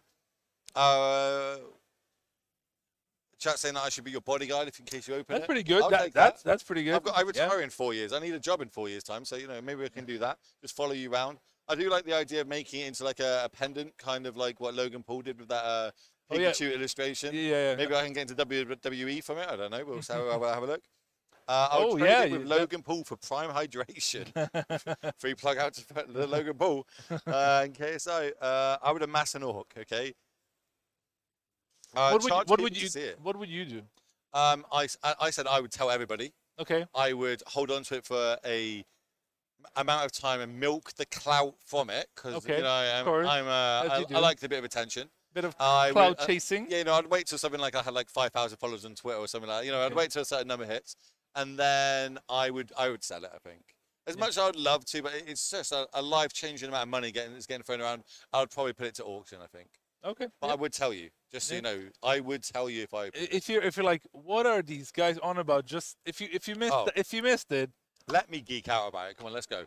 So, Lord of the So Rings. you want to take it? I'll take this. Lord of the Rings. If you don't know anything to do with Lord of the Rings, all you need to know is a bad guy made a load of rings. He gave it to a load of people. No. I didn't. No. I meant about the magic aspect. Oh. Like that there's just a one I of got so one. excited to talk about Lord of the Rings. No. Screw All right, that. I'm going. Everyone knows the Lord of the Rings. If you haven't seen it, you can watch the movies. Or like something that my wife loves doing, and I love her for it. She doesn't watch movies. She watches like movie recaps. It's like this whole thing where it like tells you the plot of the movie in less than 10 minutes, sometimes like 5. Oh no, I've got to watch It's like, but you find out the story, you know what the big hook was, and I get it, and you can go through a lot of movies very quickly. It's all right. So I was going to talk about why the One Ring is so important and why there's only one of it and what it does and stuff. Because I do love the flavor text of it. Of course. I love that there's one ring in Lord of the Rings. There's one ring now in Magic the Gathering. What you're getting at is the next set, the next Pro Tour, modern legal only is and onwards is going to be a Lord of the Rings crossover. We're going to Middle Earth. Cannot wait for it. But I was going about the flavor text of there was 3 rings that were given to the Elf Lords. So now there's going to be 300 special soul rings made. It's really cool. Then there was 7 rings given to the Dwarf Lords. So there's going to be 700 of them. Then 9 rings that were given to the humans, and then 900 of them. I really love that whole flavor text. And they're all numbered, so you can actually open them in like collector boosters, and you can get a specific number. So getting maybe 1 of 300. It's really cool. It would be really sick to have. EDH players are going to be dying for those sort of cards and to pimp out those full EDH decks. I'm currently looking across at Skura to see, do we have another feature match setting up? There's no more tables coming across. Can you find out how many rounds are left of the round? We need to know how long we need to kind of fill for. We'll fill a little bit, and then we'll go on a short break, and I'm sure we'll be back. We're talking about, in the chat, they're talking about Mark and his 7-0. Yeah, he's 7-0. Yeah, Mark Tobias. If you missed it, Storm Herald combos the new thing, the new old thing in Pioneer again. I was just joking around with some people. He probably just has the same deck box as he did in Sofia, where he I think went something like 10 wins, 4 losses, 1 draw, I think, to make it onto the Pro Tour.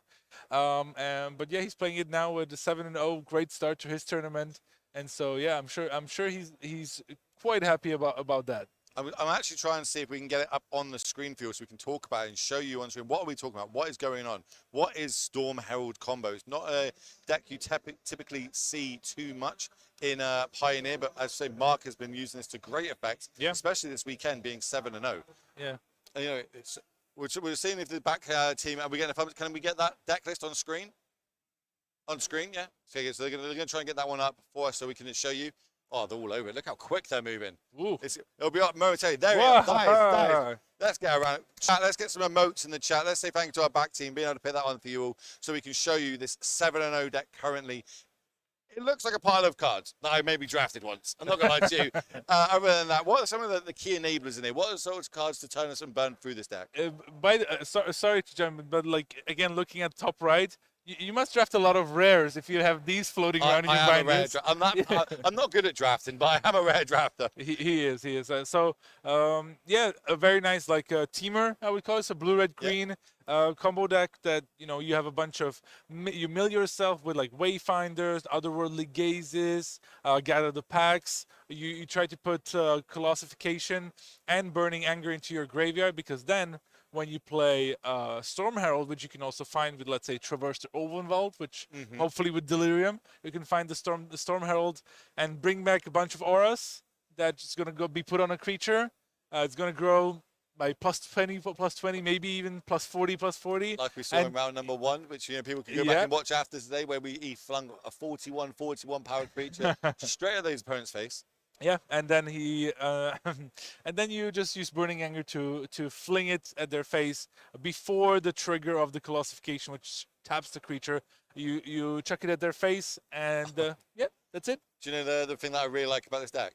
It's 61 cards. I know that. Yeah, it's I hate it. I hate it so badly. But I talked to Mark about it, and he's like, I couldn't decide. And like the mana was not working out. I just really wanted to add Otawara. Actually, that was the 61st card. Oh, is it? Yeah, one of Otawara. It's really hard to argue against it though, because he is 7-0. He's absolutely demolishing so far this weekend. Yeah, and like I think he enjoys the fact that people have not played against it. They really don't know what to do about it. And plus, one thing I mentioned already at the start of the tournament when you asked me me what I thought about the metagame, Yep. was that I think people started skimping a little bit on Graveyard Hates. Yeah. And I think I saw a Grease Fang deck also among the undefeated players as well. And Phoenixes are kind of rising as Phoenixes well. are rising as well because they're like people like Rest in Peace, not so present anymore. Fewer unlicensed hearses. So maybe Trespassers on a cutting back a little bit. So yeah, maybe. So it's like it's small kind of meta swing where maybe Mark, of course, you need good matchups. You need to play it well, right? Of course. But he is a very top player. You know, he's done super well, especially great player, Europe yeah. at the high level events, and absolutely destroying it this weekend. Yeah, I'm sure we'll put him on camera soon enough. So yeah, I'm looking at Skura. Skura's the one picking the next round of feature matches. Are you going to try and get Mark on the next round? Sitting 7-0. I'm getting a thumbs up, ladies and gentlemen. So you'll get very excited. He's buzzing for it. If you want to see people throwing 20 damage people in one shot combo, you're going to be able to get it next turn. So that's going to be probably the end of it for the round. Is that the end of it? I'm getting the thumbs up. This is going to be the end of the round. Remember that my name is Will. This is the one and only Big Z. The Sam to my Frodo, and we are sending 36 players to the Pro Tour this weekend. But first step is get everyone to day number 2. 6-3 record is what is needed. And other than that, I think that's going to be the end of the round. So we'll see you all real shortly. See you later.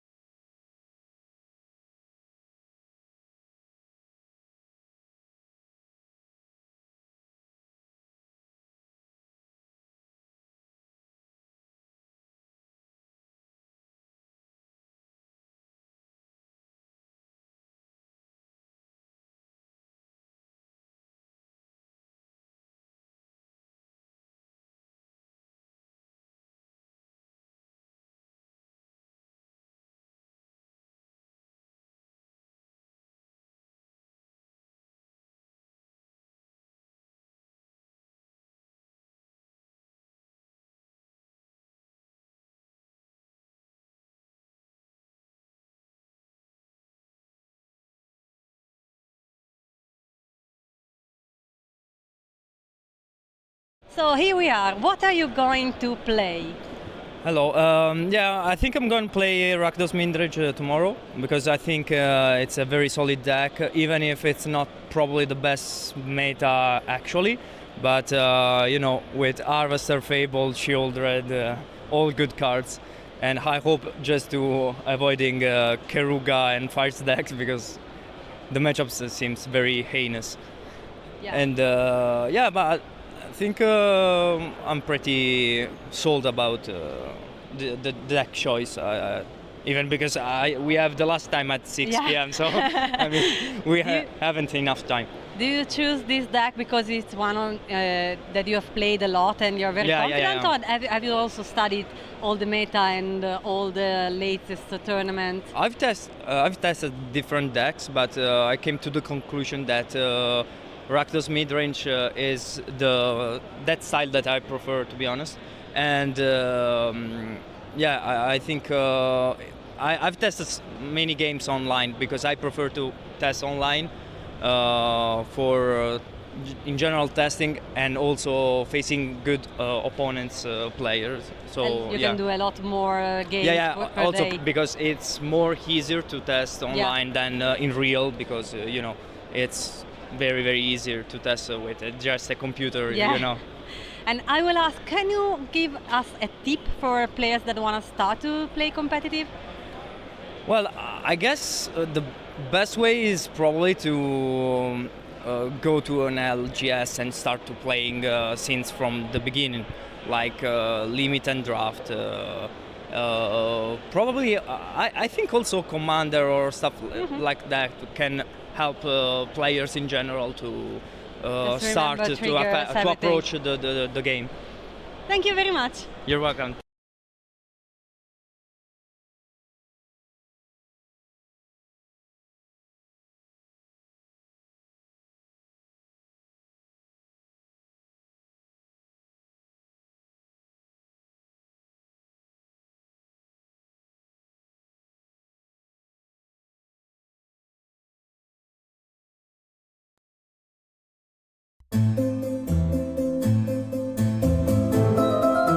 Hi guys. Sorry, can you guess the card from this zoo? This is a difficult one. ¿Qué carta es esa? No tengo ni idea. I don't know. This one is very difficult, yeah. What card is it? This one is a Storm Festival. Oh, really? Really? The part of the dog. I think it was a card of Zelda. No, yeah, it was really very difficult. Thank you. Thank you.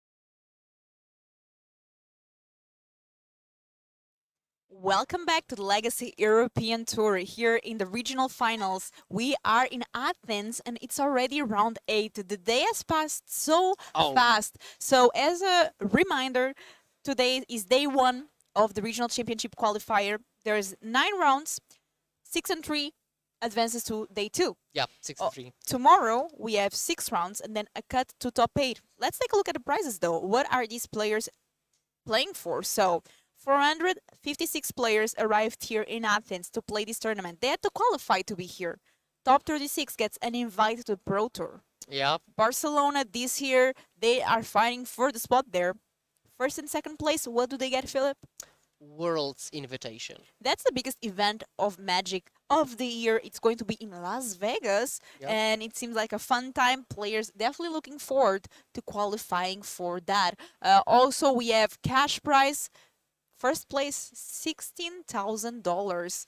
And not only that, top 64 gets cash and also an invitation to the Legacy European Championship in Lille, which is going to be in the end of September. It's also Pioneer, like this event here.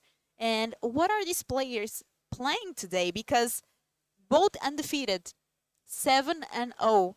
And people ask for it, so we are delivering it. We have Storm Herald combo versus Rakdos midrange. One is a Spanish player, Tony Martos, known from the Spanish community, and on the other side, who is running this Storm Herald combo, Philip? So it's Mark Tobias, who's, I think, German, Austrian, and he's playing a 61-card special with Storm Herald. And this part that I'm going to read now, it's brought to you by Frank Castern. He's always here in chat helping us out. And Frank told us that Mark Tobias made top 8 at Pro Tour Amonkhet and is renowned for brewing the spiciest decks. Last year, chalked the competition by finishing 21st place at the European Championship with a never-seen-before Storm Herald deck, the deck that we are seeing here. This deck's gameplay revolves around classification and burning anger, which are put into the graveyard and then returned into the battlefield with Storm Herald. This allows you to immediately ping your opponent up to 4 to 20 damage. Since the enters the battlefield trigger of Storm Herald doesn't target, you may attach the auras to any creature upon resolution, which helps dodge the opponent's spot removal spells. I'm excited to see this.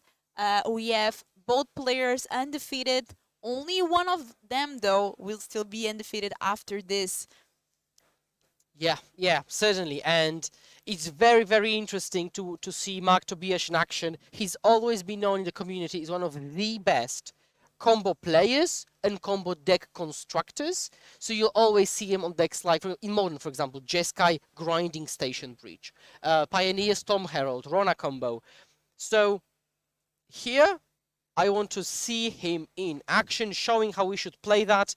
A deck that was completely under everyone's radar. 7-0. And where is Mark Tobias from? I think it's Germany or Austria, but I'm not sure. Tony is from Spain. Do we have any Tony fans, any Spanish viewers? Hola. People saying that Mark Tobias is from Germany. Yeah, that's what I thought, yeah. So we already have the Harvester from Tony's side. And what is Mark doing here? Yeah, so we've got some gaze action to have card selection. I can see actually a lot of Spanish viewers. Yeah, guten Tag. Hello. Tschüss. And stuff like that. Okay, so scrapwork mat. And what is the key cards here in this particular matchup? How does this combo deck does, particularly against Rakdos midrange? Yeah, so Rakdos midrange mainly leverages point removal, such as Fatal Push or stuff like, you know, Go for the Throat, or maybe Power Word Kill, Heartless Arc, stuff like that. But, as mentioned before, Storm Herald combo doesn't target upon resolution. It just attaches to any creature. So if there are multiple on the battlefield, a single Fatal Push isn't going to cut it. So this is certainly important.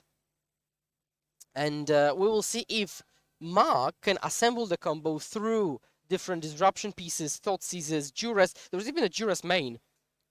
Fable of the Croxus. Mirror Breaker. Why does this deck play Fable of the Mirror Breaker? Well, the real question is, why would you not play Fable of the Mirror Breaker? Fair Like, enough. do you play red? You do.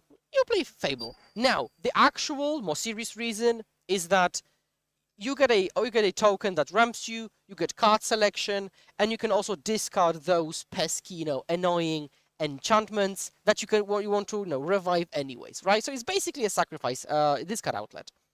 If you flip it, it might have some utility, but I think it's mainly, the treasure, making mana, card filtration, ditching the enchantments. And let us know, Twitch chat, who are you rooting for? Storm Arrow combo or Rakdos mid-range? I would be surprised to see any Rakdos enjoyers when we've seen so much Rakdos over the recent months. Although not today. Today we haven't seen that much Rakdos. We haven't seen that much Rakdos, and I'm actually curious to see the conversion rate tomorrow, because Rakdos was the most played deck today, around 17% of the field. Yeah, we will see how well it converts to day 2.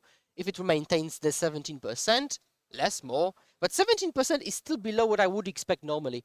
And now we see another utility land getting played into probably another Blood Tithe Harvester, maybe? Oh, Stomp. And Tony, they're recognizing that needs to go. That treasure token is going to allow for a lot of shenanigans. So if Goblin starts attacking and creating the tokens. Yeah, so now the Rakdos play is actually turning the corner on the Storm Herald combo, right? Just applying pressure, disrupting while applying pressure. This is exactly where you want to be. We saw that against Lotus Field with Rogues by Grzegorz Kowalski. The thing was, you need to put pressure and disrupt. Do you think the Blood Tithe Harvesters, they are bringing more luck because they're signed? I mean, they look cool. I mean, Tony is 7-0. Yeah, that must be because of the signed Harvester, although Tobias has got Japanese Fables. And I would put my money... there's another one in hand, alongside with the Busejo. I think there are 2 more Fables, actually. Oh, 2 more Fables of the Mirror Breaker. That's scary. Yep. So basically, yeah, well, like a Fable...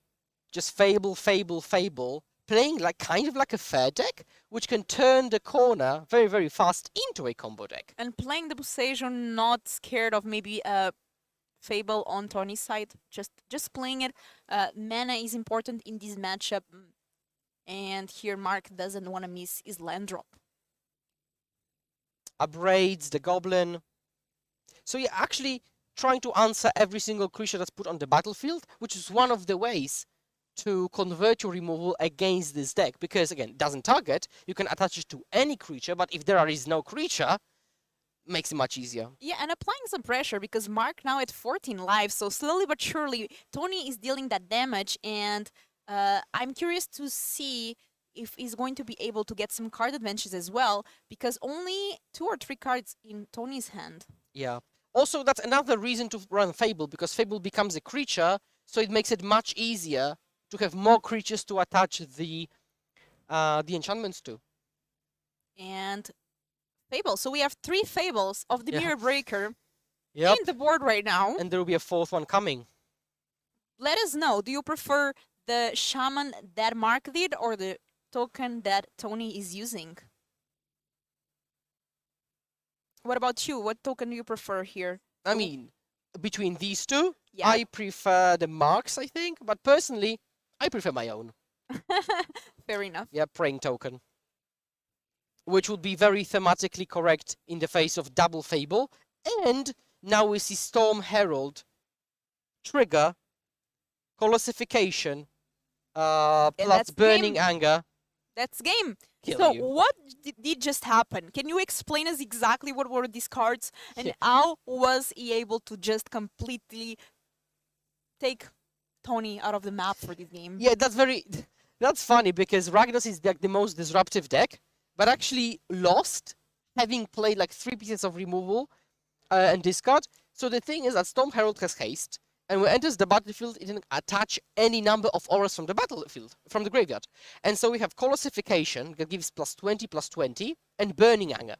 So Colossification taps the creature that it attaches to, but it's a trigger. So in response to the tap, you use the Burning Anger ability, which says that you can deal damage to a player equal to this creature's power. So essentially, in response to the self-tap, you deal 23 damage straight to the face. And so we see Rakdos midrange, deck list now. We probably have to attack the graveyard a little bit. So we will see cards like Go Blank and Extinction Event. Extinction Event. Probably Go Blank and Hidetsugu Consumes All. It also answers the Shaman tokens, although it also answers your own Shaman tokens. And I'm sure here, when Martos decided to bring these Rakdos mid-range, his priority was not how do I answer Storm Herald combo. Excuse me, what did you say? I said that here, Tony, when he decided to bring the Rakdos mid-range, on his mind probably was not thinking, how can I answer Storm Herald combo? On the other side, though, I'm sure Mark came prepared to those Rakdos players. Yes, certainly. Like Rakdos was one of the decks that was on everybody's radar, and Storm Herald combo was probably like the 23rd deck in your sideboard sheet. So no way you're prepared for that. And now, chat, you can see the deck list. You can screenshot it. It looks magnificent. It's a work of art. Multiple decks today have been work of art. Ledger Shredder.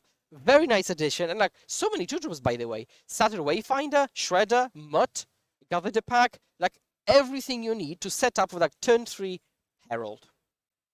I'm excited to see if this deck can do it again and so fast. This was a fast game one. Yeah, for that reason, I know what I chose for the backup, but I don't want to spoil the fun yet.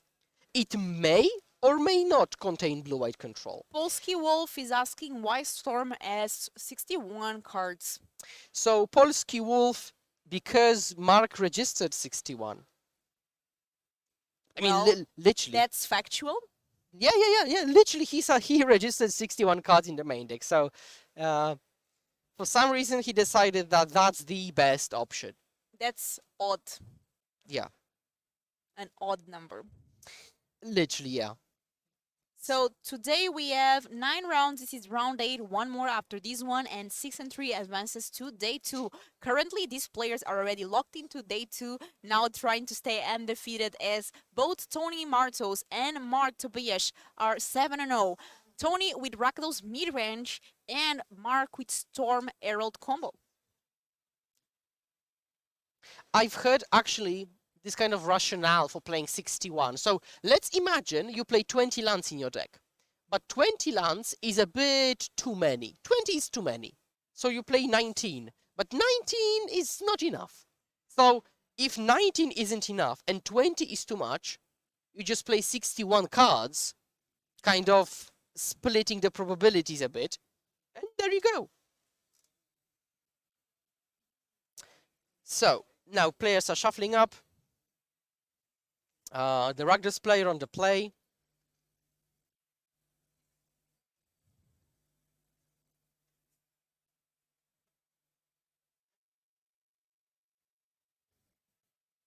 Okay, and here, very impressive that out of all Rakdos players, Tony is the one doing the best. So clearly showing experience. Tony is a very well-known Spanish player. He's friends with Javier Dominguez. Oh, okay. He also usually hangs out with a Portuguese crew that I'm friends with. So very nice guy, very experienced with Magic, and yeah, must be very well prepared with proper sideboard plans. Because no, one thing is taking like the tier 1 deck. Second thing is playing it well. But third, having proper preparation plans.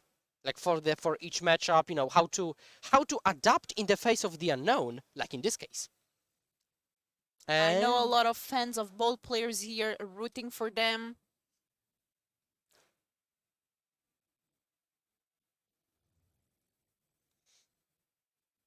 Okay. So now we've got a mulligan from the Rakdos' side, probably mulliganing into something like a Thoughtseize. I would imagine the best draw include Thoughtseize, maybe Harvester, to get some disruption and pressure. I agree, and especially seeing that this deck is so explosive, Tony cannot just have an average hand. It has to have an hand, as you said, with a lot of answers. And this is the thing. The pressure is on Tony, not on Mark. Because Mark can keep a hand maybe slower with Fables, maybe faster with Herald, but like it's up to Tony to be able to interact with those things. And now we see a hand of double Mat. okay, that's a bit of trolling on Mark's side, because you never want to take classification, because the idea is that he's in the graveyard. So you'd be doing Mark's job for him. So it's double Traverse, double Mat classification. Hand is like average, but like in a good way for Mark. I don't think there is a good Thoughtseize take here. And we see there Tony writing down what he saw here, and Thoughtseize taking, yeah, Traverse, but this hand is like super Thoughtseize proof, but it doesn't mean it's bad. Oh, I think Herald was top deck there. This is huge. Bankbuster, Auto Aura, and by the way, this card really added a lot to this Storm Herald combo. The Scrapwork Moot, it doesn't seem like much, but it does a good job. Oh no, oh no. We've seen a tap out, and I think Herald was top decked. Oh, it was Fable. I thought it was Herald, but it's still pretty good for Mark. I wouldn't be sad to have a Fable, let me tell you that much. Yes, very much, yeah. So we say Fable Mirror, but again, I really prefer Mark's side. Yeah, so I know he wouldn't win, but he would still have a 20, 23, 22 creature, which is pretty scary. So it doesn't have to be an actual win. Also, if you play Storm Herald and it becomes, let's say, this 23, 22 and gets killed, it's a 1-for-1 anyways, but you still threaten. Oh, Aura's Exile. Oh, you're right. Yeah. So it makes it a bit more complicated then. And do we have something like Graveyard Trespasser to start exiling some things? Well, there are Graveyard Trespassers. 2 in the main deck, actually. No more in the sideboard. So there could be some. In those matchups, like, for example, Phoenix or this one against Rakdos, you really want to be able to discard the enchantment and bring it back, discard whatever and bring it back on the same turn, so that it's not left up for grabs for those random pieces of graveyard hate. And here the Mute blocking the 2/2. Oh, Shieldred. Using the token and playing... And Shieldred is particularly awkward now before the second chapter. Because now if you discard to draw, I mean, it's not like the end of the world, you're just losing 4 life. It's still pretty annoying. I can see Spell Pierce in the hand, and Rakdos just went 1, 2, 3, 4. And I've heard this is one of the best situations for Rakdos. Just go up the curve, don't worry about it, just no. Thoughtseize, Bankbuster. I'm surprised Bankbuster is in the deck even, because it's not such a grindy matchup. And it looks like Mark goes for it. Discarding 2 cards, drawing 2 cards, losing some life because of Shieldred, but still at a healthy life total. But he really needs to start getting those pieces together. Otherwise, we know how this Rakdos mid-range can just also run game over. So there was a question in chat, how does the combo work if Colossification taps the creature? So the Colossification tap is a trigger. So you're holding priority and then activating Burning Anger in response. Okay, a bunch of people responded. Thank you very much. Yeah, so also Fable discard enables Delirium. So that's pretty cool. Yeah, there was no crew attack. That's correct. Yeah, I think Reckoner Bankbuster is a bit lackluster in this matchup. You don't really have time to draw the cards. And when I watch Mark play, it's just so satisfying. He's fast, he's smooth, he's crisp, he lines up everything well, he knows exactly what he's doing. I love watching a good combo player in action. And there we have Skura. He's a Mark Tobias fan. I mean, We will see Skura ditching up the 3% win rate, conversion rate, blue-eyed control to start playing Storm Herald combo. I would just need to add white somewhere. Or to be fair, I would just play main deck spell piece. I would just take this deck, play 2 main deck spell piece, and go to town. And would call the deck mine. Yeah, that's what would happen. So, 2 mana being tapped, draw main phase. Oh, doesn't look good. Although, if you get your life total high enough, it might actually save you. Yeah, and I see that Tony is pushing end.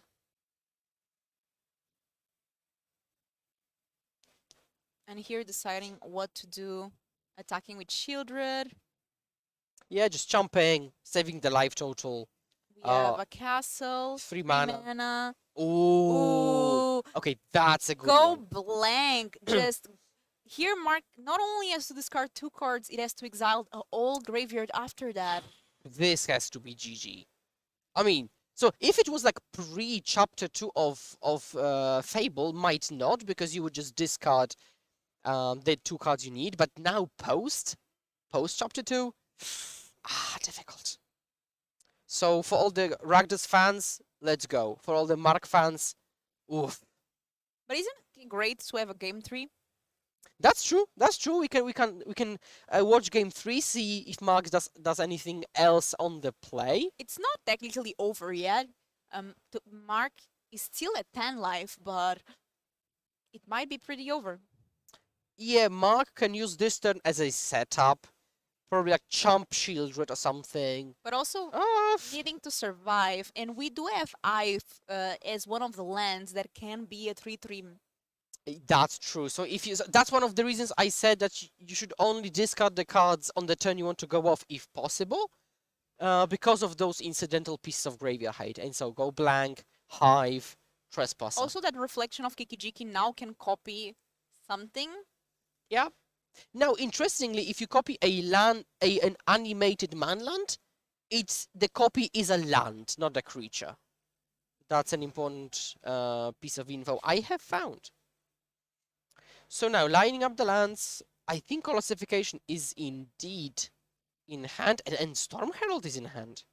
Okay, so maybe something can be done. Suicide Attack by the token just to get the mana. Storm Herald just like that. Oh, okay, that's clever. That's clever. So it has an ETB, right? So you've kind of like wasted an ETB. However, you can always use the reflection to copy the Storm Herald to get the ETB again. That's very, very clever. But that Reflection of Kikijiki still has Summon Sickness, right? Yes. So it cannot be activated quite yet for Mark. Tony really needs to remove it though. And let's see here what Tony decides to do. Let's not forget Mark at 10 alive. Yeah, threatening situation. Tony can play a creature, Crewbank Buster, attack with both to put all the pressure. Ooh, Misery Shadow activating once to be able to crew the Bank Buster. Now attacking with a 4/4 and Shieldred, and Mark needs to block. Okay, now it's correct. So we're attacking for 8, and Mark cannot take 8 because he would die to Shieldred's trigger. Yeah, so something needs to block. Ooh. Double block on the Shieldred. Yeah, just trading. Taking 4 damage, going to 6. So maybe Mark is opting to go for the long game? And another Bank Buster. And this is exactly why Bank Buster is so good. Because it's a card draw spell, but it also puts immense pressure. I think so. Chat can help us. In Amonkhet, there was an uncommon for 2 mana, an artifact that had brick counters, and basically acted like Bank Buster, because you had 3 brick counters. For 2 mana you could draw, and then for 2 mana you could scry. I don't remember the name. And it's basically like Bank Buster. Maze Mind Tome is something else. Treasure Map is also something else. But yeah, I mean, clearly... Oh, Sunset Pyramid. Oh, it might be this one, yeah. So, Yeah, this one, exactly. Thank you very much, Chad. So, Sunset Pyramid, which did something very, very similar, if not the same, as Bankbuster. But this is the thing. Bankbuster can become a 4-4 in a pinch. And that version, that fact, makes it much better than Maze Mine Tome or the aforementioned Sunset Pyramid. And here, Mark only has one. Oh, there's Bosejo in Mark's end. That can take care of the Bankbuster if it goes for an attack.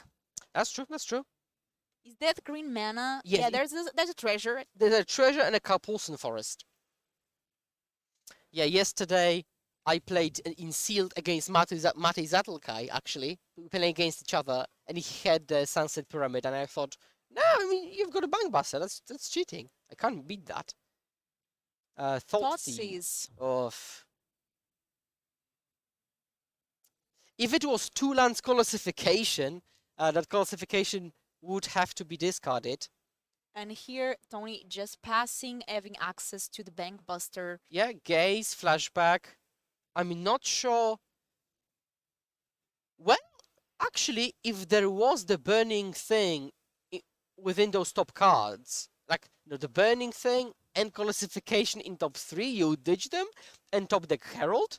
Yeah, you'd win. We needed not a top deck, but a sequence of top decks. Yeah, very much. Yeah, and also well for said. Tony to not have interaction. Yeah, that also, yes. I mean, it's all round a bad situation. Okay. Okay, yeah. It's in the graveyard. Yeah, we've got the two key things in the graveyard. But we still need a storm. Yeah, and Mark is at 4. There are two Bankbusters. There's a Bosejo, but also Tony has that information. Yeah, there's so Hive. It's not like Tony is going to play into that. But I actually, maybe Mark can win. Yes, Mark did. Yeah, Mark regularly does well with this deck. Yeah. Also, I would be tempted to play this deck with discard as well. There's a push in Tony's hand, and he might go for it because I am seeing that black mana being tapped, and it looks like it's a push on the blocker. So this is going to be game. We have a game number 3 here. What did you think of this game, Skura? It was interesting because at first I thought that Tony is on the back foot with the Bankbusters because again, you don't need a Sunset Pyramid in this matchup. But what made the difference is the fact that Bankbuster attacks. It's still a 4-power creature, bashing in, Shield Red, also putting pressure on the life total. So this is the name of the game every single time. And chat, for everybody there, if you're playing against a combo deck, you need pressure and disruption. Not just disruption, not just pressure. You need both. Could be different ratios, because sometimes a lot of pressure with a single Thoughtseize is enough. Sometimes a lot of Thoughtseizes with a single creature is enough. But you need a combination of both. And I think Go Blank. And what do you think we are going to see here, Game 3? Game 3, I think those Bankbusters will be way too slow. Because, like, when Mark plays something on turn 2, and then Tony taps out on turn 2, he might just die on turn 3. So it actually being on the play on the draw changes the dynamic immensely, I think. And let's take a look here at Mark Tobias Storm Herald combo. A lot of ways to put things in the graveyard with things like Merfolk Secret Keeper, the sorcery part, the adventure.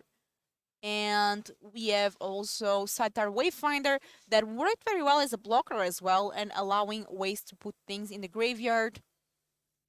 Yeah, the best thing about cards like Gather the Pack is that you reveal top 5 and you can put a creature into the hand, so you can both find Herald and ditch the enchantments all at the same time. And what do you think of Leisure Shredder here?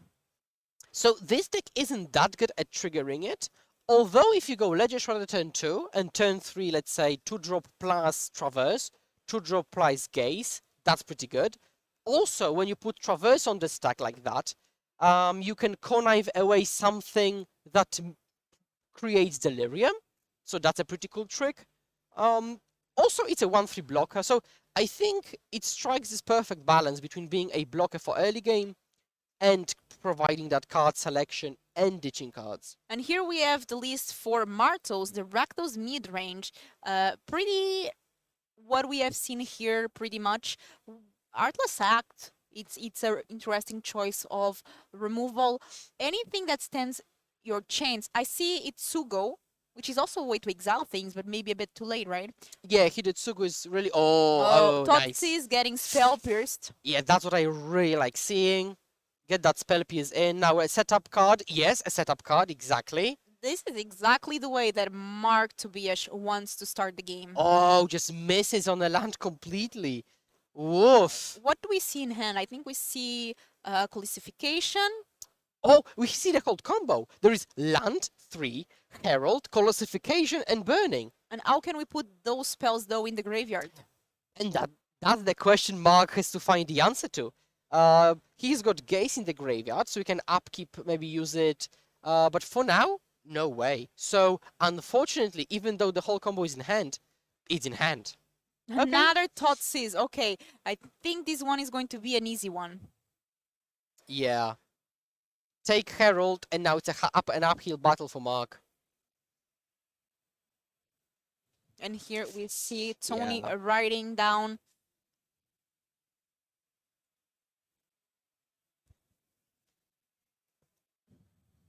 And say go. Yep, untap draw. Oh, was that another Herald? Maybe. I could not quite see it. If it it was. Oh, it was. So now Mark will Gaze end step and potentially actually combo off. That was such a good top deck. Like, you know, after a Thoughtseize, which puts you in a very safe position if you're Tony, and you just top deck Herald. This is the Thoughtseize. But yeah, I was going to say that. Oh, and that's he taps funny. out. And he taps out. Okay. Oh, is that going to be it? Oh, that's so exciting. Okay, Gaze. Look at the top 3. Oh, Colissification. And there was the Burning, I think, in the graveyard. I think this is GG. Oh, it is GG. Oh. Let's go. Bam. Trigger. And shaking on the hand. And Mark Tobias undefeated here today. 8-0 so far. What a game. Nice Thoughtseize. Can we get some emotes in chat? I want to see the hype for this. Some fire emotes for the Burning. We are very lucky today. We have been having feature matches that are amazing one after another. Wow, that was wild. That was absolutely wild. And with this wild temperament, we can go to the backup match I chose, which is two blue decks battling against each other. Blue-white control and is it creativity. I have no words for you right now. I know, I'm sorry. Actually, I'm so sorry. I'll keep doing that tomorrow. I think we haven't cast... Okay, no. I lie. I think we haven't casted a game that doesn't have blue. You're welcome. Oh, that's... Okay, going to this match. We've got Supreme Verdict wanting to clean the battlefield. In response, Rending Valley, trigger Hullbreaker Horror, bounce Supreme Verdict. Wow. Wow. Oh, and actually this was enough, and I think we're going to the third game between blue-white control and creativity. Let's go. And how do you think this player sideboard in this particular matchup? Yeah, so I will actually open the deck list for those players. I'm curious what their specific lists are. But typically, you just side out removal and side in some, counter magic permission.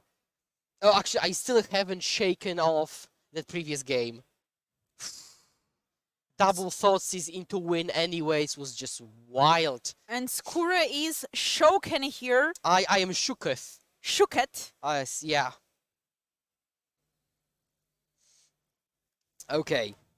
So let me take a look at the deck list. So the blue-white deck is a version without laydown arms. And it has very good tools. See the sideboard. He's got Hullbreaker Horror. Okay, we can actually see the deck list. Okay. So first we have here Azorius Control, controlled by Daniel Rivera. Whoa, I see an Elspeth there. Yes. Elspeth Sans champion, which is an oldie but a goodie. We see very good cards in the sideboard in Narset. Hullbreaker Horror, Summary Dismissal for the opposing Hullbreaker Horror. You know what I see? Narset Parter of Veils, which has a particular passive, let's say, that might work well against the Izzet deck. Yes, that's true. Isn't it? It fully... Well, oh, is it this version? Oh, it is. Okay, it's the Xenagos version. So actually, Narset doesn't do that much because it stops literally just Fable. Because Ooh, okay, so this is a spicy version. Can you talk about this Izzet Creativity version of Raphael? yeah, so in this version, you're aiming to cast Creativity X equals 2. Oh, just saw Big Score. So Big Score is also stopped by Narset. You play Creativity X equals 2 to find War Spineworm and Xenagos God of Revels. Then Xenagos triggers at the beginning of combat, making the worm a 30-30 haster with trample, essentially closing the game. It's very similar to the Storm Herald combo, right? Yeah, and both players here at 6-1, an amazing score. They are already guaranteed for day 2, but you really want to start eye up because these players have goals in mind. One of them being top 36 qualifying for the Pro Tour in Barcelona, and another goal making top 2 to qualify to Worlds. Yep, so they're drawing opening hands. They shuffled up pretty fast. But the games between Blue Eye Control and Creativity, I've played that a bunch. It's really grindy. It's a lot of positional game, you know. Also, the thing is that the Blue Eye Control player can never tap out because they might just literally die, while the Creativity player can tap out. And I just noticed there's only 16 minutes left, which time passes so fast when we are doing these events. Yes. It looks like the turn that I'm off, so the round that we are off, it sounds like it's 2 hours or 3, but it's 1. But the hour that we are casting, it's like 10 minutes. Yeah, fully agree. I mean, when you're doing the thing you love, the time passes very, very fast. And I do love casting Paper Magic the Gathering for you, chat. Thanks to everyone who's joined us.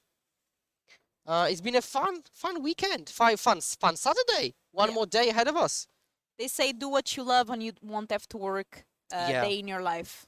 Actually, 2K people joined today. Hello, everyone. Hope you are enjoying the stream as much as we are enjoying your company. We are from Athens.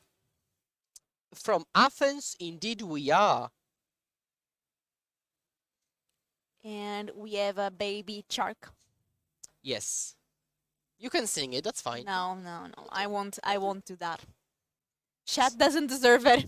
Yeah, so we've got attack with that aforementioned shark.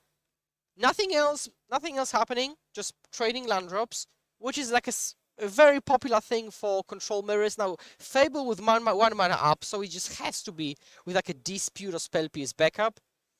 Yeah, and here, Rivera really wants to get something. Here's asking how many cards do you have in hand? Make this appear, and oh, there it is. Mystical Dispute. So that Fable is going to resolve, and that being able to win this counter war was huge for our Izzet Creativity player here. It actually is, because this is the thing for control. Like, you're passing the turn, so you're not spending your own time to deploy your own threats. And now the opponent did, right? So you're punished for leaving up mana, and you can't even tap out for something, because then the opponent can kill you on the way back. So I really like the Creativity's position here. We have right now 5 mana open, which is scary. Fable of the Mirror Breaker, we are going to discard 2 cards. Spikefield Hazard and a land. I really like the Creativity's position here. Fable going, Shark Typhoon. So this is the thing against Blue Eye Control as well. You've got this little bit of pressure, but it is annoying. It adds up over time. And I wonder here what Azorius Control might have to be able to disrupt what Izzet Creativity is trying to do. Oh, Marsh is away, so we are taking care of a token. So we've got the exile here. Now the pressure has been relieved very much because now instead of attacking for 3, the attack can be for 1 at most. On top of that, there is no treasure being made. So, okay, yeah. Island go. Oh, yes. Yes, tell me more. Island go is the name of the game.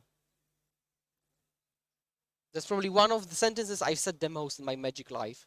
Ooh. Island go. Are we Field of Ruin? Let's get a basic. Why do you think the Azorius control player went for the Field of Ruin here? I think it's purely for the mana fixing because Field of Ruin was a colorless source, basically a waste. And this deck is pretty mana intensive between Dovin's Veto and Absorb, which now can be cast and previously wouldn't. And for those of you asking, there are 9 rounds today. We are in round 8, so there's one more. 6 and 3 makes day 2. So both of these players already queued into day 2, but now they really want to secure some wins to be able to start tomorrow strong. Because I'm sure they both would love to top 8 and win this tournament. I mean, if you begin day 2 and X and 1, it's such a good position.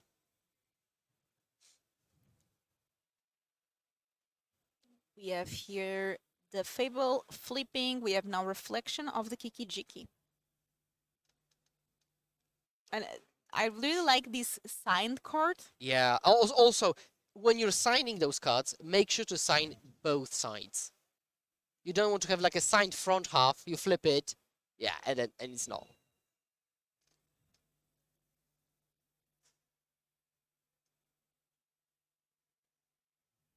Draw for our blue-white control player. It looks like we have another Marsh. This is the thing with Fable. Like, yes, you answered the token, but now you still have to answer the Fable, and so you're at least 2 for 1, while the creativity player had filtering, and also just been putting the pressure on you, because we cannot quantify the mental pressure you're putting on the opponent to have the right answers at the right junctures.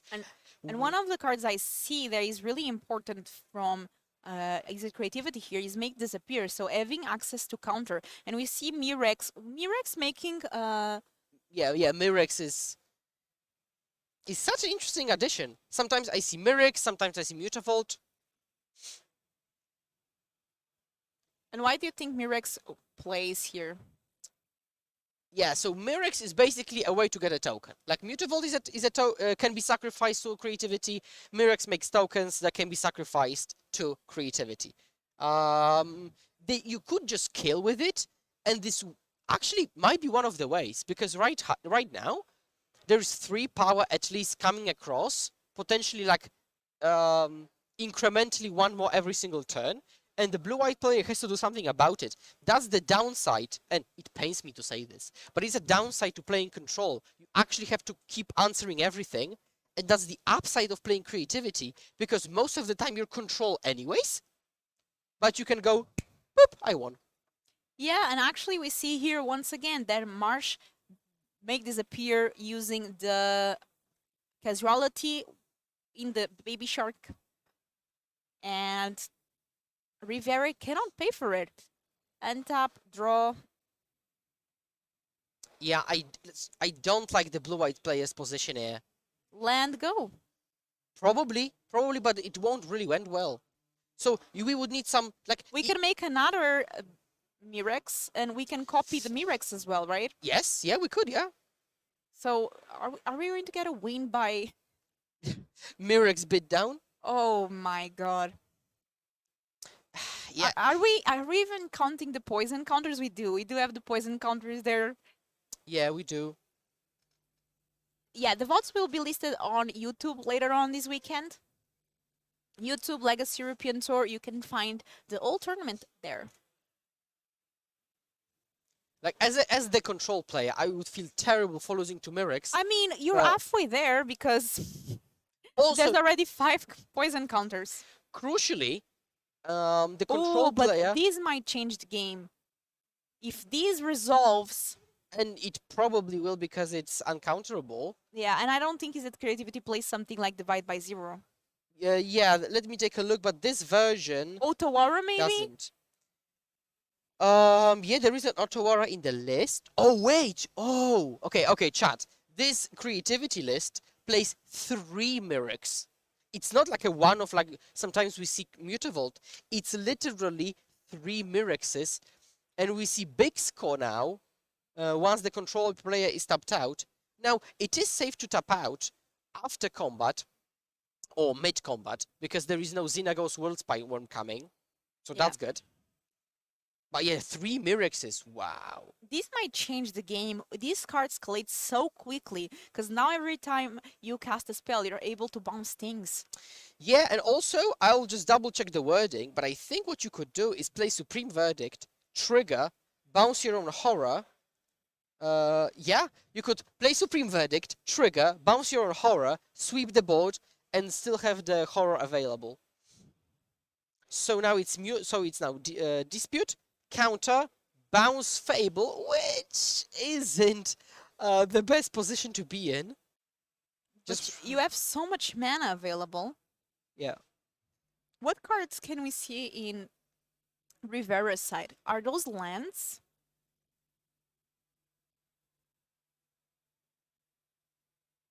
Okay, and Is It Creativity player has so many cards in hand? We know at least there's a counter there. Yeah, and the control player I think has a Verdict plus Absorb. Okay. So now, if you absorb it, you would have the bounce trigger, but you're bouncing. You could bounce the Myrics, but. Okay, so. I mean, Myrics token, I mean, of course. We have Absorb. Yeah, poop, trigger, bounce. It might stabilize, but it's done pre-combat, so some creativity action could be coming in. And it just resolves. Gaining 3 life. And letting Azorius control player untap here. Now I think the advantage bar might be flipped on the Azorius control player side. Yeah, look how the turntables. And now the control player actually wants to be on the offensive now. The lists, actually, much to your satisfaction, can be viewed immediately. You can use the exclamation point standings to see the standings and the deck lists of the players. This is an open deck list tournament. And there are some very interesting lists here. So, also one thing that I noticed is that one of the cards that I think the Azorius Control has right now is all of the Storm Giants. So being able to create a 7/7 might actually be able to finish the game quite fast with big threats, as the Is It Creativity player is down to 13. Crucially, the Myrex tokens cannot block. They actually cannot block. Yeah, they cannot even jump, so... We are making a 1/1 with Castle. So there it is, Castle making... Castle of Ventress making a 1/1. Untap, draw. We have a make disappear in hand. We have land. Are we going to activate our storm? No, just attacking. 7 damage. We are down to 6. Yeah, it's a very fast clock. And also, fun story about the fables. I saw some people in chat also speculating, talking about it. These fables, these copies, these exact copies, are the ones that Reed Duke used to win the Pro Tour. These ones, actual physical copies, are the Pro Tour winning copies. And yeah, that's How do you know that? I got the inside info. Why do you get all this inside info? Nobody tells me these things. What can I say? I'm a blue mage. I know how to manipulate people to tell me the stuff they maybe shouldn't. No, I think you played Mono Black. You casted the Totsis. Nah. Oh, dig through time. Okay, but coming back to the game, dig through time. Let's draw some cards. If the blue-white player allows it. Yeah. Now, anything would trigger Hullbreaker Horror to bounce it back to the hand, but I think the hand contains Supreme... No, oh, actually, well, there are 3 cards. I think Double Make Disappear and Supreme Verdict.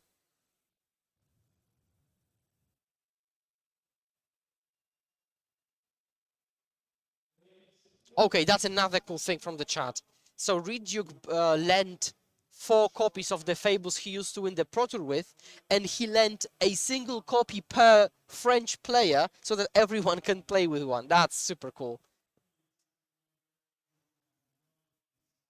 The things we discover. Super cool indeed, and I can only imagine that these Fables are carrying this French player whose name I don't want to pronounce in order not to butcher it.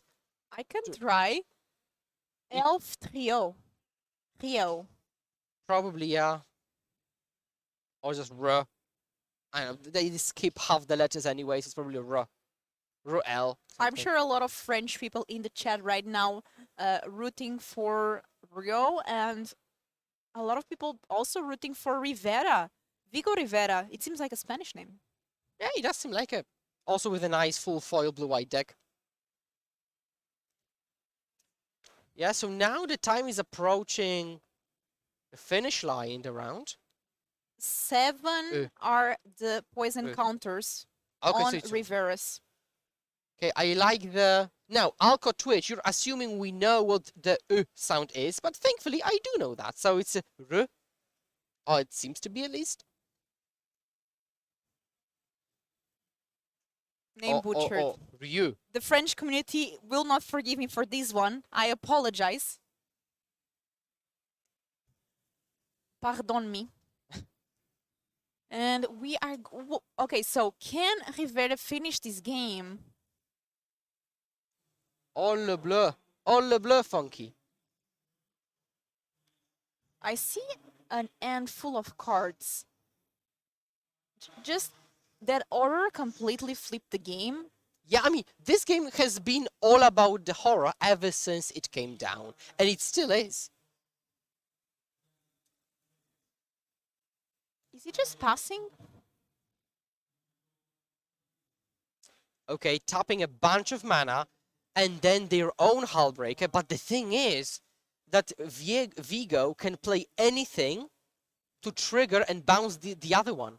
Because you don't mean to counter it with Make Disappear. You're meaning to counter it with the trigger of your own Hullbreaker Horror. And you can keep rebouncing it to the hand. Let's see what Rio draws. Now, to be fair, I feel fine butchering other people's names because people butcher Polish names all the time. All the time, including you. So, you know. It means that we are in Europe, we have a lot of different countries here, and it's amazing that we have diversity, and I'm sure our players forgive us, and I just love having the community supporting their local members. I know it's the same in Bulgaria and Portugal, where I usually play Magic, so... And here, why do you think Rivera is taking the decision to not attack, also having Storm, all of the Storm Giant? Why not going for attacks here and trying to finish the game? I think the fact that he's on 8 poison makes him very unwilling to attack, because there's already 1 might. So basically, the line would be like, attack you. Okay. Actually, I'm trying to think, actually, because I'm not sure that Ryu could have blocked. Because the might tokens cannot block, right? So I think Rivera actually might not know the mights can't block. One Sokenzan is already on the battlefield, so he probably isn't afraid of another Sokenzan coming down. The truth is that Marex has been playing Pioneer, but not that much, so maybe Rivera does not know.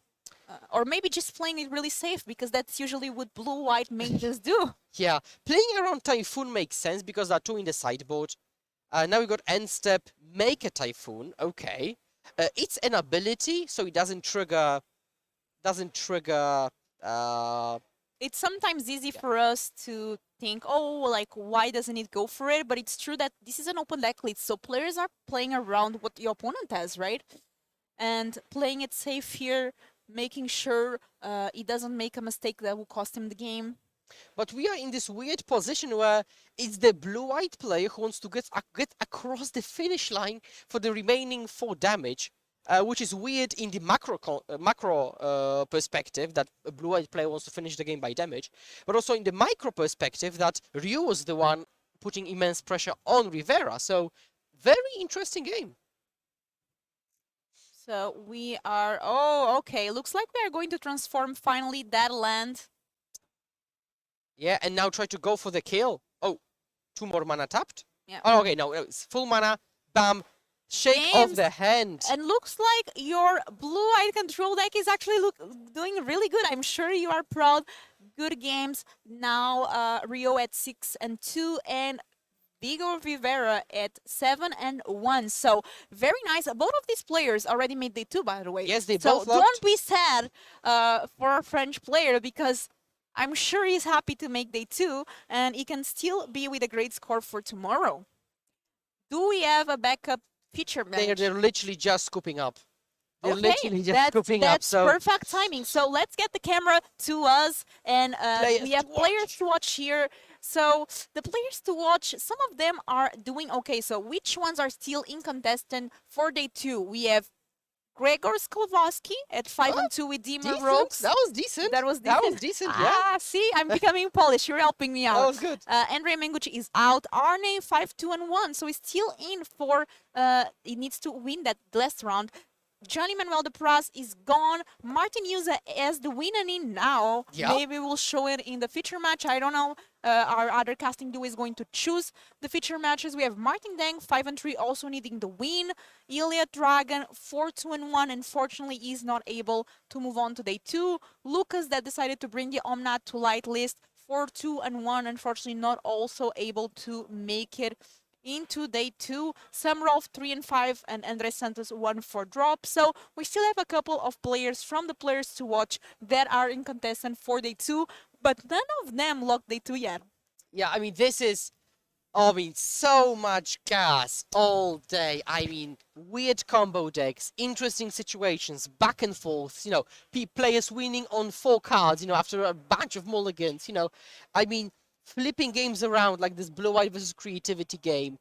I mean, insane. I mean, the more tournaments I count to cast, the more insane the games get. Yeah, and I'm afraid for your health because you get so excited. I think one day, your heart, I feel it. It's beating and it's beating. And tomorrow, when you're able to see one of these players or 2 of these players making into the Worlds, that's so exciting. I always love in these big tournaments when the top 8 is announced and everyone goes crazy and we see claps and friends and hugs, and it's such a great experience. I love the Magic the Gathering. Yes. The gathering part is the best. Let's do a recap before we go to our last round of the day. Today, 456 players came here to Greece. They qualified for this event, the Regional Championship Finals in Athens. Format is Pioneer. We have 9 rounds. 6-3 makes day 2. Yes. And tomorrow we have 6 rounds plus a cut to top 8. Yes. This was round 8. We have 1 more round for day 1. Top 36 makes it into the Pro Tour Barcelona, which is going to be modern, and top 2 makes it into the World Championship. Hopefully this was a good little, if you just joined, and let us know, where are you watching? And with that question, I think we are going to finish the round here. Yes, we will finish the round. We'll see whether we are left with any undefeated players who actually makes day 2. Everything is live, so you can know, you can just check who made the day 2, who will be playing for this beautiful, big, chunky trophy. Yeah, looks No, it's okay. It's here for our winner. I'm not going to take it home.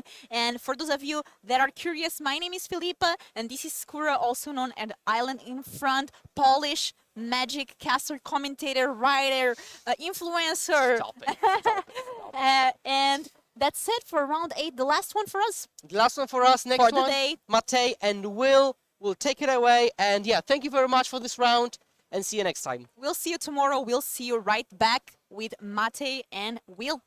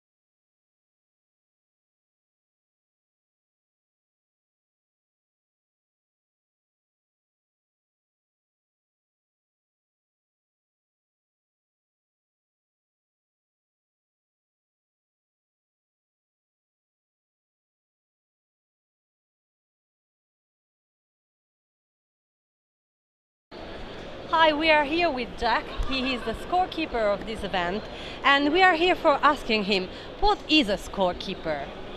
I think so. A scorekeeper is basically a person that's doing everything on the computer at these events. So if you see someone sitting down looking stressed, it's probably the scorekeeper. They are dealing with the results that are coming in. Players are coming to report problems with the deck list. The open deck list system is I guess, quite stressful for them as well. So basically we are running everything from the computer and running the rounds round to round and doing everything on that side, yeah. And do you need a different preparation between judges, or a specific preparation for becoming a scorekeeper? So personally, I'm a level 3 judge as well. So the experience with these events is quite helpful, but the preparation is very different. Yeah, the scorekeeper is not doing anything with players, with rulings, anything like this. They can use the experience they have from events to answer questions when players come, but normally they are just a very specialized role doing with the software called MTG Melee that we're using right now. So yeah, I think the preparation is completely different. Thank you very much. Yeah, Have no a problem. nice job.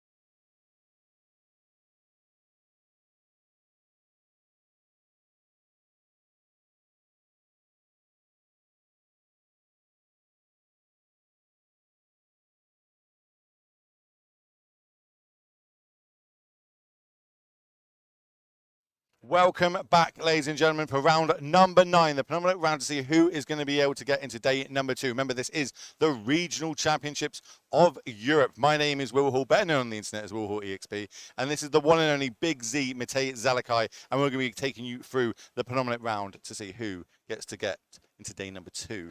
Yes, and when we chose the matches that are win-ins, like we didn't like. Of course, maybe you want to see more of Mark Tobias with his Storm Herald. We know he's going to be back tomorrow. That's fine. You know, I mean, we know it's going to be. What we want is something on the line, winning ins. So let's see what they're playing for. If they manage to win this game and get an invite back tomorrow, they're going to be playing for some big prizes. Let's get them up on the screen for you all, as you see here. Starting with the big one. Number 1st and 2nd get invites to Worlds. Las Vegas, biggest Magic tournament that there's going to be all year long. It's the main goal of a lot of Magic players. Passing down the Pro Tour. Yeah. We've hyped on about it. I'm going to keep hyping on about it. I am so excited for this Pro Tour. Pro Tour, Lord of the Rings, Barcelona, European Tour, and it's going to be modern. Don't you dare call me Sam again. I would not call you Sam. I'm Frodo to the person that carries me the whole way and gets me to Mordor and helps me throw a ring into a volcano. And moving on slightly, so that's going to go all the way down to 36th place. So 36 players are going to get an invite to Barcelona by the end of tomorrow, close of play. On top of that, there is $100,000 of cash prize money out there for everyone playing. And also, if you top 64, you don't have to re-queue. You get a direct invite back to Lille, where the next regional championships in Europe is going to be held. But who are we going to see in the feature match, and what decks are they on? There might be some unheard of player in our main feature match for the winning end. Yeah, we went with the Hall of Famer, the only Hall of Famer in the room. I love those pictures. They both really went for it, and it's Martin Juza on the left, Hall of Famer. And the 4-time Pro Tour top 8 competitor, infinite GP wins in top 8. That's not that sounds alright, but it's not good. Realistically, is Legacy Caster. Okay, that's the big one, mate. We all know that this is the permanent thing of anyone's Magic career is being able to cast these beautiful events. And as you said, the thing is, what you don't know, chat, is there's trickery behind the scenes. He's not wearing that t-shirt today. He's not wearing those glasses all day. He got them in his bag, pulled them out a second the camera came out. And who is he going to be playing against, and what are they on? Fabrizio Campanino, Mono White Humans. I thought this could be a relatively swift, fun, interactive game of Magic. An aggro deck against. Its creativity is kind of a combo deck, but we know Martin Juza's playing the Magma Opus Gearhulk version, so it can definitely be fun. It can go both ways. Kind of upgraded since the Pro Tour, where his team with Reed Ducon managed to walk away with the W of Pro Tour for X. It all will be one. They all play the same deck. Remember, that was the Xenagos version. It's now kind of been reinvalidated into the Gearhulk version that we more traditionally see, because it kind of plays as a control deck, like a blue-red control deck, with a bit of a Gearhulk combo finish with creativity if we need to go that route. It looks like we're taking a mulligan across on Fabrizio's side. Yeah, so if you're wondering how it works, I'm going to already pull up the Torrential Gearhulk. Looks like expensive, 6 mana, 5/6 flash, but actually when it enters the battlefield, you may cast an instant or a card from your graveyard without paying its mana cost, and you then have to exile it. Has been played quite a bit in Standard back in the day, but the main combo is with Magma Opus. Super powerful card, especially with the way that they can cheat it out. Talk us through about that. How do we get to cast this? So ideally what you want to do is something like turn 2, discard Magma Opus to the second ability to make a treasure token. Maybe turn 3, play something like a Fable of the Mirror Breaker. Turn 4, you attack with the Shaman, you get another treasure. And for 6 mana, you can already play the Gearhulk and play the Magma Opus from the graveyard, because it's an instant you can play for free, and it deals 4 damage.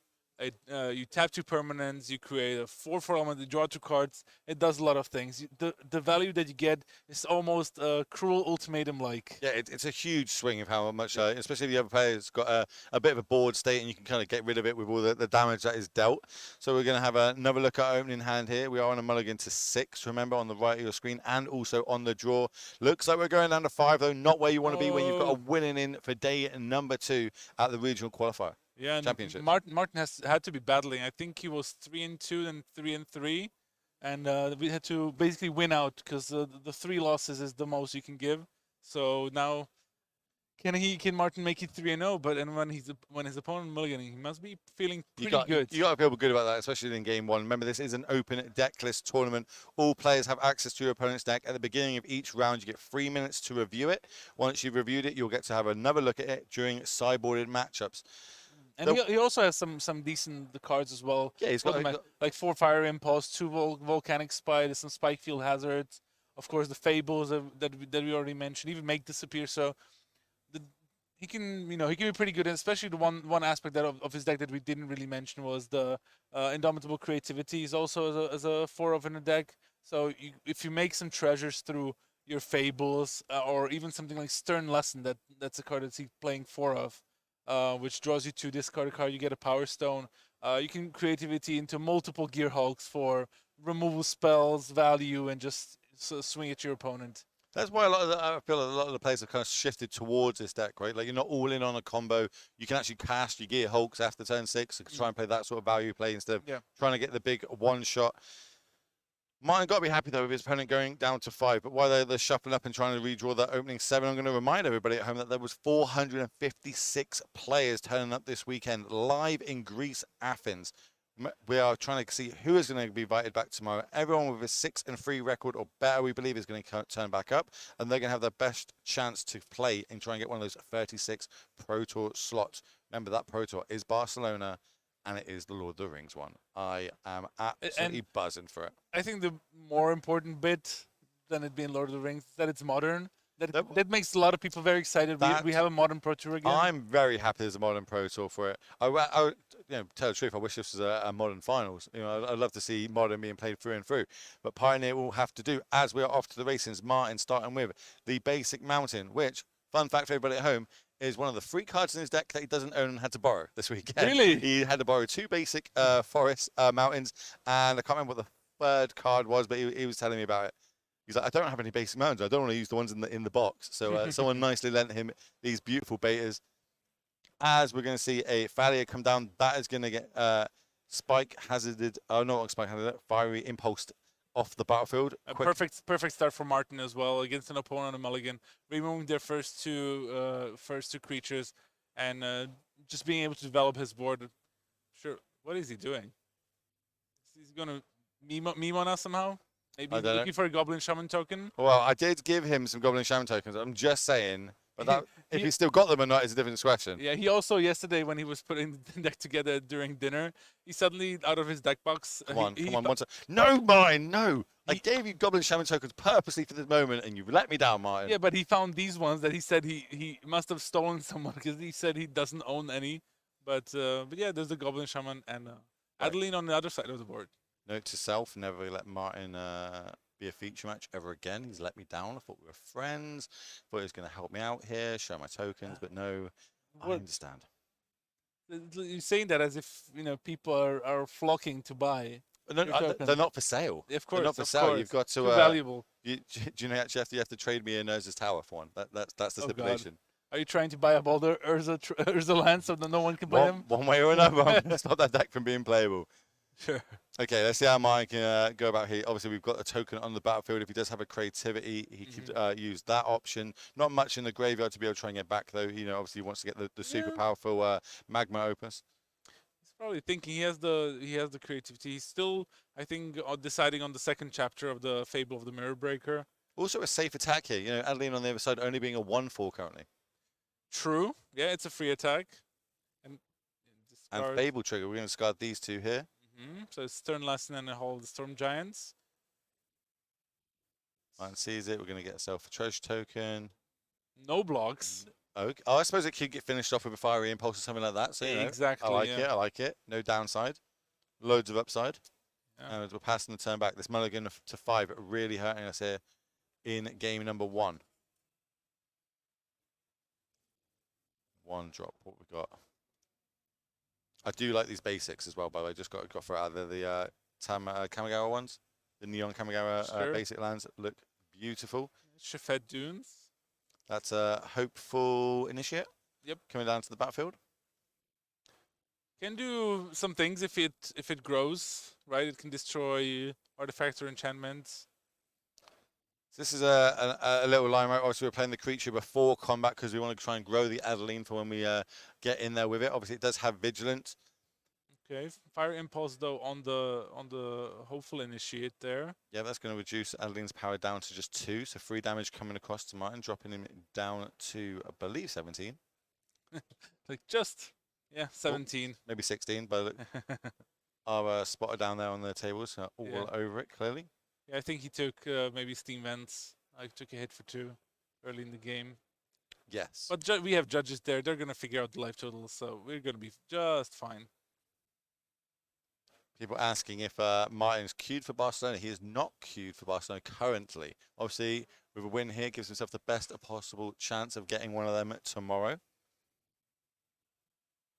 Going to swing at Adeline again. Well, it was a good bluff last time. You know what I mean? They didn't block last time when it was favourable for him. So now if they, with a swing here, I imagine we're still going to take the 2 points of damage. Second treasure token made. See what we need to do here. A lot of mana for Martin. 6 mana. Now Gear Hulk is turned on. Yeah. Gear Hulk, but also the creativity. Mm-hmm. Creativity for 2. Get 2 Gear Hulks. Cast 2 spells from our graveyard. 2 instances from our graveyard. Maybe two Fire Impulses, or maybe a Stern Lesson and a Fiery Impulse. But I don't think there's any blocks. And adjust the pass. I think he's going to try to ambush the Adeline with the Torrential Gear Hulk. Let's see how we're going to move forward from here. 2-drop the Valia's Lieutenant coming down. That's a nice one. It's going to get +1/+1 on all of our human creatures. Making Adeline a 4/5 currently. And yeah, getting in this Gear Hulk is going to... Yeah, so now the Adeline is 5/5. Yep, 5/5. Doesn't line up too well against a 5/6. Martin's doing the math. Maybe he doesn't want to block. Maybe he's happy to take this, use his life as a resource. Remember, Fable is flipped, and if it doesn't get taken off the battlefield next turn, we can start copying Gear Hulks. Yeah, I like that. Pretty naughty. And yeah, looks like that's what we're going to be doing, cashing in. Yeah, you got to put the Gear Hulk on the battlefield first, Martin. There you go. What's he going to choose? He's got, obviously, Spell Mastery is on, so these Fire Impulses will be doing 3 damage if that's how he just chooses to go.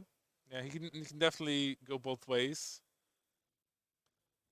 He's in the tank. Does he want to go deep or does he want to kill? So 1 point damage. He's going to kill the Valia's Lieutenant while it's still currently a 1/1. Yeah, with the trigger on the stack, and we're scooping it up. Okay, I like that. I like that from Fabrizio. Like I'm only into 5.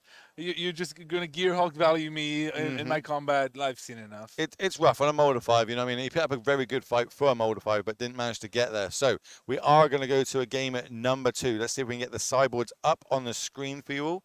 Or the decks in general, right? Like so we can maybe have a think about how they want to. How the players want to sideboard. I assume Martin's probably going to have some few sweepers. Yeah, I already see 2 Brotherhoods and... Yeah, that's going to be a good one against all these like, small power creatures. 4 ending volleys. Jeez. Yeah. Did not want to lose to Greasefang this weekend. or mono white humans. Or mono white humans for that matter. And luckily, or spirits. That's the game that he will be playing against. So you think that's the 6 cards you'll be bringing in, basically shoring up a bit more of your removal suite. Cutting things potentially like we did see a negate there stuck in his hand for a little while. I mean, he also has Stern Lesson and Prismari command to like cycle through some of the cards that he doesn't need, or even the Volcanic Spite. But I think he's going to board out the counter magic, especially on the draw. I don't think he wants to be in a situation where he, when he's trying to stabilize and he's drawing counter magic. He's falling behind. Well, let's see if we can go to the other deck list now and see how we can try and shore it up on the mono white side. What do you like bringing out the sideboard here? Difficult to say. Depends, I guess, how Fabrizio wants to approach. Like, if he wants to swarm the board, I don't think he might want to cut something like the Brutal Cathar, the Brave the Elements. Maybe okay-ish if you're expecting to see Brotherhood's End, and we saw 2 of those. So.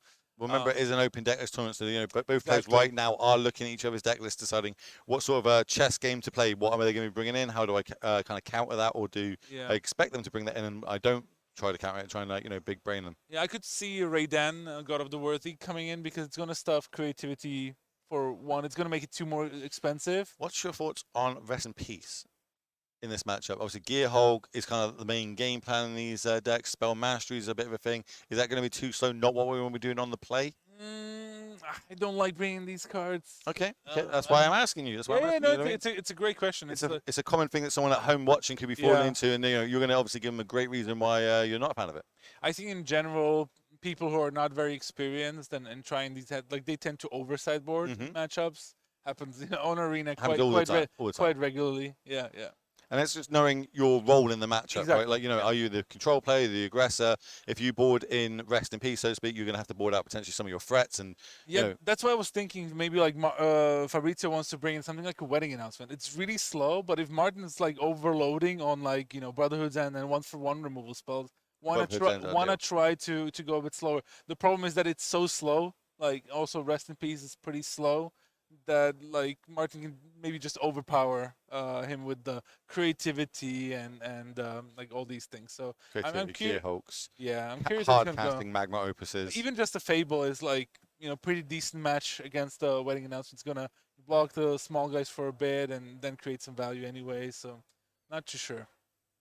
It's going to be interesting. Remember, both players playing for their winning in. We believe a 6-3 record will get them the invite back tomorrow to battle it out to see if they can get into the top 36 and secure themselves an invite to Pro Tour Barcelona, the Lord of the Rings Pro Tour, which, as we said, is a modern Pro Tour. Any modern fans in chat, let us know if you were going to qualify for Pro Tour Barcelona. What modern deck would you like to bring? What decks are you hoping to see there? Maybe people got some pet decks. What did you bring? Like a Infect?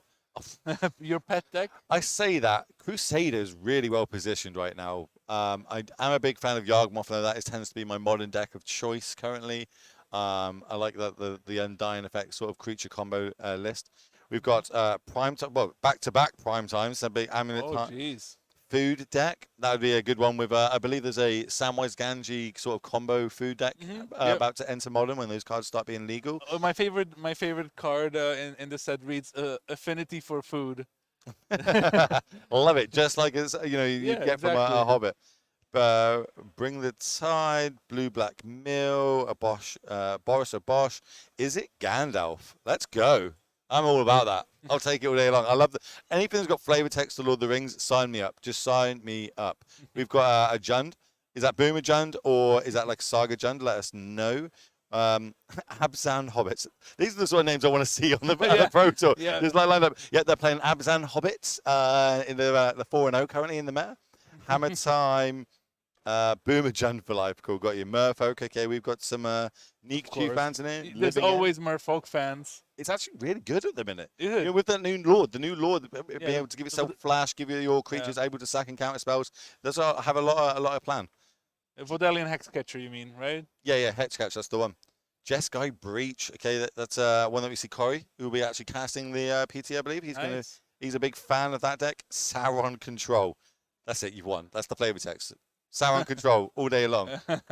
I saw the new Sauron card. Looked really fun, and I like the creative ward mechanic. Like, I think he has a ward. You have to discard legendary creature or artifact just to be able to target him. Oh, yeah. So I like that. Obviously, very heavy on the legendary sort of cards in this set because you can't have more than one. Yeah. Also, very, very flavorful set overall. I think it's really well designed, and sometimes the flavor text just really make it.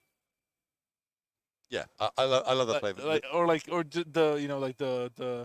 horses, like the horse that gives haste to all your horses. Oh, Shadowfax. Like that. Yeah. I like that sort of thing. But it looks like we got a keep on the right of the screen. I think we're deciding if Martin wants to keep that opening 7 or not. I see a couple of land, a couple of red spells. Say Gear Hulks, or 2 Gear Hulks in there, plus a creativity. Brotherhood's and Fiery Impulse. Yeah, and one more card, I think. Yeah, it's a decent hand-ish. I'd say you want Brotherhood's End while you're on the draw. Like, you'll be able to catch but a few 2 Torrential Gearhulk on your opening hand, it's really not where you want to be, especially if you also have a creativity. Draws a Magma Opus. That's a good start, especially while we've got at least 1 creativity in hand.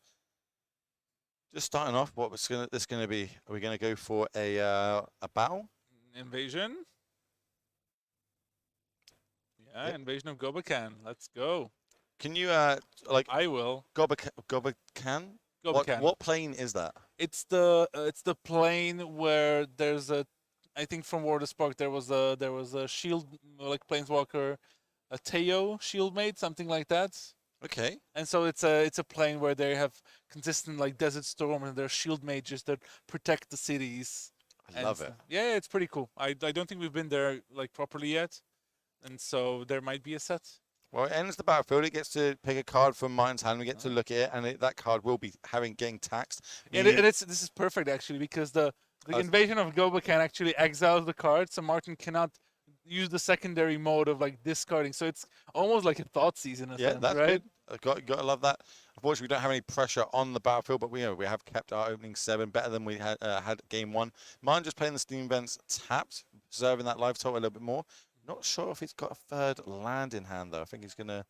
Really yeah, he does. He does. He has the pathway. Oh, is it a pathway? Okay. Yeah. Oh, it does have a 3rd land.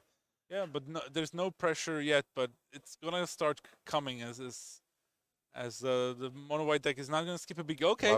He did Wedding announcement, just as you said. That's going to come down end of turn. We're going to make a 1/1 because we did not attack with 2 creatures here. Powerful card. Why are we seeing this pop up quite a lot in these like mono white decks? What's the power behind this card? It's just trying to grind out. Oh, great draw from Martin, by the way, in Fable of the Mirror Breaker. Just as I drew it out when we were talking about sideboarding. I like wedding announcement, but can be pretty easily matched by those fables. But it's good in grindy matches, where especially when you expect your opponent to have a lot of removal, like 1-for-1 removal or sweepers, these sorts of things. So here comes the Vanguard. Look. Yeah, that's one of the new ones that we've just seen. As you were saying, gives all your human creatures +1/+0 plus having ward 1, so slightly harder to target, and that's now going to go at the invasion. Yeah, with 2/1. The invasion flipped is a super powerful card. Especially if you try to go wide. Great against sweepers because the light shield array that it transforms into gives you hexproof, gives your creatures hexproof and indestructible until on the turn when you sack it. Here comes the Dauntless Bodyguard coming down, and that is going to start protecting that Vanguard. So, everything's got ward 1 except for the Vanguard. The Vanguard itself now does have a bodyguard, so it might stick around a little bit longer. And then end of turn, with an announcement making another token. So we are doing this go wide strategy that you said, but we do know about this Brotherhood's End in Martin's hand. Yeah, but like it's gonna deal with the board, but the Copper Cold Vanguard is gonna survive thanks to the Dauntless Bodyguard, and Martin would kill his own Goblin Shaman as well. So it's not an automatic, and will depend on what he draws off of the Fable here. Yeah, he's currently on the stack. Obviously, he can discard up to 2 cards and draw that many. Looks like he is thinking about getting 2. Gear Hulk and Impulse might be those cards. He wants to keep Brotherhoods and Creativity and Gear Hulk. I think he wants to draw another land, first and foremost. Wants to develop his mana. Makes sense, makes sense. But he's struggling to decide, like, they'll just discard. Like, 1 Gear Hulk is sure. Like, he's already kind of put that one. But what is going to be the next card? Fire Impulse does make sense. Does it make sense? I guess, like, if the Vanguard survives, you want to be able to kill it so that the light shield array doesn't flip. And so that's what I'm kind of thinking, like, and mine kind of looks like it knows the same. Just going to discard the 1 Gear Hulk and get 1 draw, which is a land. That's great. It's nice to be able to hit that. Obviously, we're going to attack. It's basically a free attack if we're going to go the Brotherhood's End route. This is going to make a treasure token for us. And this is quite a good turn to fire with the Brotherhood's End, right? Because next turn the Fable will be flipping. So we don't really want to do that while the turn it flips. So we're going to block here. Yep. Just that would be a trade. Yep. Vanguard, remember, giving everything +1/+0. Let's have a look what Martin's going to do. He's just deciding, does he want to fire this powerful free drop on? This is kind of this red sweep of choice recently. Remember, we used to have Anger the Gods in the format. People kind of moving towards this because it can also hit artifacts if needed. Never know when you need to get rid of those bank busters. Oh, he drew the land he drew is a Spire Bluff Canal, though. So it's going to come into play tapped, and that Vanguard is going to survive. Well, we could use the treasure token if we need to. True. Not ideal, but especially because he has the Gearhog in hand. I don't think he would want to like limit him so much. Not sure how problematic the flipped array is, but if he doesn't use it now, it gets so much worse. So he's kind of being really priced in to try to kill the Vanguard, but he doesn't do so, and we'll see the flip. Yeah, let's get the flip side of that up. Obviously, super powerful now. It is flipped. It's going to start putting counters on everything that attacked this turn. I believe end turn, and then it has the ability that we can sacrifice it, and creatures you control gain hexproof and indestructible into end of turn. Would have been good last turn with the Brotherhood's End coming down. Yeah, but that's why it's a really good card against these sorts of situations. so now I suppose we've got a bit of a reassurance if we want to flood the battlefield with 1, 2 drops. Exactly, yeah. There's also another token from the wedding announcement coming in. Yep. Only attacking with 1, so it makes a token. We're not going to be drawing a card. Yeah, also as a reminder, with open deck lists, Fabrizio knows that Martin only has access to 2 Brotherhood's Ends, and the Gearhulk only flashes back instants, so... Now here comes a bodyguard again. What's this going to be targeting? Okay, the Hopeful Initiate, interesting. I suppose Hopeful Initiate can get some counters, and potentially we can use them to get rid of the key cheeky flips on the other side. That's one way, and also the Hopeful Initiate. I'm gonna pull it up as well. You can you don't have to remove counters from it. You can remove counters from your creatures. So with the Light Shield array, it can actually get out of hand pretty quickly if you have the mana, and you're able to keep attacking. Yeah, I like that. I like it. Nice little synergy there. Remember training one of the newish mechanics coming in one of the standard sets recently. We're currently on at the end of turn. Both the Light Shield array and the wedding announcements is being triggered.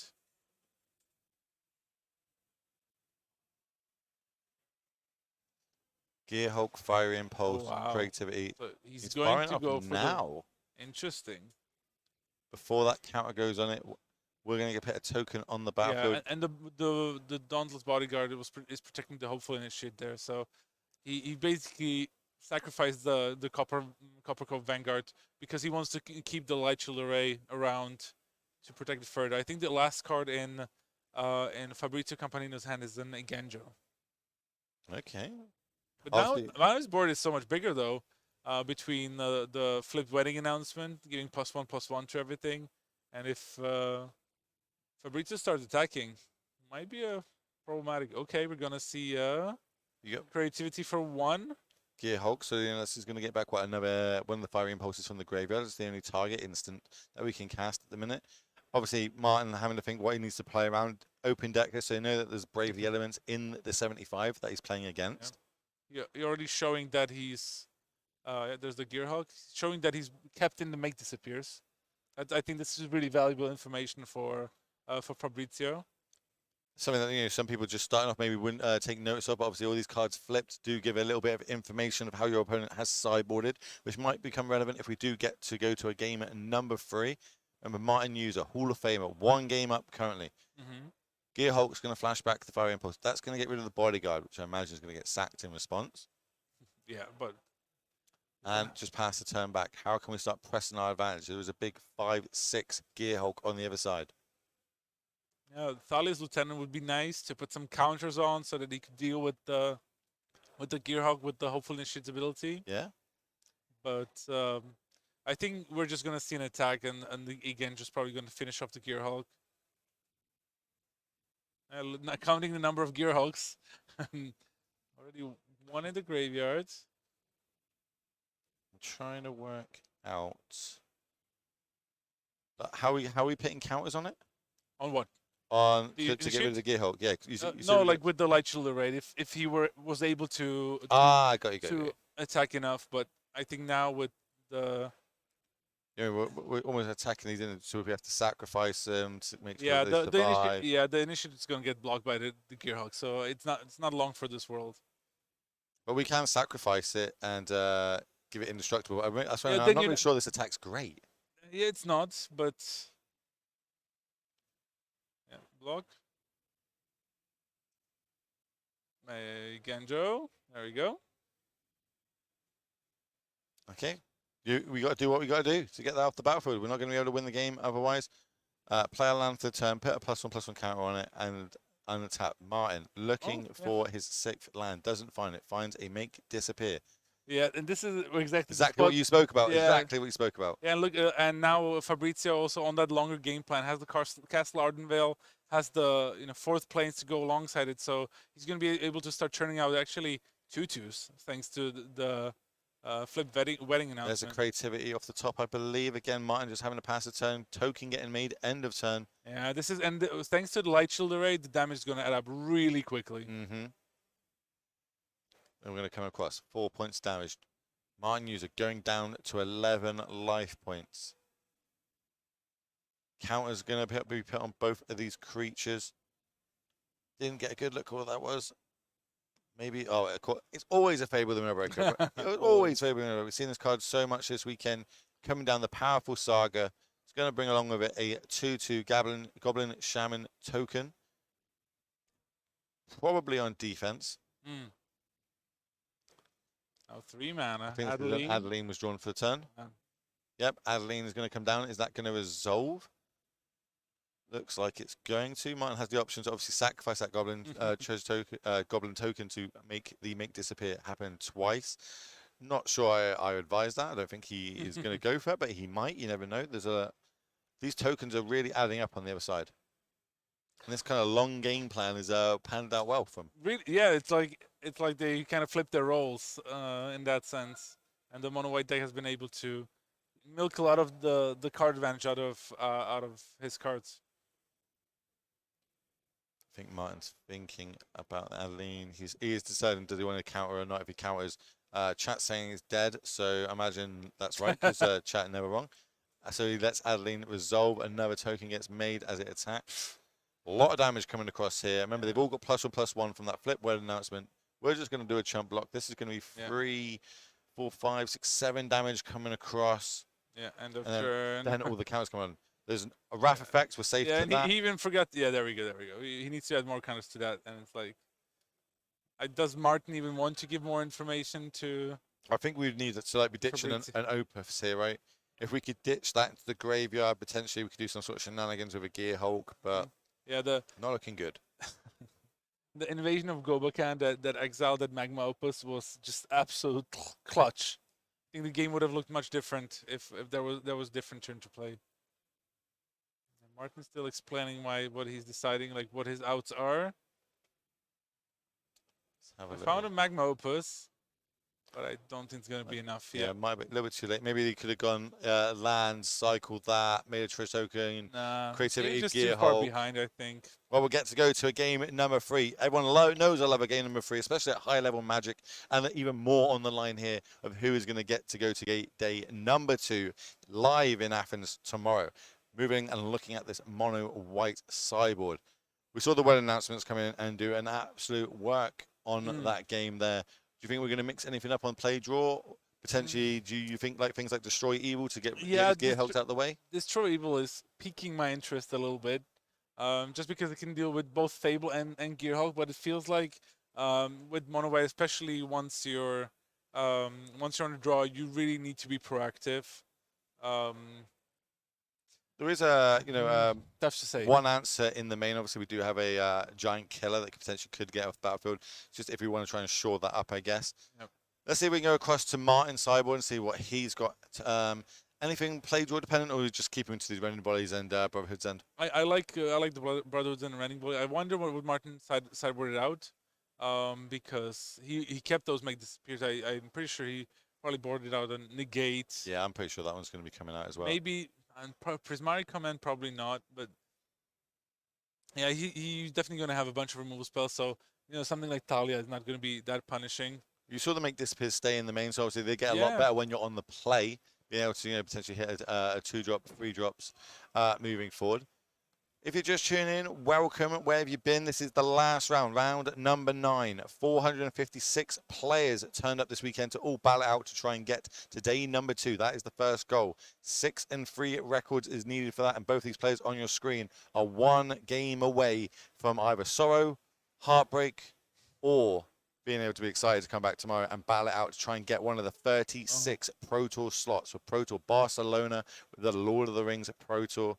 And if they do a real good day, they can get in those top 2 and get those world invites. Yeah, top 2 worlds invites, great. And, the reason why I think you should tune in tomorrow is that the level of Magic is going to be exceptional. I think I saw the last 2 regional championships, and on day 2, the quality of play was great. The players that usually make it through day 2 are, there's a mix of old pros, seasoned veterans, streamers, right? Like players who are trying to get their name known, or even sometimes unknown players who really surprise us with their play. Remember in LEC Naples last time around, a completely unknown Austrian player, Daniel Röbacher, just crushed the field with his take on Grixis Yeah, mid-range and like 4 cut downs and just cut through all the Esper Legends players. Yeah, which was obviously the breakout deck of that tournament, just not enough to be able to get through the Hadron up on the meta, and that's what I love seeing this. Obviously, we had the last regional qualifiers. We've had some in Asia, some in America, Australia, I believe, had theirs.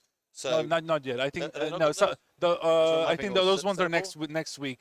Yeah, but we had Southeast Asia, That's what China. I'm thinking. Southeast Asia. Yeah, Southeast Asia. Yeah, that was a good one as well. Like really interesting results coming in, and of course DreamHack Dallas. Like so many people, like 1,000 people. 1,000 people plus played in that one, and obviously Yeah. they managed to give away 46 of 48 Pro Tour slots. No, 48. Yeah, Was it 48. 48 Yeah, of 48. them? Yeah. So they're sending 48. We're going to be sending 36 from Europe to that event, but everyone wants to walk into the Pro Tour saying, I am the European champion. But that kind of shows you also the record you need to get. I think the top 48 was a pretty good cutoff in Dallas, where they needed to go 10 wins, 3 losses, 1 draw. Even the player who's going to win this match, right? The final game of day 1 for them. Like they're going to have their work cut out for them tomorrow. Oh yeah, it's not. It's going to be an uphill fight. You know what I mean? They're giving themselves the best possible chance. If you do lose this game, you will not be getting invited back tomorrow. If you win, you will get invited back. Martin Juza versus Fabrizio. Who is going to be able to take this down, ladies and gentlemen? Let me know in the chat. Who do you want to take this down? Do you want to see mono white humans advance to day number 2? Or do you want the Hall of Famer himself? And is it creativity, taking it down and getting the invite back tomorrow? Oh, by the way, if you're curious about the decks that are doing well, like if you want to see the Storm Herald combo deck that was 8-0 going into this round, Can we get a live update to see how he's doing? Go to Melee. Yeah, I can look. He's probably won or lost by now. Let's be honest. Yeah, I mean the deck can also play slow if it wants to. So Mark is horrendous for running off after a tournament. Like he will spend the minimum amount of time at this event, at any event possible. He just turns up, wins, and goes. I think last weekend he actually got 2 top 8s, followed by a top 16 playing Magic. So now he's absolutely on a tear this weekend. I made sure I took a photo of him before he left, so if he doesn't manage to take it down, we will be able to post that photo with his deck list at the end of the day. I'm sure Frank is also going to be hiding in the chat somewhere. He's going to be able to post that out and let you all know. And he's still playing. He's against still playing. Mono Green Devotion, playing for the right to be the last 9-0 player. Let's go. Let's go. Who's going to be king of the hill? Let's find out. The only one. As we're taking a mulligan here on Fabrizio's side. Remember, on the draw, going down to 6. Penultimate game. I want to take a little bit back. So if you were curious about like the deck list and so on, go to melee.gg and find the tournament, the Legacy European Tour. Okay, Frank knows more than we do. If you know, then more than I do. Like I'm looking at the things and it's not reported. So Frank, please tell Mark to submit his results if he hasn't done so already. Like it's like a game of telephone. Like Twitch chat knows everything, and now add Frank Carlston to the Twitch chat, it becomes a giga chat. Is believe what the kids call it these days. Right. Can we keep an opening 6 here? Having a little look, obviously on the draw, not where we want to be, especially going into game 3 against a Hall of Famer for all the marbles. Are we going to get the invite back tomorrow? We're keeping it. I think he put a Brave the Elements on the bottom. Probably wants to be proactive here. Hopeful Initiate is a good start, especially facing off against the Hold the Storm Giants. You know that your Initiate's not going to die right away. Beautiful. Let's have a little look, see what's going. So, yeah, getting there for a point of damage. What's going to be Thalia? Thalia would be probably the best turn 2 play we could play here right now. Taxing it. That is a Thalia. Is it going to hit the battlefield? Probably. We've got a way to get it off the battlefield, or we've got a way to counter it. You know, it's dealer's choice right now. That is a rending volley in Martin's hand, and yeah, he's decided he's going to let it hit the battlefield and kill it end of turn. Obviously, paying the extra 1 for the tax effect. Draws the turn. Even before I can pull it up. Passes the turn back. Free open mana. Are we going to add to this battlefield right now? We're going to start off with a Mutavault. Okay. Mutavault, activate Mutavault. Go to combat. Attack. Training trigger. Training trigger is important as well. Counter is going to go on this. I think maybe did Martin give away a bit of his hell with counter magic in his hand last turn? Possibly, yeah. It could also be just a case that he wants to play something like Stern Lesson to get some more cards and get the Power Stone there. But he's gonna make disappear the Dauntless Bodyguard there. Another land off the top for Martin. Brotherhood's end in hand for him. Pass turn back. This is another advantage of where Mutavault kind of shines, right? The sorcery speed removal or sweepers like Brotherhood's End. The Mutavaults don't really get affected by these. Dauntless Bodyguard again. With mana up to pay for the make disappear. Remember, we can make 2 1/1s at instant speed if we want to with the kind of channel land that we have in hand. Yeah, Sokenzen, yeah. And the Dauntless Bodyguard has been doing some work. Even the previous game, protecting the Copper Code Vanguard. So 1 mana, 2/1. Checks nearly all the boxes. No Mutavault. Interesting. Well announcement. That's why. This is exactly. Or counter magic. I believe we've got to make disappear here. I think this is a good spell to fire off on. So does mine. Yeah. But Martin hasn't been able to play that Stern Lesson of his, so. Oh, Opus off the top. Yeah, has the Sokenzen as well. You know, the tough thing about the deck that Martin's playing is the fact that you really have to think hard if you want to play out your lands, just because of like stuff like Fable, stuff like Prismari Command, the channel lands, of course, come into play. You have like as good mana producers, but have value if you can channel them. So it plays the Sokenzen there. Yeah. You know, if we manage to get to 6 mana, we can start hard like our Deer Hulks. All right, yeah, we're going aggro. Oh, and you loves to see, I'm sure Fabrizio loves to see the Stern Lesson there. That was if Fiery Impulse was found off that, so you know we will have some sort of interaction if we decide to keep that and cast it. Also, still has that Brotherhood's End. Remember, that's what has been in Martin's hand, but he hasn't found a good spot to actually play it. So mine in the tank here. See if we can get that card up for you. Can we get the Stems Lesson up for people at home? Not one we typically see too much of. Yeah, limited card. Even then, it was in that format. Wasn't at its best. So talk us through why this one's in the deck and how can we utilize it? Well, of course, you get a Power Stone. You draw some cards, and the Power Stones are great because they can still cast artifacts, such as Torrential Gearhulk. You can still use them for a bunch of other things that you have in a deck. Plus, you can just target them with your Indomitable Creativity to find some Gearhulks. So, which might be how Martin wants to go. Remember, he does have this Magma Opus in hand. We could end up cycling that. Might not be what we want to do. We're getting close to being able to hard cast it. Remember, it is 8 mana though. And you can't use the Power Stone to cast the Magma Opus. And I think now the big decision for Martin was like, do I want to discard the Magma Opus to create a treasure to maybe draw into Creativity or a Gearhulk? So, let's see. The Fiery Impulse, where we're putting that Spell Mastery is on, so it will be doing 3 points of damage.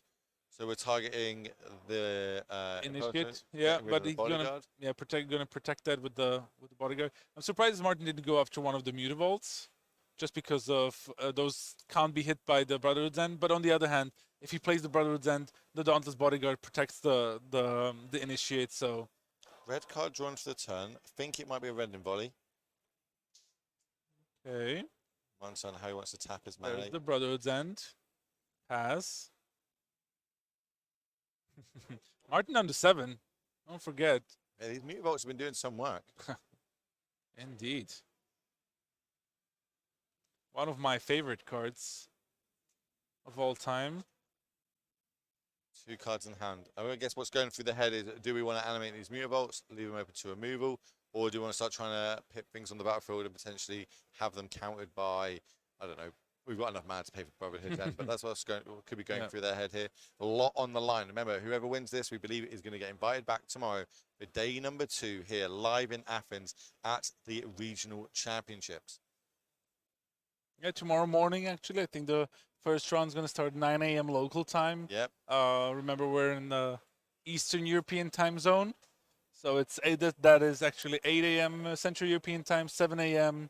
UK time, and then 1 a.m. East Coast time. Yeah, it's a lot. 2 a.m. on East Coast. US. So hopefully you'll be able to join us because, as I mentioned, it's going to be a lot of fun. It's currently 7:20 where we are, so you can Yep. work your clock off that. 7:20 in the evening, and we'll be going live at 9 o'clock tomorrow morning for 6 more rounds of Pioneer before we manage to get to that top 8.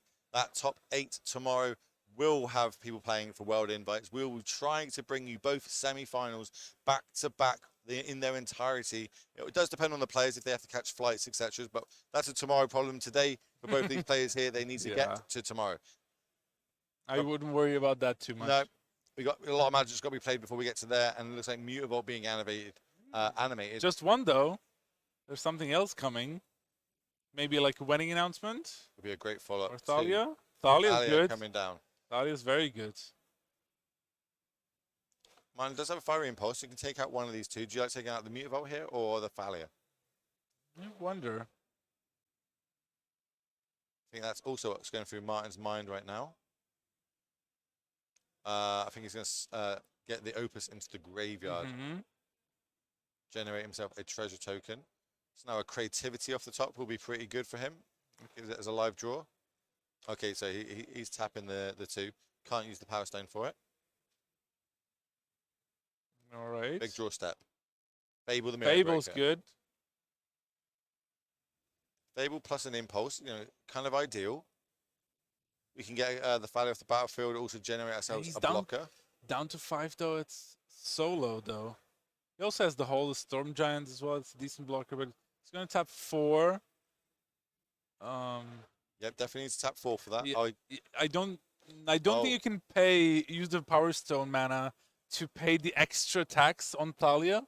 I still think you just have to pay regular mana. Is that because the converted mana cost of the card becomes 4, so you still pay for an enchantment, yeah, it's not still, an artifact? Yeah, you still can't use the mana to cast non-artifact spells. That's what the Power Stone says. I wonder if I can bring up the exact wording on Power Stone. It has been confusing people.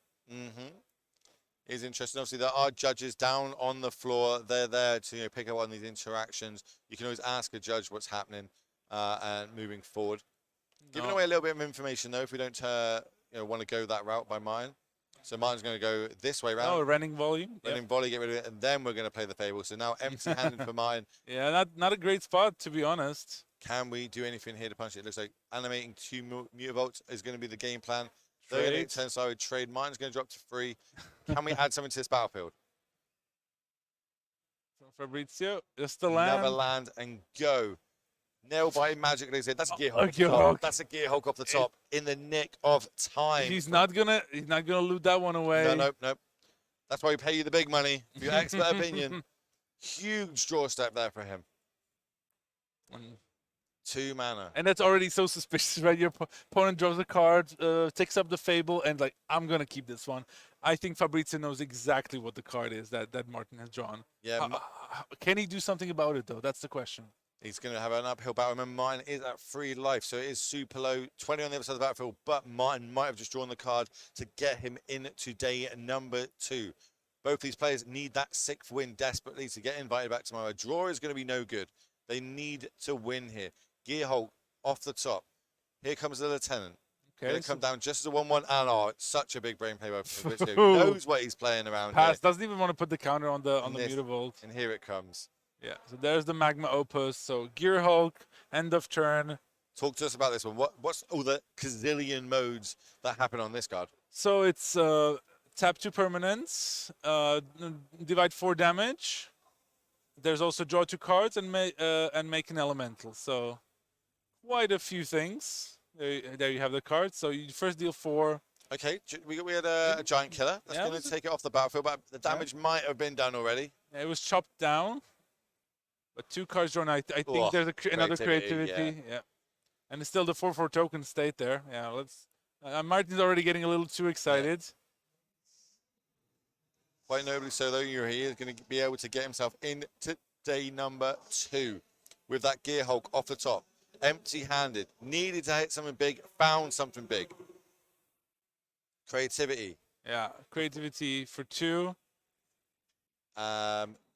Do we have enough Gear Hulks left in the deck? There's one in the graveyard. Should be fine. We're going to start revealing. Fabrizio knows that it's going to be One the Gear end. Hulk. This is just going to be too much Two tempo. Gear Hulk. What's he gonna? I think he can flash back a Stern Lesson. It's gonna give him more cards. And we have to target when they enter the battlefield, right? You can't like hold it and wait and see if you can discard something better. They have to be targeted now. Here comes Just the a Stern Lesson, yeah. Draw Good. 2, discard 1, make a Power Stone. Another Opus as well. Creativity, then hit the graveyard. Yep. And with a flipped Fable on the battlefield as well. Everything coming up. Martin Juza, yeah, Hall of Famer. Yeah, indeed, he has everything he needs. And I think Fabrizio, he wishes there was a white lightning bolt. Is there some sort of shenanigans with Brave the Elements here potentially? Yeah, tough because there's blue and red, all the creatures. But the Rending Volley, another Rending Volley. Yeah, he can copy a Gear Hulk. Make a token. That's going to copy Rending Volley. That's going to take out that 1/1 token. And that's a swing for 15. 15 when your opponent's voting. The handshake is extended. And congratulations to Martin Juza, Hall of Famer, Legacy Caster, making it today at number 2. Unfortunately for Fabrizio, it happens. You know, this is Magic. It's heartbreaking when it happens in the last round. You've been battling for 9 rounds of Magic all day long to just fall short at the last hurdle. Welcome back, ladies and gentlemen. Obviously, Will Hall, Big Z himself, and that has been 9 full rounds of Pioneer Magic action for you all live here in Greece. What has been your highlight so far? This was pretty good. I really liked it, but the highlight of the day, the story of the day is Mark Tobias. Gotta be. And we think at 9-0, the only undefeated player left in the tournament with Storm Herald combo. If you haven't watched the matches, he was featured in round 1. And I think round 8. Round 8, yeah, as well. And I believe his deck's probably going to get posted on our Twitter, my Twitter, your Twitter, Wizard Twitter, I imagine. Frank's probably all Goldfish. Over it. Yeah, it's going to go everywhere. Fire shoes. And it's not like this is a one-off, right? This isn't a one-off. It's not like he's just randomly spiking this event. He did this in the last Pioneer Regional Championships. Yeah. He's a master of this deck. He's picked like 3 new cards into it, which are just like little cycler effects, using it to great magical skill to get to 9-0. That is, respect. It's an achievement. You know what I mean? It's hard to do that at any level, let alone at this level, with this caliber of players. And he's going to be our king of the hill. I imagine he's going to be the main feature match tomorrow, round number 1. So make sure you stick around for that. If you haven't hit the follow button, hit that follow button on this stream. Remember, lots of live Magic to come as we bring you 6 rounds tomorrow, followed by a cut to top 8 and 2 people walking away with the World's Invites. 36 walking away with the PT invites. Someone's going to get this trophy. Plus, we've got some other trophies coming over there and $100,000 of cash prizes paid all the way down to 64th place. Yeah, Crazy. Perfect. I can't wait for tomorrow. Can I? But make sure you stick around. We'll see you all tomorrow for more Magic the Gathering action here live in Athens. See you all soon.